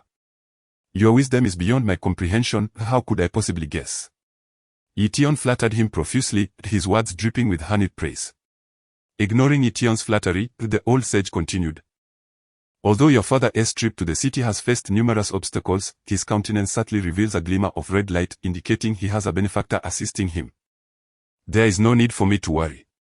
A benefactor? Master, we know no one in the county. Where would such a benefactor come from? Ye Tian exclaimed, astonished, as he pondered the situation. However, after much contemplation, it seemed his father was only acquainted with a few scavengers. Could it be that the benefactor was among them? Far in the heavens, yet near at hand, the old sage murmured in a cryptic manner, startled by the sage's words. Ye Tian pointed to his own nose and asked, Master, are you saying it is me? Indeed, the old sage nodded, saying, although I cannot predict your future, your features indicate a noble aura. With high cheekbones and a square brow, your eyes are vibrant. This is the visage of a benefactor as described in the ancient texts. A benefactor, it is said, possesses the power to rectify errors with a single word, to determine life and death, and to wager millions with ease. Although you are still young and have yet to reach such heights, I assure you that ensuring your father's safety is well within your grasp. The three phrases spoken by the old sage encapsulated three distinct life forms. To rectify with a word refers to those who have attained mastery in certain fields, their words embodying truth within that domain. To determine life and death pertains to influential dignitaries, who exude an aura of authority derived from their long-standing status and psychological disposition. As for to wager millions, it describes the affluent and powerful. Master, this benefactor sounds exceedingly formidable. Young Ye Tian was stirred with excitement, imagining a future where he would possess such greatness. However, his expression soon turned sour as he lamented, "Master, no one listens to me. Even catching a wild chicken depends on its willingness, and I only have 3 coins left. What you speak of seems utterly unrelated to my reality." The old sage shot a glare at Ye Tian and said, "You insolent child, I never claimed you could achieve this now. But you undoubtedly possess the traits of a benefactor. Overcoming these minor difficulties should pose no challenge. So, master, are you suggesting that I should return the same way I came?" Ye Tian began to discern the underlying message, realizing that the sage's assertion of his noble aura was merely a ruse to avoid intervening directly. Indeed, the child shows promise. "It is late. Let us stay here for the night and descend the mountain tomorrow." The old sage stroked his beard, adopting an air of enlightenment, leaving Ye Tian seething with the desire to set fire to his beard with the lamp on the table. Before Ye Tian could take any action, the old Taoist extinguished the wick with a swift breath and remarked, "Let us rest, we shall share a room, and rise early to set out tomorrow." "Master, will you truly refrain from intervening?" Ye Tian inquired as he lay upon the bamboo bed. "At my age, I can hardly endure such turmoil," the old Taoist replied decisively. "If I were to commit an act that incites the wrath of heaven and the ire of the people, would you not intervene?" Ye Tian persisted, adopting a defiant tone. "It is your own misfortune that you invite, it concerns me not," the old Taoist retorted, a response that left Ye Tian feeling vexed. As their exchange continued, the old Taoist's snoring soon filled the air, leaving Ye Tian wide-eyed and restless, unable to succumb to slumber. Understanding his master's temperament, Ye Tian realized that if the old man uttered a refusal, no amount of persuasion would sway him. It seemed that his journey, aside from hearing a tale and receiving a promise of future assistance, would ultimately be in vain. "I shall manage on my own if you choose not to help," Ye Tian declared in frustration, confident that with his ability to perceive the dual energies of yin and yang and his expertise in various forms and theories of feng shui, he could indeed stir chaos within the Dai family. Upon awakening the following morning, Ye Tian, having come to terms with his situation, masked his disappointment. After savoring a bowl of thin porridge prepared by his master, he bid farewell and descended the mountain. He lingered briefly in the village before boarding a cart bound for town, returning to the city. What Ye Tian was unaware of was that approximately an hour after his departure, the old Taoist donned a fresh Taoist robe, locked the temple doors, and followed suit down the mountain. "Father, I have returned," Ye Tian announced upon arriving at the recycling station, now well past noon. He trudged inside with a drooping head, a stark contrast to his earlier spirited descent. Ye Dongping did not erupt in anger but instead cast a fleeting glance at his son, who resembled a forlorn monkey, and said, "Sit down, it is time to eat." Stealing a glance at his father, Ye Tian sensed a calmness that belied an impending storm, allowing him to relax slightly. He cautiously picked up his bowl, taking small bites, careful not to serve himself too much of the vegetables. "Ye Tian, come, eat some vegetables." "Why aren't you having any?" Feng Kuang had been watching him intently since he entered, and now he eagerly served Ye Tian some greens. Having lost hope regarding the police station, he awaited any good news that Ye Tian might bring. Yet, despite Feng Kuang's interruptions, the meal remained heavy with an air of melancholy. Once satiated, Ye Tian busied himself with the dishes, leaving Feng Kuang astonished. When had he ever seen this lad so industrious? "Ye Tian, come inside," Ye Dongping called as Ye Tian hesitated in the courtyard. Obediently, he took a seat indoors. "Speak. What is your master's opinion?" "I, Ye Dongping, shall certainly reclaim those paintings and calligraphy in my lifetime," he proclaimed, though he understood that in all likelihood, the old Taoist would not be around to see such a time, for he was already over 100 years old. "Father, the master does not blame you. He mentioned that ill deeds will eventually lead to retribution, urging you not to dwell on it." Ye Tian refrained from speaking the truth. If Ye Dongping were to discover that the master had encouraged him to employ feng shui to resolve this matter, it is likely that he would tether him with a chain.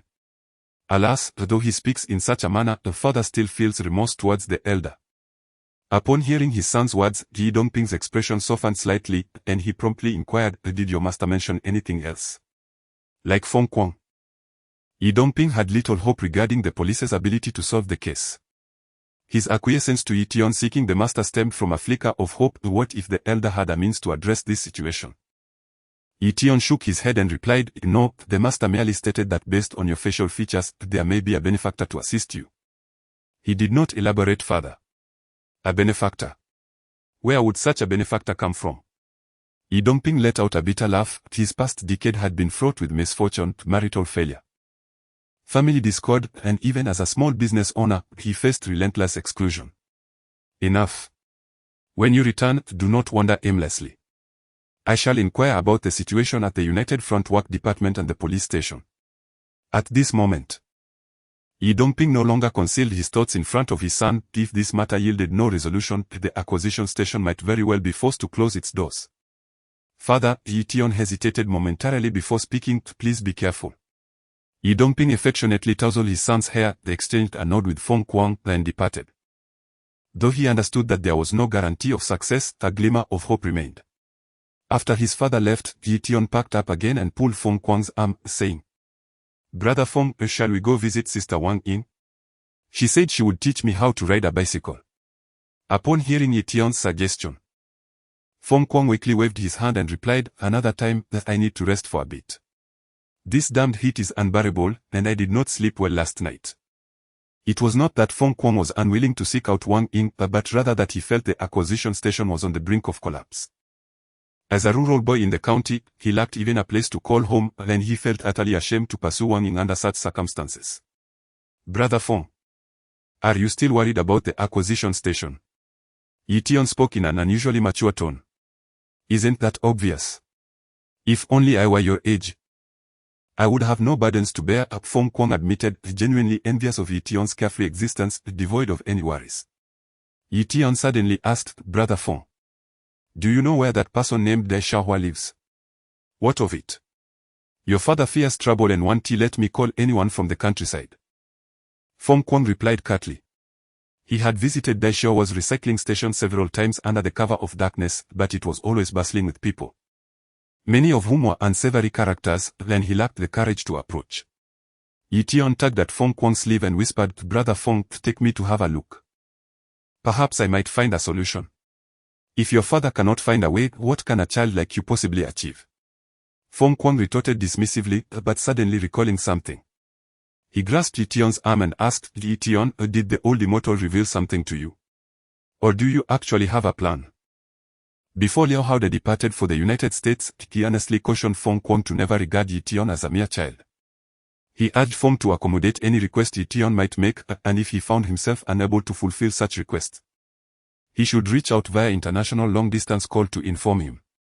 Reflecting on this matter, the quest for his great aunt's grave surfaced in Feng Kuang's mind, leading him to realize that the child before him might possess the capability to resolve issues that eluded the grasp of adults. "Brother Feng, let us first investigate that place. By the way, you are aware of where Uncle Dai Xiaohua resides, aren't you?" "I may not know his exact residence, but I can certainly find out. Tomorrow, or even tonight, I will have the information," replied Ye Tian, his words igniting excitement in Feng Kuang. In rural folklore, numerous tales surround the practices of geomancers, whose methods are shrouded in mystery. Perhaps they could indeed remedy the challenges faced by the purchasing station. "Is it that location?" After more than an hour, Ye Tian and the straw-hatted Feng Kuang arrived outside Dai Xiaohua's purchasing station. To be candid, the environment here surpassed that of their own home, bustling with residential activity and lively foot traffic. Peering through the open gate, Feng Kuang spotted Dai Xiaohua seated in the courtyard and gritted his teeth, exclaiming, "Yes, this is the place. That bearded man is Dai Xiaohua." Ye Tian refrained from further comments, instead advising Feng Kuang to maintain a distance while he circled around the purchasing station. Fortunately, there were numerous children of his age in the city, allowing him to blend in without drawing attention. After employing the principles of geomancy and the residential techniques taught by the old master, Ye Tian could not suppress a whisper in his heart, "What a splendid locale! The feng shui here is vastly superior to that of our own." Daishohua's purchasing station comprised 3 rooms, complete with a courtyard, boasting an excellent orientation for both the entrance and courtyard gates. The 2 windows of the inner rooms provided views of the winding streets nearby, indicative of a prosperous feng shui arrangement. After circling the purchasing station once more, Ye Tian located Feng Kuang, who had been hiding behind a seed-selling stall. Ye Tian, what do you think? Have you discerned anything? Although Ye Tian had not disclosed his thoughts, Feng Kuang had gleaned enough to suspect that Ye Tian might intend to disrupt Daishohua's feng shui, thereby inviting misfortune upon him. Brother Feng, the feng shui of this purchasing station is exceptionally favorable, and there is no malevolent energy in the vicinity. This complicates matters. Ye Tian's face bore no trace of a smile. The bustling main street of the county lay not far from the purchasing station, built alongside the river, perfectly embodying the feng shui principle of backing water with a street, a prime commercial location. Even if Ye Tian could perceive the distribution of yin and yang energies here and employ minor techniques to disrupt their balance, he could only diminish the station's financial fortune temporarily. It would not fundamentally resolve the underlying issues. As for more drastic measures to alter the entire feng shui layout of the surrounding area, Ye Tian had never contemplated such an approach. Though he understood how to execute it, such alterations would necessitate changes to the surrounding environment, perhaps even the demolition of certain buildings, tasks far beyond Ye Tian's capabilities. Leaf. What shall we do? Are we really going to let that scoundrel ruin our recycling station? Upon hearing Ye Tian's words, Feng Kuang was nearly brought to tears. Though he had been out collecting scrap for the past few days, he earned far less than in previous days and had even encountered Daishohua and his gang on 2 occasions. Had he not managed to evade them swiftly, he would have surely faced a beating. Ye Tian had not anticipated that his bold claims would lead to such a predicament, thus he could only comfort Feng Kuang, saying, "Brother Feng, do not despair, there will always be a solution." Despite Ye Tian's maturity, he remained but a child, relying solely on his knowledge of geomancy and feng shui. If he could not devise a plan based on that, he would be no different from an ordinary child. What can we do? He is from the city and has relatives in high places. What can we possibly do against him? Feng Kuang glared at the entrance of the recycling station, spitting defiantly in its direction. Wait, you mentioned that this person is so overbearing because of his uncle's influence. We need to find out where he lives tonight.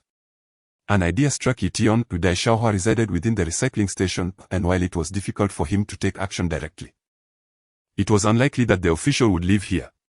From Brother Feng's words, it seemed the official was indeed the powerful backing of the Dai family. If that official faced misfortune, Daishohua would surely suffer as well. Moreover, altering the feng shui of a residence was far easier than changing that of a commercial establishment. Perhaps, otherwise why wouldn't the police apprehend him? Ye Tian reassured him, "Don't worry, I will inquire shortly." Feng Kuang scratched his head in response. All these deductions were made by Ye Dongping, and he had no concrete knowledge of Daishohua's uncle's position. For a rural youth who had only just arrived in the city, even the village head seemed like an immensely powerful figure. Realizing that remaining here would yield no results, Feng Kuang first took Ye Tian back to the recycling station before heading out to find Wang Ying. There was no other option. Inquiring among the scavengers would prove fruitless. "Dad, you're back." Before Ye Tian even entered the courtyard, he noticed the gate was ajar. Peering inside, he saw Ye Dongping sitting by the water well, frowning. Lost in thought. "Why have you run out again? Can't you behave for a few days? Do you really think I won't discipline you?" Upon seeing his son, Ye Dongping's frown deepened. He glanced behind Ye Tian and asked, "Where is Brother Feng? Has he gone out to collect scrap again? Did I not tell him to take a break for a few days?" Ye Dongping was aware of Feng Kuang's encounters with Daishohua's crew. Those ruffians were heavy-handed. And should Feng Kuang suffer another beating, he would have no way to explain it to Feng Kuang's parents. "Brother Feng has gone to find Sister Ying. Dad, please do not worry too much. My master said that evil people will eventually face their own retribution, and those rascals won't thrive for long." Seeing the weariness etched on his father's face, Ye Tian felt a pang of sympathy. He understood that his father had come to the county town to support his education, and he could only imagine how much happier he would be if they still lived in their little mountain village. Alas, if wicked individuals were to receive their just deserts, the world would surely witness fewer daring souls engaging in malevolence. Ye Dongping shook his head, yet upon hearing Ye Tian's words, a flicker of hope ignited within him. Perhaps the old Daoist predictions held some truth after all. Over an hour later, Feng Kuang returned from outside, casting a knowing glance towards Ye Tian as he carried Yi Dongping's burden. Clearly, he had managed to extract a few words from the seemingly nervy Wang Ying. The county committee and government of the small town were situated in the southern part of the city, and though merely separated by a river from the eastern district, this area was a hub of administrative activity, bustling with life.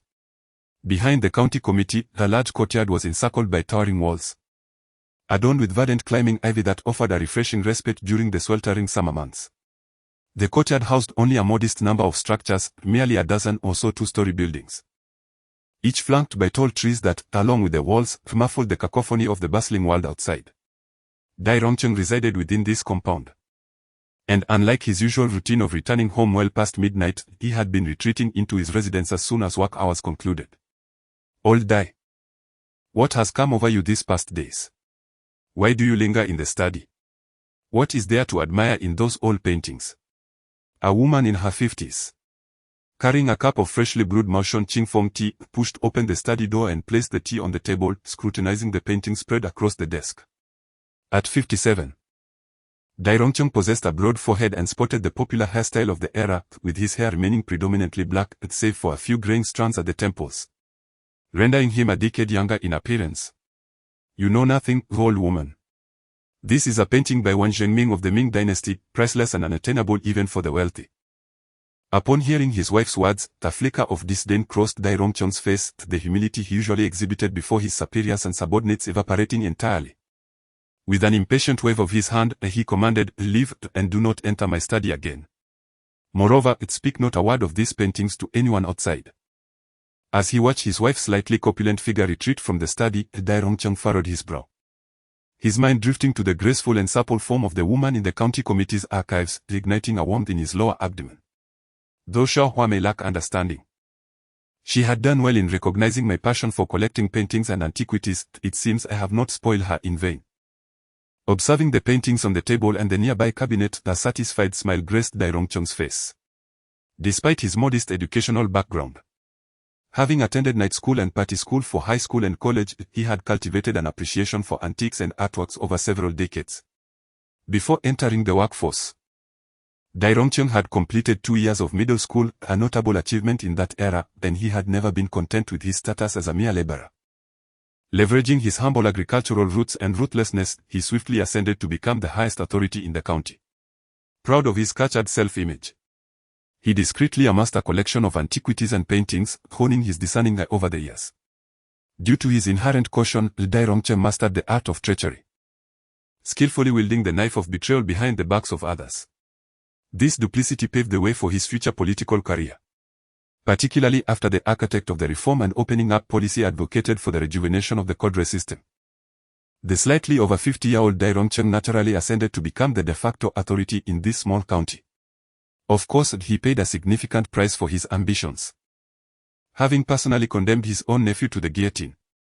Matters such as this invariably possess dual aspects. While some leaders applauded Dai Rongcheng's self-sacrificial act, others began to harbor suspicions regarding his character, reasoning that Dai Xiaojuan's offenses did not warrant such a harsh fate. Coupled with past events, this cast a shadow over his political career. After several fruitless years of effort, Dai Rongcheng realized that he was likely to step down from his current position. Devoid of the motivation for political advancement, he gradually shed his facade of hypocrisy. In addition to assisting Dai Xiaohua in securing a scrap collection station in the eastern part of the city, Dai Rongcheng even forged documents to obscure the scrutiny of the Public Security Department, for his previous self-righteous act of familial betrayal had deceived many. For Dai Rongcheng, these were trivial matters. In recent years, he had covertly instructed his trusted aides to establish a clandestine fund, embezzling state allocations under the guise of overseeing related departments. Although Dai presented himself in a modest manner, living simply, his wealth could easily crown him as the richest in the county. Furthermore, he captivated a woman renowned as the flower of the county committee with his charm, as he perceived it, allowing him to rejuvenate his life and rediscover its true essence. Dai Rongcheng did not consider promoting her from a mere clerk to the deputy director of the archives as a quid pro quo. He viewed it as his most substantial achievement in providing diligent service to his superiors, regardless of the era or the individual. Maintaining a FAOD of integrity throughout one's life is undoubtedly a formidable challenge, yet to fall from grace, one merely requires a single opportunity. Moreover, Dai Rongcheng's nature was far from virtuous, the allure of youthful beauty and wealth deeply enticed him, leading him to feel that the cautious decades behind him were finally yielding rewards. In the mid-1980s, television was a rarity in most households. And with the absence of air conditioning, city dwellers favored gathering under streetlights on summer evenings to play cards, conserving their household electricity while enjoying the cool breeze. Thanks to the county committee and local government, the road in front of their homes was relatively wide, with streetlights that shone brighter than elsewhere, naturally attracting many seeking respite from the heat, forming small groups to play cards. Most individuals were not affluent, seeking merely entertainment. Those who lost would affix paper notes to their faces or wear bricks as slippers, finding joy in both winning and losing. Surrounding the card players, there were vendors selling watermelons by the cart, and those who were thirsty would spend a small sum to savor the juicy fruit. Among them were wise women who, equipped with brooms, collected the discarded seeds, taking them home to wash and dry, later frying them up to serve to guests, thus saving on expenses. Ye Tian. How do we get in with that guard standing at the entrance? On the road opposite the county committee's residential compound, Fong Kwang and Ye Tian leaned against a utility pole, conversing in the rustic dialect of the countryside. Those familiar with Jiangnan are aware of its multitude of dialects. After passing a village, the spoken words may differ entirely, allowing the two to converse without fear of being overheard. Ye Tian glanced at the security guard near the entrance of the compound, curled his lip, and remarked, "Brother Fong, it's not that we are going in together. I'll go in by myself. That won't do. What if someone catches you?" Upon hearing Ye Tian's words, Fong Kwang shook his head vigorously, like a rattle. For he had brought Ye Tian out under the pretense of meeting Wang Ying. If anything were to go awry, he would have no way to explain it to Uncle Yi. "Brother Fong, have you lost your mind? I'm just a child, neither a thief nor a robber. At worst, I might get lost. Who could possibly harm me?" Ye Tian chuckled, his innocent expression revealing a childlike charm that would surely lead any unfamiliar onlooker to perceive him as a well-behaved youth. That is true. Getting caught while trying to sneak in would indeed be a predicament. Upon contemplating Ye Tian's words, Fong Kwang realized their validity and replied, "Hurry back and forth. I'll keep an eye on the card game while waiting for you." "All right, Brother Fong, you can rest assured." Ye Tian nodded, preparing to head toward the compound when suddenly, an elderly gentleman emerged from inside, making his way toward the watermelon stand, causing Ye Tian's eyes to brighten with interest. This elderly man appeared to be in his 70s, his face lined with deep wrinkles, yet his lower face was full, indicative of a life well lived, surrounded by grandchildren and enjoying a peaceful old age. More importantly, the faint trace of nasolabial folds by his mouth suggested to Ye Tian that he had recently arrived at the compound, certainly not more than 2 weeks prior. Once the old man had gathered 2 watermelons and left the stall, Ye Tian hurried after him, calling out, "Grandfather, let me help you carry one. I live there too. How come I've never seen you before?"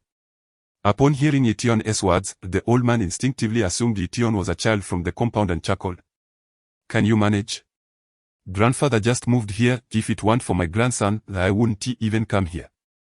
Buying a watermelon costs money back in our village. We can just pick them from anyone's field." As they engaged in conversation, they entered the county committee's residential compound. The old man had just exited, and with their friendly banter, plus Ye Tian's youthful demeanor, the guard at the entrance allowed them to pass without scrutiny. Upon reaching the front of the building where he lived, the old man invited, "Child, would you like to come in for a slice of watermelon?" "No, thank you, grandfather. Goodbye." City children are so polite, the old man praised Ye Tian with a smile, turning to enter his home, blissfully unaware that this child had not been in the city longer than he had. "The feng shui here is quite commendable, indeed. Even an ordinary person residing for an extended period may absorb some of its noble aura." Upon the entrance of the elderly man clutching a watermelon into a modest building, Ye Tian began to scrutinize the expansive courtyard. The encroaching darkness made discerning the landscape challenging, prompting him to employ his geomantic techniques, concentrating vital energy within his eyes. Has this feng shui arrangement been tampered with? Despite the night as heavy in energy, Ye Tian discerned that the distribution of yin and yang in this place was balanced. with any malevolent energy suppressed in the corners of the surrounding walls. Furthermore, there appeared to be traces of deliberate alterations in several areas. The 9 Palaces Flying Star Chart. Upon meticulous examination, a look of astonishment crossed Ye Tian's face. He had not anticipated encountering this nearly lost school of thought mentioned by his master. The so-called 9 Palaces refer to identifying the cardinal directions, east, south, west, north, as well as southeast, southwest, northeast, and northwest, surrounding a central point. Collectively known as the 9 Palaces Flying Star. After establishing the 9 palace positions, one would harness the celestial powers of the stars to weave them into the arrangement, thus forming the 9 Palaces Flying Star formation. However, in Ye Tian's perspective, the so-called celestial powers merely serve to obstruct or channel the energies of yin and yang, organizing them in an orderly fashion to benefit individuals and their fortunes, rather than possessing the mythical prowess often ascribed to them. In the past, there existed a feng shui school that combined the 9 palaces and the 8 trigrams with the celestial Big Dipper for divination and geomantic calculations. Yet this lineage has been scarcely mentioned since before the liberation. Even the old Taoists are uncertain if it has endured. Wait, this 9 Palaces Flying Star chart is incomplete. The formation in the southwest has been damaged, likely for some years. Ye Tian climbed a venerable tree, seemingly over a century old, and after surveying the surroundings, clarity dawned upon him. It is known that in feng shui, every plant and tree serves a purpose, and the great tree he stood upon represented the northwest palace. However, from his vantage point, Ye Tian observed that the northeastern formation had been deliberately dismantled, replaced by a stone pavilion for shade and leisure. Thus, he deduced that this courtyard must have once belonged to a prominent family, who had engaged an exceptionally skilled feng shui master to establish the 9 Palaces Flying Star chart. Yet, as time passed, such a modest configuration could hardly withstand the tides of change, leading the family to either relocate or fall into decline. The current courtyard has been constructed upon the foundation of this auspicious feng shui arrangement, yet due to the descendants' ignorance of geomantic principles, they have made alterations to the configuration laid out by the sage. Nevertheless, this site remains inherently favorable, although the 9 Palaces Flying Star chart is incomplete. The overall fortune of the location remains exceptionally good. Enough pondering, I must hasten to conclude this and return, else my father will surely grow anxious.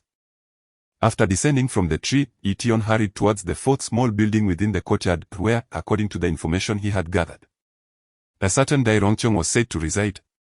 This fellow seemed to be fortunate, loitering around the small building with a yard, causing Ye Tian to feel a twinge of dissatisfaction. In the realm of feng shui, the ceaseless flows of energy from all directions create a dynamic interplay, with these varying energies experiencing cycles of vitality and decline in response to the passage of time and environmental changes. The modest building inhabited by Dai Rongcheng is positioned in the southeast, with its entrance directly aligned to the auspicious direction that attracts positive energy into the abode, naturally resulting in a harmonious atmosphere filled with good fortune. Without the need for a compass, Ye Tian adeptly identified several locations merely with his keen eyesight, assessing them with satisfaction before nodding and retracing his steps out of the courtyard. The security personnel at the entrance, recognizing him as a mere child, did not feel compelled to inquire further. Under the glow of the streetlight, Ye Tian found Feng Kuang, who, with several notes affixed to his chin, was engrossed in a game of cards. Upon noticing Ye Tian's return, Feng Kuang swiftly discarded his cards and, after dispersing a cloud of smoke, remarked, "Hey, guys. It's getting late, I must head home. We shall play again another day." The card game beneath the streetlight attracted familiar faces, as well as passers-by on bicycles who joined in the revelry. Thus, Feng Kuang's departure did not disrupt the gathering. The card players, unperturbed, encouraged the young man, who had just shared his smoke, to return often, due to the theft of the bicycle at the recycling station. The two friends had walked there and would similarly return on foot. After a few steps, Feng Kuang could no longer contain his curiosity and inquired, "So, Ye Tian, what is the plan? Let us head home, crazy brother. Tomorrow, could you procure 8 small mirrors for me? The very tiny ones, please, I have a purpose for them." Ye Tian replied with a triumphant smile. Observing Feng Kuang's bewilderment, he added, "This matter will be resolved in no more than 10 days or a fortnight, so fret not." Really? Upon hearing Ye Tian's words, Feng Kuang felt as if a bottle of chilled beer had just been consumed, dispelling the heat from his body. Overjoyed, he lifted Ye Tian in a bear hug, insisting on carrying him home. As for Ye Tian's request for mirrors, Feng Kuang wisely chose not to press for details. Having witnessed Ye Tian's remarkable abilities before, if he could locate individuals who had long since passed, dealing with a living person would surely be effortless. Upon their return to the recycling station, now well past 10 o'clock at night, the pungent aroma of alcohol wafted through the air. Ye Dongping sat at the table, nursing a stack of peanuts while indulging in a drink. Beer lacks potency, this liquor is far superior. Feng, care to join me for a sip? Despite the forced smile on his face upon seeing his son and Feng Kuang, it was evident that he was merely drowning his sorrows in alcohol. A futile attempt that only deepened his despair. The theft that had befallen the recycling station was unfortunate, but the lost artworks might one day be recovered. However, the absence of scavengers willing to sell scrap had effectively strangled the lifeblood of the station. Its less than ideal location, devoid of residential neighborhoods, made it unrealistic to expect anyone to approach with waste to sell. Thus, Daisho's actions had truly pushed the recycling station to the brink of ruin. Uncle Ye, my capacity for alcohol pales in comparison to yours. I can manage only a bottle of beer. Upon catching a whiff of the inferior liquor, Feng Kuang hastily shook his head. However, considering the joyous occasion, he turned back to the corner and grabbed a bottle of beer, opting to simply bite the cap off rather than using an opener. Ah! Feng Zi, what else got you in such high spirits? Has that girl agreed to date you? The delight evident on Feng Kuang's face did not escape Ye Dongping's notice, leaving him somewhat perplexed. This lad's affections seemed to run deeper than his own. Just this morning, he had left the house with a sullen expression. Unable to contain himself any longer, Feng Kuang, upon hearing Ye Dongping's inquiry, exclaimed with exuberance, Uncle Ye, that is not the case at all. Wang Ying and I are merely friends. But you won't believe it, our acquisition station is saved. That fellow Dai won't be able to gloat for much longer. Cough, cough, cough. Observing Feng Kuang's unrestrained enthusiasm, Ye Tian pretended to choke on his drink, coughing incessantly. Impetuous. Can't you drink slowly? Ye Dongping shot an annoyed glance at his son. However, he soon became engrossed in Feng Kuang's words, paying little heed to his son's antics. After chiding Ye Tian for a moment, Ye Dongping turned his attention to Feng Kuang and asked, Feng Zi, what are you planning? I've told you, regardless of the situation, we must not resort to violence. Having lived in the countryside for over a decade, Ye Dongping was well aware that rural folk often resort to physical confrontation when faced with disagreement. Moreover, given the Feng family's prominence in the area, it was not beyond reason to think they might be tempted to retaliate. Uncle Ye, I never mentioned anything about fighting, Feng Kuang replied, realizing he had been somewhat overly exuberant. Stealing a glance at Ye Tian and noting his lack of displeasure, he continued, Uncle Ye, I just asked Ye Tian, and he mentioned that the old immortal had cast a fortune for us when we left. The reading suggested that we would encounter good fortune and be aided by noble patrons. This assertion had been concocted during their return journey, as Ye Tian understood that his father wished to shield him from adult affairs. Furthermore, he harbored a strong aversion to matters of feng shui and fortune-telling, hence the fabrication. Noble patrons. Feng Zi, who do we know in this small county? Upon hearing this familiar phrase echoed from Ye Tian, a wry smile crossed Ye Dongping's face. He waved his hand dismissively, it's getting late, we should all retire for the night. Feng Zi, tomorrow I'll accompany you to collect scrap. I refuse to believe we can't make it work. To arrive at such a decision was no small feat for Ye Dongping. He had never envisioned himself pulling a cart through the streets to gather scrap. Yet, given the circumstances, relying solely on Feng Kuang for this venture would only suffice to cover the station's expenses, leaving no room for growth. Thus, Ye Dongping set aside his pride, preparing to genuinely immerse himself in this line of work. Now that Ye Tian's enrollment procedures had been completed, he had no desire to become a burden in Shanghai unless absolutely necessary. Dad, crazy brother can manage alone, you've never done this before. So perhaps you should refrain from joining him. Upon hearing his father's intention to collect scrap, Ye Tian felt a wave of discontent wash over him. He found it difficult to imagine his father shouting to gather discarded items while pulling a cart. Indeed, Uncle Ye, your presence here suffices. This task should not fall upon your shoulders. Feng Kuang, who hails from a rural background, urged this as well. He Unperturbed by the scorn of others in pursuit of profit, recognized that Ye Dongping, a man of intellect, bore a delicate sensibility. What if he were to suffer ridicule? What kind of reasoning is this? Just because you can manage it, does it imply I cannot? Is my dignity less worthy than yours? Upon hearing Feng Kuang's remarks, Ye Dongping's voice rose, slightly intoxicated from the spirits he had consumed. Observing Ye Dongping's inebriation, Feng Kuang, with a sigh of resignation, suggested, "All right, Uncle Ye. We shall go together tomorrow." "That sounds more agreeable," Ye Dongping replied, swaying as he retreated to his room, leaving Ye Tian and Feng Kuang exchanging glances. Ye Tian understood that his father was resolute in his decisions. Despite the drunken talk, he would undoubtedly venture out to collect scrap the next day. He turned to Feng Kuang, saying, "Brother Feng, please keep an eye on my father tomorrow. And remember, steer clear of the East City for a while." "Understood, Uncle Ye." Feng Kuang replied, shaking his head with a sigh. He had little faith in Ye Dongping, a man steeped in scholarly pursuits, being able to collect scrap. He feared that even a few shouts from the vendors would overwhelm him. As anticipated by Ye Tian, before dawn broke the following day, Ye Dongping had risen early, preparing porridge. After a light meal, he and Feng Kuang set out, each pulling a cart. Ye Tian felt no anxiety. His father's bright demeanor reassured him that no harm would come.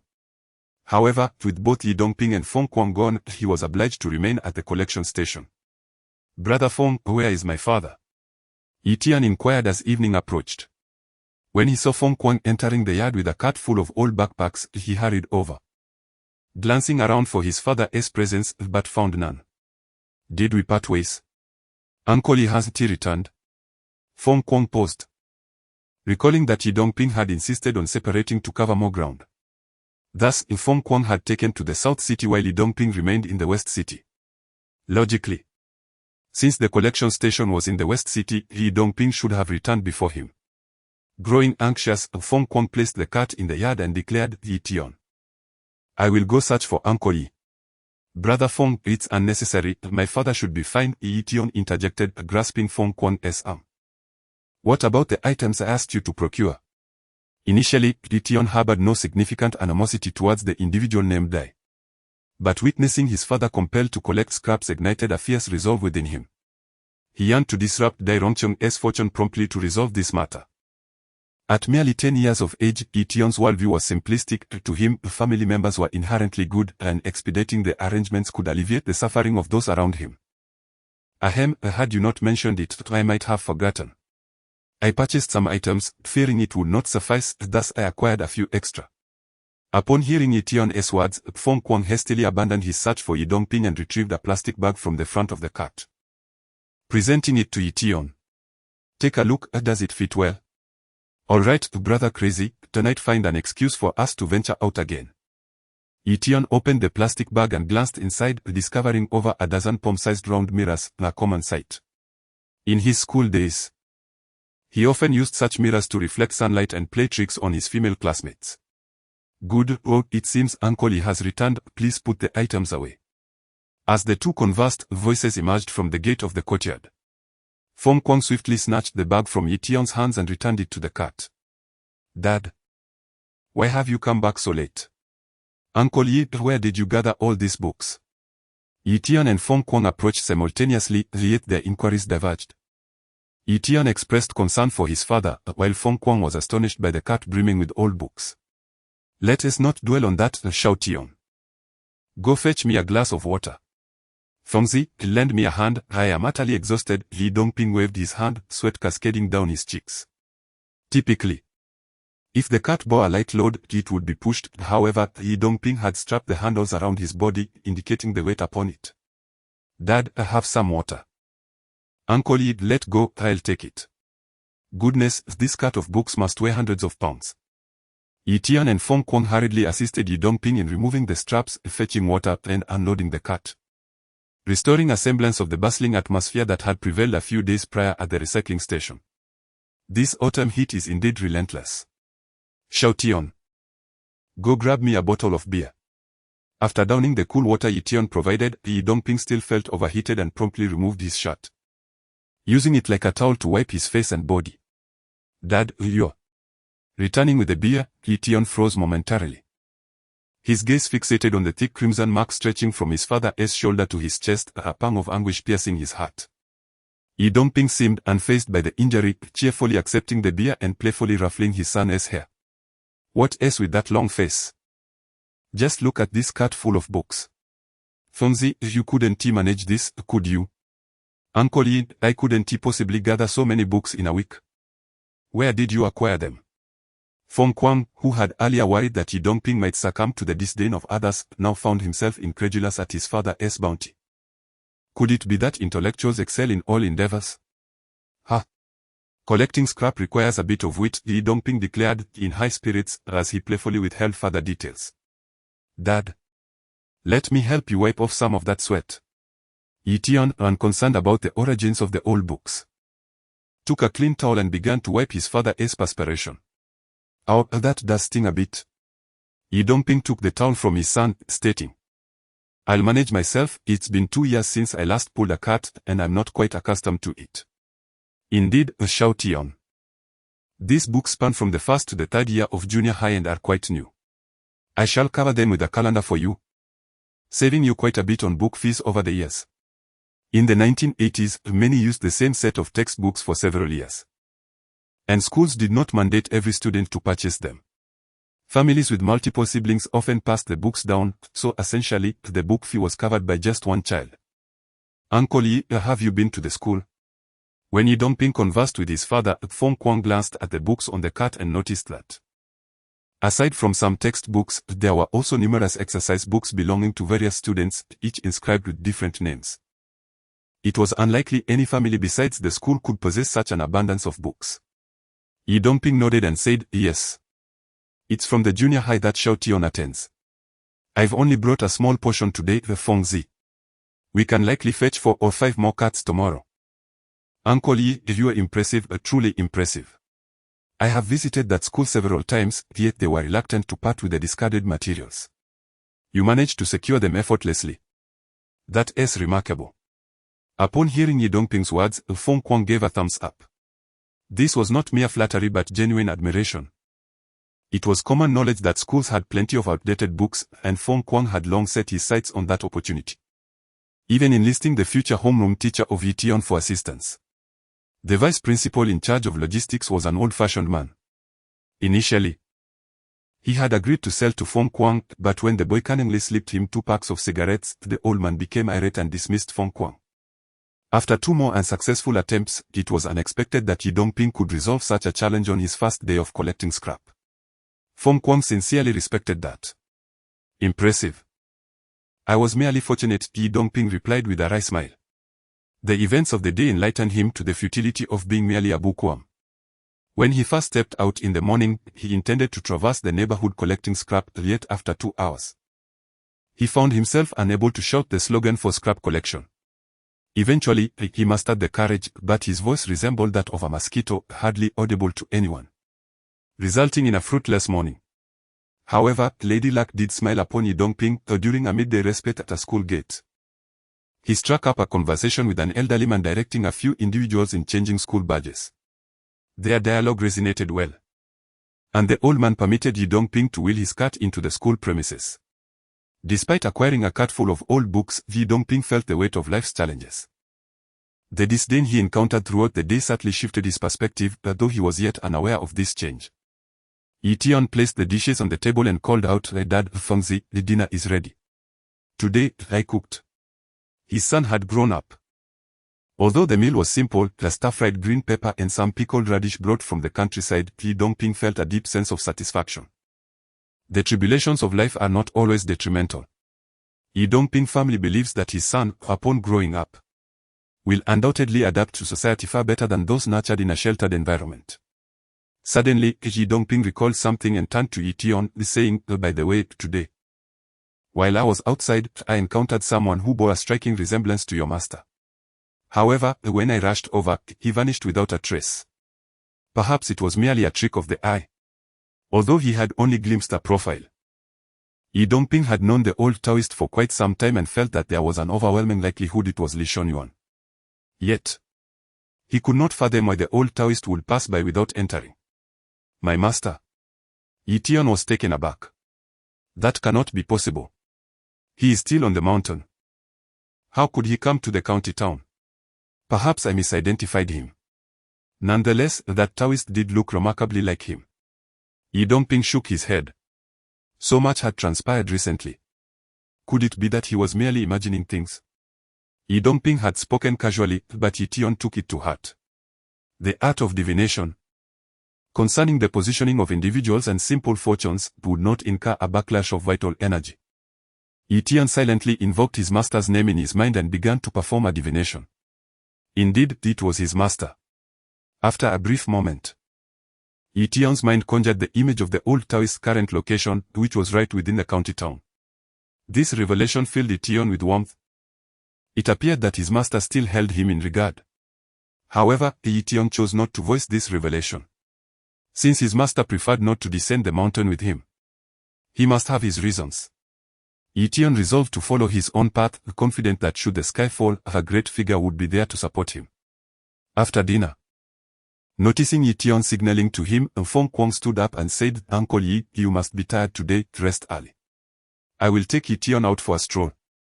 He has been cooped up at home all day." "All right, but don't stay out too late. Come back early." Ye Dongping consented, pleased with his son's commendable behavior that day, believing he deserved a reward. After retrieving the bag containing the mare from the cart in the yard, the Feng Kuang and Ye Tian exited the collection station, heading straight for the southern part of the town. Upon arriving outside the large courtyard, Feng Kuang remained outside while Ye Tian stealthily kicked small stones and blended into the courtyard, greeting the gatekeeper with a polite "Good evening, uncle," as he entered. "Why are you acting like a madman? Why are you causing harm? Why are you stealing?" Under the night sky, a small figure wandered in front of the fourth building of the courtyard, occasionally climbing a tall tree or pausing at a corner, murmuring words only he could hear. After more than half an hour, Ye Tian's small frame finally came to a halt as he gazed at the building before him, where the yang energy was completely abstracted, and the yin energy gradually transformed into malevolent energy. A satisfied smile spread across his face. The dual energies of yin and yang are inherently harmless, however. If one becomes imbalanced, it can significantly affect both the individual and the surrounding environment. Excessive yin energy can lead to physical weakness and illness, while an overabundance of yang energy can incite rage and irritability.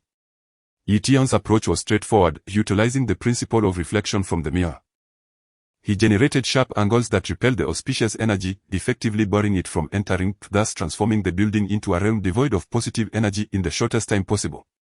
This is precisely why, for centuries, few have dared to offend geomancers.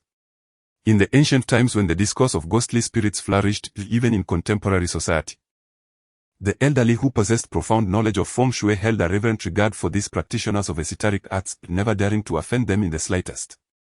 However, with the advent of Western culture and the introduction of scientific advancements in recent times, feng shui and similar practices have come to be regarded as superstitions that hinder societal progress, relegated to the annals of history.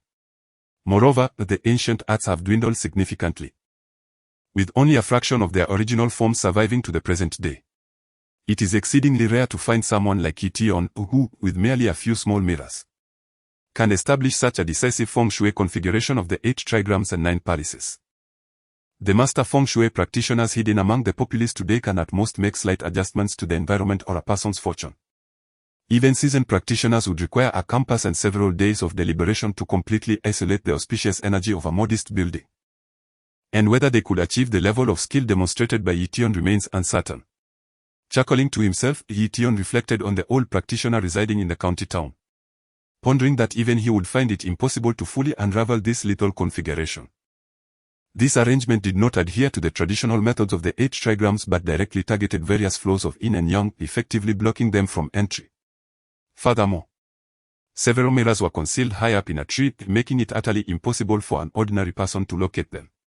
Even if discovered, no one would associate them with a feng shui arrangement. Casting a glance at the small building, which would soon transform into a malevolent space, Ye Tian leisurely exited the courtyard and sought out Feng Kuang, who was engaged in a card game beneath a streetlight. "Ye Tian, how is it?" Feng Kuang inquired, pulling Ye Tian aside into a secluded area, his voice trembling slightly. He understood that the success or failure of today was pivotal to the future of their acquisition station. All his hopes rested on Ye Tian. If all goes well, something should transpire within 5 days, right? Ye Tian hesitated to speak too confidently. Much of what he knew regarding the influence of residential feng shui on health and fortune had been gleaned from his master. And he had only witnessed one instance of it at Maolau's family home. Even if he felt assured that he could transform the small building into a site of malevolent energy within 5 days, he remained uncertain about what precisely would unfold. 5 days. Feng Kuang clenched his fist tightly at his side, glancing at the imposing walls of the courtyard. Let us go, if we don't return soon. Uncle will start to worry. By the way, Brother Feng, tomorrow I'll write a note for you to deliver to a household. Be careful not to let anyone see it. As they walked, Ye Tian recalled the scars left on his father's body from pulling a cat. And a surge of resentment welled up within him. This matter needed to be resolved swiftly. Ye Tian, what not? Feng Kuang asked, curious. Brother Feng, just deliver it. Why ask so many questions? Ye Tian himself was unsure of the meaning behind the words that had appeared in his mind, which contained only a few times, locations, and names. Nevertheless, he instinctively believed that these details could assist his father and the others. As soon as Ye Tian and Feng Kuang departed, an elderly figure clad in the attire of a sage appeared at the entrance of the courtyard. It remains a mystery how he managed to charm an elderly resident of the courtyard into inviting him inside. Once freed from the company of the old man, the sage meandered through the courtyard with an air of casualness. The 9 Palace flying star diagram, originally imparted by the sage to Ye Tian, was immediately recognizable to him. He discerned the feng shui layout of the courtyard at a glance, even noting the few incomplete palaces. Upon observing the 2-story small building inhabited by Dai Rongcheng, his expression shifted markedly. The compass concealed within the sleeve of his Taoist robe began to whirl incessantly, and the sage's countenance grew increasingly grave. Such a cursed location could lead to illness within a matter of days. He pondered how the occupants had managed to survive thus far. It was the handiwork of the young Ye, who had just set up a little feng shui configuration. After circling the small building, the sage detected certain clues and discovered a small mirror hidden behind a section of the wall. Gazing at the inexpensive mirror, he murmured to himself, good heavens. This young man is intent on complete annihilation. The methods employed by Ye Tian sent a chill through the sage. Having lived for so long, he had never encountered such a perilous configuration of feng shui in a residence. The sage introspectively questioned whether imparting his knowledge of feng shui to Ye Tian was a blessing or a curse. In a time before liberation or in ancient eras, when esoteric arts flourished and capable individuals abounded, Ye Tian's intricate feng shui arrangement, though clever, was not beyond the reach of those who could unravel it. Despite the dangers of the martial world being far greater than today, the principles of mutual restraint still held sway. And there would always be someone capable of countering Ye Tian. However, in the modern society characterized by a comprehensive legal framework, the art of feng shui had waned significantly. The sage was bold enough to assert that not only could no one discern this lethal configuration, but even if they could, they would be powerless to dismantle it. Such mystical arts were not embraced by contemporary society. Even if one were to proclaim that this place was a cursed ground, they would likely be ignored. And it would be inconceivable for anyone to attribute misfortunes within the small building to the machinations of a feng shui practitioner. Thus, from this perspective, there existed no one capable of counterbalancing Ye Tian. Should Ye Tian's character be less than virtuous, the potential harm to society would be immeasurable. It was not that the sage was overly compassionate, rather, he wished to avoid witnessing Ye Tian become a being who acted solely on whims. If that were the case, Ye Tian would inevitably play with fire, drawing the ire of the celestial order. It seems that the old Taoist is about to face another bout of exhaustion. Li Shonyuan shook his head. Merely imparting knowledge to his disciple would be insufficient. He needed to instill in him an understanding of the rules of the underworld and the principles of humanity. Such wisdom cannot be conveyed through mere words. It is imperative that Ye Tian immerse himself in society. After a moment of contemplation, the old Taoist consulted his compass once more and ultimately concealed a small mirror from the corner of the wall within his robe. The atmosphere surrounding Ye Tian was exceedingly grim, and the old Taoist feared it might contravene the natural order, thus feeling compelled to alleviate some of the prevailing murderous aura. It had been over a week since the theft at the recycling station, and the calendar had advanced to the end of August. Although the oppressive heat of the late summer lingered, the mornings and evenings had begun to exhibit a refreshing coolness, hinting at the arrival of autumn. Tomorrow marked the day Ye Tian was to report to school, and both Ye Dongping and Feng Kuang had refrained from venturing out today, opting instead to tally the old textbooks collected from the school over the past few days, which they intended to deliver to the state-run recycling station.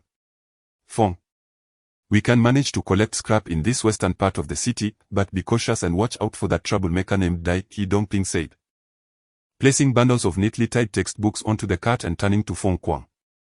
It had also been over a week since the police began investigating the theft of the paintings at the recycling station. To be honest, Ye Dongping harbored little hope. Everyone knew that Dai Xiaohua was behind the theft, yet without concrete evidence, even the police were powerless to act. Moreover, with Dai Rongcheng involved, it was as if he were not openly shielding his associate, but the effect was nearly the same. Compared to this entrenched figure in the small town, they had no capacity for appeal or resistance. Although Feng Kuang's uncle was a Chinese expatriate in America, what difference did that make? He was merely an expatriate, not the President of the United States, and in a society so steeped in bureaucratic authority, his influence was negligible. While Ye Dongping could not fathom why Dai Xiaohua and his cohorts had refrained from causing trouble in recent days, the events of the previous week left him with a lingering sense of insecurity, prompting him to remind Feng Kuang to exercise caution before stepping out each day. In stark contrast to Ye Dongping's furrowed brow, Feng Kuang appeared remarkably relaxed, smiling as he reassured Uncle Ye, rest easy. Dai Xiaohua and his gang are like crickets after autumn, unable to leap for long. Though he had not left the confines of the western city in recent days, Feng Kuang had maintained communication with Old Wang, a scavenger in the area. According to Old Wang, the Dai family had not sought him out in recent days, and the group of scavengers was contemplating whether to sell their collected scrap to Feng's recycling station. Young and unable to keep secrets, Feng Kuang had previously confided in Ye Dongping that within the next few days, something significant would transpire concerning Dai Rongcheng. However, he remained tight-lipped about Ye Tian's incursion into that large compound. Feng, it's not as simple as that, Ye Dongping replied, shaking his head. While he believed in his son's abilities to divine and interpret omens, he also recognized that the centenarian Taoist possessed knowledge beyond the grasp of ordinary individuals. However, Ye Dongping, having undergone modern higher education, maintained a skeptical attitude towards matters of a more esoteric nature. He could hardly believe that within just a few days, the influential Dai Rongcheng would be ousted from his position in this small county town. In contrast, the less educated Feng Kuang held unwavering confidence in Ye Tian. After receiving news from Old Wang, Feng Kuang even secretly purchased a large firecracker pack containing 500 shots of Dodihong, preparing to celebrate once the Dai family faced their misfortune. Ye Tian, you must stay put today. Your brother Fangzi and I will return shortly. After tidying up the cart, Ye Dongping called his son over to give him some instructions. Just as he was about to step out, he paused and said, if anything happens at home, run to the school. Ye Dongping was concerned that the Dai family might seek trouble. He knew that while his son had trained in martial arts since childhood, he might not be able to best an adult, but his agility would allow him to escape even from grown men. Dad, there's nothing to worry about. This morning, a magpie landed on the big tree by our gate. Ye Tian replied with a cheeky grin, prompting Ye Dongping to frown and admonish him. What does a magpie's arrival signify? They say you are about to start school or you must shed these superstitious notions. But Dad, magpies bring joy. And you surely know that crows herald misfortune, right? I'm certain the Dai family must have a crow coin. Ye Tian dismissed his father's words, for he had deduced that Dai Rongcheng would soon face a streak of bad luck compounded by further misfortunes. Enough. Keep an eye on the house. While I won't interfere with your talk at home, if you continue to spout nonsense at school, I won't hesitate to silence you. Ye Dongping shot a glare at his son before calling out to Feng Kuang, ready to pull the two carts out of the collection station. Fengzi, let us go. Why are you just standing there? Before leaving the courtyard, Ye Dongping noticed that Feng Kuang's cart was blocking the entrance. Upon hearing Ye Dongping's words, Feng Kuang turned back, his face alight with excitement, exclaiming, Uncle Ye, Officer Su has arrived, and so has Officer Lu. Director Su? Deputy Director Lu? Ye Dongping was momentarily taken aback.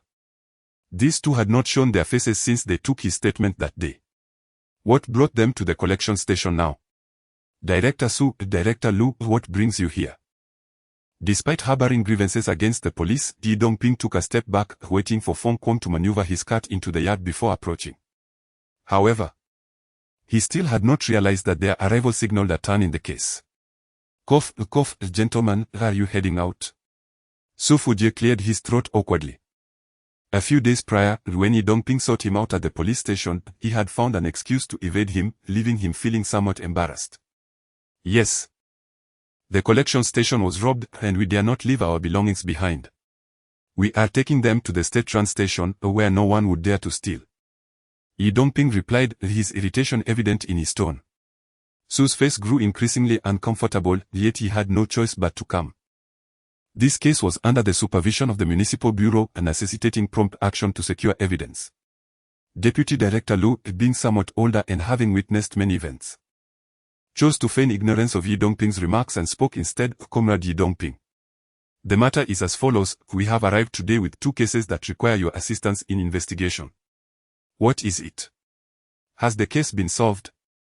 Even if Ye Dongping was somewhat slow on the uptake, he quickly grasped the situation, his expression betraying a surge of excitement. Su Fujie nodded affirmatively and replied, indeed.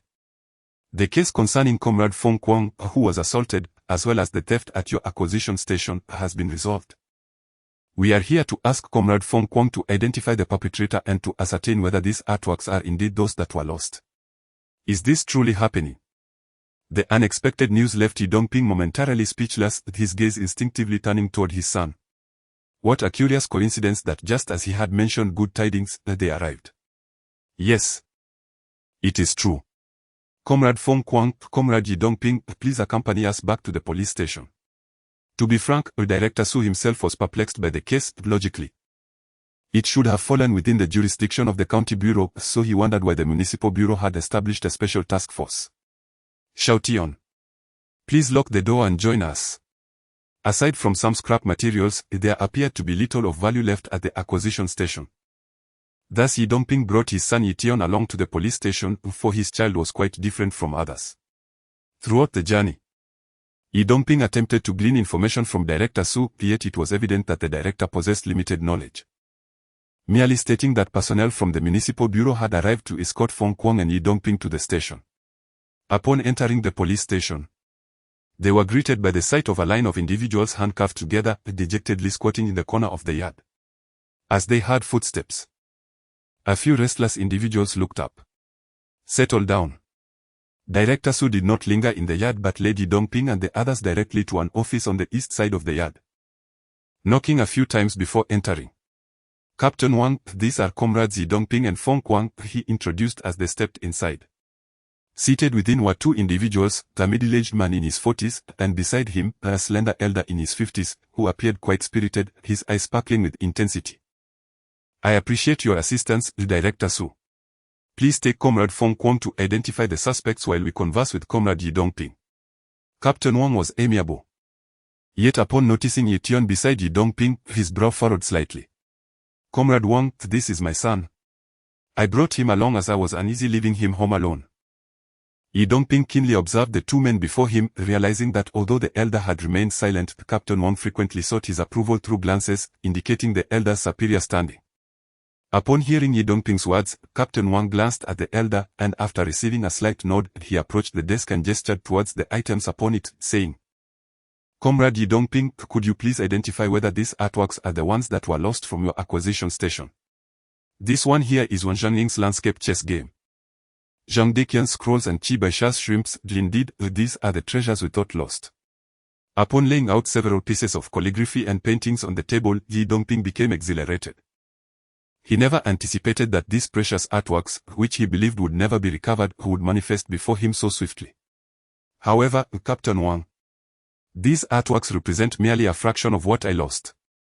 After his initial excitement, Ye Dongping regained his composure and realized that the few pieces on the table did not even constitute 1/5 of the total he had lost, stirring unease within him. Hearing Ye Dongping's words, an elderly gentleman who had remained silent suddenly inquired, Yang Yi, can you definitively ascertain that these pieces are indeed yours? Ye Dongping nodded affirmatively, stating, I can confirm that. I have the catalogue of these artworks with me, and I can provide proof if needed. Furthermore, I recorded this information when I filed my report. Although the elder had mentioned that all these artworks would be entrusted to Ye Tian after a century, they still belonged to him for the time being. Thus, before moving, Ye Dongping had meticulously catalogued these pieces. Feeling that he might need this catalogue during his visit to the police station, he had brought it along. "There's a catalogue." The elder and Captain Wang exchanged glances and spoke in unison. "Bring it forth quickly." Yes, this is irrefutable evidence." After reviewing the catalogue recorded in Ye Tian's notebook, a smile graced the elder's face. "Captain Wang, may I ask when we might have our artworks returned?" Gazing at the pieces on the table, Ye Dongping resolved to install a theft-proof iron door at his residence and procure a safe for their storage, fearing that should these items be lost again, he might not be as fortunate as he was now. "Ahem, Yang Yi, these items are considered evidence and cannot be returned to you just yet. However, rest assured, we will safeguard them diligently. Once the investigation concludes, they will be returned to you." Having seemingly achieved his objective, the elder offered a brief explanation to Ye Dongping before taking the catalogue and addressing Captain Wang. "To Shao Wang, I leave this in your hands. Ensure that those who abuse their power and act unlawfully are dealt with sternly." Upon hearing the elder's words, Captain Wang, who had previously exuded authority before Director Su, stood up abruptly, declaring, "Understood. Rest assured, Secretary Wang, I will ensure the task is completed." Why did he leave so abruptly? After the elder issued his directive, he turned and pushed the door open, leaving Ye Dongping feeling perplexed and still in the dark about the situation. "Yang Yi, you and the child should return home for now. We will inform you of the relevant case details once the investigation is clarified." It seemed that Captain Wang had no further inquiries for Ye Dongping. With the elder's departure, he issued a dismissal. "Captain Wang, but I am still completely uninformed.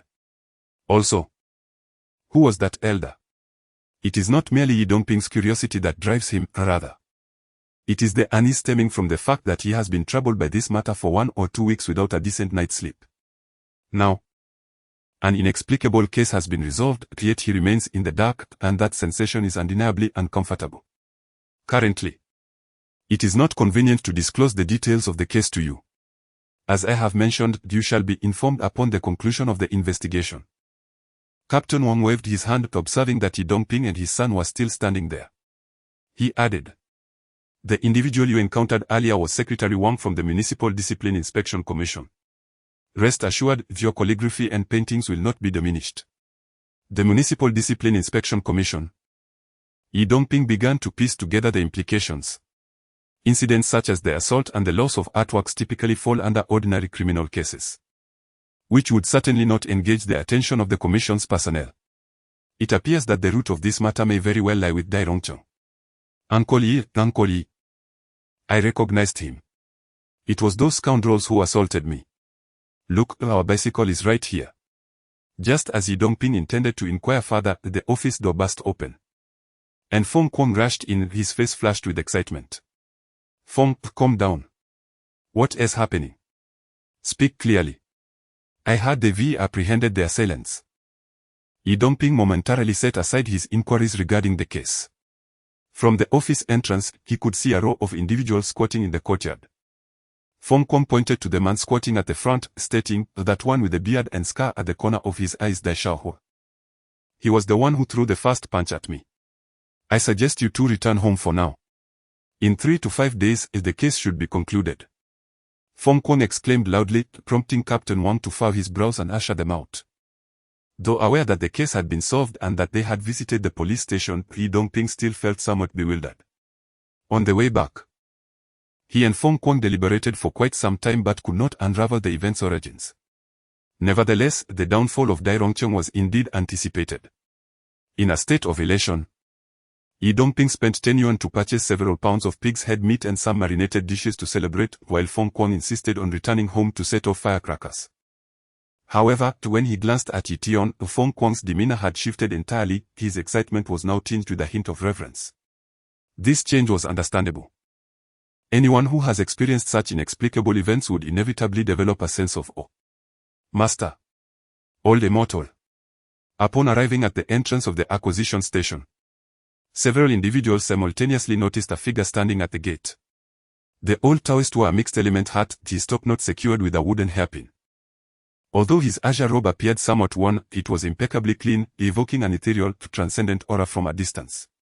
Seeing the old Taoist, Ye Tian beamed with joy. Rushing to embrace him, exclaiming, "Master, I knew you would come. Uncle Li, why have you come down from the mountain?" Ye Tian could deduce that his master had descended. But Ye Dongping remained unaware. However, upon seeing the old Taoist, he vaguely sensed that the events of the day were not as straightforward as they seemed. The old Taoist smiled faintly, casting a glance at the seemingly naive Ye Tian, and remarked, "If I do not descend, this little rascal will surely cause a commotion." Cause a commotion? Ye Dongping was momentarily taken aback, then turned to Ye Tian, his eyes widening as he exclaimed, "What mischief have you been up to now? With so many matters concerning the acquisition station, can't you just keep a low profile?" I haven't done anything," Ye Tian timidly replied, casting a glance at the visibly irate Ye Dongping, muttering under his breath. "What did you say, you rascal?" Ye Dongping retorted. "Enough of your bravado. Little Ye. Do you think this issue could be resolved so easily without Ye Tian? Is it truly unresolvable without Ye Tian?" Ye Dongping was taken aback by the old Taoist words. The old Taoist patted Ye Tian's small head and addressed the astonished Ye Dongping, "Let us go inside and discuss this. Uncle Li, what on earth is happening?" As soon as they entered the courtyard, Ye Dongping inquired eagerly, having never contemplated that this matter was linked to his son. "Little Ye, you need not pry too much into this, knowing might not benefit you," the old Taoist paused, glancing at Ye Tian. "From now on, every summer, I shall take Ye Tian down the mountain to explore and cultivate his character." "What is wrong with Ye Tian? My son is not of ill character." The instinct to defend his child surged within Ye Dongping, immediately objecting to the old Taoist's assessment of his son's disposition. "I have watched him grow since childhood. How could I not discern his character?" The old Taoist shot Ye Dongping a disapproving look. "Ye Tian is still quite young and lacks a comprehensive understanding of society. I fear he may act too impulsively in the future. Alas, had it not been for this incident, do you think I would willingly descend the mountain?" Though the old Taoist spoke in veiled terms, he repeatedly hinted at Ye Tian's involvement in the matter, then even the slow-witted Ye Dongping began to grasp the implications. He cautiously asked, "Uncle Li, is this truly related to Ye Tian?" "Do not inquire further, I shall not divulge anything. Ye Tian possesses a unique destiny. Allow him to pursue his path without excessive constraints." Li Shunyuan clearly wished to avoid elaborating on the topic and waved his sleeve. "All right. Prepare the pig's head meat for slicing. I intend to enjoy a few drinks before returning to the mountain." "What is the meaning of this?" Upon hearing the old Taoist words, Ye Dongping stomped his foot and retreated to the kitchen to prepare the meal. Yet, his heart was a tumult of confusion. The issue he had been anxiously grappling with for days had been resolved quietly by his son. Was this truly his son? Dining with the old Taoist was rather somber, as he adhered to the old-fashioned principle of silence during meals.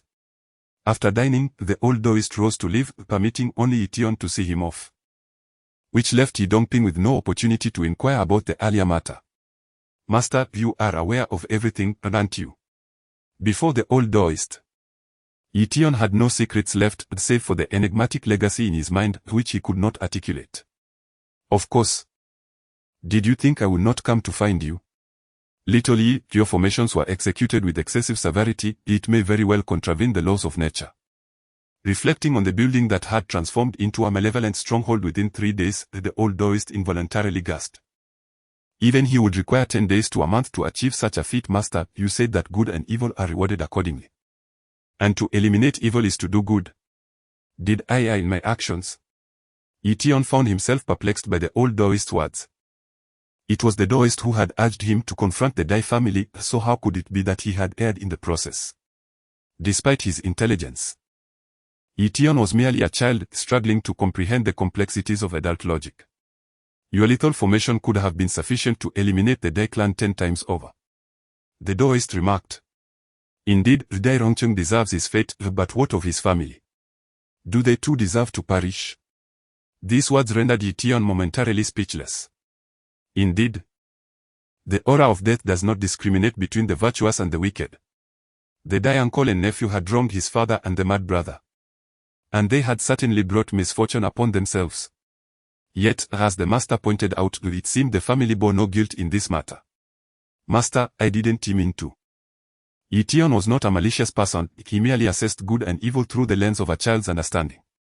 However, the collateral damage to innocent lives filled him with a profound sense of guilt. Enough. You are still young, this is not your fault. Dai Rongchong's wife happened to be visiting their daughter and was not involved in this, the old Daoist reassured him, sensing the mist in Ye Tian's eyes. A weight lifted from the Daoist's heart. If Ye Tian had remained indifferent to his earlier comments, the Daoist would have had to consider more drastic measures. Return now. When you have time, visit the mountains to see your master. Next summer, your master will take you on adventures through the world. Remember this, the greater your abilities, the heavier your responsibilities. With a gentle pat on Ye Tian's head, the Daoist turned to leave, confident that this experience would temper Ye Tian's impulsive use of his powers.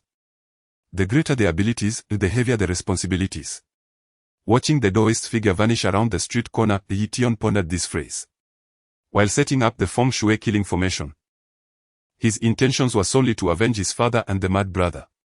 However, after hearing the Daoist's words, he gained a deeper understanding. All things in the universe possess their own spirit, every action has its predetermined consequence. Disrupting Dai Rongchong's feng shui was indeed an act of karmic retribution.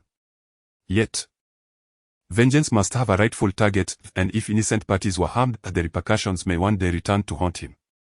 The Daoist's unexpected remarks left Ye Dongping, Ye Tian's father, filled with confusion and speculation as he observed his son. However, since the Daoist's departure, Ye Tian's mood had soured. And with the Daoist's instructions still fresh in his mind, Ye Dongping refrained from probing further. Nevertheless, the significant troubles at the acquisition station had been resolved, and soon those paintings would be returned. Ye Dongping felt a surge of excitement as he animatedly discussed the next steps for the acquisition station's operations with Feng Kuang. Meanwhile, Ye Tian sat alone at the entrance of the station, playing with pebbles, still reflecting on his master's words. Yet, being so young, he lacked a clear understanding of certain matters. Suddenly, he was jolted from his reverie by the sound of a bicycle bell. He looked up to see a girl riding towards him. Yin Jie, you are here. The mad brother has been talking about you. It is often said that a child's attention is easily diverted, and the arrival of Wang Ying caused Ye Tian to forget his earlier thoughts, joyfully rushing to greet her. Little rascal, don't say such things. Is your father at home with Feng Kuang? I had a matter to discuss with them. The first words spoken by Ye Tian made Wang Ying blush deeply. As the saying goes, children speak without reserve, thus she could not be angry. And there was a flicker of joy in her heart. Although Feng Kuang was a small-time businessman engaged in a somewhat disreputable profession, over time, Wang Ying had observed that he was remarkably considerate and attentive. To claim that she felt nothing would be disingenuous. However, in this era, the chasm between urbanites and those from rural backgrounds was vast, and thus Wang Ying dared not make any promises to Feng Kuang. Her visit today required considerable courage. Dad. Crazy brother, sister Ying is here. Ye Tian shouted as he led Wang Ying into the acquisition station. Upon hearing Ye Tian's call, Ye Dongping and Feng Kuang emerged from the building. Upon seeing Wang Ying, Feng Kuang's usual composure vanished. He fumbled to place a hat on his head, anxious that she might see the still healing wound. Little Wang, what a rare visit. Please, come in, Ye Dongping said courteously as he ushered Wang Ying inside. I've been so overwhelmed lately that I haven't had the chance to thank you properly. I sincerely apologize. Although Wang Ying's earlier notification had directly led to the loss of the artwork, it must be acknowledged that had she not taken them to the hospital, they might have faced a severe beating from Dai Xiaohua and his crew. Teacher Yip, please don't say that. Feng Kuang and I are friends. And I'm also little Ye Tian's sister, Wang Ying replied. She was a spirited young woman, and now that she was here, she set aside any girlish shyness. Her responses elicited nods of approval from Ye Dongping, who thought that if Feng Kuang and this girl truly became a couple, it would be a fortuitous development for him. Xiao Tian, pour a cup of tea for your sister Wang Ying, Ye Dongping instructed his son, turning to Wang Ying with a smile. The tea here is hand-picked from the mountains and roasted by Xiao Tian's master, it's a rarity for most. Wang Ying, what brings you here today? Are you seeking me out? Seeing Ye Dongping engage in conversation about tea with the girl he admired, Feng Kuang felt a pang of impatience. Since arriving in the county, Wang Ying had only visited the acquisition station once, and that was merely to notify him regarding formalities. Teacher Ye Feng Kwang. I have some good news to share with you, Wang Ying replied, nodding. A few days ago, Feng Kwang had come to her, his head bandaged, seeking information. So she was aware of the troubles the acquisition station had encountered. Upon hearing some news from her father, who worked at the county committee, she could not resist coming over. What good news? Both Ye Dongping and Feng Kwang asked in unison, wondering if today truly heralded a joyous occasion. Some events have transpired in the county recently that I believe may concern you, she said. What events? Has Dai Rongcheng gotten into trouble? After their visit to the police station that morning, Ye Dongping and the others had already begun to piece together some clues. You all know already. Wang Ying was somewhat taken aback by Ye Dongping's words. Little one, we don't know the specifics, please do enlighten us. The people at the police station were rather tight-lipped this morning, and now we are quite eager to hear more. Ye Dongping and Feng Kwang were both itching for information. It was the day before yesterday when an incident transpired involving a certain individual by the surname Dai, who was entangled in scandalous relationships and subsequently apprehended by the Municipal Discipline Inspection Commission. His nephew was also taken into custody, and neither of them could be deemed virtuous. Wang Ying's complexion flushed slightly as she spoke. It was indeed somewhat inappropriate for an unmarried young woman to discuss such matters. On that fateful day, Dai Rongcheng, in an unexpected lapse of judgment, indulged in an affair with the deputy director of the office within the county committee's archives. This was not the first time Dai had engaged in such indiscretions, as he had previously escaped unscathed. However, fortune turned against him, and he was caught red-handed by the husband of the deputy director, who confronted them at the door. The husband, taken aback, promptly dragged the naked couple outside, allowing numerous county committee staff to witness the spectacle. Although Dai Rongcheng might not suffer irreparable disgrace, his reputation was undeniably tarnished. In this era, issues of moral conduct between the sexes are of utmost seriousness, prompting the county committee to convene an emergency meeting, instructing Dai to return home for self-reflection while awaiting organizational action. What initially seemed a mere scandal escalated further shortly after Dai returned home. A deputy secretary from the Municipal Discipline Inspection Commission led an investigative team to scrutinize him.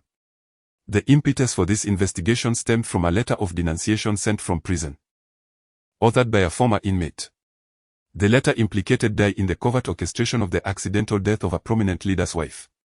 This revelation sent shockwaves through the community, as the leader had long believed that Dai had protected him in the past and had thus shown him considerable favoritism. Upon reading the letter, the leader nearly succumbed to a cerebral hemorrhage from rage. Although this leader had recently retired from a significant position in the city, his influence remained considerable. Under his urging, the city swiftly assembled an investigative team, which within 2 days interviewed individuals involved in the case and amassed substantial evidence, preparing to take measures against Dai in the county. As the saying goes, misfortunes seldom come singly, and while Dai was being escorted away by the discipline inspection personnel, his long-suffering lawful wife, upon learning of his indiscretions, in a fit of anger approached the commission staff and revealed a litany of his transgressions over the years. From the illicit establishment of a secret fund to the embezzlement of state allocations and the acceptance of stolen valuable artworks from his nephew. Each revelation compounded the gravity of the situation. Not to mention the 2 aforementioned charges, the discovery of numerous works by renowned modern artists astonished the municipal staff. In this era, even a theft valued in the thousands could result in the death penalty. The combined worth of these artworks likely exceeded 100,000, categorizing the matter as a serious criminal case. Consequently, the special investigative team promptly organized the apprehension of Dai Xiaohua.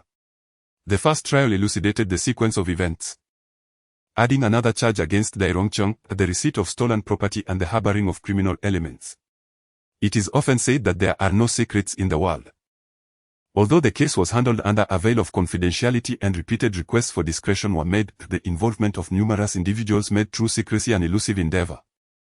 Word quickly spread among those with even a slight connection to the county committee, and nearly everyone was aware of the situation.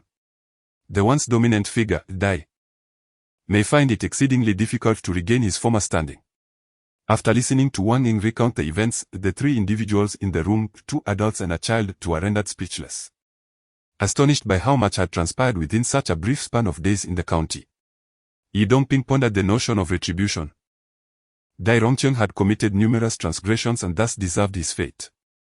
Yet, he couldn't help but sense a peculiar coincidence. Why had these events converged so fortuitously? Meanwhile, Feng Kuang glanced at Ye Tian, attributing all the credit for these developments to him. In Feng's eyes, had it not been for Ye Tian's intervention, Dai Rongcheng would not have found himself in such dire straits. Moreover, Feng was acutely aware of the circumstances surrounding Dai Rongcheng being trapped in a room while engaging in unscrupulous activities. When he slipped an envelope into the office deputy director's home, he had seen the note inside, despite his limited literacy. He recognized the county committee's name along with the date, which corresponded precisely to the day Dai Rongcheng fell from grace. This realization deepened Feng Kuang's respect for Ye Tian. It seemed he had the uncanny ability to bring misfortune upon anyone he desired, akin to divine intervention. Regardless of Ye Dongping and Feng Kuang's reactions, Ye Tian himself felt somewhat perplexed. He hesitated to assert that Dai Rongcheng's plight stemmed solely from the alteration of his residence's feng shui to a malevolent state. After all, Wang Ying's accounts were substantiated and not mere fabrications. The convergence of these sordid affairs raised questions about the extent of the feng shui's influence, leaving Ye Tian uncertain. It was not until Wang Ying departed that the three regained their composure. Ye Dongping, though silent, could hardly conceal the joy reflected in his eyes, betraying his excitement. Feng Kuang, overjoyed, retrieved the 500 firecrackers he had purchased days earlier and hung them at the entrance of the courtyard, the resounding blasts dispelling the gloom that had lingered over them. That evening, taking advantage of the inebriated state of his father and Feng Zi, Ye Tian stealthily entered the large courtyard in the eastern part of the city to reclaim the mirrors used in the ritual.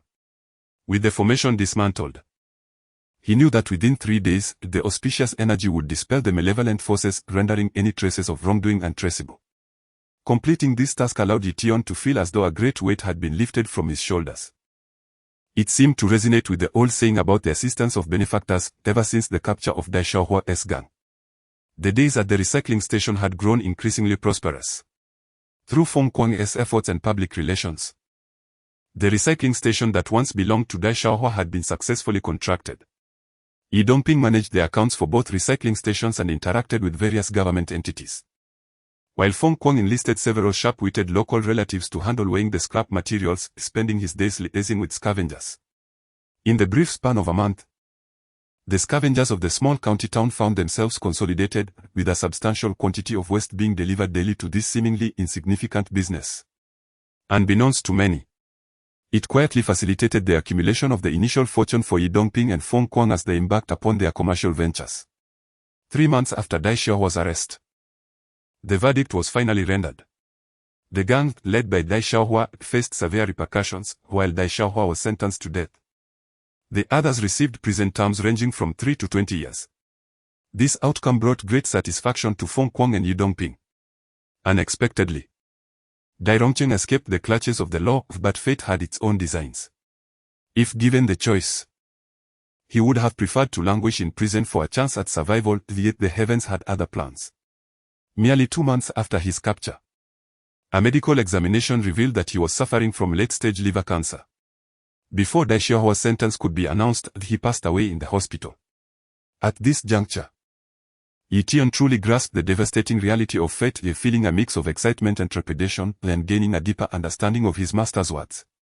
Following the conclusion of the case, the numerous calligraphies and paintings returned to Ye Dongping's possession. He promptly invested a considerable sum into purchasing a large safe for the business, securely housed at the recycling station. As time wore on, the sensational case that had once captivated the small county gradually faded from public memory. However, Ye Tian emerged from the experience seemingly transformed overnight, shedding his previous mischievous tendencies toward teachers and classmates, and adopting the demeanor of an obedient child. After meaningful conversations between father and son, Ye Tian refrained from mentioning matters related to feng shui, which brought Ye Dongping solace, allowing him to devote his full attention to the recycling business. Yet, one point of discontent lingered for Ye Dongping. Each summer, the old Taoist would descend from the mountain, taking Ye Tian away for 2 months, during which time remained shrouded in mystery. As Ye Tian approached his final year of high school, a disagreement arose between father and son regarding Ye Tian's decision to defer his university application for a year in favor of an extensive journey. Despite Ye Dongping's strong objections, he ultimately acquiesced, recognizing the maturity in his son's demeanor. Ye Tian kept his word, returning to the county just before the college entrance examination. Achieving a score that exceeded the admission threshold of Hacking University by 30 points, successfully securing a place at his father's alma mater. At the entrance of the familiar Taoist temple, two figures, a tall youth and a shorter companion, bathed in the golden hues of the setting sun. Nearby, the splashes of a small waterfall added a refreshing touch to the sweltering summer day. The taller of the two was a young man with striking eyebrows and bright eyes, his handsome face displaying a hint of youthful shyness. Yet, when he furrowed his brow, he transformed into a figure of composure, exuding an indescribable aura that inspired a profound sense of trust. Master, the next time I visit you may be 6 months from now. Please take good care of your health. 8 years seem to have passed in a cycle, and time has wrought profound changes upon many people and events in this world. The once youthful Ye Tian has now matured into adulthood, standing at a height of 1.82 m, which accentuates the frailty of the old Taoist. Observing his master, who once exuded an aura of ethereal grace with flowing white hair, Ye Tian now sees the undeniable signs of aging. His heart, accustomed to the vicissitudes of life and the sorrow of partings over the past 8 years, feels as if gripped by an invisible hand, aching sadly. Unlike previous journeys, during this longest expedition, the Taoist did not accompany him. Upon returning to the mountain after a year, Ye Tian discovered that his master had ultimately succumbed to the ravages of time, with age spots quietly spreading across his visage. Foolish child, I have lived over 100 years. What joy is there in life, and what fear in death? According to my calculations, that I have 2 years of vitality remaining. You need only come to me then, or my legacy awaits your inheritance. Listening to Ye Tian's quivering words, the old Taoist could sense the deep affection emanating from the young man. He smiled and, as in days of yore, reached out to caress Ye Tian's head, only to find that his once nimble fingers no longer moved as easily. Master. Unable to contain his surging emotions, Ye Tian knelt before the old Taoist, burying his head deeply against the elder's chest. Memories flooded back of the days when his master had guided him hand in hand through the intricacies of energy manipulation and the teachings of the Mo school. Moments where the old and young would discuss under the flickering light, and the mischievous pranks Ye Tian played on his master elicited only warm laughter from the elder. Tears streamed down Ye Tian's face as he contemplated forsaking his studies to serve the old Taoist in his final years. The myriad tribulations of the martial world echoed in his mind, as the saying went, leave a thread of kindness in human affairs. The following morning, upon returning to his home in the county town, Li Shunyuan's words lingered in Ye Tian's ears. Reflecting on his aging master living alone on the mountain, Ye Tian found himself tempted to return to the Taoist temple several times along his journey. However, he had to board a train that afternoon. He could not linger in the county town indefinitely, thus there were matters to attend to.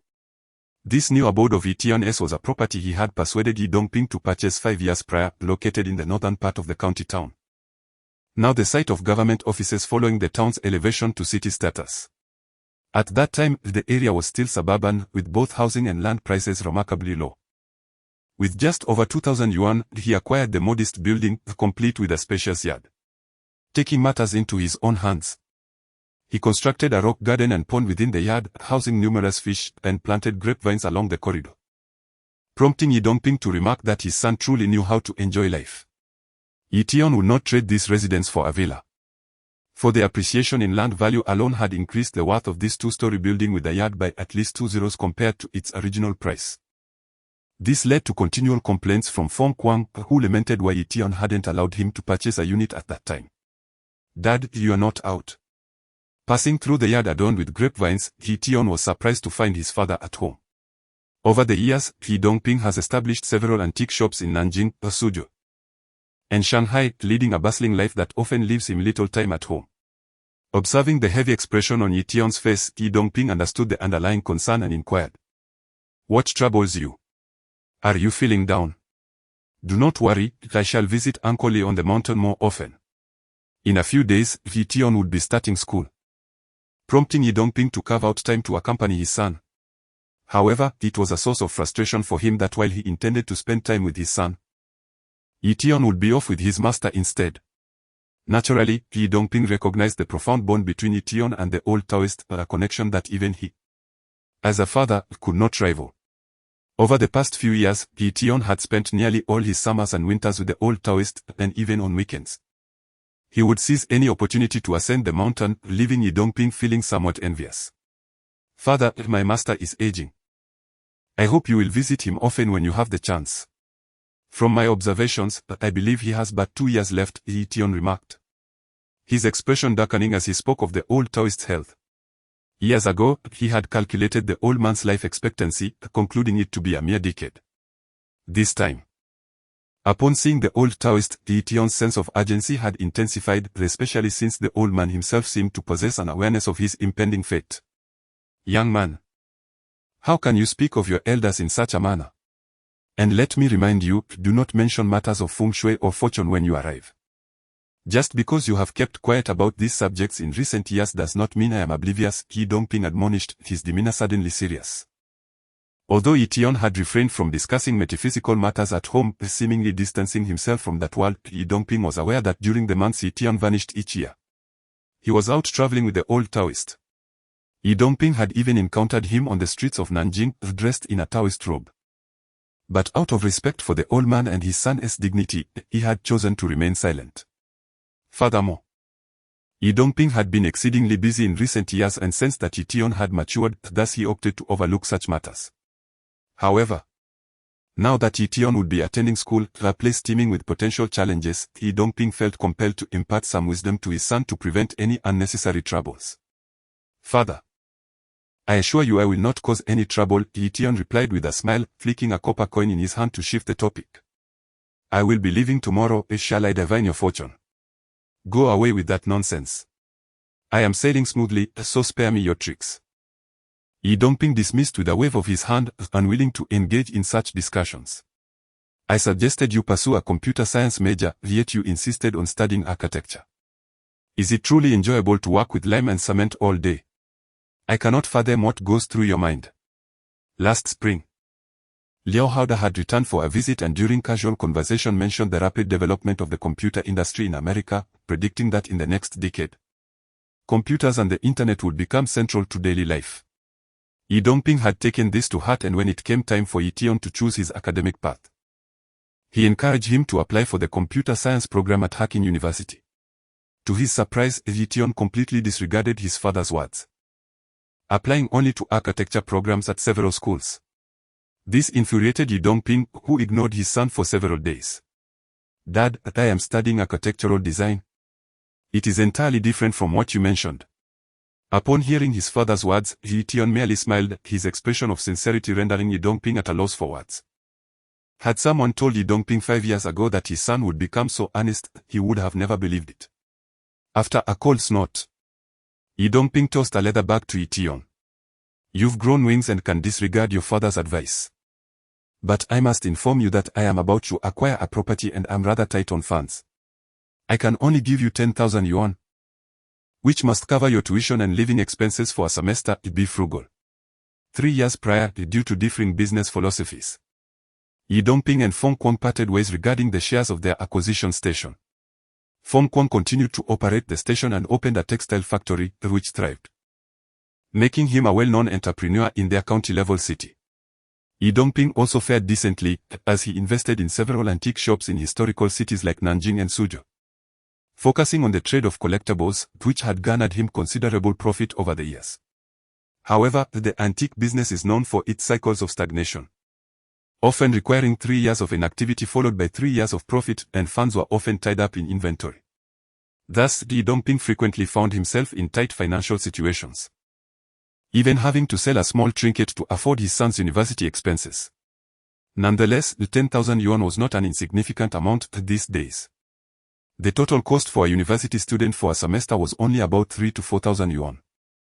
Ye Dongping had also taken into account that his son had developed quite an appetite in recent years, prompting him to prepare a little extra. Dad, in my opinion, you might as well not pursue this business deal, Ye Tian remarked casually, glancing at the money in the bag. Over the past 8 years, many people and events around Ye Tian had changed, yet the most significant transformation was within himself. The mental shell that had once dominated his mind had mysteriously vanished 3 years ago. However, the enigmatic arts had been fully inherited by Ye Tian. He could now divine, interpret dreams, and read fortunes with a mere flicker of thought. Through his travels over the years, Ye Tian had also come to understand a profound truth that all matters in the world follow a discernible trajectory, much like the inevitabilities of life, aging, illness, and death. Thus, during these 8 years, Ye Tian had encountered numerous events but rarely intervened to alter potential outcomes. Of course, he casually offered Feng Kuang and his father some business advice which he considered a trivial matter. "You brat. Don't think that just because you've spent time with your master, you are more knowledgeable about calligraphy and paintings than your father. I tell you. This time we are acquiring a Warring States tripod, a national treasure that you cannot handle," Ye Dongping responded dismissively to his son's words. Having been in the antique business for nearly 8 years since opening the acquisition station, he had never made a mistake and was thus quite confident about this transaction. "All right. Just pretend I didn't say anything." Someone rang the doorbell, and I went to answer it. I was ridiculed by Ye Dongping, but Ye Tian merely smiled without uttering much. He had already discerned that his father was facing financial troubles lately, however, it was not severe enough to cause any significant harm to Ye Dongping. Thus, upon witnessing his father's persistence, he felt no inclination to inquire further. "Sister Ying, didn't we discuss over the phone yesterday that you shouldn't come? It's sweltering outside. You shouldn't be running around. Brother madman, can't you dissuade her? What kind of husband is this?" Upon opening the door, Ye Tian launched into a tirade of complaints. Given that the father and son duo were seldom home, the ones knocking at the door must surely be Feng Kuang and his wife. "Do I possess such capabilities? The Empress Dowager intends to visit you. Must I not attend to her?" Feng Kuang, who had been reprimanded by Ye Tian, exaggeratedly shrank his head back, wearing a fawning expression. Were he to be seen in such a manner by others, it would be hard for anyone in this small county to believe it. At this moment, Feng Kuang exuded none of the authority one would expect of a boss. He resembled more of a driver and a caretaker. Naturally, Feng Kuang was more than willing to adopt this role. In his pursuit of Wang Ying, he had truly exhausted himself. His mother-in-law deemed him uneducated, prompting him to self-study middle school courses and attend night school, ultimately achieving a high school level of education. Additionally, for 3 consecutive years, he had tirelessly worked at his mother-in-law's home as a dutiful son-in-law, bringing gifts by the truckload during festivals, which eventually won over his mother-in-law and culminated in their marriage. Moreover, Feng Kuang's innate nature was exceptionally kind-hearted. Despite his newfound wealth, he harbored none of the sordid intentions characteristic of upstarts. Regardless of how late his social engagements extended, he always returned home, sharing a profound bond with Wang Ying. "Little Ye Tian, you've grown bolder, haven't you? How dare you speak to your Ying sister in such a manner?" The plump woman standing at the doorway wasted no time in grabbing Ye Tian by the ear.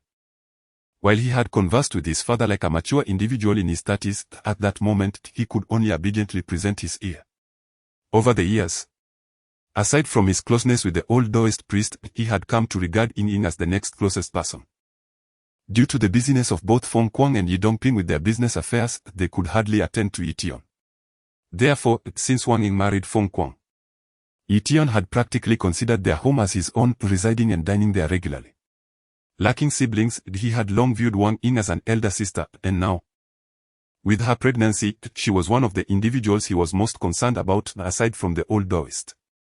"You little rascal, you've been away for a year. And now you're going back to school. Have you forgotten your sister?" Gripping Ye Tian's ear, Wang Ying led him into the courtyard, causing Feng Kuang to shake his head in disapproval. This life had truly transformed a gentle and demure woman into her current self. "Sister Ying, how could that be? Didn't I say I would come to see you tonight?" "Ouch, be gentle, my ear feels like it might fall off." Ye Tian's exaggerated expression prompted Wang Ying to release her grip, her small hand gesturing towards him. "Where are the gifts?" For the past few years, every time Ye Tian returned from his travels, he would bring back small presents for Wang Ying. Although the items were not of great value, they brought her immense joy and had nearly become a cherished tradition. Inside the house, "Sister Ying, it's hot outside, let us sit down and talk." Wang Ying is already over 8 months pregnant. Although Ye Tian can see that she is in good health, he remains cautious. For many tragedies in this world stem from unforeseen circumstances. "Uncle Yi, how has business been lately?" Upon entering, Feng Kuang promptly greeted Ye Dongping. Placing the 2 bottles of Malta he carried onto the table, knowing well that Ye Dongping had a fondness for it. Although their businesses were separate, their relationship remained amicable, with finances clearly delineated. As long as Ye Dongping was in the county, Feng Kuang would frequently visit him for a drink. It's going well. I have a deal to discuss later. Once this kid leaves this afternoon, I'll be heading to Nanjing. Since they were not strangers, Ye Dongping was at his end. After inviting Wang Ying to sit, he naturally assigned the task of pouring tea to his son. Sister Ying, keep this jade pendant with you. And please don't take it off unless necessary. As Ye Tian emerged from the inner room, he held a jade ornament adorned with a red cord. It's thoughtful of you, Shao Tian. Just look at your brother Feng, he only knows to buy gold necklaces and earrings. I sent you that rather tacky. Wang Ying examined the jade piece that Ye Tian had handed her, discovering it to be a fish carved from white jade. Though she lacked knowledge of jade and could not ascertain its value, she cherished anything given by Ye Tian.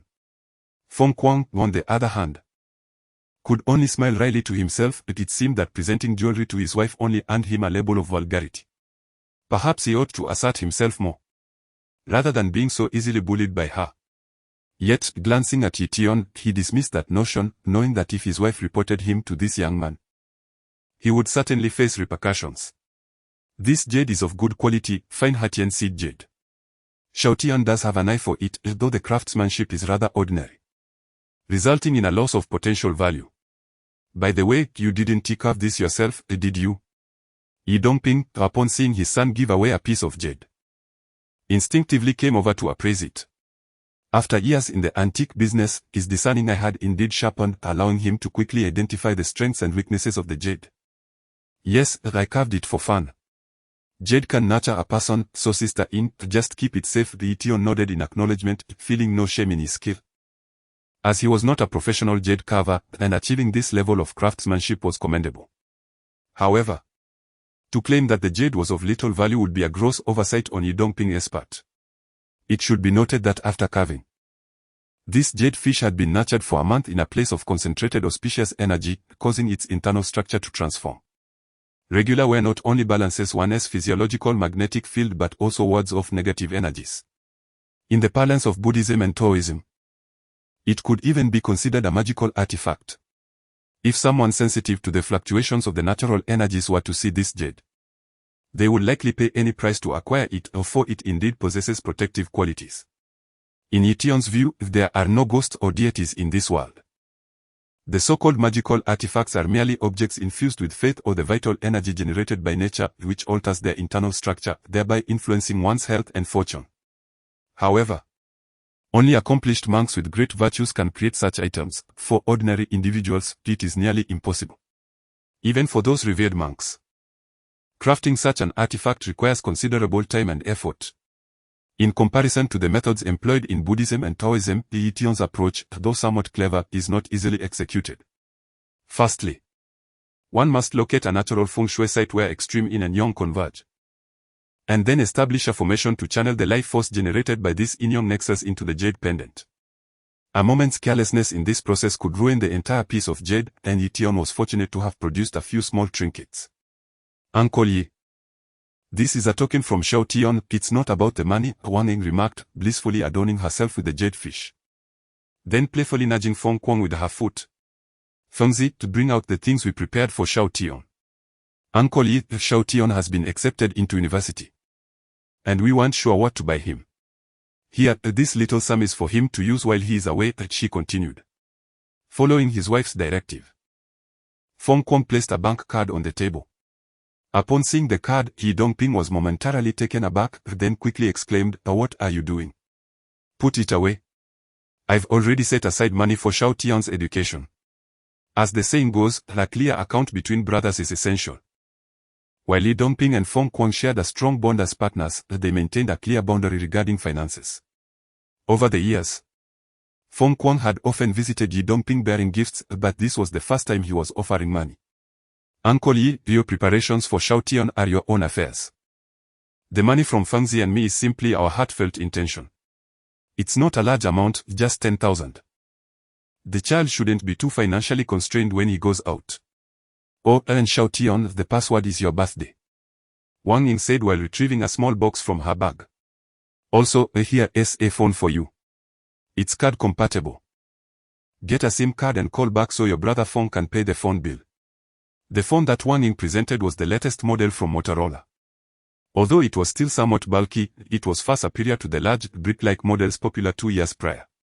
Moreover, this phone could utilize the newly emerging domestic network, offering significantly better signal quality compared to the outdated analog mobile technology that often required one to be in motion to maintain a connection. In 1995, mobile phones were still a rarity in society, and the device Wang Ying produced would cost at least 20 to 30,000 yuan. In light of this, the 10,000 yuan seemed rather insignificant. Ye Tian, your treatment is far better than mine. Look, your brother phone is still using a brick. Feng Kuang chuckled, teasing Ye Tian as he gazed at the phone his wife had presented. Not only him, but also Ye Dongping utilizes an antiquated device. This new model has not been on the market for long, and many find the 139 prefixed number somewhat unfamiliar, resulting in its limited prevalence. Upon encountering Wang Ying, who not only presented money but also took out her phone, Ye Dongping truly felt displeased. With a stern expression, he remarked, I say, you two young ones are being excessive. Little Tian is off to school, what is the need for a phone? Is he still a student? In truth, given Ye Dongping's current financial status, despite experiencing some liquidity constraints, he could easily provide a few small items to gather 30 to 50,000 yuan for Ye Tian. However, he merely wished to prevent his son from developing a habit of extravagant spending. Uncle Ye, having a phone makes communication convenient. If I miss little Tian, I can reach him anytime, Wang encountered, undeterred by Ye Dongping's admonishment. After all, she had yet to bear her own child, and her maternal instincts had been devoted to Ye Tian all these years. No, the family has a telephone, he should call home weekly. We cannot indulge this bad habit. The adage goes, it is easy to slip from frugality to extravagance, but difficult to revert. If one develops a habit of reckless spending, it becomes challenging to amend. Thus, throughout the years of conducting business, despite having a modest fortune, Ye Dongping seldom provided financial support to his son. As Ye Dongping put it, one should earn their own keep, a man finds solace in spending his own hard-earned money. Relying on the heavens, the earth, or parents is not the mark of a true hero. Observing the dispute between his father and Wang Ying, Ye Tian chuckled, seizing the phone and inquiring, Sister Ying, does this phone truly have excellent signal reception? Can it work on the mountain? Of course, Ye Tian. Even atop Maoshan, signal towers have been erected, being in the capital. The reception is even better, Wang Ying assured him. Seizing the opportunity, Feng Kuang interjected, expressing his own interest in switching to a new phone, lamenting that his current brick-like device had such poor reception that he sometimes had to venture 2 miles just to receive a call. Oh, Maoshan has coverage too. Ye Tian raised an eyebrow, exclaiming, then I shall take this phone. Brother Feng, please arrange a SIM card and send it to my master. He is alone on the mountain, and should any issues arise, we would be unaware.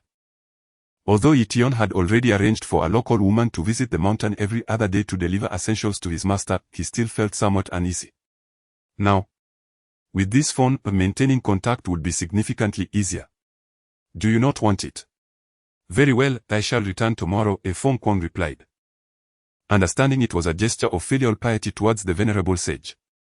Feng Kuang's assent to his current position, apart from the assistance of his uncle, was closely tied to the relationship he shared with Ye Tian and his master.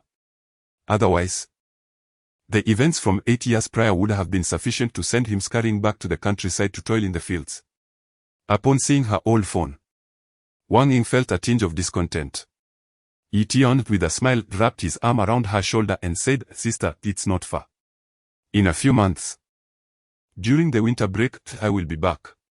By then, my nephew will have been born. If you find yourself in need of funds, just give me a call.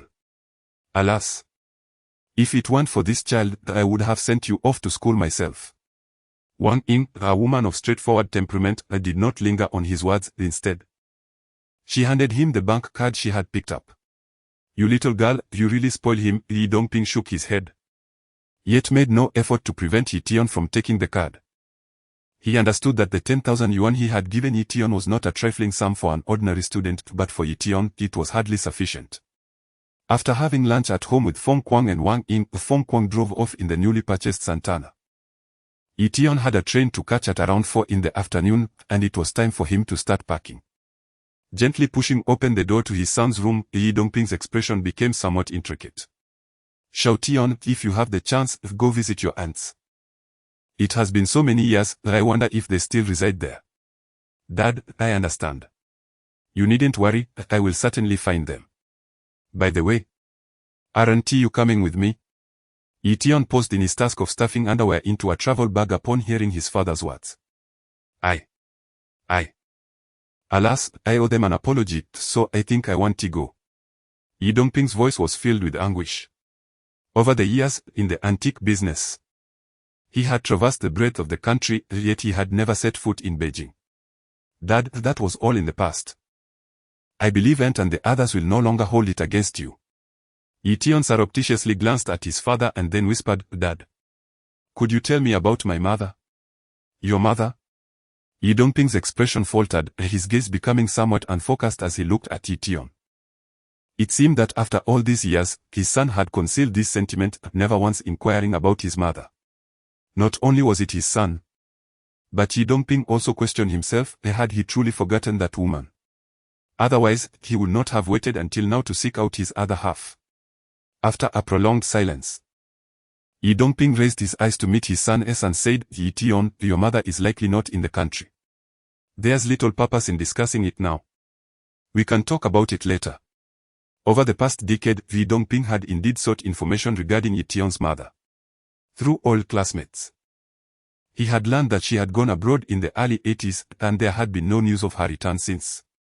Coupled with the resentment he harbored towards her family, Ye Dongping did not wish for his son to have any connection with them. Sometimes, living a simple life could be a form of happiness in itself. Seeing the pain etched on his father's face, Ye Tian chose not to press further. He set down the clothes in his hands, stepped closer, and embraced his father's shoulders, saying, "Dad, when I meet my aunts, you should come too.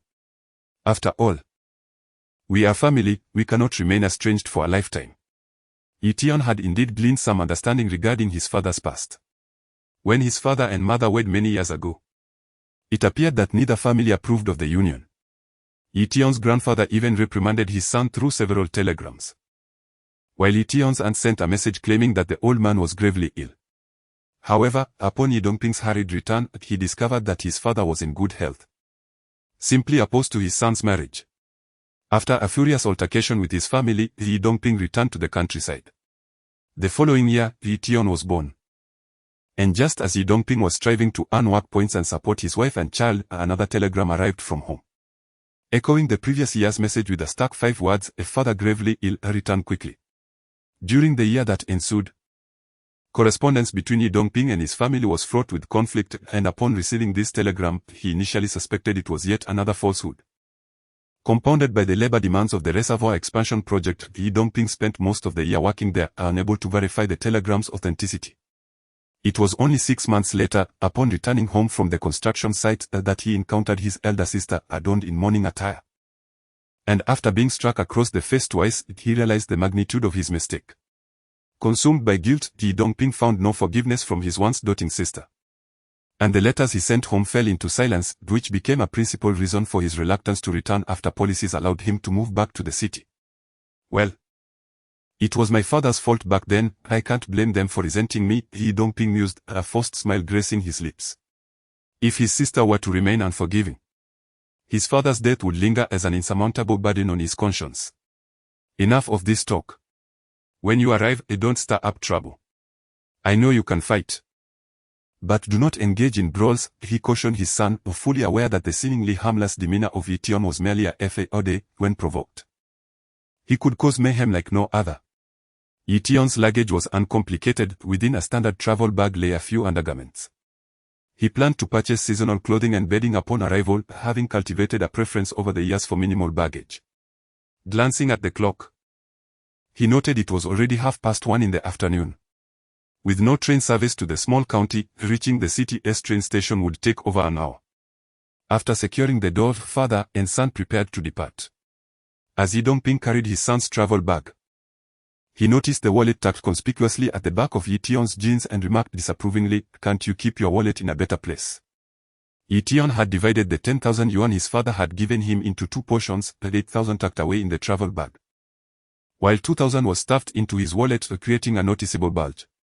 Upon hearing his father's comment, Ye Tian chuckled nonchalantly, "Dad, no one has yet been born who could steal from me." This was not mere bravado. Throughout the journey from Jiangnan to Hebei, no one had dared to challenge him. Having traveled extensively with his master, Ye Tian rarely intervened in others' disputes, yet he had faced provocations on occasion. He never resorted to calling the authorities, adhering instead to the unwritten rules of the underworld, and over the years, he had rendered several adversaries incapacitated. As the saying goes, mice have their parts, and thieves have theirs. Every year, Ye Tian would take a stroll, and word had spread that there was a formidable little ancestor one should not provoke. Consequently, in recent years, he had seldom encountered such troubles during his outings. Upon hearing his son's words, Ye Dongping gave him a sharp rap on the head. "You rascal. In this day and age, it's not just the fear of being stolen from, but the worry of attracting the attention of thieves.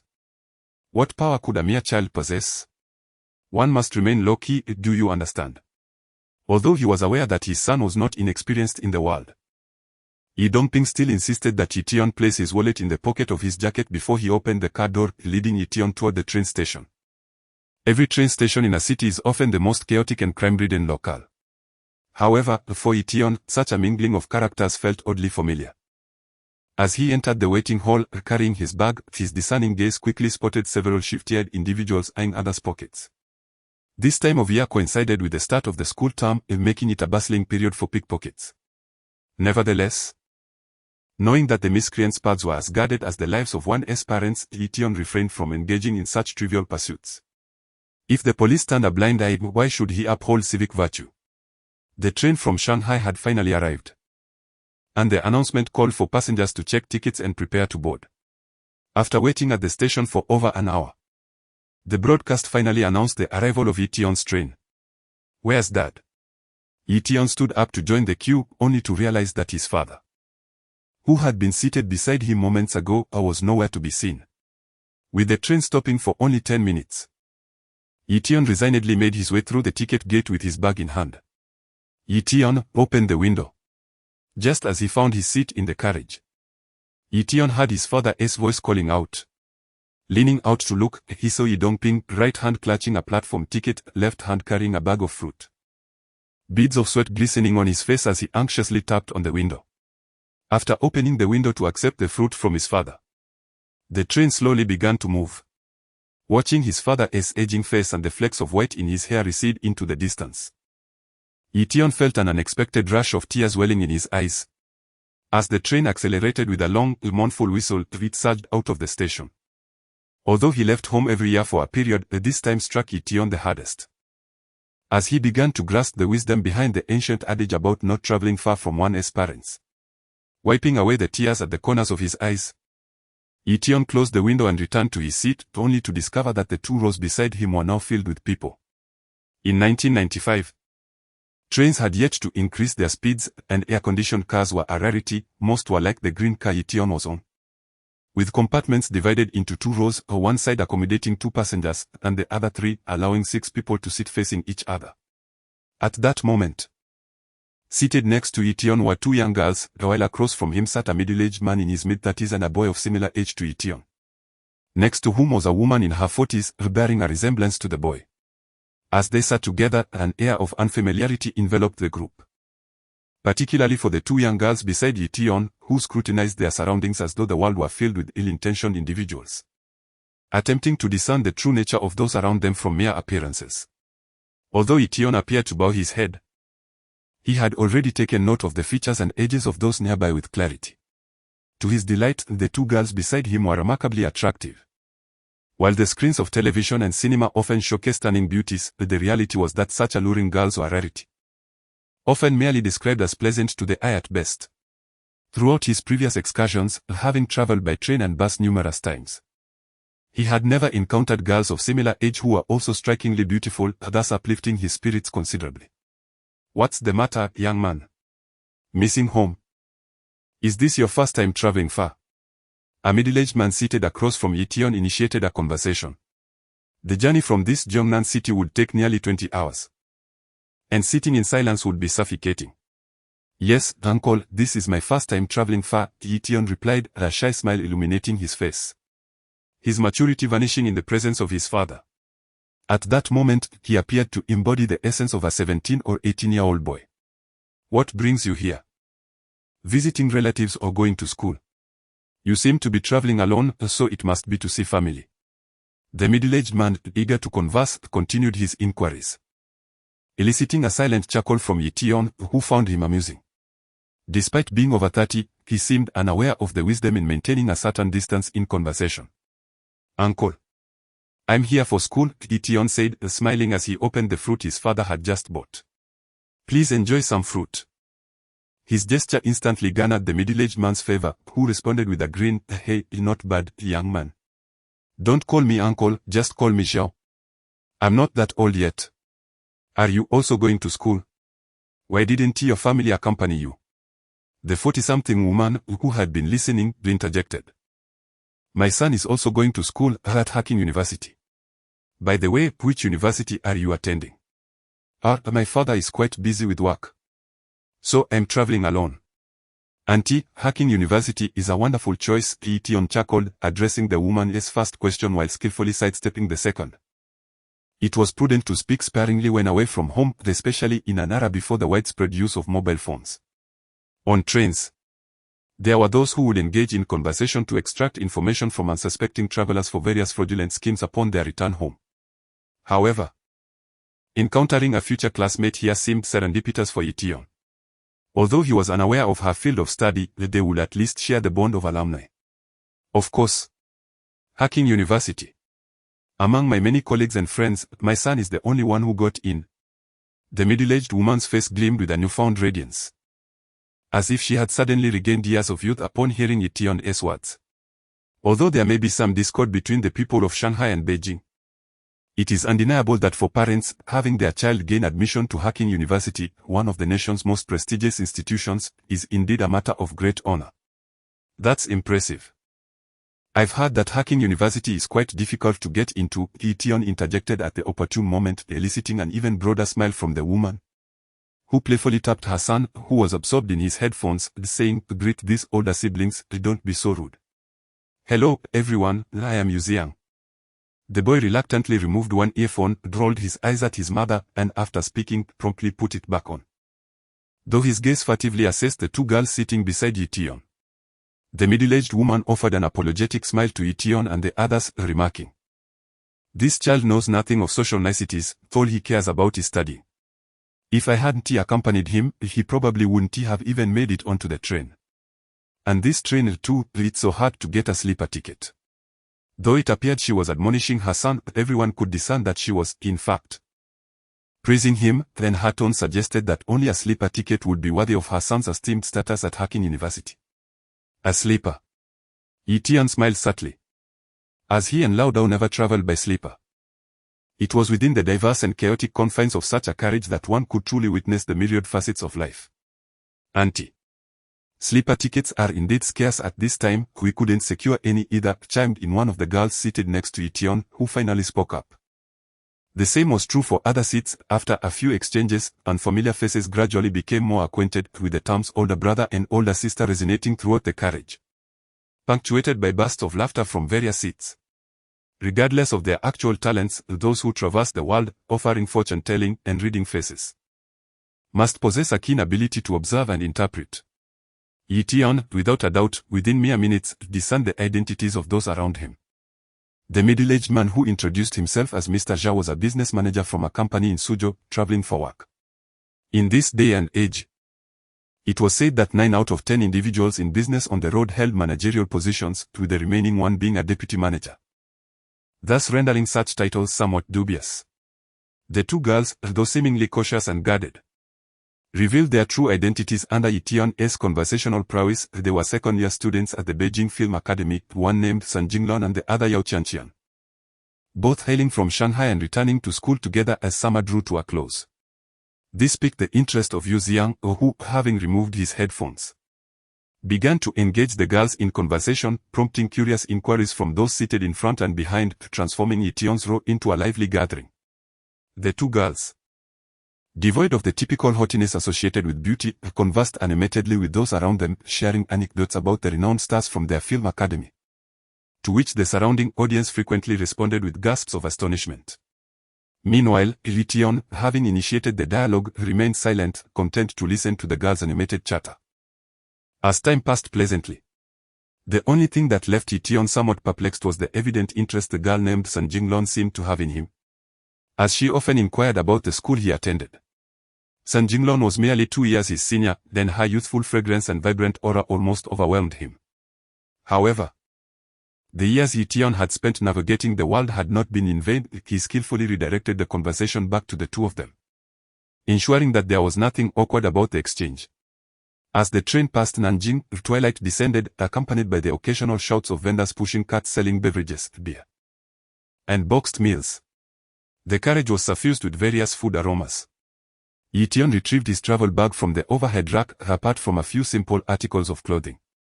It was filled entirely with packaged cooked beef. Unlike the typical practitioners of Taoism who favored vegetarian diets, Ye Tian had trained in martial arts from a young age. Although he practiced internal martial arts, his appetite far exceeded that of the average person. His body had high demands for nourishing food, particularly meat, which he felt he must consume at nearly every meal. While it was not as exaggerated as the legendary tales of martial artists from before the liberation, who purportedly consumed an entire cow at each meal, it was quite common for Ye Tian to eat several pounds of meat in one sitting.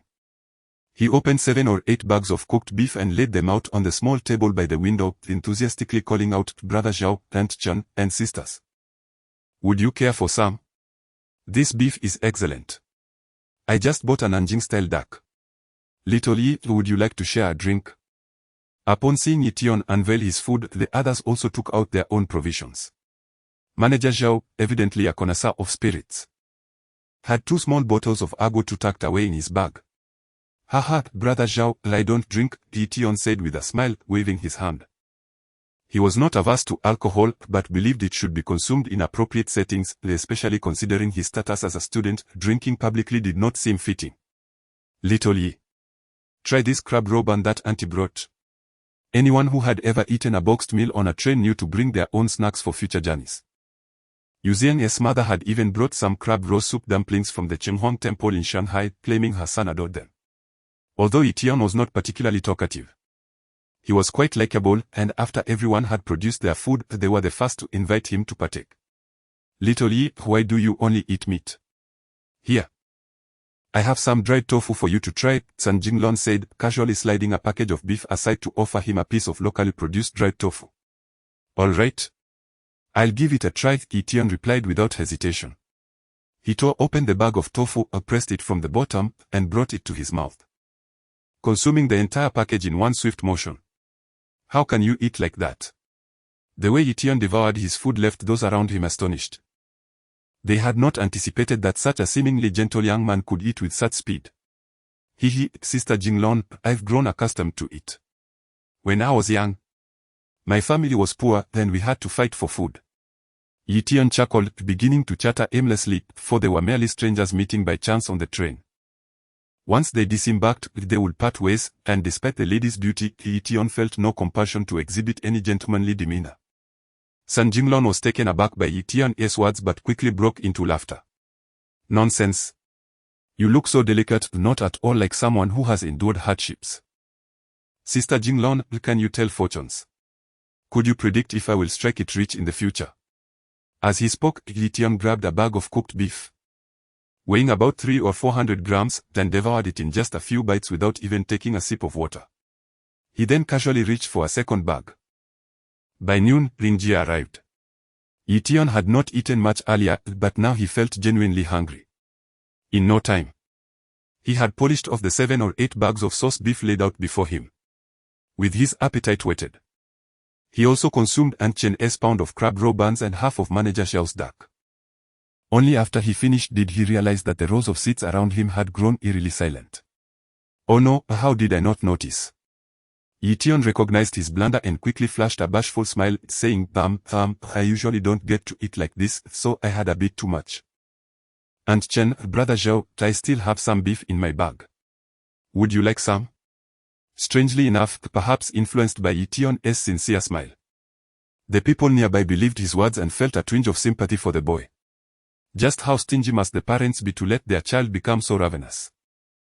Little Ye, even if you don't get to eat often, you shouldn't overindulge like this. What if your stomach can't handle it? One onlooker gasped, covering her mouth with a small hand, her eyes scrutinizing Ye Tian's belly. This isn't human. Surely even a pig couldn't eat so much. Oh. It's fine. I'm just a steady country boy, I've eaten more than this before, Ye Tian replied bashfully, scratching his head. He reached for his backpack, preparing to retrieve some food, having inadvertently cleared out everyone else's provisions. Is it still meat?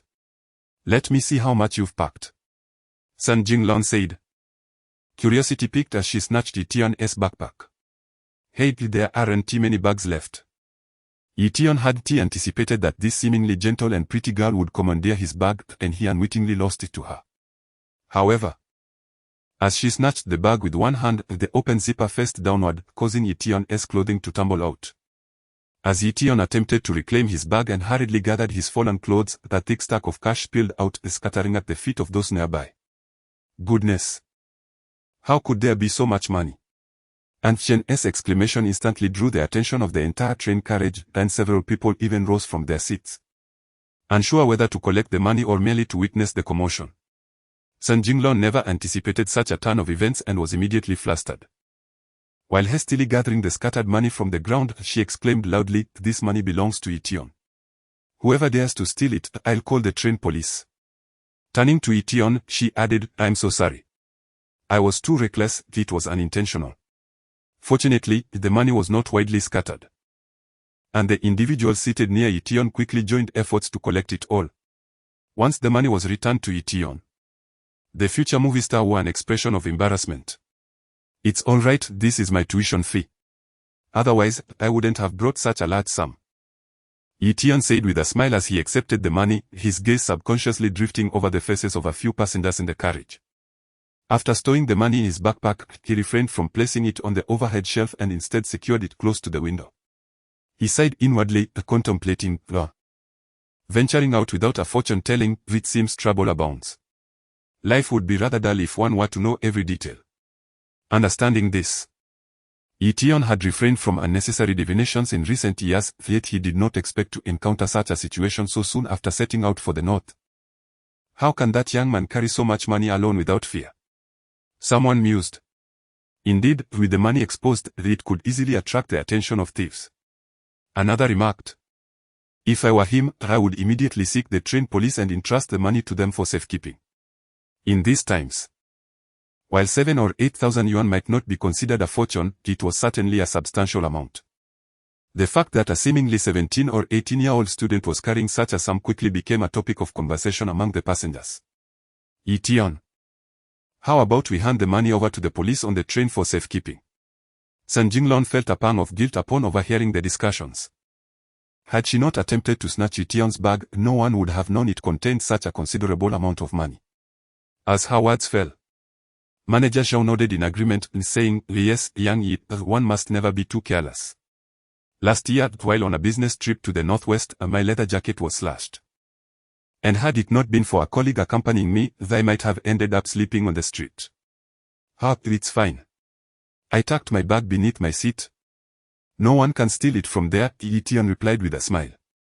He had just consulted an oracle for himself, but, as was often the case, it was vague and indicated that something was likely to transpire.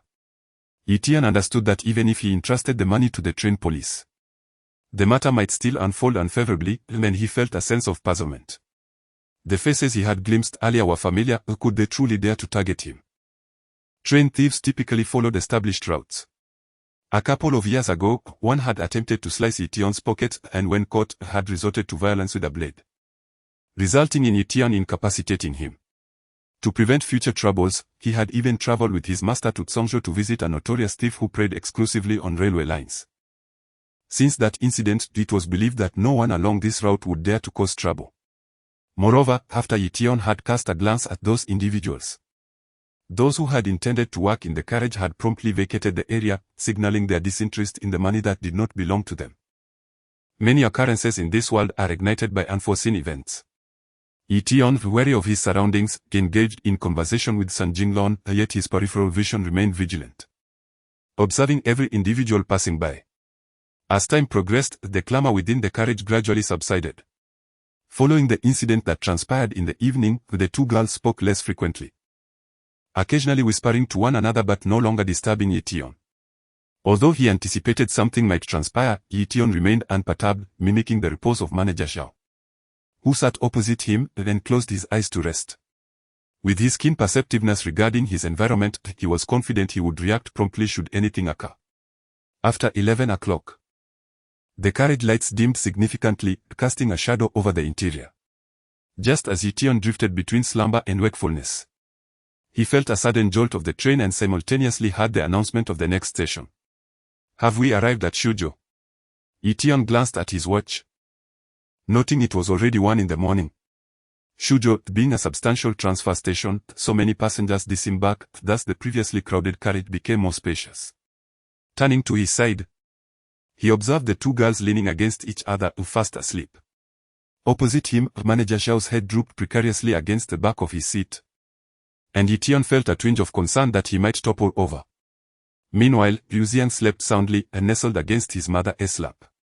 Aside from Ye Tian, only Aunt Chen remained awake, her posture strained to ensure her son's comfortable slumber.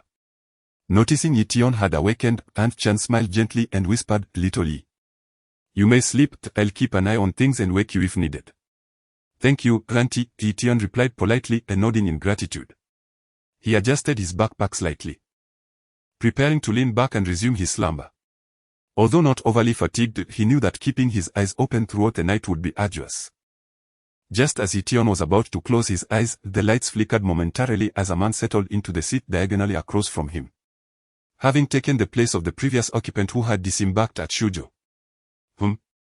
Ye Tian glanced at the newcomer, illuminated by the carriage lights, and felt an involuntary shiver run through him, instantly alert. Though startled, he maintained a composed demeanor, squinting slightly to scrutinize the man before him. The individual, appearing to be in his late 20s, stood approximately 1.75 meters tall and possessed a robust physique, yet the most striking feature was his face. His ears, protruding at an angle of roughly 45 degrees, were characteristic of a wind-catching ear, which in facial analysis suggests a tendency towards stubbornness and difficulties in interpersonal relations. Additionally, the man's forehead exhibited a noticeable indentation, and his thick lips hinted at a pronounced desire for material possessions. If it were only the aforementioned traits, it would be tolerable, for such individuals are not uncommon. However, upon observing the man's brow and eyes, Ye Tian felt his heart race involuntarily. This man possessed a pronounced brow, wild as grass, and his eyes, avoiding direct contact, subtly emanated a menacing glint. The art of physiognomy suggests that a prominent brow signifies a fierce disposition, and eyes that reveal malice indicate a propensity for wrongdoing.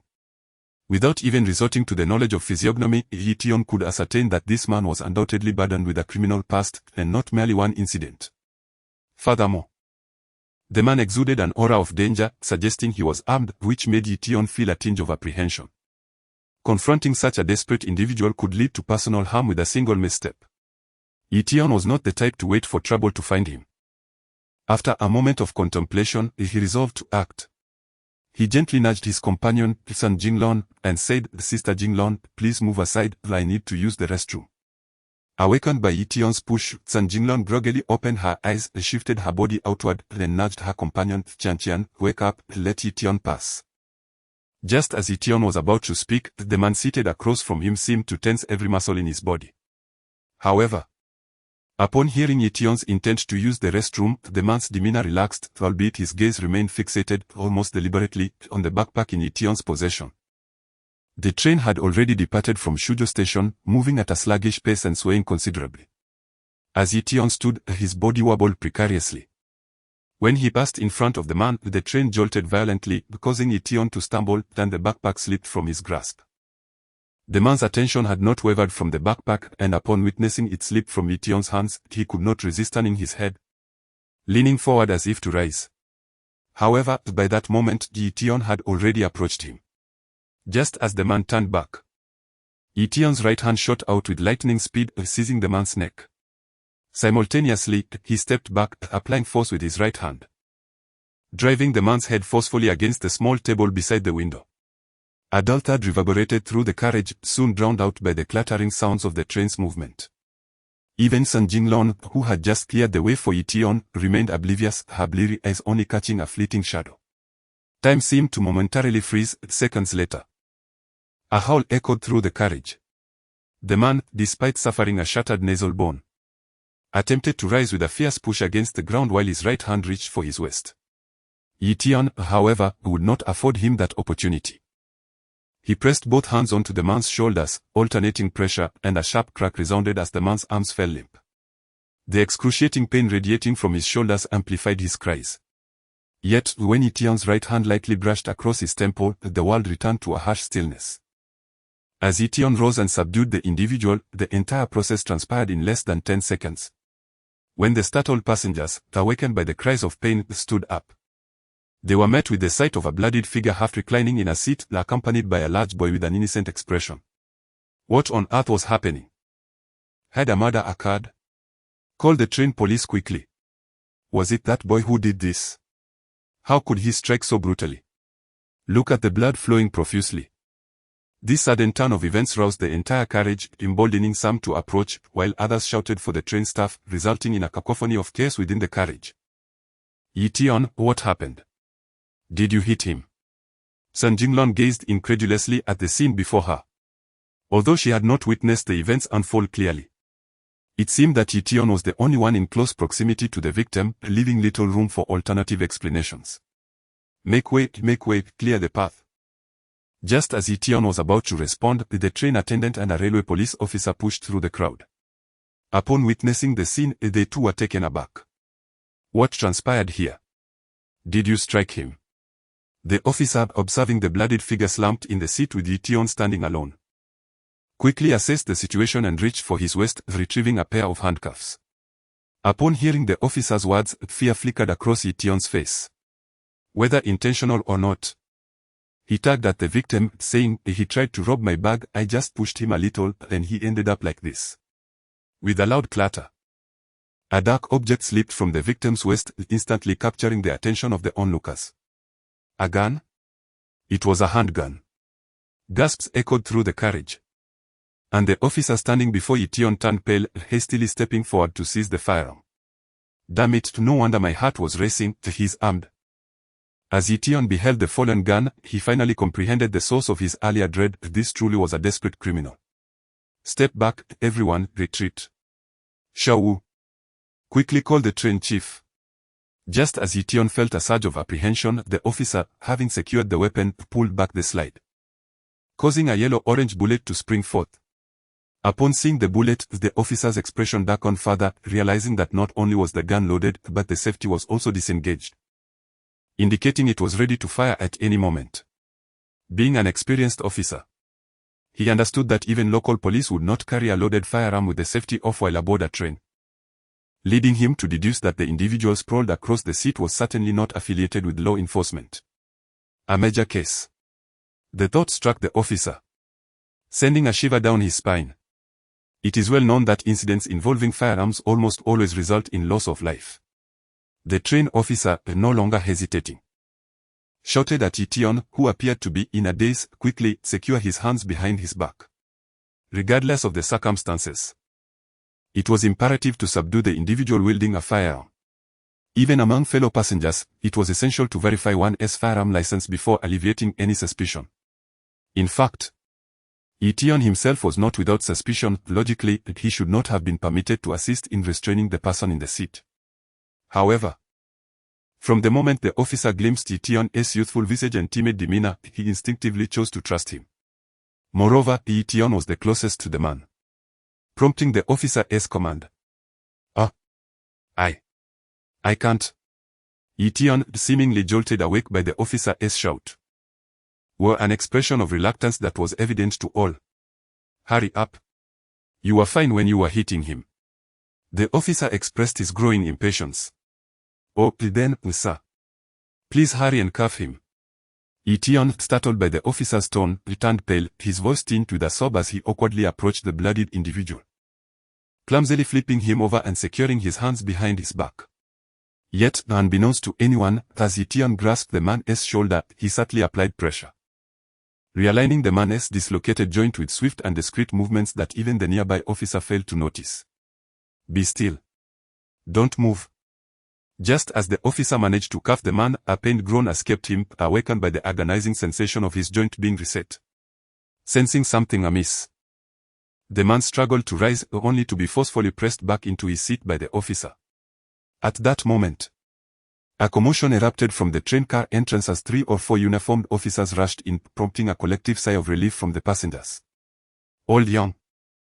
What is going on? After the newly arrived officers worked together to subdue the man, a middle-aged man adorned with the title of conductor approached. Conductor. We discovered an individual carrying a firearm, and the pistol was loaded. We can discuss this later. The officer named Old Young glanced around and directed his attention to Ye Tian. You, take your belongings and come with me. Do you have any companions? Just me. Ye Tian replied, clutching his backpack tightly. I'm with him. Unexpectedly, the girl named Sun Jinglong stepped forward. You two are together, right? Yes, she affirmed, along with the others seated with Ye Tian. Old Young gave Sun Jinglong a brief look and called over several individuals who had been seated with Ye Tian. They traversed through 4 or 5 train cars, following the officers and train staff, until they reached the soft sleeper compartment, under the watchful eyes of 2 officers. A staff member retrieved a first aid kit and began to tend to the injured man, while Ye Tian and Sun Jinglong, along with others, were separated into individual compartments for questioning. Now, let us discuss what happened, Old Young stated, holding a notebook and commencing his inquiry into the events that transpired. Officer. I am a college student this year. Here is my admission notice. That individual just attempted to rob me. Ye Tian, visibly anxious, extracted both the money from his bag and the admission letter from Ye Tian University. After a moment's contemplation, he recounted the incident of scattering the money on the ground once more. Ye Tian, hailing from Jiangsu, aside Ye Tian University. After perusing Ye Tian's admission letter, Officer Young's belief in his narrative strengthened. In this day and age, the subconscious perception is that those who gain admission to university are typically exemplary students, let alone a student of Ye Tian University. What about the injuries on that individual's face? Setting Ye Tian's admission letter aside, Officer Young probed further. The key point is that the man was severely beaten, and it is difficult for me to believe that this student could have inflicted such damage. Officer. I was merely heading to the restroom, and as I passed by that person, he suddenly tried to snatch my bag, which contained around 7 or 8,000 yuan in tuition fees. In my panic, I pushed him and then pulled his shoulder, causing him to collide with the platform. As Ye Tian spoke, he mimicked the motion, aware that the man's injuries were facial, and a mere push could not account for the extent of his injuries. Just a push and a pull? How much force did you exert? After hearing Ye Tian's account, Officer Young cast a skeptical glance at his hands. It was known that the medical personnel on the train had mentioned that the man's nasal bridge was nearly shattered, even if treated. His face would likely bear a permanent indentation. I don't know, I was terrified. I think I may have pushed him on the head. The train was swaying back and forth. Ye Tian understood that the more detailed the recounting, the better, yet he felt it unnecessary to elaborate excessively, as most passengers on the train were in a drowsy state and would not have witnessed his actions. Upon hearing Ye Tian's words, a glimmer of relief appeared on Officer Young's face. If the train had indeed been slowing down, it could have swayed considerably, and coupled with Ye Tian's push, it might explain the man's facial injuries. Uncle. It was not intentional. I still need to attend university. The expression of worry and fear on Ye Tian's face led Officer Young to believe that to further frighten the boy would be inhumane. He mustered a semblance of a smile and replied, Ye Tian, as long as what you stated is the truth, there is no cause for concern. Please wait here a moment and do not leave. After advising Ye Tian, Officer Young turned and exited the soft sleeper compartment. Based on his experience, He sensed that Ye Tian was not lying, thus the immediate focus must be to ascertain the identity of the armed individual. Fortune out of misfortune. I no longer have to sit on a hard bench. Once Officer Young left, Ye Tian chuckled and tossed his backpack onto the adjacent bed, lying down to sleep. He had never experienced such luxury in a single soft sleeper compartment. Why am I being detained when he attacked me? Is there no justice left? Meanwhile, at the other end of the carriage, a commotion erupted in another soft sleeper compartment where the man, shackled to the headboard, glared fiercely at the officers before him. What do you mean? Is there a justification for robbery? A young railway officer raised his hand as if to strike, but upon noticing the still drying blood on his face, he reluctantly lowered it and inquired the name, age, and address. Robbery? I did not commit robbery. The man visibly froze at the officer's words. Although he had contemplated robbery, he had not yet acted upon it. Was this not an unjust accusation against an innocent man? Just then, Lao Yang approached from Ye Tian's soft sleeper compartment, brandishing a Type 54 police pistol before the man and stating, "Not being cooperative, are we? Explain this gun."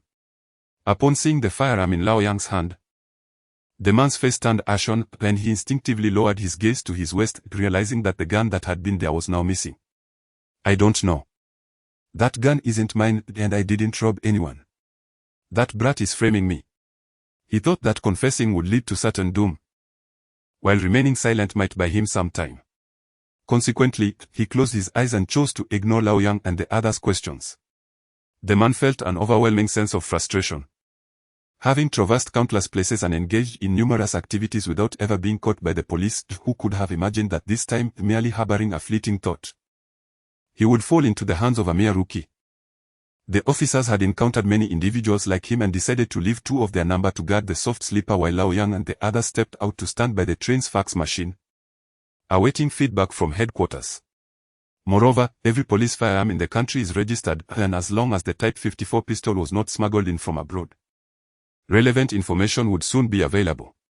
Chiu Feng, age 28, hailing from Northwest City, had murdered a local police officer in 1993 and absconded with his firearm.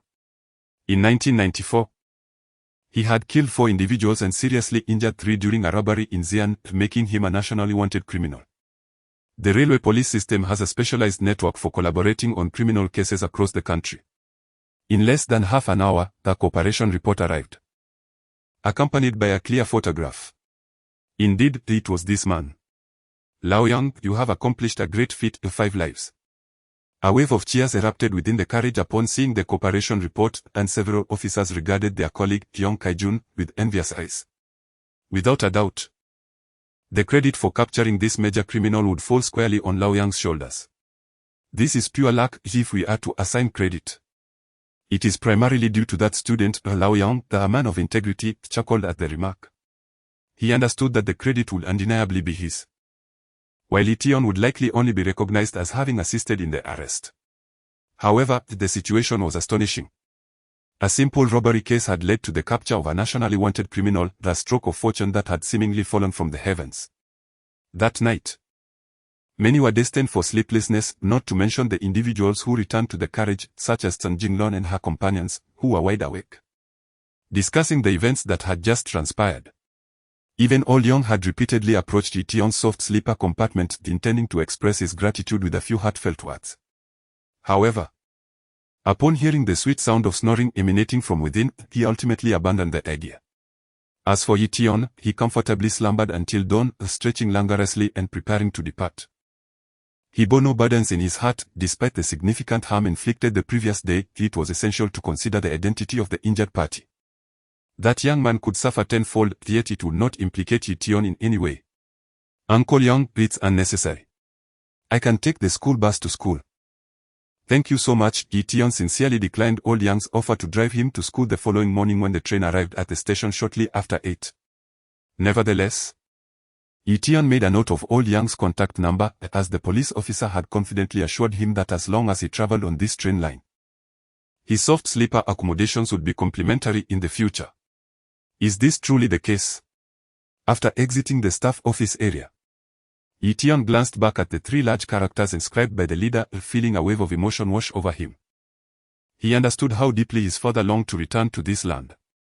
A 3-kilometer walk eastward, followed by a turn and another 200 meters, would lead him to the Tiananmen, a site Ye Tian had long admired since childhood. Before his departure, Ye Dongping had repeated this at least 10 times. And Ye Tian could sense the profound affection his father held for the place. "Hey, young man, where are you headed? Get in, Buddy's van is waiting for you outside." "Cough, young man, ride in my car, I just bought unusually a far more upscale than his van." "What nonsense are you spouting, grandson? If you are capable. Buy a Santana." As soon as Ye Tian stepped out, several taxi drivers surrounded him.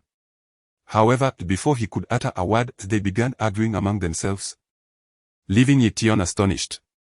Was it possible for the great capital to have such a scene? Unbeknownst to Ye Tian, in present-day Beijing, while the vans were gradually being supplanted by Shirley cars, the so-called yellow worms vans were still abundant. If one were to stand on the street and hail a cab, 4 or 5 would surely come to a halt simultaneously. Business was challenging when some drivers begrudged losing customers to Shirley or Santana vehicles, leading to verbal sparring whenever they encountered one another. Noticing the escalating tension among the drivers, Ye Tian couldn't help but clear his throat and interject, "Ahem, gentlemen. I am a student just returning from traveling, and I have a school bus waiting for me." If one were to delve into the roots, Ye Tian could be considered a Beijinger. Although he had never lived there, his Beijing dialect, if spoken, would surely leave the locals dumbfounded. Upon hearing his words, the drivers ceased their quarrel almost instantly. "It turns out he is one of us. All right, fellas, let us disperse. This person belongs to us. Which university are you attending? The school bus is over there, you can see it." The drivers exchanged self-deprecating smiles, and as swiftly as they had appeared, they vanished from Ye Tian's sight. However, the last one to leave was quite considerate, pointing Ye Tian in the direction of the university president's office, Peking University, Beijing Film Academy, China National Peking Opera Company, Hacking University. Following the direction indicated by the individual, Ye Tian traversed only a few steps before discovering a row of buses parked at a designated area. In front of each bus stood a table adorned with a banner displaying the names of their respective schools. At this moment, numerous individuals congregated around each table, as it coincided with the period of orientation for new students. However, in stark contrast to the plethora of luggage and bedding carried by others, Ye Tian's belongings were rather meager, resulting in little attention being directed toward him as he approached. Unperturbed, Ye Tian quietly stood by the table designated for Huaqin University. After approximately 10 minutes had elapsed, as those before him boarded the bus, he finally produced his admission notice and inquired, "I am a new student this year. May I board the bus?" Ye Tian, Department of Architecture, "Certainly, you may board. Welcome, new student. By the way, where is your luggage?" The upperclassman responsible for the registration, a junior, glanced at Ye Tian's admission notice and was about to assist in carrying his luggage when he realized that Ye Tian had brought nothing at all.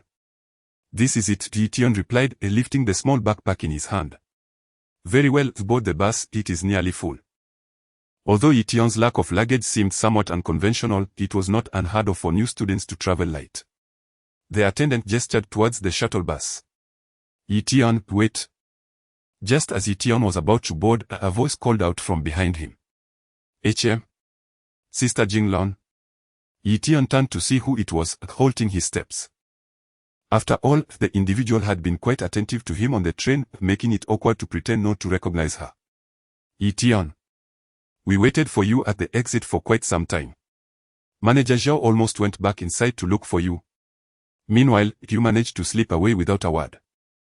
It was difficult to discern whether Sun Jinglong was upset or simply fatigued from running. Her chest rose and fell with each breath as she spoke, a faint blush gracing her otherwise unadorned face. The sight of her long legs accentuated by her jeans rendered several nearby boys momentarily speechless. "Ahem, Sister Jinglong. I had to complete some paperwork inside, which delayed my exit. I genuinely thought you all had left. I sincerely apologize." In contrast to the other upperclassmen, Ye Tian's demeanor was far more composed. His earnest expression while apologizing made Sun Jinglong feel a tad bashful, prompting her to refrain from further remarks. "They didn't give you any trouble, did they? We were quite worried yesterday and inquired several times before learning you were fine and had disembarked." Upon uttering these words, Sun Jinglun's cheeks flushed deeper, as she found herself inexplicably inclined to express concern for Ye Tian, a sentiment she realized she had never shown towards her own brother. Sister Jinglun, I am perfectly fine. Thank you for your concern. Ye Tian's signature smile reemerged, radiating a comforting aura. Pure, yes, that was the word, pure. Sun Jinglun seemed to grasp something profound in that moment. The essence of this young man exuded a remarkable purity, reminiscent of an infant, evoking an irresistible desire for closeness. Had Ye Tian been aware of Sun Jinglun's thoughts at that moment, he would have undoubtedly praised her for her astuteness. Sun Jinglun's intuition was not mistaken. The aura surrounding Ye Tian was a result of his long-term practice of energy cultivation techniques, which aimed at a return to simplicity and a state of softness akin to that of an infant.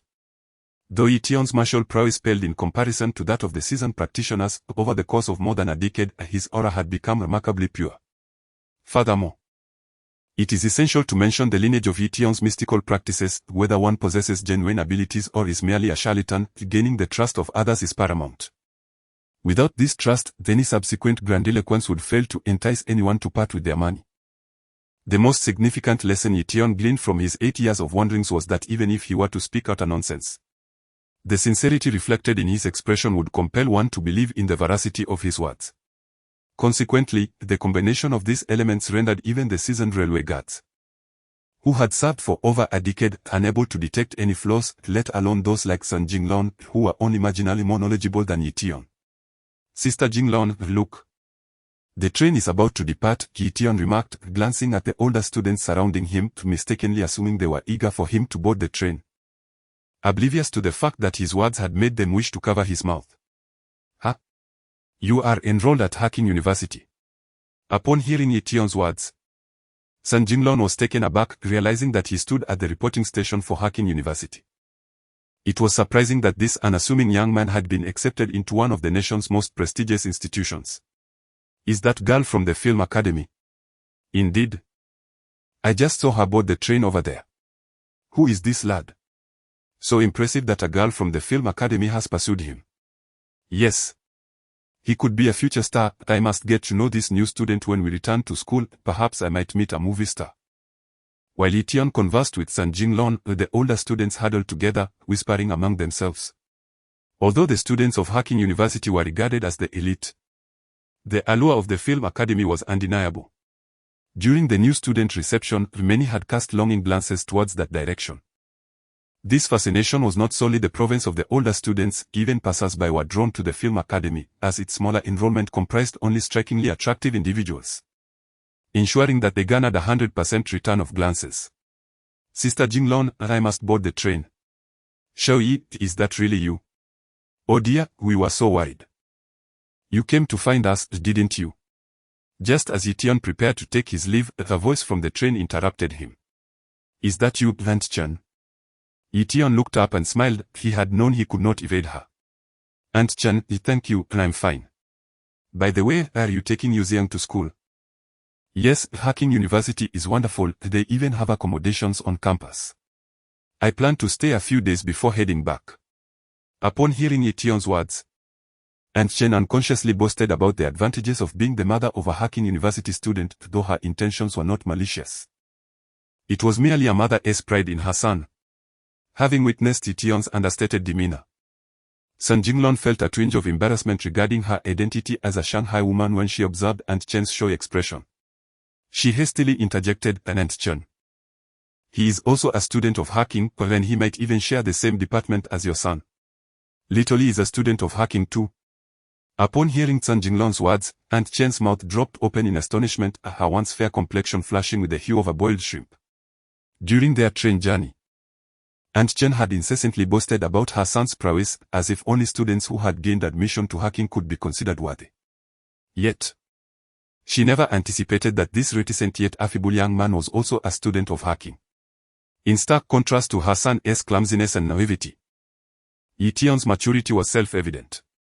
More crucially, while a 17 or 18-year-old boy comprehended the virtue of modesty, she found herself boasting excessively. Aunt Chen was suddenly struck by the realization that her 40-plus years had been rather wasted. Sensing Aunt Chen's discomfort, Ye Tian quickly said, Aunt Chen, I'm enrolled in the architecture department, while my classmate Ye Tian studies computer science, which is far more challenging to get into, hence I hesitated to mention it. After years of following his master, Ye Tian had absorbed numerous insights, understanding that if he refrained from voicing this clarification, the woman before him might harbor resentment. Although he was unafraid of offending others, he recognized that having more friends was preferable to accumulating enemies, for while friends may not always assist you, enemies would undoubtedly seize any opportunity to undermine your endeavors. Much like the tale of Guan Yu in the Three Kingdoms, whose downfall stemmed from an unintentional remark about not appointing his adopted son as his heir, leading Lu Feng to hold a grudge and refuse to send reinforcements, ultimately resulting in Guan Yu's demise. In the aftermath, Lu Feng was also punished by Liu Bei for failing to aid Guan Yu, illustrating how a careless word can incite significant turmoil. Ye Tian's temperament ensured he would never provide others with the chance to harbor resentment. You are such a thoughtful child.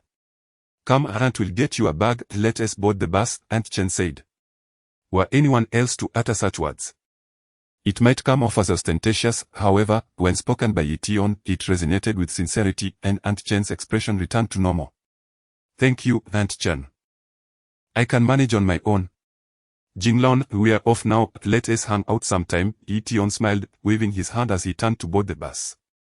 Yet, he was unexpectedly halted by Sun Jinglong. Ye Tian, here is my pager number, do call me when you have the time. I'll take you around Beijing, she said.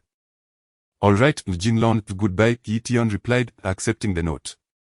He took a seat on the bus, shyly smiling at those around him before closing his eyes to rest.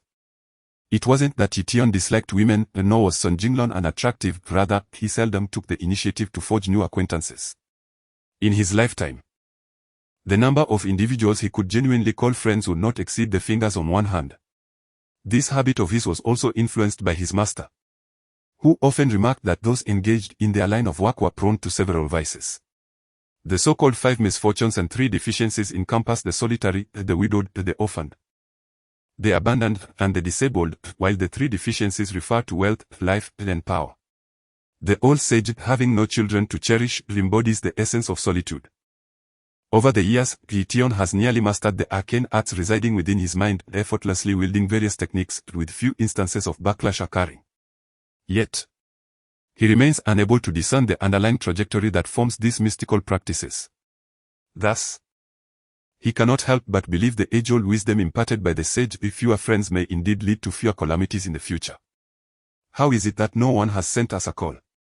After the bus departed, a chorus of lamentations echoed from the registration point at Hacking University. Why did the glances exchanged by the group result only in disdain, while new students seemed to receive unsolicited attention? Indeed, this capital city is rich with potent energy, with each building possessing its own unique charm. As Ye Tian sat on the bus, gazing out at the scenery, he could perceive the extraordinary essence of the 4-9 city, even without employing geomantic techniques.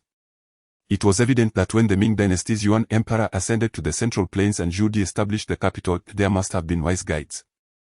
Upon entering Hacking Garden, Ye Tian's thoughts drifted back to the present, observing the former royal gardens transformed into the nation's foremost institution of higher learning. He realized he would spend the next 5 years of his academic journey here. Occupying over 6,000 acres, Hacking Garden has departments spaced far apart, each establishing distinct welcoming points for new students. Consequently, the bus circled the campus, depositing newcomers at various reception areas. Perhaps his father had once stepped foot here. After disembarking, Ye Tian closed his eyes for a moment before making his way to the reception point by the playground. Excuse me, which department are you from? Before he reached the registration area, an enthusiastic senior student intercepted him. Hacking has a long-standing tradition of welcoming new students, with third-year students required to assist on the day of enrollment, a custom passed down through generations. I am from the architecture department, Ye Tian replied, glancing at the row of registration points, realizing several departments were present to greet newcomers. After checking in, each new student would be accompanied by a senior to handle enrollment procedures and receive dormitory keys. Upon hearing Ye Tian's response, the seemingly authoritative senior immediately called out, Zheng Shuliang, you are from the architecture department. Our business is picking up. Thank you, Chairman Wang. With that exclamation, A young man in his 20s dashed out from behind a row of tables, muttering, "It's been half the morning and I've only received 5 people."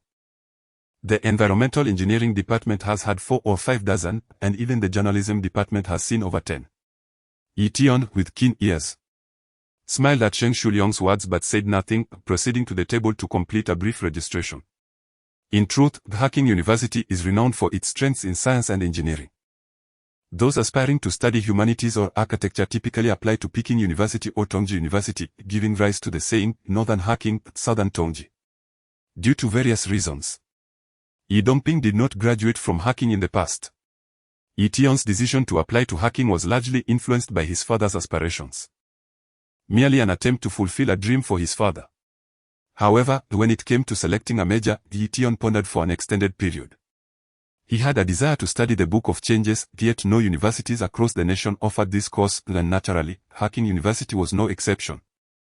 As for his father's suggestions regarding popular fields such as computer science and information engineering, Ye Tian did not entertain them at all. He had no intention of pursuing a career that did not ignite his interest. After much deliberation, Ye Tian ultimately chose architecture design as his major. After all, the architectural styles of both ancient and modern China invariably intertwine with the principles of feng shui, which could be seen as a connection to the knowledge he had accumulated over more than a decade. Hello, Ye Tian, right? I am Zheng Shuliang, a student from class 31. Let me assist you with the enrollment procedures and accommodation arrangements. Feel free to ask me any questions you may have. The senior assigned to Ye Tian by Chairman Wang was quite cheerful. Although he was not greeted by a beautiful girl, his enthusiasm was palpable as he immediately took the backpack off Ye Tian's shoulder. "Thank you, Senior Zheng," Ye Tian replied, noticing that other seniors were also helping newcomers with their belongings. He decided not to decline the assistance and followed Zheng Shuliang towards his department's building. However, after taking just a couple of steps, Ye Tian halted. "Ye Tian, what is wrong? Let us complete the procedures quickly so you can get your meal card and eat." Zheng Shuliang, who had already walked several meters ahead, turned back upon realizing Ye Tian had stopped and hurriedly returned to pull him along. However, his height of just over 1.7 meters was evidently insufficient to move Ye Tian, who stood over 1.8 meters tall. "Or are you looking at the campus beauty?" Following Ye Tian's gaze, Zheng Shuliang could not help but smirk, nudging Ye Tian with his elbow. "Don't get your hopes up. She is one of the most beautiful girls at Hacking and is even a year ahead of you. You'll have to call her senior." "Is she from the journalism department?" Ye Tian turned his head and inquired. "Yes, is Hacking's journalism department really home to the most beautiful girls?" "Indeed. But wait. You can't be serious, can you?" Zheng Shuliang had just nodded when he was astonished to see Ye Tian walking towards the journalism department's registration table. His mouth fell open in surprise. Had the confidence of new students grown so robust? Reflecting on his own experience as a freshman, Zheng Shuliang recalled how merely speaking to a senior girl would leave him blushing for a long while, let alone trying to strike up a conversation. Wrong. You must be mistaken. Why are there so many boys in the journalism department this year? Just after a wave of registrations, Liu Qingya was reviewing the list. Typically, the welcoming committee consisted of third-year students, but due to the relatively small number of students in the journalism department, even these second-year girls had been called in to assist. Of course, to accommodate the beautiful girls, their role was merely to sit and greet newcomers. The task of carrying luggage and guiding freshmen through the enrollment process was naturally left to the boys. That said, the school had not stipulated that students from other departments could not help welcome newcomers from different faculties. Regardless, both the assisting seniors and the incoming freshmen were always looking for opportunities to engage Liu Qingya in conversation. After a morning of receiving guests, she began to feel somewhat fatigued and simply lowered her head to verify the list. Those who understood this signal naturally refrained from disturbing her. "Senior, I have a question I'd like to consult you about, is that all right?" A voice with a Hunan accent rang in her ears. Liu Qingya did not lift her head and replied directly, "What is your question?" "Please, go ahead." It was not that Liu Qingya wished to be less cordial, rather. She had already been quite welcoming, and those new students could easily monopolize half an hour with a single inquiry, with the older students interjecting beside her. She simply could not endure it any longer. Senior, do you know where the restroom is? I'm about to burst, I must go. The question, delivered in a Hunan dialect, caused Yuqingya's pen to tremble in her hand, tearing the paper beneath it. She had never encountered such a tedious individual. The playground was filled with boys. Yet this person sought out a girl to inquire about the location of the restroom. 50 meters to the right, then turn left. She gritted her teeth and gestured slightly with her right hand. Oh, thank you, senior. I'm off to the restroom now. After Yuqingya finished her response and noticed the boy in denim trousers seeming to leave, she finally breathed a sigh of relief. How could someone with such a lack of social awareness manage to enroll at hacking? Senior, wait. I have one more thing. To her surprise, the individual took 2 steps to the right, then suddenly turned back. What is it? Yuqingya scrawled a large cross on her notebook in frustration. Senior. My family is poor, I haven't eaten for 2 days. My father says that beautiful girls have kind hearts. Could you lend me 5 yuan to buy a loaf of bread? What? Hearing the blatant rural accent, Yuqingya could no longer contain herself and sprang up from her chair. This was Hacking University, not a place for begging. Moreover, Hacking offered scholarships. It was unlikely that admitted students would go days without food. And with so many people around, why did he choose to ask her for money? Not only Yuqingya but the surrounding students were equally taken aback. Although the newcomer wasn't wearing designer clothes, he was clean and tidy, certainly not someone who looked like they hadn't eaten for days. The word harassment surfaced in everyone's minds. This was undoubtedly a blatant case of harassment, and it seemed to be a younger student harassing an older student, a first in the history of hacking. Impressive. This guy was truly bold, daring to flirt with a campus beauty on his first day. Which department was he from? They would certainly seek his advice in the future. With such audacity, even if he couldn't win over the campus beauty, he would surely manage to charm someone from his own department. The students who witnessed this scene were all astonished, their mouths agape. Although there is a saying that gentlemen prefer slim and graceful ladies, they had never seen such courage in a newcomer before. After a moment of collective shock, Zheng Shuliang was the first to recover, grabbing Ye Tian's arm and saying, Ye Tian, what are you doing? Yuqingya, he just got off the train and hasn't woken up yet, so please don't take it to heart. In university, whether a campus beauty or a stunning girl, they are always cherished by those around them. The beauties at Hacking University, in particular, are known for their pride. And one could only imagine how many had faced setbacks in front of Yuqingya. Zheng Shuliang did not want Ye Tian to feel too disheartened. What Zheng Shuliang did not expect was that Yuqingya seemed entirely oblivious to his words, her gaze fixated on Ye Tian, her eyes betraying a mixture of anger and surprise. Ye Tian, you are playing tricks on me again, I shall confront you. The spectators, eagerly anticipating the eruption of a volcano, were taken aback when, despite her reputation as a somewhat aloof beauty, Yuqingya, after a brief moment of distraction, suddenly dashed around the table, playfully lunging at the newcomer. Haha, just kidding, Yuqingya. You are becoming increasingly beautiful. Ye Tian stood there with a smile, not evading her playful punches, as if time had regressed to a decade ago when 2 young children frolicked in a dilapidated rural schoolyard. Though the years had passed and the surroundings had transformed, the girl before him still bore a striking resemblance to the little girl from yesterday's. Even her expression of playful ire was unchanged. Yuqingya halted her playful assault, puffing with indignation. Ye Tian, you are not keeping your word. How am I not keeping my word? Ye Tian inquired with a grin, noticing how much Yuqingya had grown over the past few years, with her high heels. She appeared nearly his equal in height. Yet, her delicate features still echoed the visage of the little girl she once was. You promised to get into Hacking University. Yet I have been accepted while you. Yuqingya had harbored feelings of resentment for over a year to honor their childhood promise. She had successfully enrolled in Hacking University, but she found no trace of Ye Tian's name on last year's freshman list. But I did get in. Ye Tian replied softly, observing the disgruntled Yuqingya. You know I'm not academically gifted and even repeated a year, isn't it fair to give you the chance to be a senior? Though his words were barely audible, several bystanders overheard, rolling their eyes in disbelief. This boy truly had a way with words. What kind of institution was Hacking University? It was a place reserved for the top achievers of the National College Entrance Examination. If Ye Tian's claims held any weight, It would imply that no one would need to take the exam each year. With a smile reminiscent of a blooming fragrant lily, Eugenia found herself laughing at Ye Tian's antics, her youthful exuberance illuminating the faces of those around her. One could not help but feel that if a beauty smiled at them like that, even death would be a worthy exchange.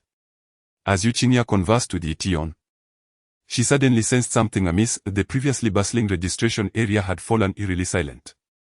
Upon glancing around, her cheeks flushed crimson, realizing that all eyes were fixated upon her in the small playground.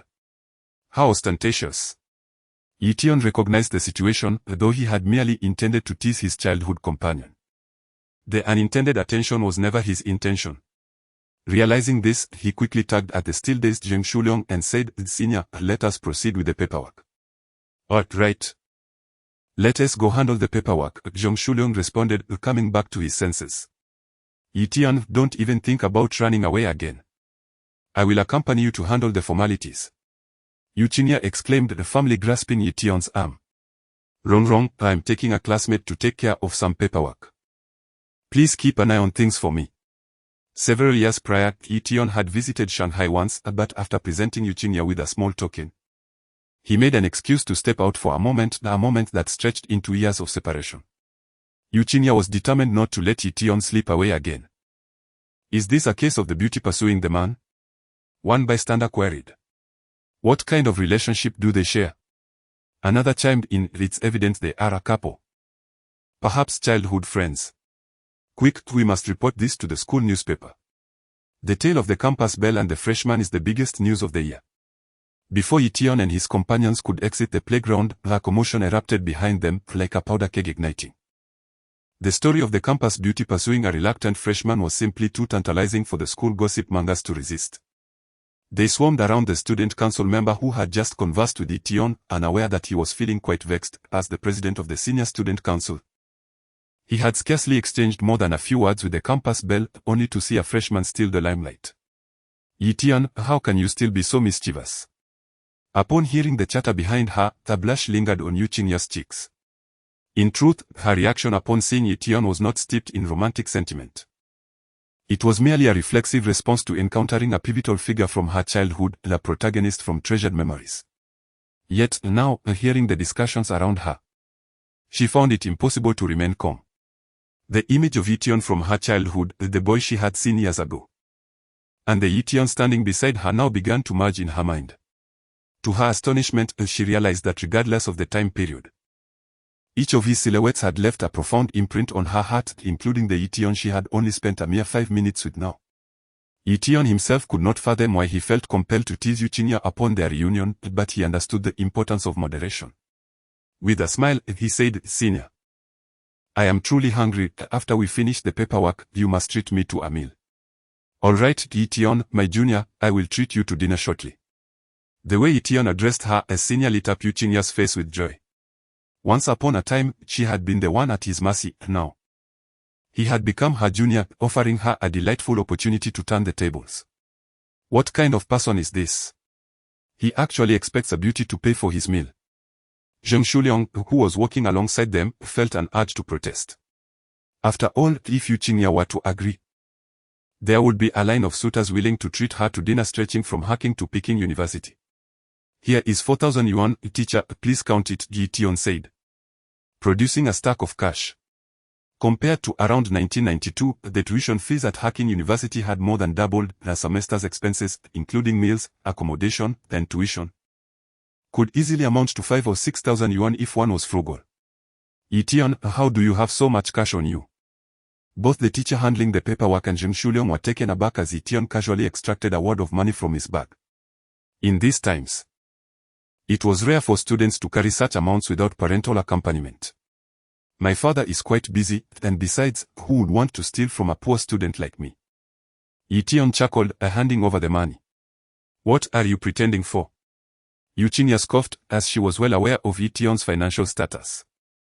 It was said that 3 years prior, when she first met Ye Tian, the 14 or 15-year-old lad carried several thousand yuan with him. However, what Eugenia did not know was that the old Taoist would anonymously donate the money he earned through fortune-telling during their travels each time they returned to the mountain. Thus, despite Ye Tian having made quite a bit of money over the years, he was not particularly affluent at present. Noticing that Ye Tian had only paid for the meal card without adding any funds, Ye Tian curiously inquired, "Ye Tian, why haven't you recharged your meal card?" "Let's just add 200, Ye Tian replied, handing over the money. This 200 was merely a formality. He certainly could not admit that his appetite was so large that dining in the cafeteria might frighten others. Following the incident on the train, Ye Tian resolved to find a small restaurant off campus, negotiating a monthly meal plan to ensure he received adequate nutrition while avoiding unwanted attention. He also planned to purchase an electric stove, allowing him to prepare herbal dishes in his dormitory whenever he had the time. The herbal recipes passed down by the old Taoists were exquisite, originating from the Qing dynasty's imperial kitchens. As for whether the school permitted the use of electric stoves, Ye Tian had not given it much thought. After all, he had managed his high school years without issue, possessing ample experience in navigating conflicts with teachers and dormitory supervisors.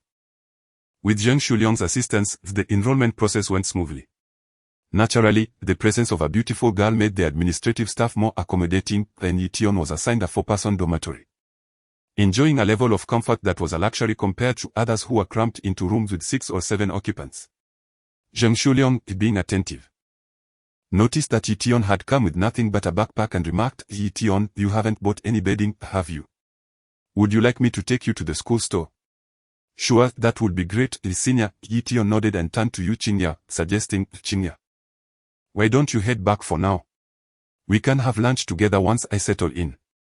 Though having a beautiful girl by his side was indeed delightful, the glances of others, filled with envy, made Ye Tian feel quite uncomfortable. Yu Qingya shook her head, saying, "No need, the school hasn't started yet, so I'll go with you." Zheng Shuliang was thrilled at the prospect of Yu Qingya accompanying them. Although he harbored no romantic intentions towards the campus beauty, the abundance of attractive girls in the journalism department presented an opportunity. If he could meet even one through Yu Qingya, his 5 years in university would not have been in vain.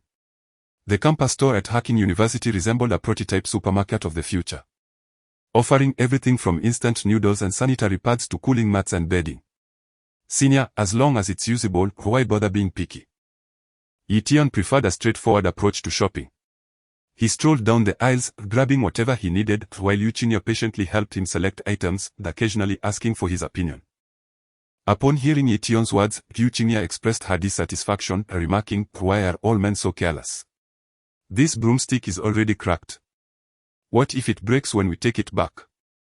All right, you are right," he replied.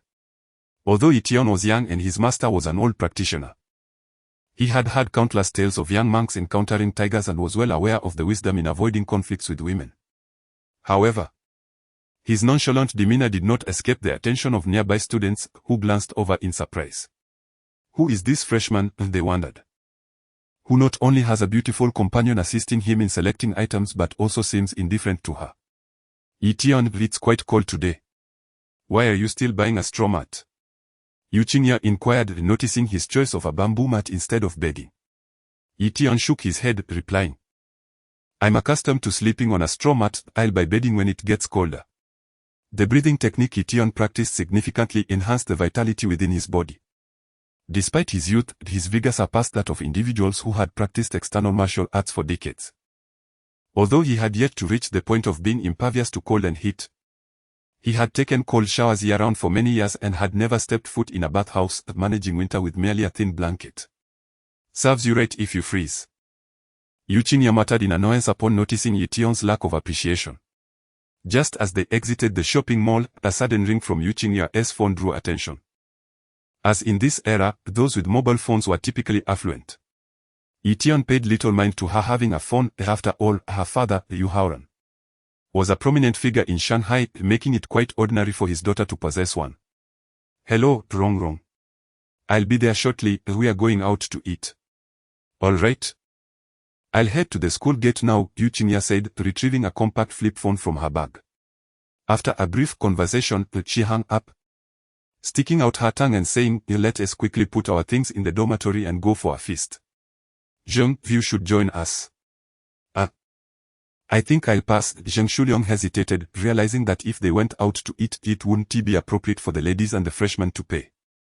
It wasn't that he was stingy, rather, he was concerned that Eugenia's demeanor might lead to a meal that could exhaust an entire semester's living expenses.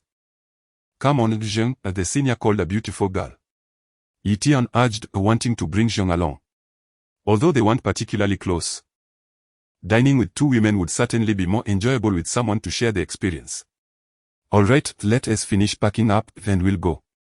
I know of a great hot pot place off campus," Zheng sparkled upon hearing Ye Tian's suggestion.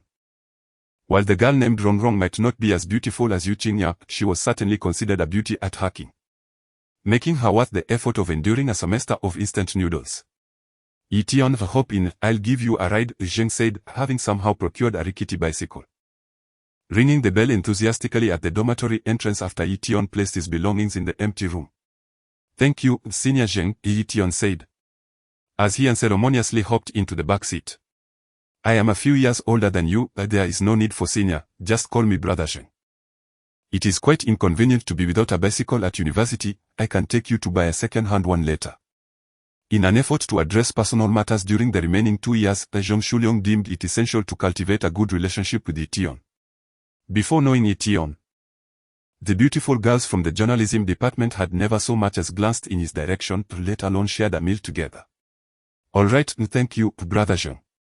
I will also purchase a bicycle," Ye Tian nodded in agreement, having realized that without a bicycle at Yukinjuan, attending classes would be nearly impossible. For instance, if the first class is held at Hacking Hall and the second in the main building, one would likely arrive just as the class concludes if they attempted to run there. "Let us wait here, shall we?" How inconsiderate of them. At a side entrance of Yukinjuan, Eugenia and Wei Rongrong stood, each with a bicycle, waiting. Initially, things were fine, but as they were observed by passing students, Wei Rongrong grew increasingly impatient. "By the way, Eugenia, your little romance is quite amusing. How did you two meet?" Wei Rongrong deftly shifted the conversation to Ye Tian, recalling the amusing incident from that morning, which had nearly brought her to tears from laughter. She had never encountered such a mischievous boy. Upon hearing Wei Rongrong's words, Eugenia felt a surge of urgency. "What do you mean, little romance? We are merely classmates, do not speak carelessly." Ye Tian is quite impressive. The image of Ye Tian in a robe resembling a little fortune teller made Eugenia chuckle. She wondered if, after all these years, he still had the habit of performing fortune-telling for others. "Oh dear, Eugenia, why do you smile so flirtatiously? Could it be that you two are childhood sweethearts? Tell me, have you shared a kiss?" Unlike the more reserved Eugenia, Wei Rongrong was a true Beijinger, spoiled by her family, and possessed a fiery temperament. Unafraid to speak her mind. "You silly girl, what nonsense are you spouting? I will shut your mouth." Eugenia could no longer tolerate Wei Rongrong's sharp tongue, and the two girls began to playfully tussle at the school gate, unwittingly providing a delightful sight for many passing male classmates. "Ye Tian, you've arrived. Let me introduce you. This is my classmate Wei Rongrong, a dear sister of mine. Rongrong, this is Ye Tian, and this gentleman is Senior Zheng." As they frolicked, Eugenia noticed Ye Tian standing nearby, her cheeks flashing as she pulled Wei Rongrong to introduce him to Ye Tian and Zheng Shuliang. "Well, he does seem rather pleasant to the eye," Wei Rongrong remarked after sizing up Ye Tian. Suddenly, she inquired, "Ye Tian, confess honestly, how did you manage to win over our Chinya? I mean, so many boys pursue her, yet she pays them no mind." "Senior Wei, what are you saying? Chinya and I are merely classmates. What do you mean won over?" Ye Tian replied, a look of confusion crossing his face, which made Wei Rongrong's heart race. Could it be that they were indeed just classmates? "I'm quite hungry now, let's hurry and have a meal," Eugenia interjected, trying to ease the tension. Her understanding of Ye Tian was still rooted in the memories of that mischievous boy from 8 years ago. She knew that if Ye Tian decided to act up, even 10 Wei Rongrongs would be no match for him. In 1995, Hacking University boasted over 50,000 students, a number comparable to that of a large state-owned enterprise. Although the student spending power was not particularly high, it nonetheless supported a multitude of businesses, with numerous restaurants dotting the surroundings. "Let us dine in a private room. I am well acquainted with the owner of this restaurant," Zheng Shuliang suggested, leading them to a Sichuan hotpot establishment. Due to the influx of new students and their accompanying parents, The restaurant was bustling with activity, its main hall filled to capacity. Zheng Shuliang did not exaggerate after locating the owner. He promptly secured a small private room on the second floor, much to Ye Tian's satisfaction. As he was beginning to feel a pang of hunger and wanted to avoid being the center of attention during a meal. "Two lovely ladies, please go ahead and order." Zheng Shuliang gallantly offered the menu to Wei Rongrong. As they walked together, he realized that since their introduction, the two beautiful girls were quite easy to interact with. A stark contrast to the inaccessibility he had previously perceived. "Today is a welcome dinner for Ye Tian, let him choose," Wei Rongrong said, handing the menu to Ye Tian. "All right." Ye Tian responded without hesitation, selecting a Inyong hot pot base along with some vegetables. After closing the menu, he turned to the waiter and added, "Please bring 10 plates of lamb and 10 plates of beef." "God. Ye Tian, could it be that what you said this morning was true? You really haven't eaten for 2 days?" Wei Rongrong, who had been whispering with Yu Qingya, leapt up as if her tail had been stepped on. 10 plates of lamb and 10 plates of beef, how many people would it take to finish that? It was known that the restaurants around Hacking Garden catered primarily to students. Serving generous portions, a single plate of beef or lamb weighed a pound. Ye Tian had ordered 20 plates, amounting to a staggering 20 pounds of meat. Not only Wei Rongrong, but even Yu Qingya and Zheng Shuliang were taken aback. Of course, Zheng Shuliang was more concerned about the cost of these dishes. With each pound of beef or lamb priced at 7 yuan, 20 pounds would total 140 yuan. Adding in other side dishes, it seemed this meal would easily exceed 200 yuan. Zheng, the senior, was mentally calculating whether he had enough money in his wallet. "I didn't eat much yesterday. And I skipped breakfast this morning, so I'm quite hungry now." I appreciate your hospitality this morning, Zheng, but let me treat you all to this meal," Ye Tian remarked, observing the expressions of his companions. He quickly grasped their thoughts and could tell that Zheng Shuliang came from a modest background, making it somewhat inappropriate to let others foot the bill. Ye Tian was unbothered by Zheng Shuliang discovering his hearty appetite. As for Wei Rongrong, given her close relationship with Yu Qingya, they would undoubtedly share meals in the future, so there was no need to put on a facade of modesty while starving himself. "That won't do, Ye Tian. Today, I'll cover the bill, don't even think about it," Zheng Shuliang insisted, eager to make a good impression.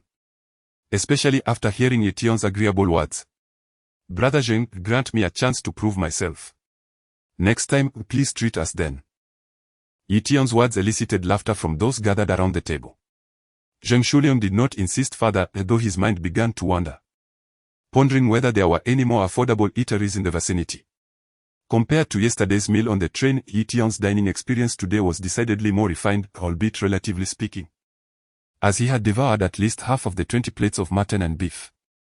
Although the frozen meat shrank somewhat after being cooked, Ye Tian consumed no less than 7 or 8 pounds of meat during this meal, accompanied by side dishes and 4 steamed buns, leaving the others in sheer astonishment. "Ye Tian, did you perhaps go without meat in your childhood? Are you alright after finishing all of this?" Wei Rongrong gazed at the cleared table and the towering stacks of empty plates, her expression shifting from shock to concern, fearing for Ye Tian's well-being. "Senior, my family was poor when I was young, and I rarely had meat. I suppose I've developed quite the appetite as I've grown up. Please don't mock me." Ye Tian replied with a bashful smile, resembling a shy young man, which stirred an odd feeling in Wei Rongrong and the others, as if their astonishment at his voracious appetite was somehow inappropriate. Yu Qingya, wishing to defend Ye Tian from any disdain, quickly interjected, "Rongrong. Ye Tian didn't come from a wealthy background, and besides, some people are simply born with larger appetites, there is nothing strange about it. Yet one cannot consume like a famished ghost," Wei Rongrong responded with a playful grin, sensing Yu Qingya's displeasure. "Ye Tian, aside from your talent for eating, what other skills do you possess?" Though not intentionally targeting Ye Tian, she felt compelled to ensure her dear friend's childhood acquaintance was worthy of her. Despite appearing sunny and amiable, if Ye Tian possessed no other abilities and was merely a glutton, he would hardly be suitable for Yu Qingya. "What else do I excel at?" "Well, I certainly can't give birth," Ye Tian remarked with a furrowed brow, deep in thought. Yet his serious demeanor prompted everyone at the table to sputter their tea in surprise. What was most amusing was Ye Tian's earnest expression, which made it difficult for Wei Rongrong and the others to determine how to respond, leaving them in a state of bemusement. Suddenly, Ye Tian clapped his hands and exclaimed, "Oh, I can tell fortunes. Senior, would you care for a reading?" Ye Tian, you. Eugenia opened her mouth but found no words to express her thoughts. She recalled how, as a child, Ye Tian would sneakily take her belongings and, pretending to read fortunes, would inform her of their whereabouts, earning her admiration for quite some time. Noticing Eugenia's expression, Wei Rongrong inquired curiously, "Chinya, what is the matter with him? He can't really tell fortunes, can he?" Eugenia said with a hint of annoyance, "Rongrong, don't listen to him. He may appear innocent, but there is a lot of mischief brewing within." "Oh, come now, Senior Eugenia. While we may be familiar with one another, let us not unjustly accuse anyone," Ye Tian interjected with a smile. "After all, I am a disciple of the lineage of the renowned diviner Mo Yi, and the legitimate 51st generation heir reputed in the realm for my uncanny ability to predict fortunes." Ye Tian, feeling a newfound liberation among his peers, found himself joking freely, unencumbered by the inhibitions that had plagued him during high school. It is worth noting that throughout his 3 years in high school, aside from a chubby classmate a year below him, no one had been aware of Ye Tian's expertise in the art of feng shui and divination. Wei Rongrong, possessing a playful spirit, extended her delicate hands towards Ye Tian, saying, "Go on then, boast all you like. You seem to be quite the braggart. Fine. I shall indulge you, read my poem." As Wei Rongrong willingly offered her right hand, Ye Tian shook his head, stating, "I don't adhere to the notion of male left, female right in palmistry. I prefer to read the left hand. The adage is merely a common saying, in truth, the left hand represents one's innate traits, while the right hand symbolizes acquired qualities. Since the left hand is less frequently used, it remains largely unaffected by external influences. A true poem reader typically begins with the left hand. Rongrong, why are you joining in this folly?" Eugenia felt an inexplicable surge of irritation as she observed Ye Tian examining her friend's hand. Unfazed, Wei Rongrong replied, "It's fine, let him take a look. If he predicts accurately, I shall treat everyone to dinner." How impressive. This technique for charming women appears to be infallible. I must seek Ye Tian's guidance on this matter. Thought Zheng Shuliang is sitting nearby. He recalled how, during his freshman year, he had struggled to find an excuse to hold the hand of a girlfriend from another school for 6 months. Witnessing Ye Tian's actions now opened his eyes to possibilities. "Hey, why are you squeezing my hand and staring at my fingers? Isn't palmistry about the lines?"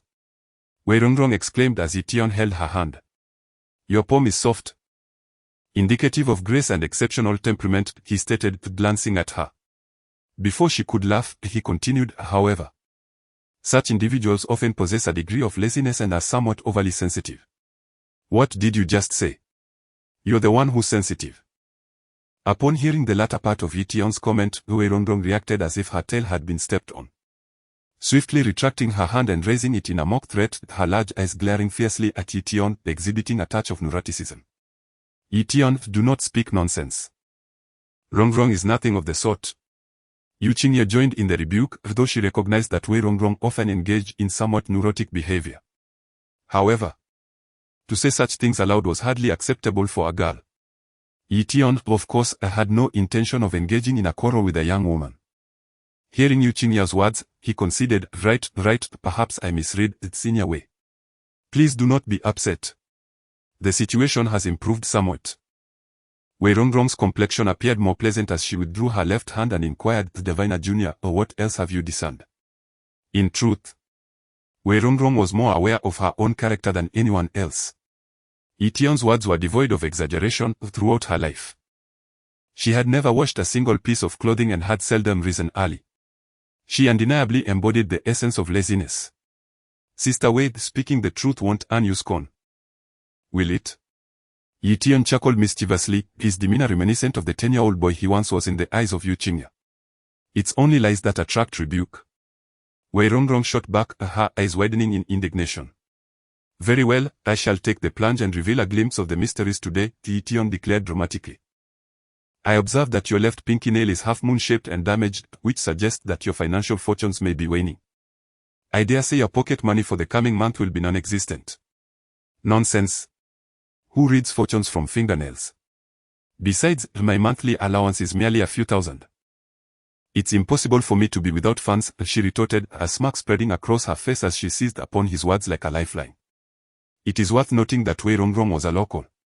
Her family once owned several properties near Dashela, with her father initially amassing wealth through rentals and a restaurant. Later, during the dissolution of the Soviet Union, he seized opportunities in international trade, witnessing a remarkable increase in his fortune.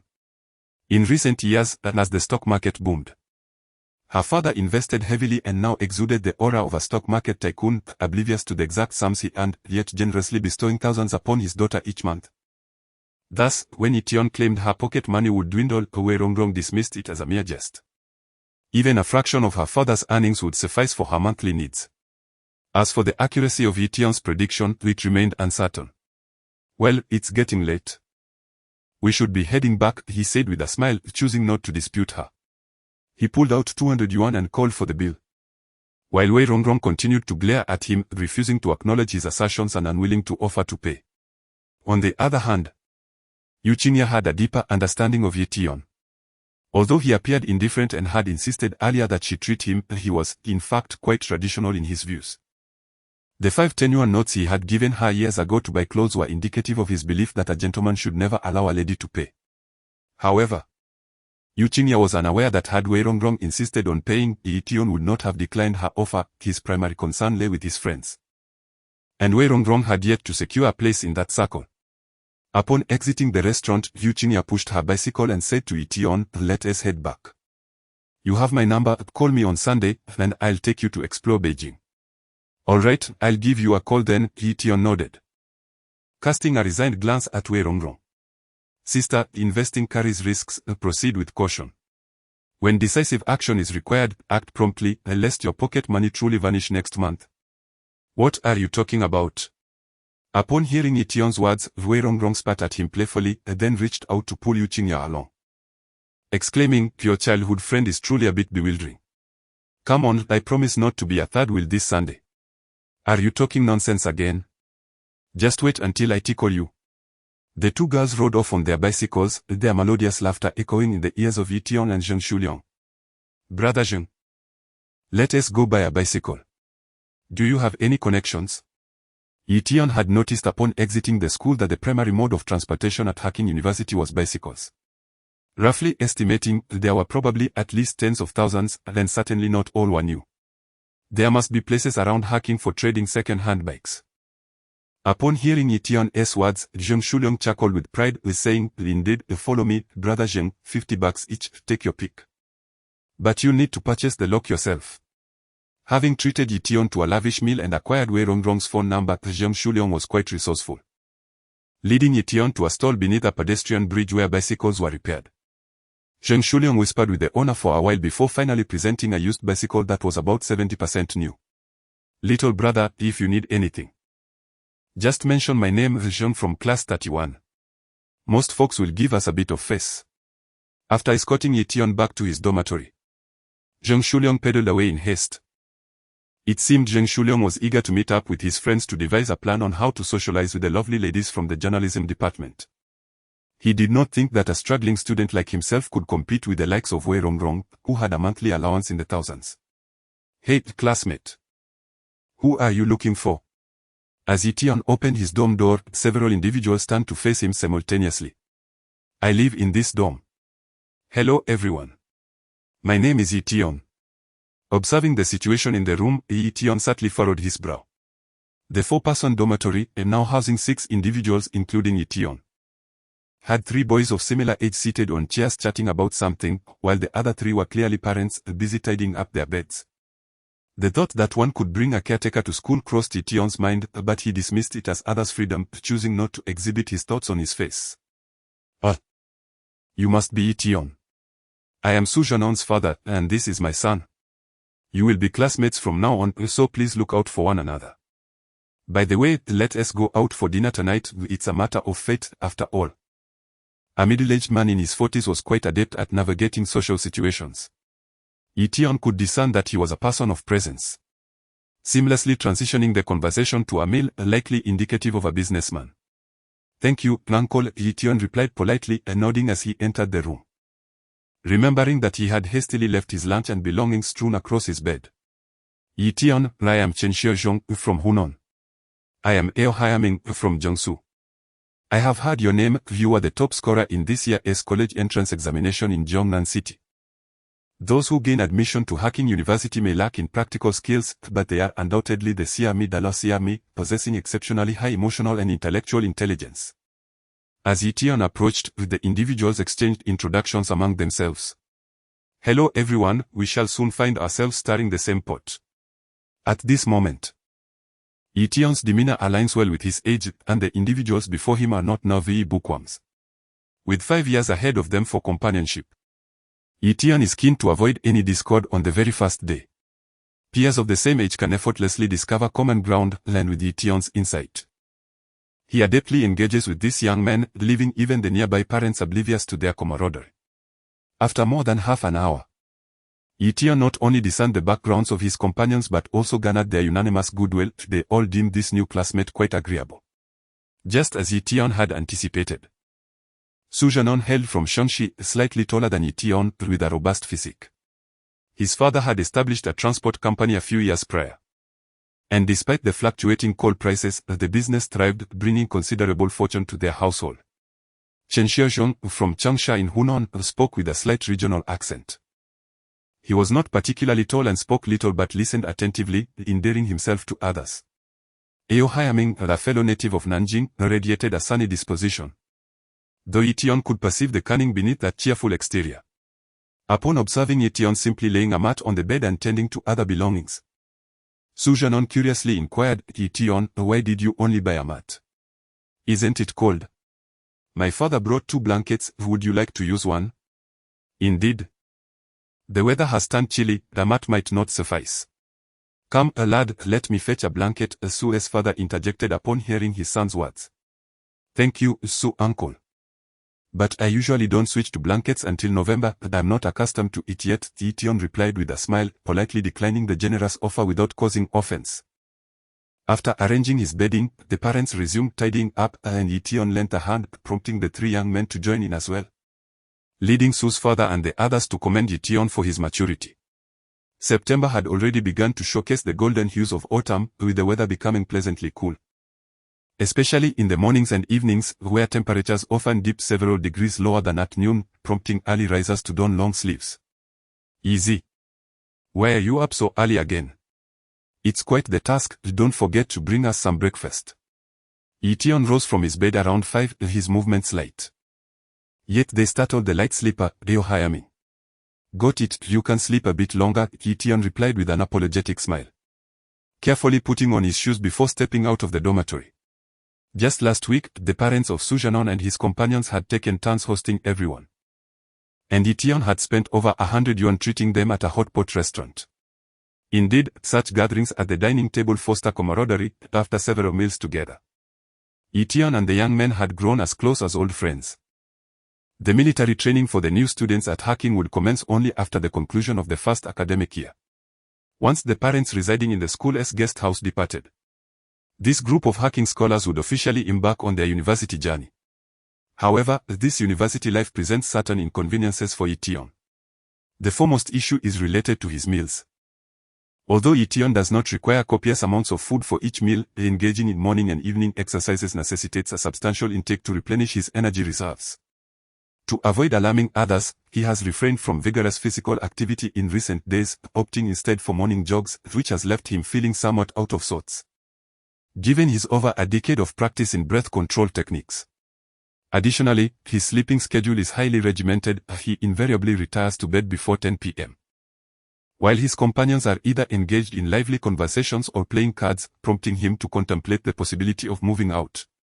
Ye Tian has inquired about rental options in the residential buildings across from the south gate of Yuanminjuan, where several flats are available. However, upon visiting, he discovered that most were occupied by pairs of senior students, and the living conditions were not particularly appealing, leading him to abandon this idea. After a brief freshening up, Ye Tian exited the dormitory, stretching his arms and attempting to invigorate his body. At this hour, the Zijing apartment had yet to be constructed, and students resided in the older dormitory buildings, not far from the faculty housing. Though somewhat antiquated, the facilities were adequate, and the surroundings boasted lush greenery, shady trees, and picturesque lake and mountain views, creating an elegant atmosphere. It was just past 5 when he emerged, yet the campus already buzzed with early risers engaging in physical activities. Numerous elderly individuals donned white practice attire, performing Tai Chi and wielding Tai Chi swords, while some art students were vocally warming up. Both students and faculty exhibited expressions of relaxation and comfort. Despite the number of early risers, the vast expanse of Yukinjuan made it easy to find a tranquil spot. Ye Tian jogged through a small grove and came to a halt by the lakeside. This location had caught his attention over the past few days. Its limited space discouraged the elderly from congregating for their exercises but was perfectly suited for Ye Tian. The shaded trees and the fresh lakeside air, untainted by urban pollution, represented a sanctuary for him, offering solitude and invigorating air that revitalized his spirit and filled his body with the essence of nature. Once settled by the lake, Ye Tian adopted a stance, his gaze fixed on the expansive surface of the water. With slightly parted lips, he exhaled through his mouth and inhaled through his nose. Within a few breaths, his entire body relaxed completely. After approximately 20 minutes, his breathing became elongated and deep. Inhaling felt akin to a whale engulfing the ocean. A tangible surge flowing from his throat down to his abdomen, while exhaling resembled the delicate, continuous thread spun by a silkworm, purging his body of stagnant energy. This practice was part of the 6 breathing techniques he had diligently studied for over a decade. As the old master had said, the path to longevity lies within these practices. After standing for about an hour, the first ray of sunlight suddenly emerged from the grove at the lake's far end. At this moment, Ye Tian exhaled deeply, followed by a powerful inhalation reminiscent of a dragon or serpent in the mountains, drawing in breath, producing a hissing sound. He felt a pure essence of the world's vital energy fill his being. Buddhism emphasizes self-cultivation, attributing enlightenment, achievement, and mastery entirely to individual effort and intellect, with historically revered monks embodying immense perseverance and wisdom. Conversely, Taoism often involves practitioners who aspire to transcendence, with a myriad of alchemical and energy cultivation techniques emerging throughout history. The first ray of morning sunlight that Ye Tian absorbed moments ago holds significant importance in Taoist practices, known as the Eastern Purple Qi or Sun Essence, greatly benefiting Taoist cultivation. After drawing the breath into his abdomen, Ye Tian's half-closed eyes shut tightly. He rhythmically moved his tongue 72 times, swallowing the saliva in 3 gulps before opening his eyes. As he sensed the rich vital energy coursing through his body, Ye Tian was reminded of the first time he absorbed the sun essence 3 years prior. An experience that dispelled the tortoise shell in his mind and allowed him to completely assimilate the inherited knowledge. Currently, when he engages in divination or dream interpretation, he rarely experiences a backlash from the vital energy. However, calculations related to himself and matters directly connected to him remain somewhat nebulous. With a sense of comfort, Ye Tian stretched his body, the sound of cracking bones resonating as he moved his legs and began to practice his punches. His movements resembled the gentle flow of the 5 animal play, starkly contrasting the aggressive techniques of external styles. After an hour of standing meditation and another hour of practicing forms, Ye Tian concluded his session, realizing it was already past 7 in the morning. Feeling hungry, he couldn't help but smile wryly at the growling of his stomach. Ever since successfully drawing energy into his body at the age of 15, he always felt ravenous after standing meditation, which significantly increased his appetite. Had it not been for Ye Dongping's financial success over the years, it would have been challenging to sustain his voracious appetite. He jogged to the cafeteria, retrieving his meal cart to purchase 60 meat buns.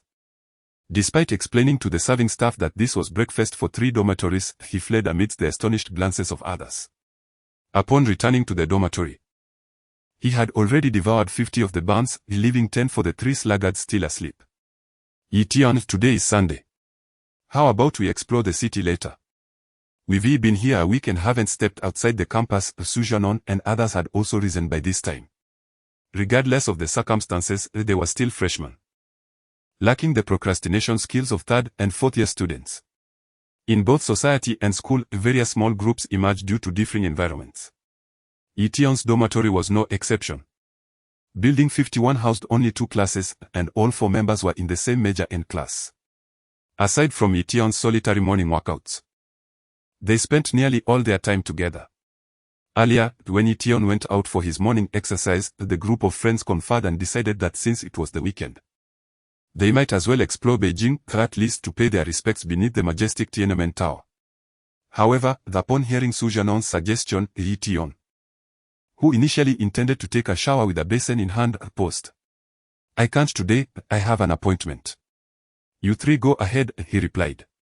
Yesterday, Yu Qingya had conveyed a message through Zheng Shuliang stating that she would be waiting at the north gate of Harking at 8 o'clock today. This was not a matter of prioritizing romantic pursuits over friendship. He had a prior engagement with a charming lady. Su Zhanon scratched his head at this, saying, "Oh, I see. Then you go ahead, Ye Tian. Is your appointment with a man or a woman?" Eo Hyaming, never the inquisitive one, who would not let this slip away.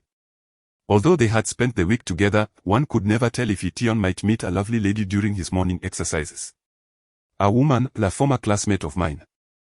Ye Tian smiled, not concealing the truth, as they had been together for 5 years and there was no need for secrets. "You little rascal, putting romance before friendship. No way, you must bring the boys along," Eo Hyaming exclaimed. University life was indeed delightful, but the number of female students in the architecture department was dismally low, with hardly any beauties around. As freshmen, they lacked the audacity to pursue connections in other departments. Hearing that Ye Tian had an old classmate at Harking, the other's eyes lit up. Connecting with a friend's girlfriend's friends was the ideal pathway to finding a romantic partner in college. "Indeed, Ye Tian, we could assist you in this endeavor." Even the usually reticent Chen Shezhong raised his head, revealing a hidden fervor. "Not today," Ye Tian pondered for a moment before suggesting. "I have some other matters to attend to. How about we have dinner together in the next couple of evenings?" Ye Tian had been meaning to visit his father's old residence, as he hadn't seen it since arriving a week ago. He wished to seize the opportunity to gauge his aunt's current living conditions, and bringing along Su Zhanon and the others would be somewhat inconvenient. "All right. I'll treat everyone in the next couple of days." "It's settled then. Ye Tian, hurry and shower. You wouldn't want her to wait too long." Su Zhanon, who appeared robust but was quite perceptive, promptly set the arrangements in motion. Su Zhanon's father had left 2,000 yuan when he departed, intending for his son to forge connections, for graduates of Harking were renowned in various industries. After a refreshing shower, Ye Tian donned a denim shirt and hopped onto his bicycle, racing towards the school gate. Just as Su Zhanon had predicted, Yu Qingya was already waiting there. Today, she wore a pair of jeans that accentuated her graceful figure, complemented by a white cotton shirt that radiated youthful charm and elegance. Passers-by could not help but glance back after walking a fair distance. "Beauty, I have arrived. I hope you haven't been waiting too long." Ye Tian grinned as he approached Yu Qingya on his bicycle, allowing his once mischievous and audacious nature to resurface in her presence. "Who has been waiting for you for so long?" Looking at Ye Tian's attire, a sudden flash crept onto Yu Qingya's face. Could this be the legendary couple's outfit? And today, does it count as a date? "Ye Tian, Uncle is not short of money, why don't you get a pager or a mobile phone?" Yu Qingya skillfully diverted the topic. For some inexplicable reason, she had been wanting to find Ye Tian these past few days. However, their respective departments and dormitories were quite distant, and as a girl, she felt somewhat hesitant to seek him out directly. Thus, as upon meeting Ye Tian, her heart brimmed with a hint of resentment. Qingya, my father's money is his own, I'll consider buying something once I've earned my own." Ye Tian chuckled as he parked his bicycle. They were heading to the city today and would need to take a bus or subway, lest they squander time on the road.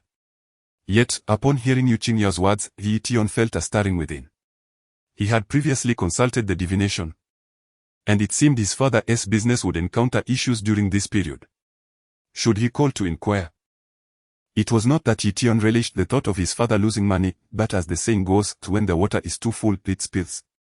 When the moon is full, it wanes.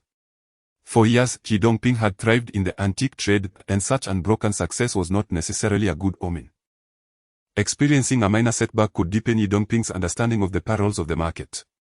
Moreover, this situation would only temporarily strain his father's finances, not to the extent of causing significant harm. Hence, Ye Tian decided to let nature take its course, although he would still extend the necessary care and concern as a son. "Ye Tian, where are we headed? Are we going to the summer palace or downtown?" Yu Qingya inquired, knowing it was Ye Tian's first visit and wanting to hear his opinion.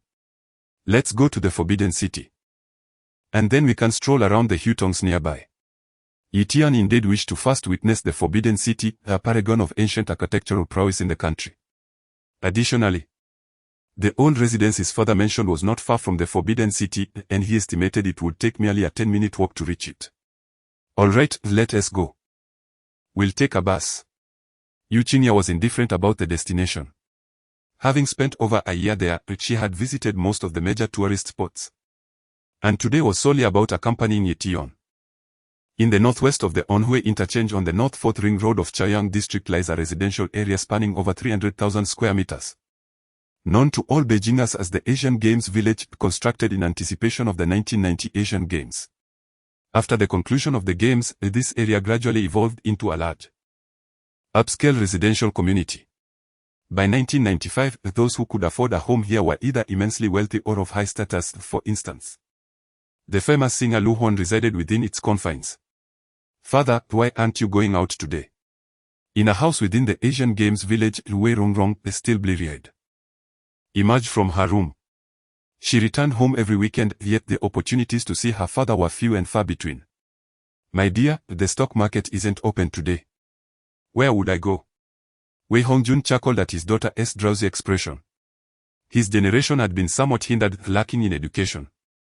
Yet he took great pride in having a daughter. While there were certainly individuals wealthier and more powerful than he could not compete in terms of lineage.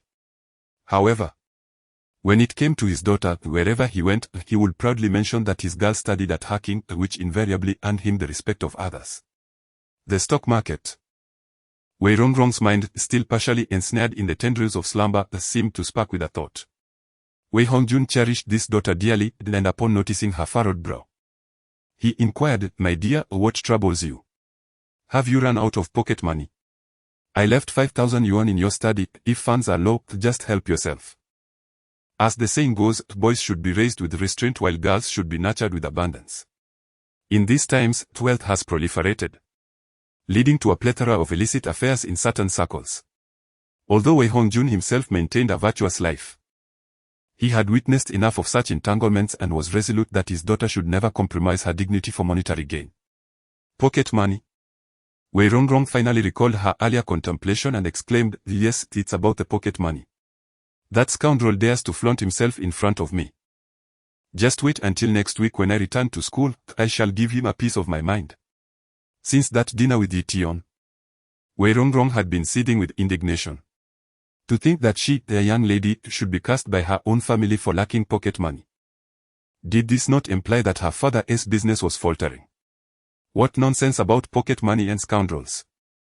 Baffled by his daughter's words, Wei Hongjun replied, "What are you rambling on about, child? A young lady should not speak so cryptically. What is truly going on? Are you in a romantic relationship? I must inform you. No dating in university, or I shall break that young man's legs." As someone who had experienced life, Wei Hongjun understood that matters of the heart often stirred intense emotions, particularly among young women. He had no desire to witness his daughter entangled in romance at such a tender age. "Dad, what nonsense are you talking about? Who is in a relationship?" Wei Rongrong shot her father an incredulous glance. "Yet, in truth, there was someone involved, Ye Tian, that classmate of hers whom you have met." "Oh, the young lady from Shanghai. I am aware, her family runs a substantial business and has garnered some renown." Wei Hongjun nodded but remained perplexed, quickly following up with, "But what does this have to do with pocket money and scoundrels? Does she lack funds?" "Dad, you are so dense. That scoundrel is Ye Tian's boyfriend." Wei Rongrong, despite her own convoluted speech, found herself blaming her father. Although Ye Tian might deny it, Wei Rongrong could tell something was amiss in recent days. Her classmate appeared utterly smitten, oblivious to how that pretty boy had deceived her. In truth, Ye Tian was quite handsome, with elegant features and a tall stature, with the only shortcoming being his penchant for indulgence. Yet, having offended the esteemed Miss Wei, those elegant features had been reduced to mere pretty boy status in her eyes. Rongrong refrained from making such statements. "Are you certain of their situation?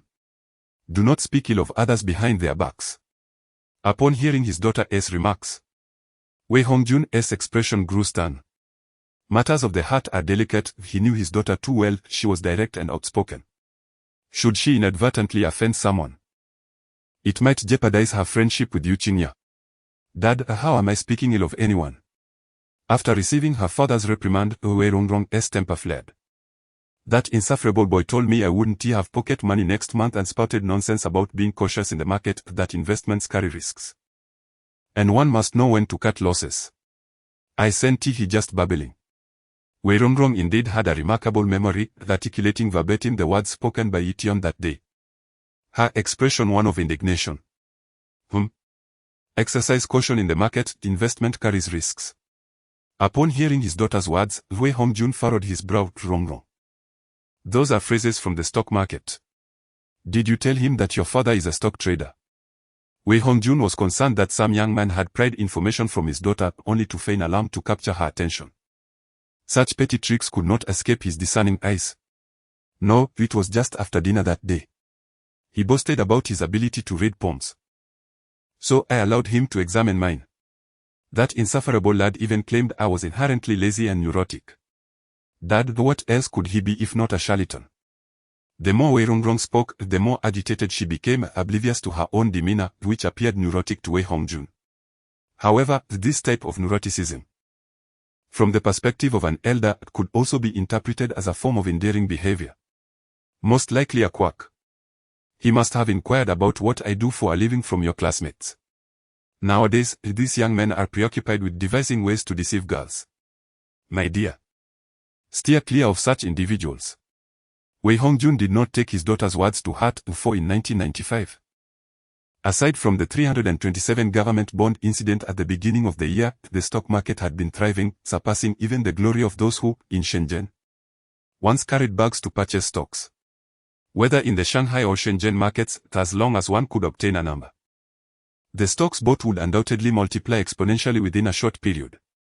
Even if they were not new stocks, purchasing them was still a guaranteed profit. Wei Hongjun had divided his capital into two portions, one invested in banking stocks, which had yielded substantial profits over the past year, and the other allocated for acquiring new stocks through lottery draws. Since entering the stock market, his wealth had multiplied several times compared to his previous endeavors in trade between China and Russia. Faced with such a flourishing market, how could Wei Hongjun heed the words of a mere youth? He dismissed it as the exaggerated tales of a young man attempting to impress a girl. Rongrong. Invite your classmate over for dinner one day. I'll have a word with her. Subconsciously, Wei Hongjun harbored some dissatisfaction towards the young man, pondering whether he should invite his daughter's classmate over for a meal to discuss such matters, thereby preventing her from falling for the tricks of those unscrupulous boys. All right, Dad. You're the best. Qinya won't believe me, but she'll certainly believe you. Upon hearing her father's words, Wei Rongrong joyfully kissed him on the cheek and then skipped off to her room to make a phone call. Wei Hongjun chuckled helplessly, his face adorned with a tender expression of affection. In September, the city of Beijing basked in the crispness of autumn, a splendid season for travel, especially in renowned attractions that were bustling with throngs of people daily. Amidst the bustling crowd at the Forbidden City, two young individuals stood out remarkably. The young man was tall and handsome, while the young woman was slender and graceful. Passers-by could not help but inwardly commend them as a pair of celestial beings. The vast expanse of the Forbidden City is undeniable. Should one choose to explore it in detail, an entire day would scarcely suffice. However, for Ye Tian, the joy of her rendezvous with Ye Tian overshadowed the surrounding scenery. After passing a cluster of buildings, Ye Tian tugged at Ye Tian's clothing and said, "Ye Tian, I am weary, let us take a moment to rest." Although she found delight in wandering the Forbidden City with him, Ye Tian's pace was rather brisk. After entering through the Meridian Gate, they had scarcely paused before making their way to the Hall of Supreme Harmony, a considerable distance indeed. Upon hearing her request, Ye Tian halted. Noticing the beads of sweat adorning Ye Tian's forehead, he promptly replied, "Then let us rest, please sit over there while I fetch some water for you." "I only need mineral water," she responded. Observing Ye Tian's retreating figure, any fatigue Ye Tian felt seemed to dissipate. "Qinya, that little rascal hasn't been too forward with you, has he?" While awaiting Ye Tian's return with water, Ye Tian received a call from Wei Rongrong. The first words out of Rongrong's mouth left her blushing. "What do you mean by being too forward?" "Rongrong, if you keep saying such things, I won't engage with you anymore." I've told you repeatedly, we are merely classmates. Elementary school classmates. Who would believe you? Rongrong scoffed from the other end of the line. Alright, just be careful not to let him take advantage of you. By the way, my father has invited you over for dinner someday. Rongrong, though somewhat pampered, possessed a sharp mind. If she were to reveal the true implications of her father's invitation, it was likely that Ye Tian would decline. Thank you for your father's invitation, I appreciate it. I won't keep you any longer, I shall hang up now, she said, quickly ending the call as she spotted Ye Tian approaching. Qingya. Who were you on the phone with? You seem tired. Here, your mineral water, Ye Tian said, handing her the bottle before sitting beside her. Along with the water. He also offered a pack of tissues. Though Ye Tian had never ventured out with a girl before, it did not signify a lack of attentiveness on his part. Thank you, I was speaking with Rongrong. She invited me to her father's house for dinner. Ye Tian smiled as she prepared to twist off the bottle cap. Only to discover that Ye Tian had already opened it, filling her heart with a sweet warmth. Isn't Wei Rongrong's father in the stock market? Ye Tian inquired casually. Yes. How did you know? Ye Tian replied. Ye Tian, what you said the other day was rather unkind, no wonder Rongrong was upset. Ye Tian was fiercely protective of her close friend. During their year at Harking, Rongrong's fiery temperament had often shielded her from the advances of male seniors. Harsh truths are often unwelcome. Well, let us not delve into that topic, Ye Tian sighed. People tend to remember those unpleasant truths only after experiencing hardship. If only they had heeded advice sooner. Just make sure not to provoke Rongrong too often, Ye Tian suggested, wishing to steer the conversation elsewhere. After taking a sip of water, she curiously asked, Ye Tian, why do you walk so swiftly? There are so many sights we have yet to see. You are studying architecture, aren't you? Surely you do not only wish to admire the architectural structures of the Forbidden City. Architecture. Hearing this, Ye Tian smiled bitterly and replied. I suppose one could say that. The architectural complex of the Forbidden City is indeed magnificent and grand, though it possesses minor flaws in certain aspects. Nonetheless, it ranks among the finest ancient structures in the country. Little did anyone, aside from Ye Tian himself, know that his choice to enroll in the architecture program stemmed merely from a tangential interest in architecture and feng shui.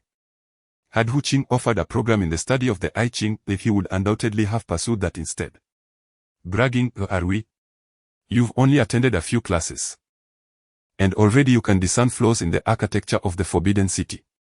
Ye Tian, an independent-minded young woman, did not automatically agree with Ye Tian's assertions simply because of their close rapport.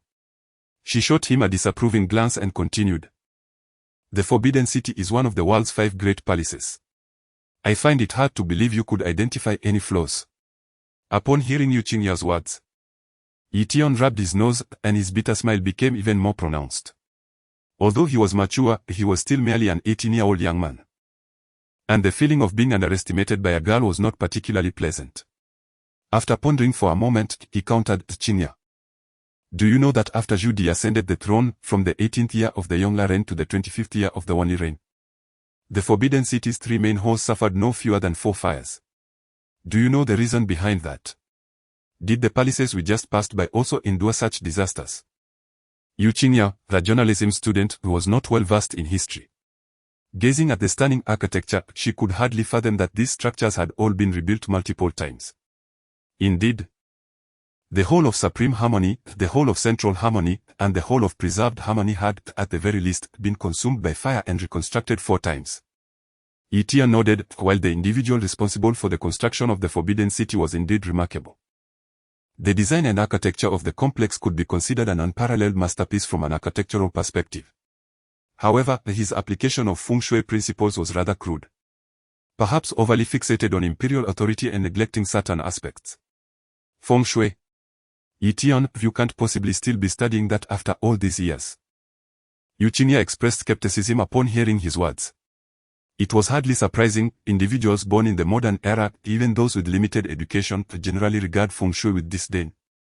Let alone those in her privileged social circle. Qingya, in feng shui theory, the triangle is associated with fire. The positioning of these 3 main halls precisely forms a 3-killing alignment. And if viewed from the side, their eaves also take on a triangular shape. In years marked by the 5 yellow, fire disasters are inevitable. When Ye Tian first entered the Forbidden City, he was indeed taken aback by the feng shui of the architecture. However, upon closer inspection, he noted that the feng shui had been altered by skilled practitioners in later generations. Thus, since the Qing dynasty, the 3 main halls had not experienced significant fires again. Though he chose not to elaborate on this to Yu Qingya. Rom was right, you truly are a little mystic, Yu Qingya remarked, completely baffled by Ye Tian's discourse. After teasing him, she added, Ye Tian, do you still wish to explore the Forbidden City? Shall we stroll through the hutongs instead? Being in the Forbidden City instills a sense of solemnity that makes me quite uncomfortable. Perhaps walking through the quiet old alleys is more fitting for a couple like us. Upon contemplating this term, a delicate blush unexpectedly adorned Qingya's face. Fortunately, the heat of the day and the throng of people shielded Ye Tian from noticing. Unaware that the girl beside him was as restless as a fawn. All right, let us venture into the alley. There is truly nothing more to see in the Forbidden City. Ye Tian said as he rose, hesitating momentarily before adding, Qingya, my father is from Beijing, as you know. Indeed, otherwise how could you speak such fluent Beijing dialect? We were quite envious of you in our childhood, Qingya replied, her eyes widening with realization. Ye Tian, you don't still have relatives there, do you? Yes, there are relatives. But whether they acknowledge me is uncertain, Ye Tian responded, a bittersweet smile gracing his lips. In that tumultuous era, anything could transpire. Yet the events that unfolded within his family burdened his father with guilt for many years. Noticing the melancholy etched on Ye Tian's face, Qingya felt an inexplicable pang of sorrow. She grasped his hand tightly and said, Ye Tian, let us first explore. Please, do not be like this. Are you not afraid that I might be seeking your sympathy? Ye Tian replied with a sudden mischievous grin, prompting Qingya to stomp her foot in playful annoyance before chasing after him, their youthful laughter resonating through the air above the Forbidden City. The Beijing Seiyuan, a traditional form of courtyard residence, is characterized by buildings encircling a central courtyard. Wealthy families might construct 3 or 4 interconnected seiyuan, adorned with fruit-bearing trees and flowers for aesthetic pleasure. These grand seiyuan are enclosed by tall, windowless walls, conveying a sense of fortification. Within the courtyard, inhabitants enjoy a tranquil existence, closing the gates at night for peace, fostering a family-centric lifestyle. By day, the gardens flourish with vibrant flora, and at night, the air is fragrant and fresh, as family members gather in the courtyard to relax, converse, sip tea, and revel in each other's company. Shielded from the gaze of outsiders, a reflection of Chinese customs. The Qing dynasty's most representative residential architecture was the palace-style courtyard, a dwelling for bureaucrats, landowners, and wealthy merchants, marking the pinnacle of seiyuan development. However, from the late Qing period onward, China gradually descended into a semi-feudal, semi-colonial society, leading to the decline of the seiyuan. The Japanese invasion brought significant changes to Chinese society, exacerbating the economic plight of citizens. Many residents who once occupied private houses could no longer maintain their properties, forcing them to rent out excess space to supplement their livelihoods. As the number of households dwindled and the number of tenants increased, the traditional seiyuan began to transform into multifamily dwellings, altering its residential nature. Following the establishment of the new state, the traditional seiyuan underwent fundamental changes in its usage. Due to changes in ownership, many royal residences and courtyards from the Qing dynasty have transitioned from private property to public assets. They are no longer occupied by the aristocrats of yore but have instead become government offices, schools, hospitals, factories, kindergartens, and clubs. This transformation in function has created an irreconcilable conflict between the architecture itself and the needs of its users. Ultimately, it is not the people who conform to the buildings, but rather the buildings that are reshaped by the people. Those courtyards still serving as residences are no longer exclusive, morphing into multifamily dwellings. And such changes in usage have rendered the traditional seiyuan incapable of retaining its former depth, tranquility, elegance, and warmth. The division and alteration of seiyuan have become commonplace. After exiting the Forbidden City, Ye Tian and Yu Qingya walked eastward for merely 7 or 8 minutes to arrive at a cluster of seiyuan. In the Qing dynasty, this area belonged to the central city, typically inhabited by high-ranking officials and nobles. Ye Tian found it quite surprising that his grandfather, whom he had never met, could possibly own a courtyard here. strolling through the alleys surrounded by high walls and vast courtyards, and feeling the serene ambience of life. Ye Tian felt this experience to be far more meaningful than his time in the Forbidden City. Furthermore, he observed that the construction of Sihyuan is meticulously guided by feng shui principles, from site selection and orientation to determining the precise dimensions of each building, all in harmony with the Northern Bagua school of feng shui. At the entrance of the alley, one could frequently see elderly individuals seated under large trees, playing cards or chess. When neighbors passed by, they would greet each other with a warm "Have you eaten?", which left Ye Tian feeling a deep sense of warmth. The striking pair of Ye Tian and Yuchinya stood out in the alley. However, in recent years, relevant authorities had begun to promote alley culture and tourism related to Sihyuan, and the residents here did not seem to exhibit any unusual behavior. Upon arriving at a particular courtyard gate, Ye Tian paused, gazing in astonishment at the signs hanging on either side of the entrance. A street office. Staring at the black letters on a white background affixed to the door, Ye Tian felt a bit stunned. He looked up at the door number, and indeed, it was the place his father had mentioned. "Ye Tian, are you sure about this?" Yuchinya inquired beside him. Ye Tian double-checked the door number and shook his head, and replied, "Yes, this is the place, but how did it become a street office?" "Excuse me, do you two have business here?"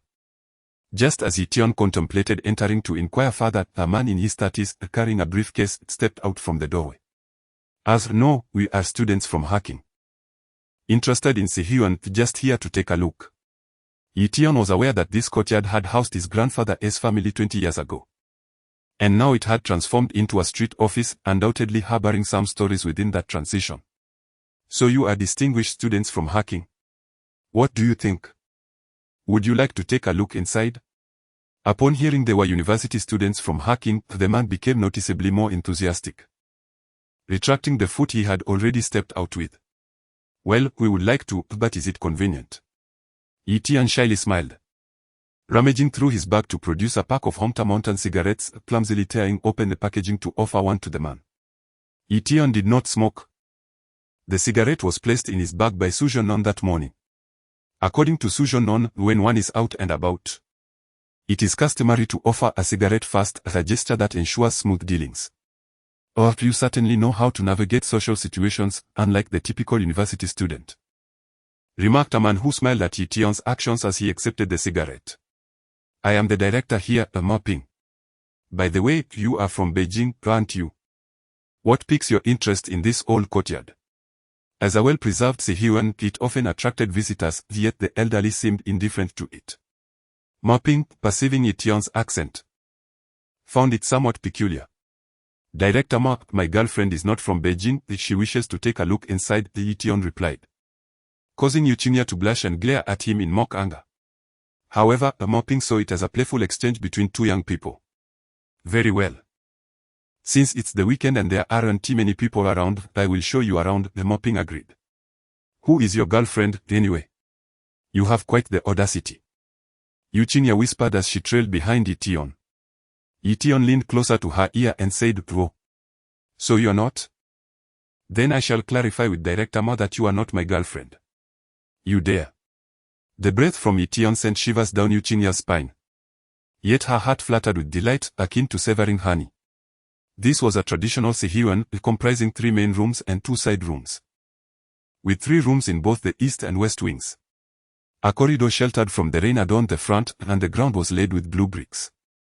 The wall that once separated the front and back courtyards had been removed, creating a sense of spaciousness. As Ye Tian gazed upon the place where his father had lived during his childhood, he felt a surge of emotion, though his expression remained nonchalant. "Director Ma, if this courtyard were in the past, it might have been the residence of a minister or a high-ranking official, but now it belongs to the state, does it not?" "No, the property is still privately owned. Auntie has leased it to the neighborhood for use. She was also the former director here," Moping replied, clearly unguarded, as he divulged information that Ye Tian sought.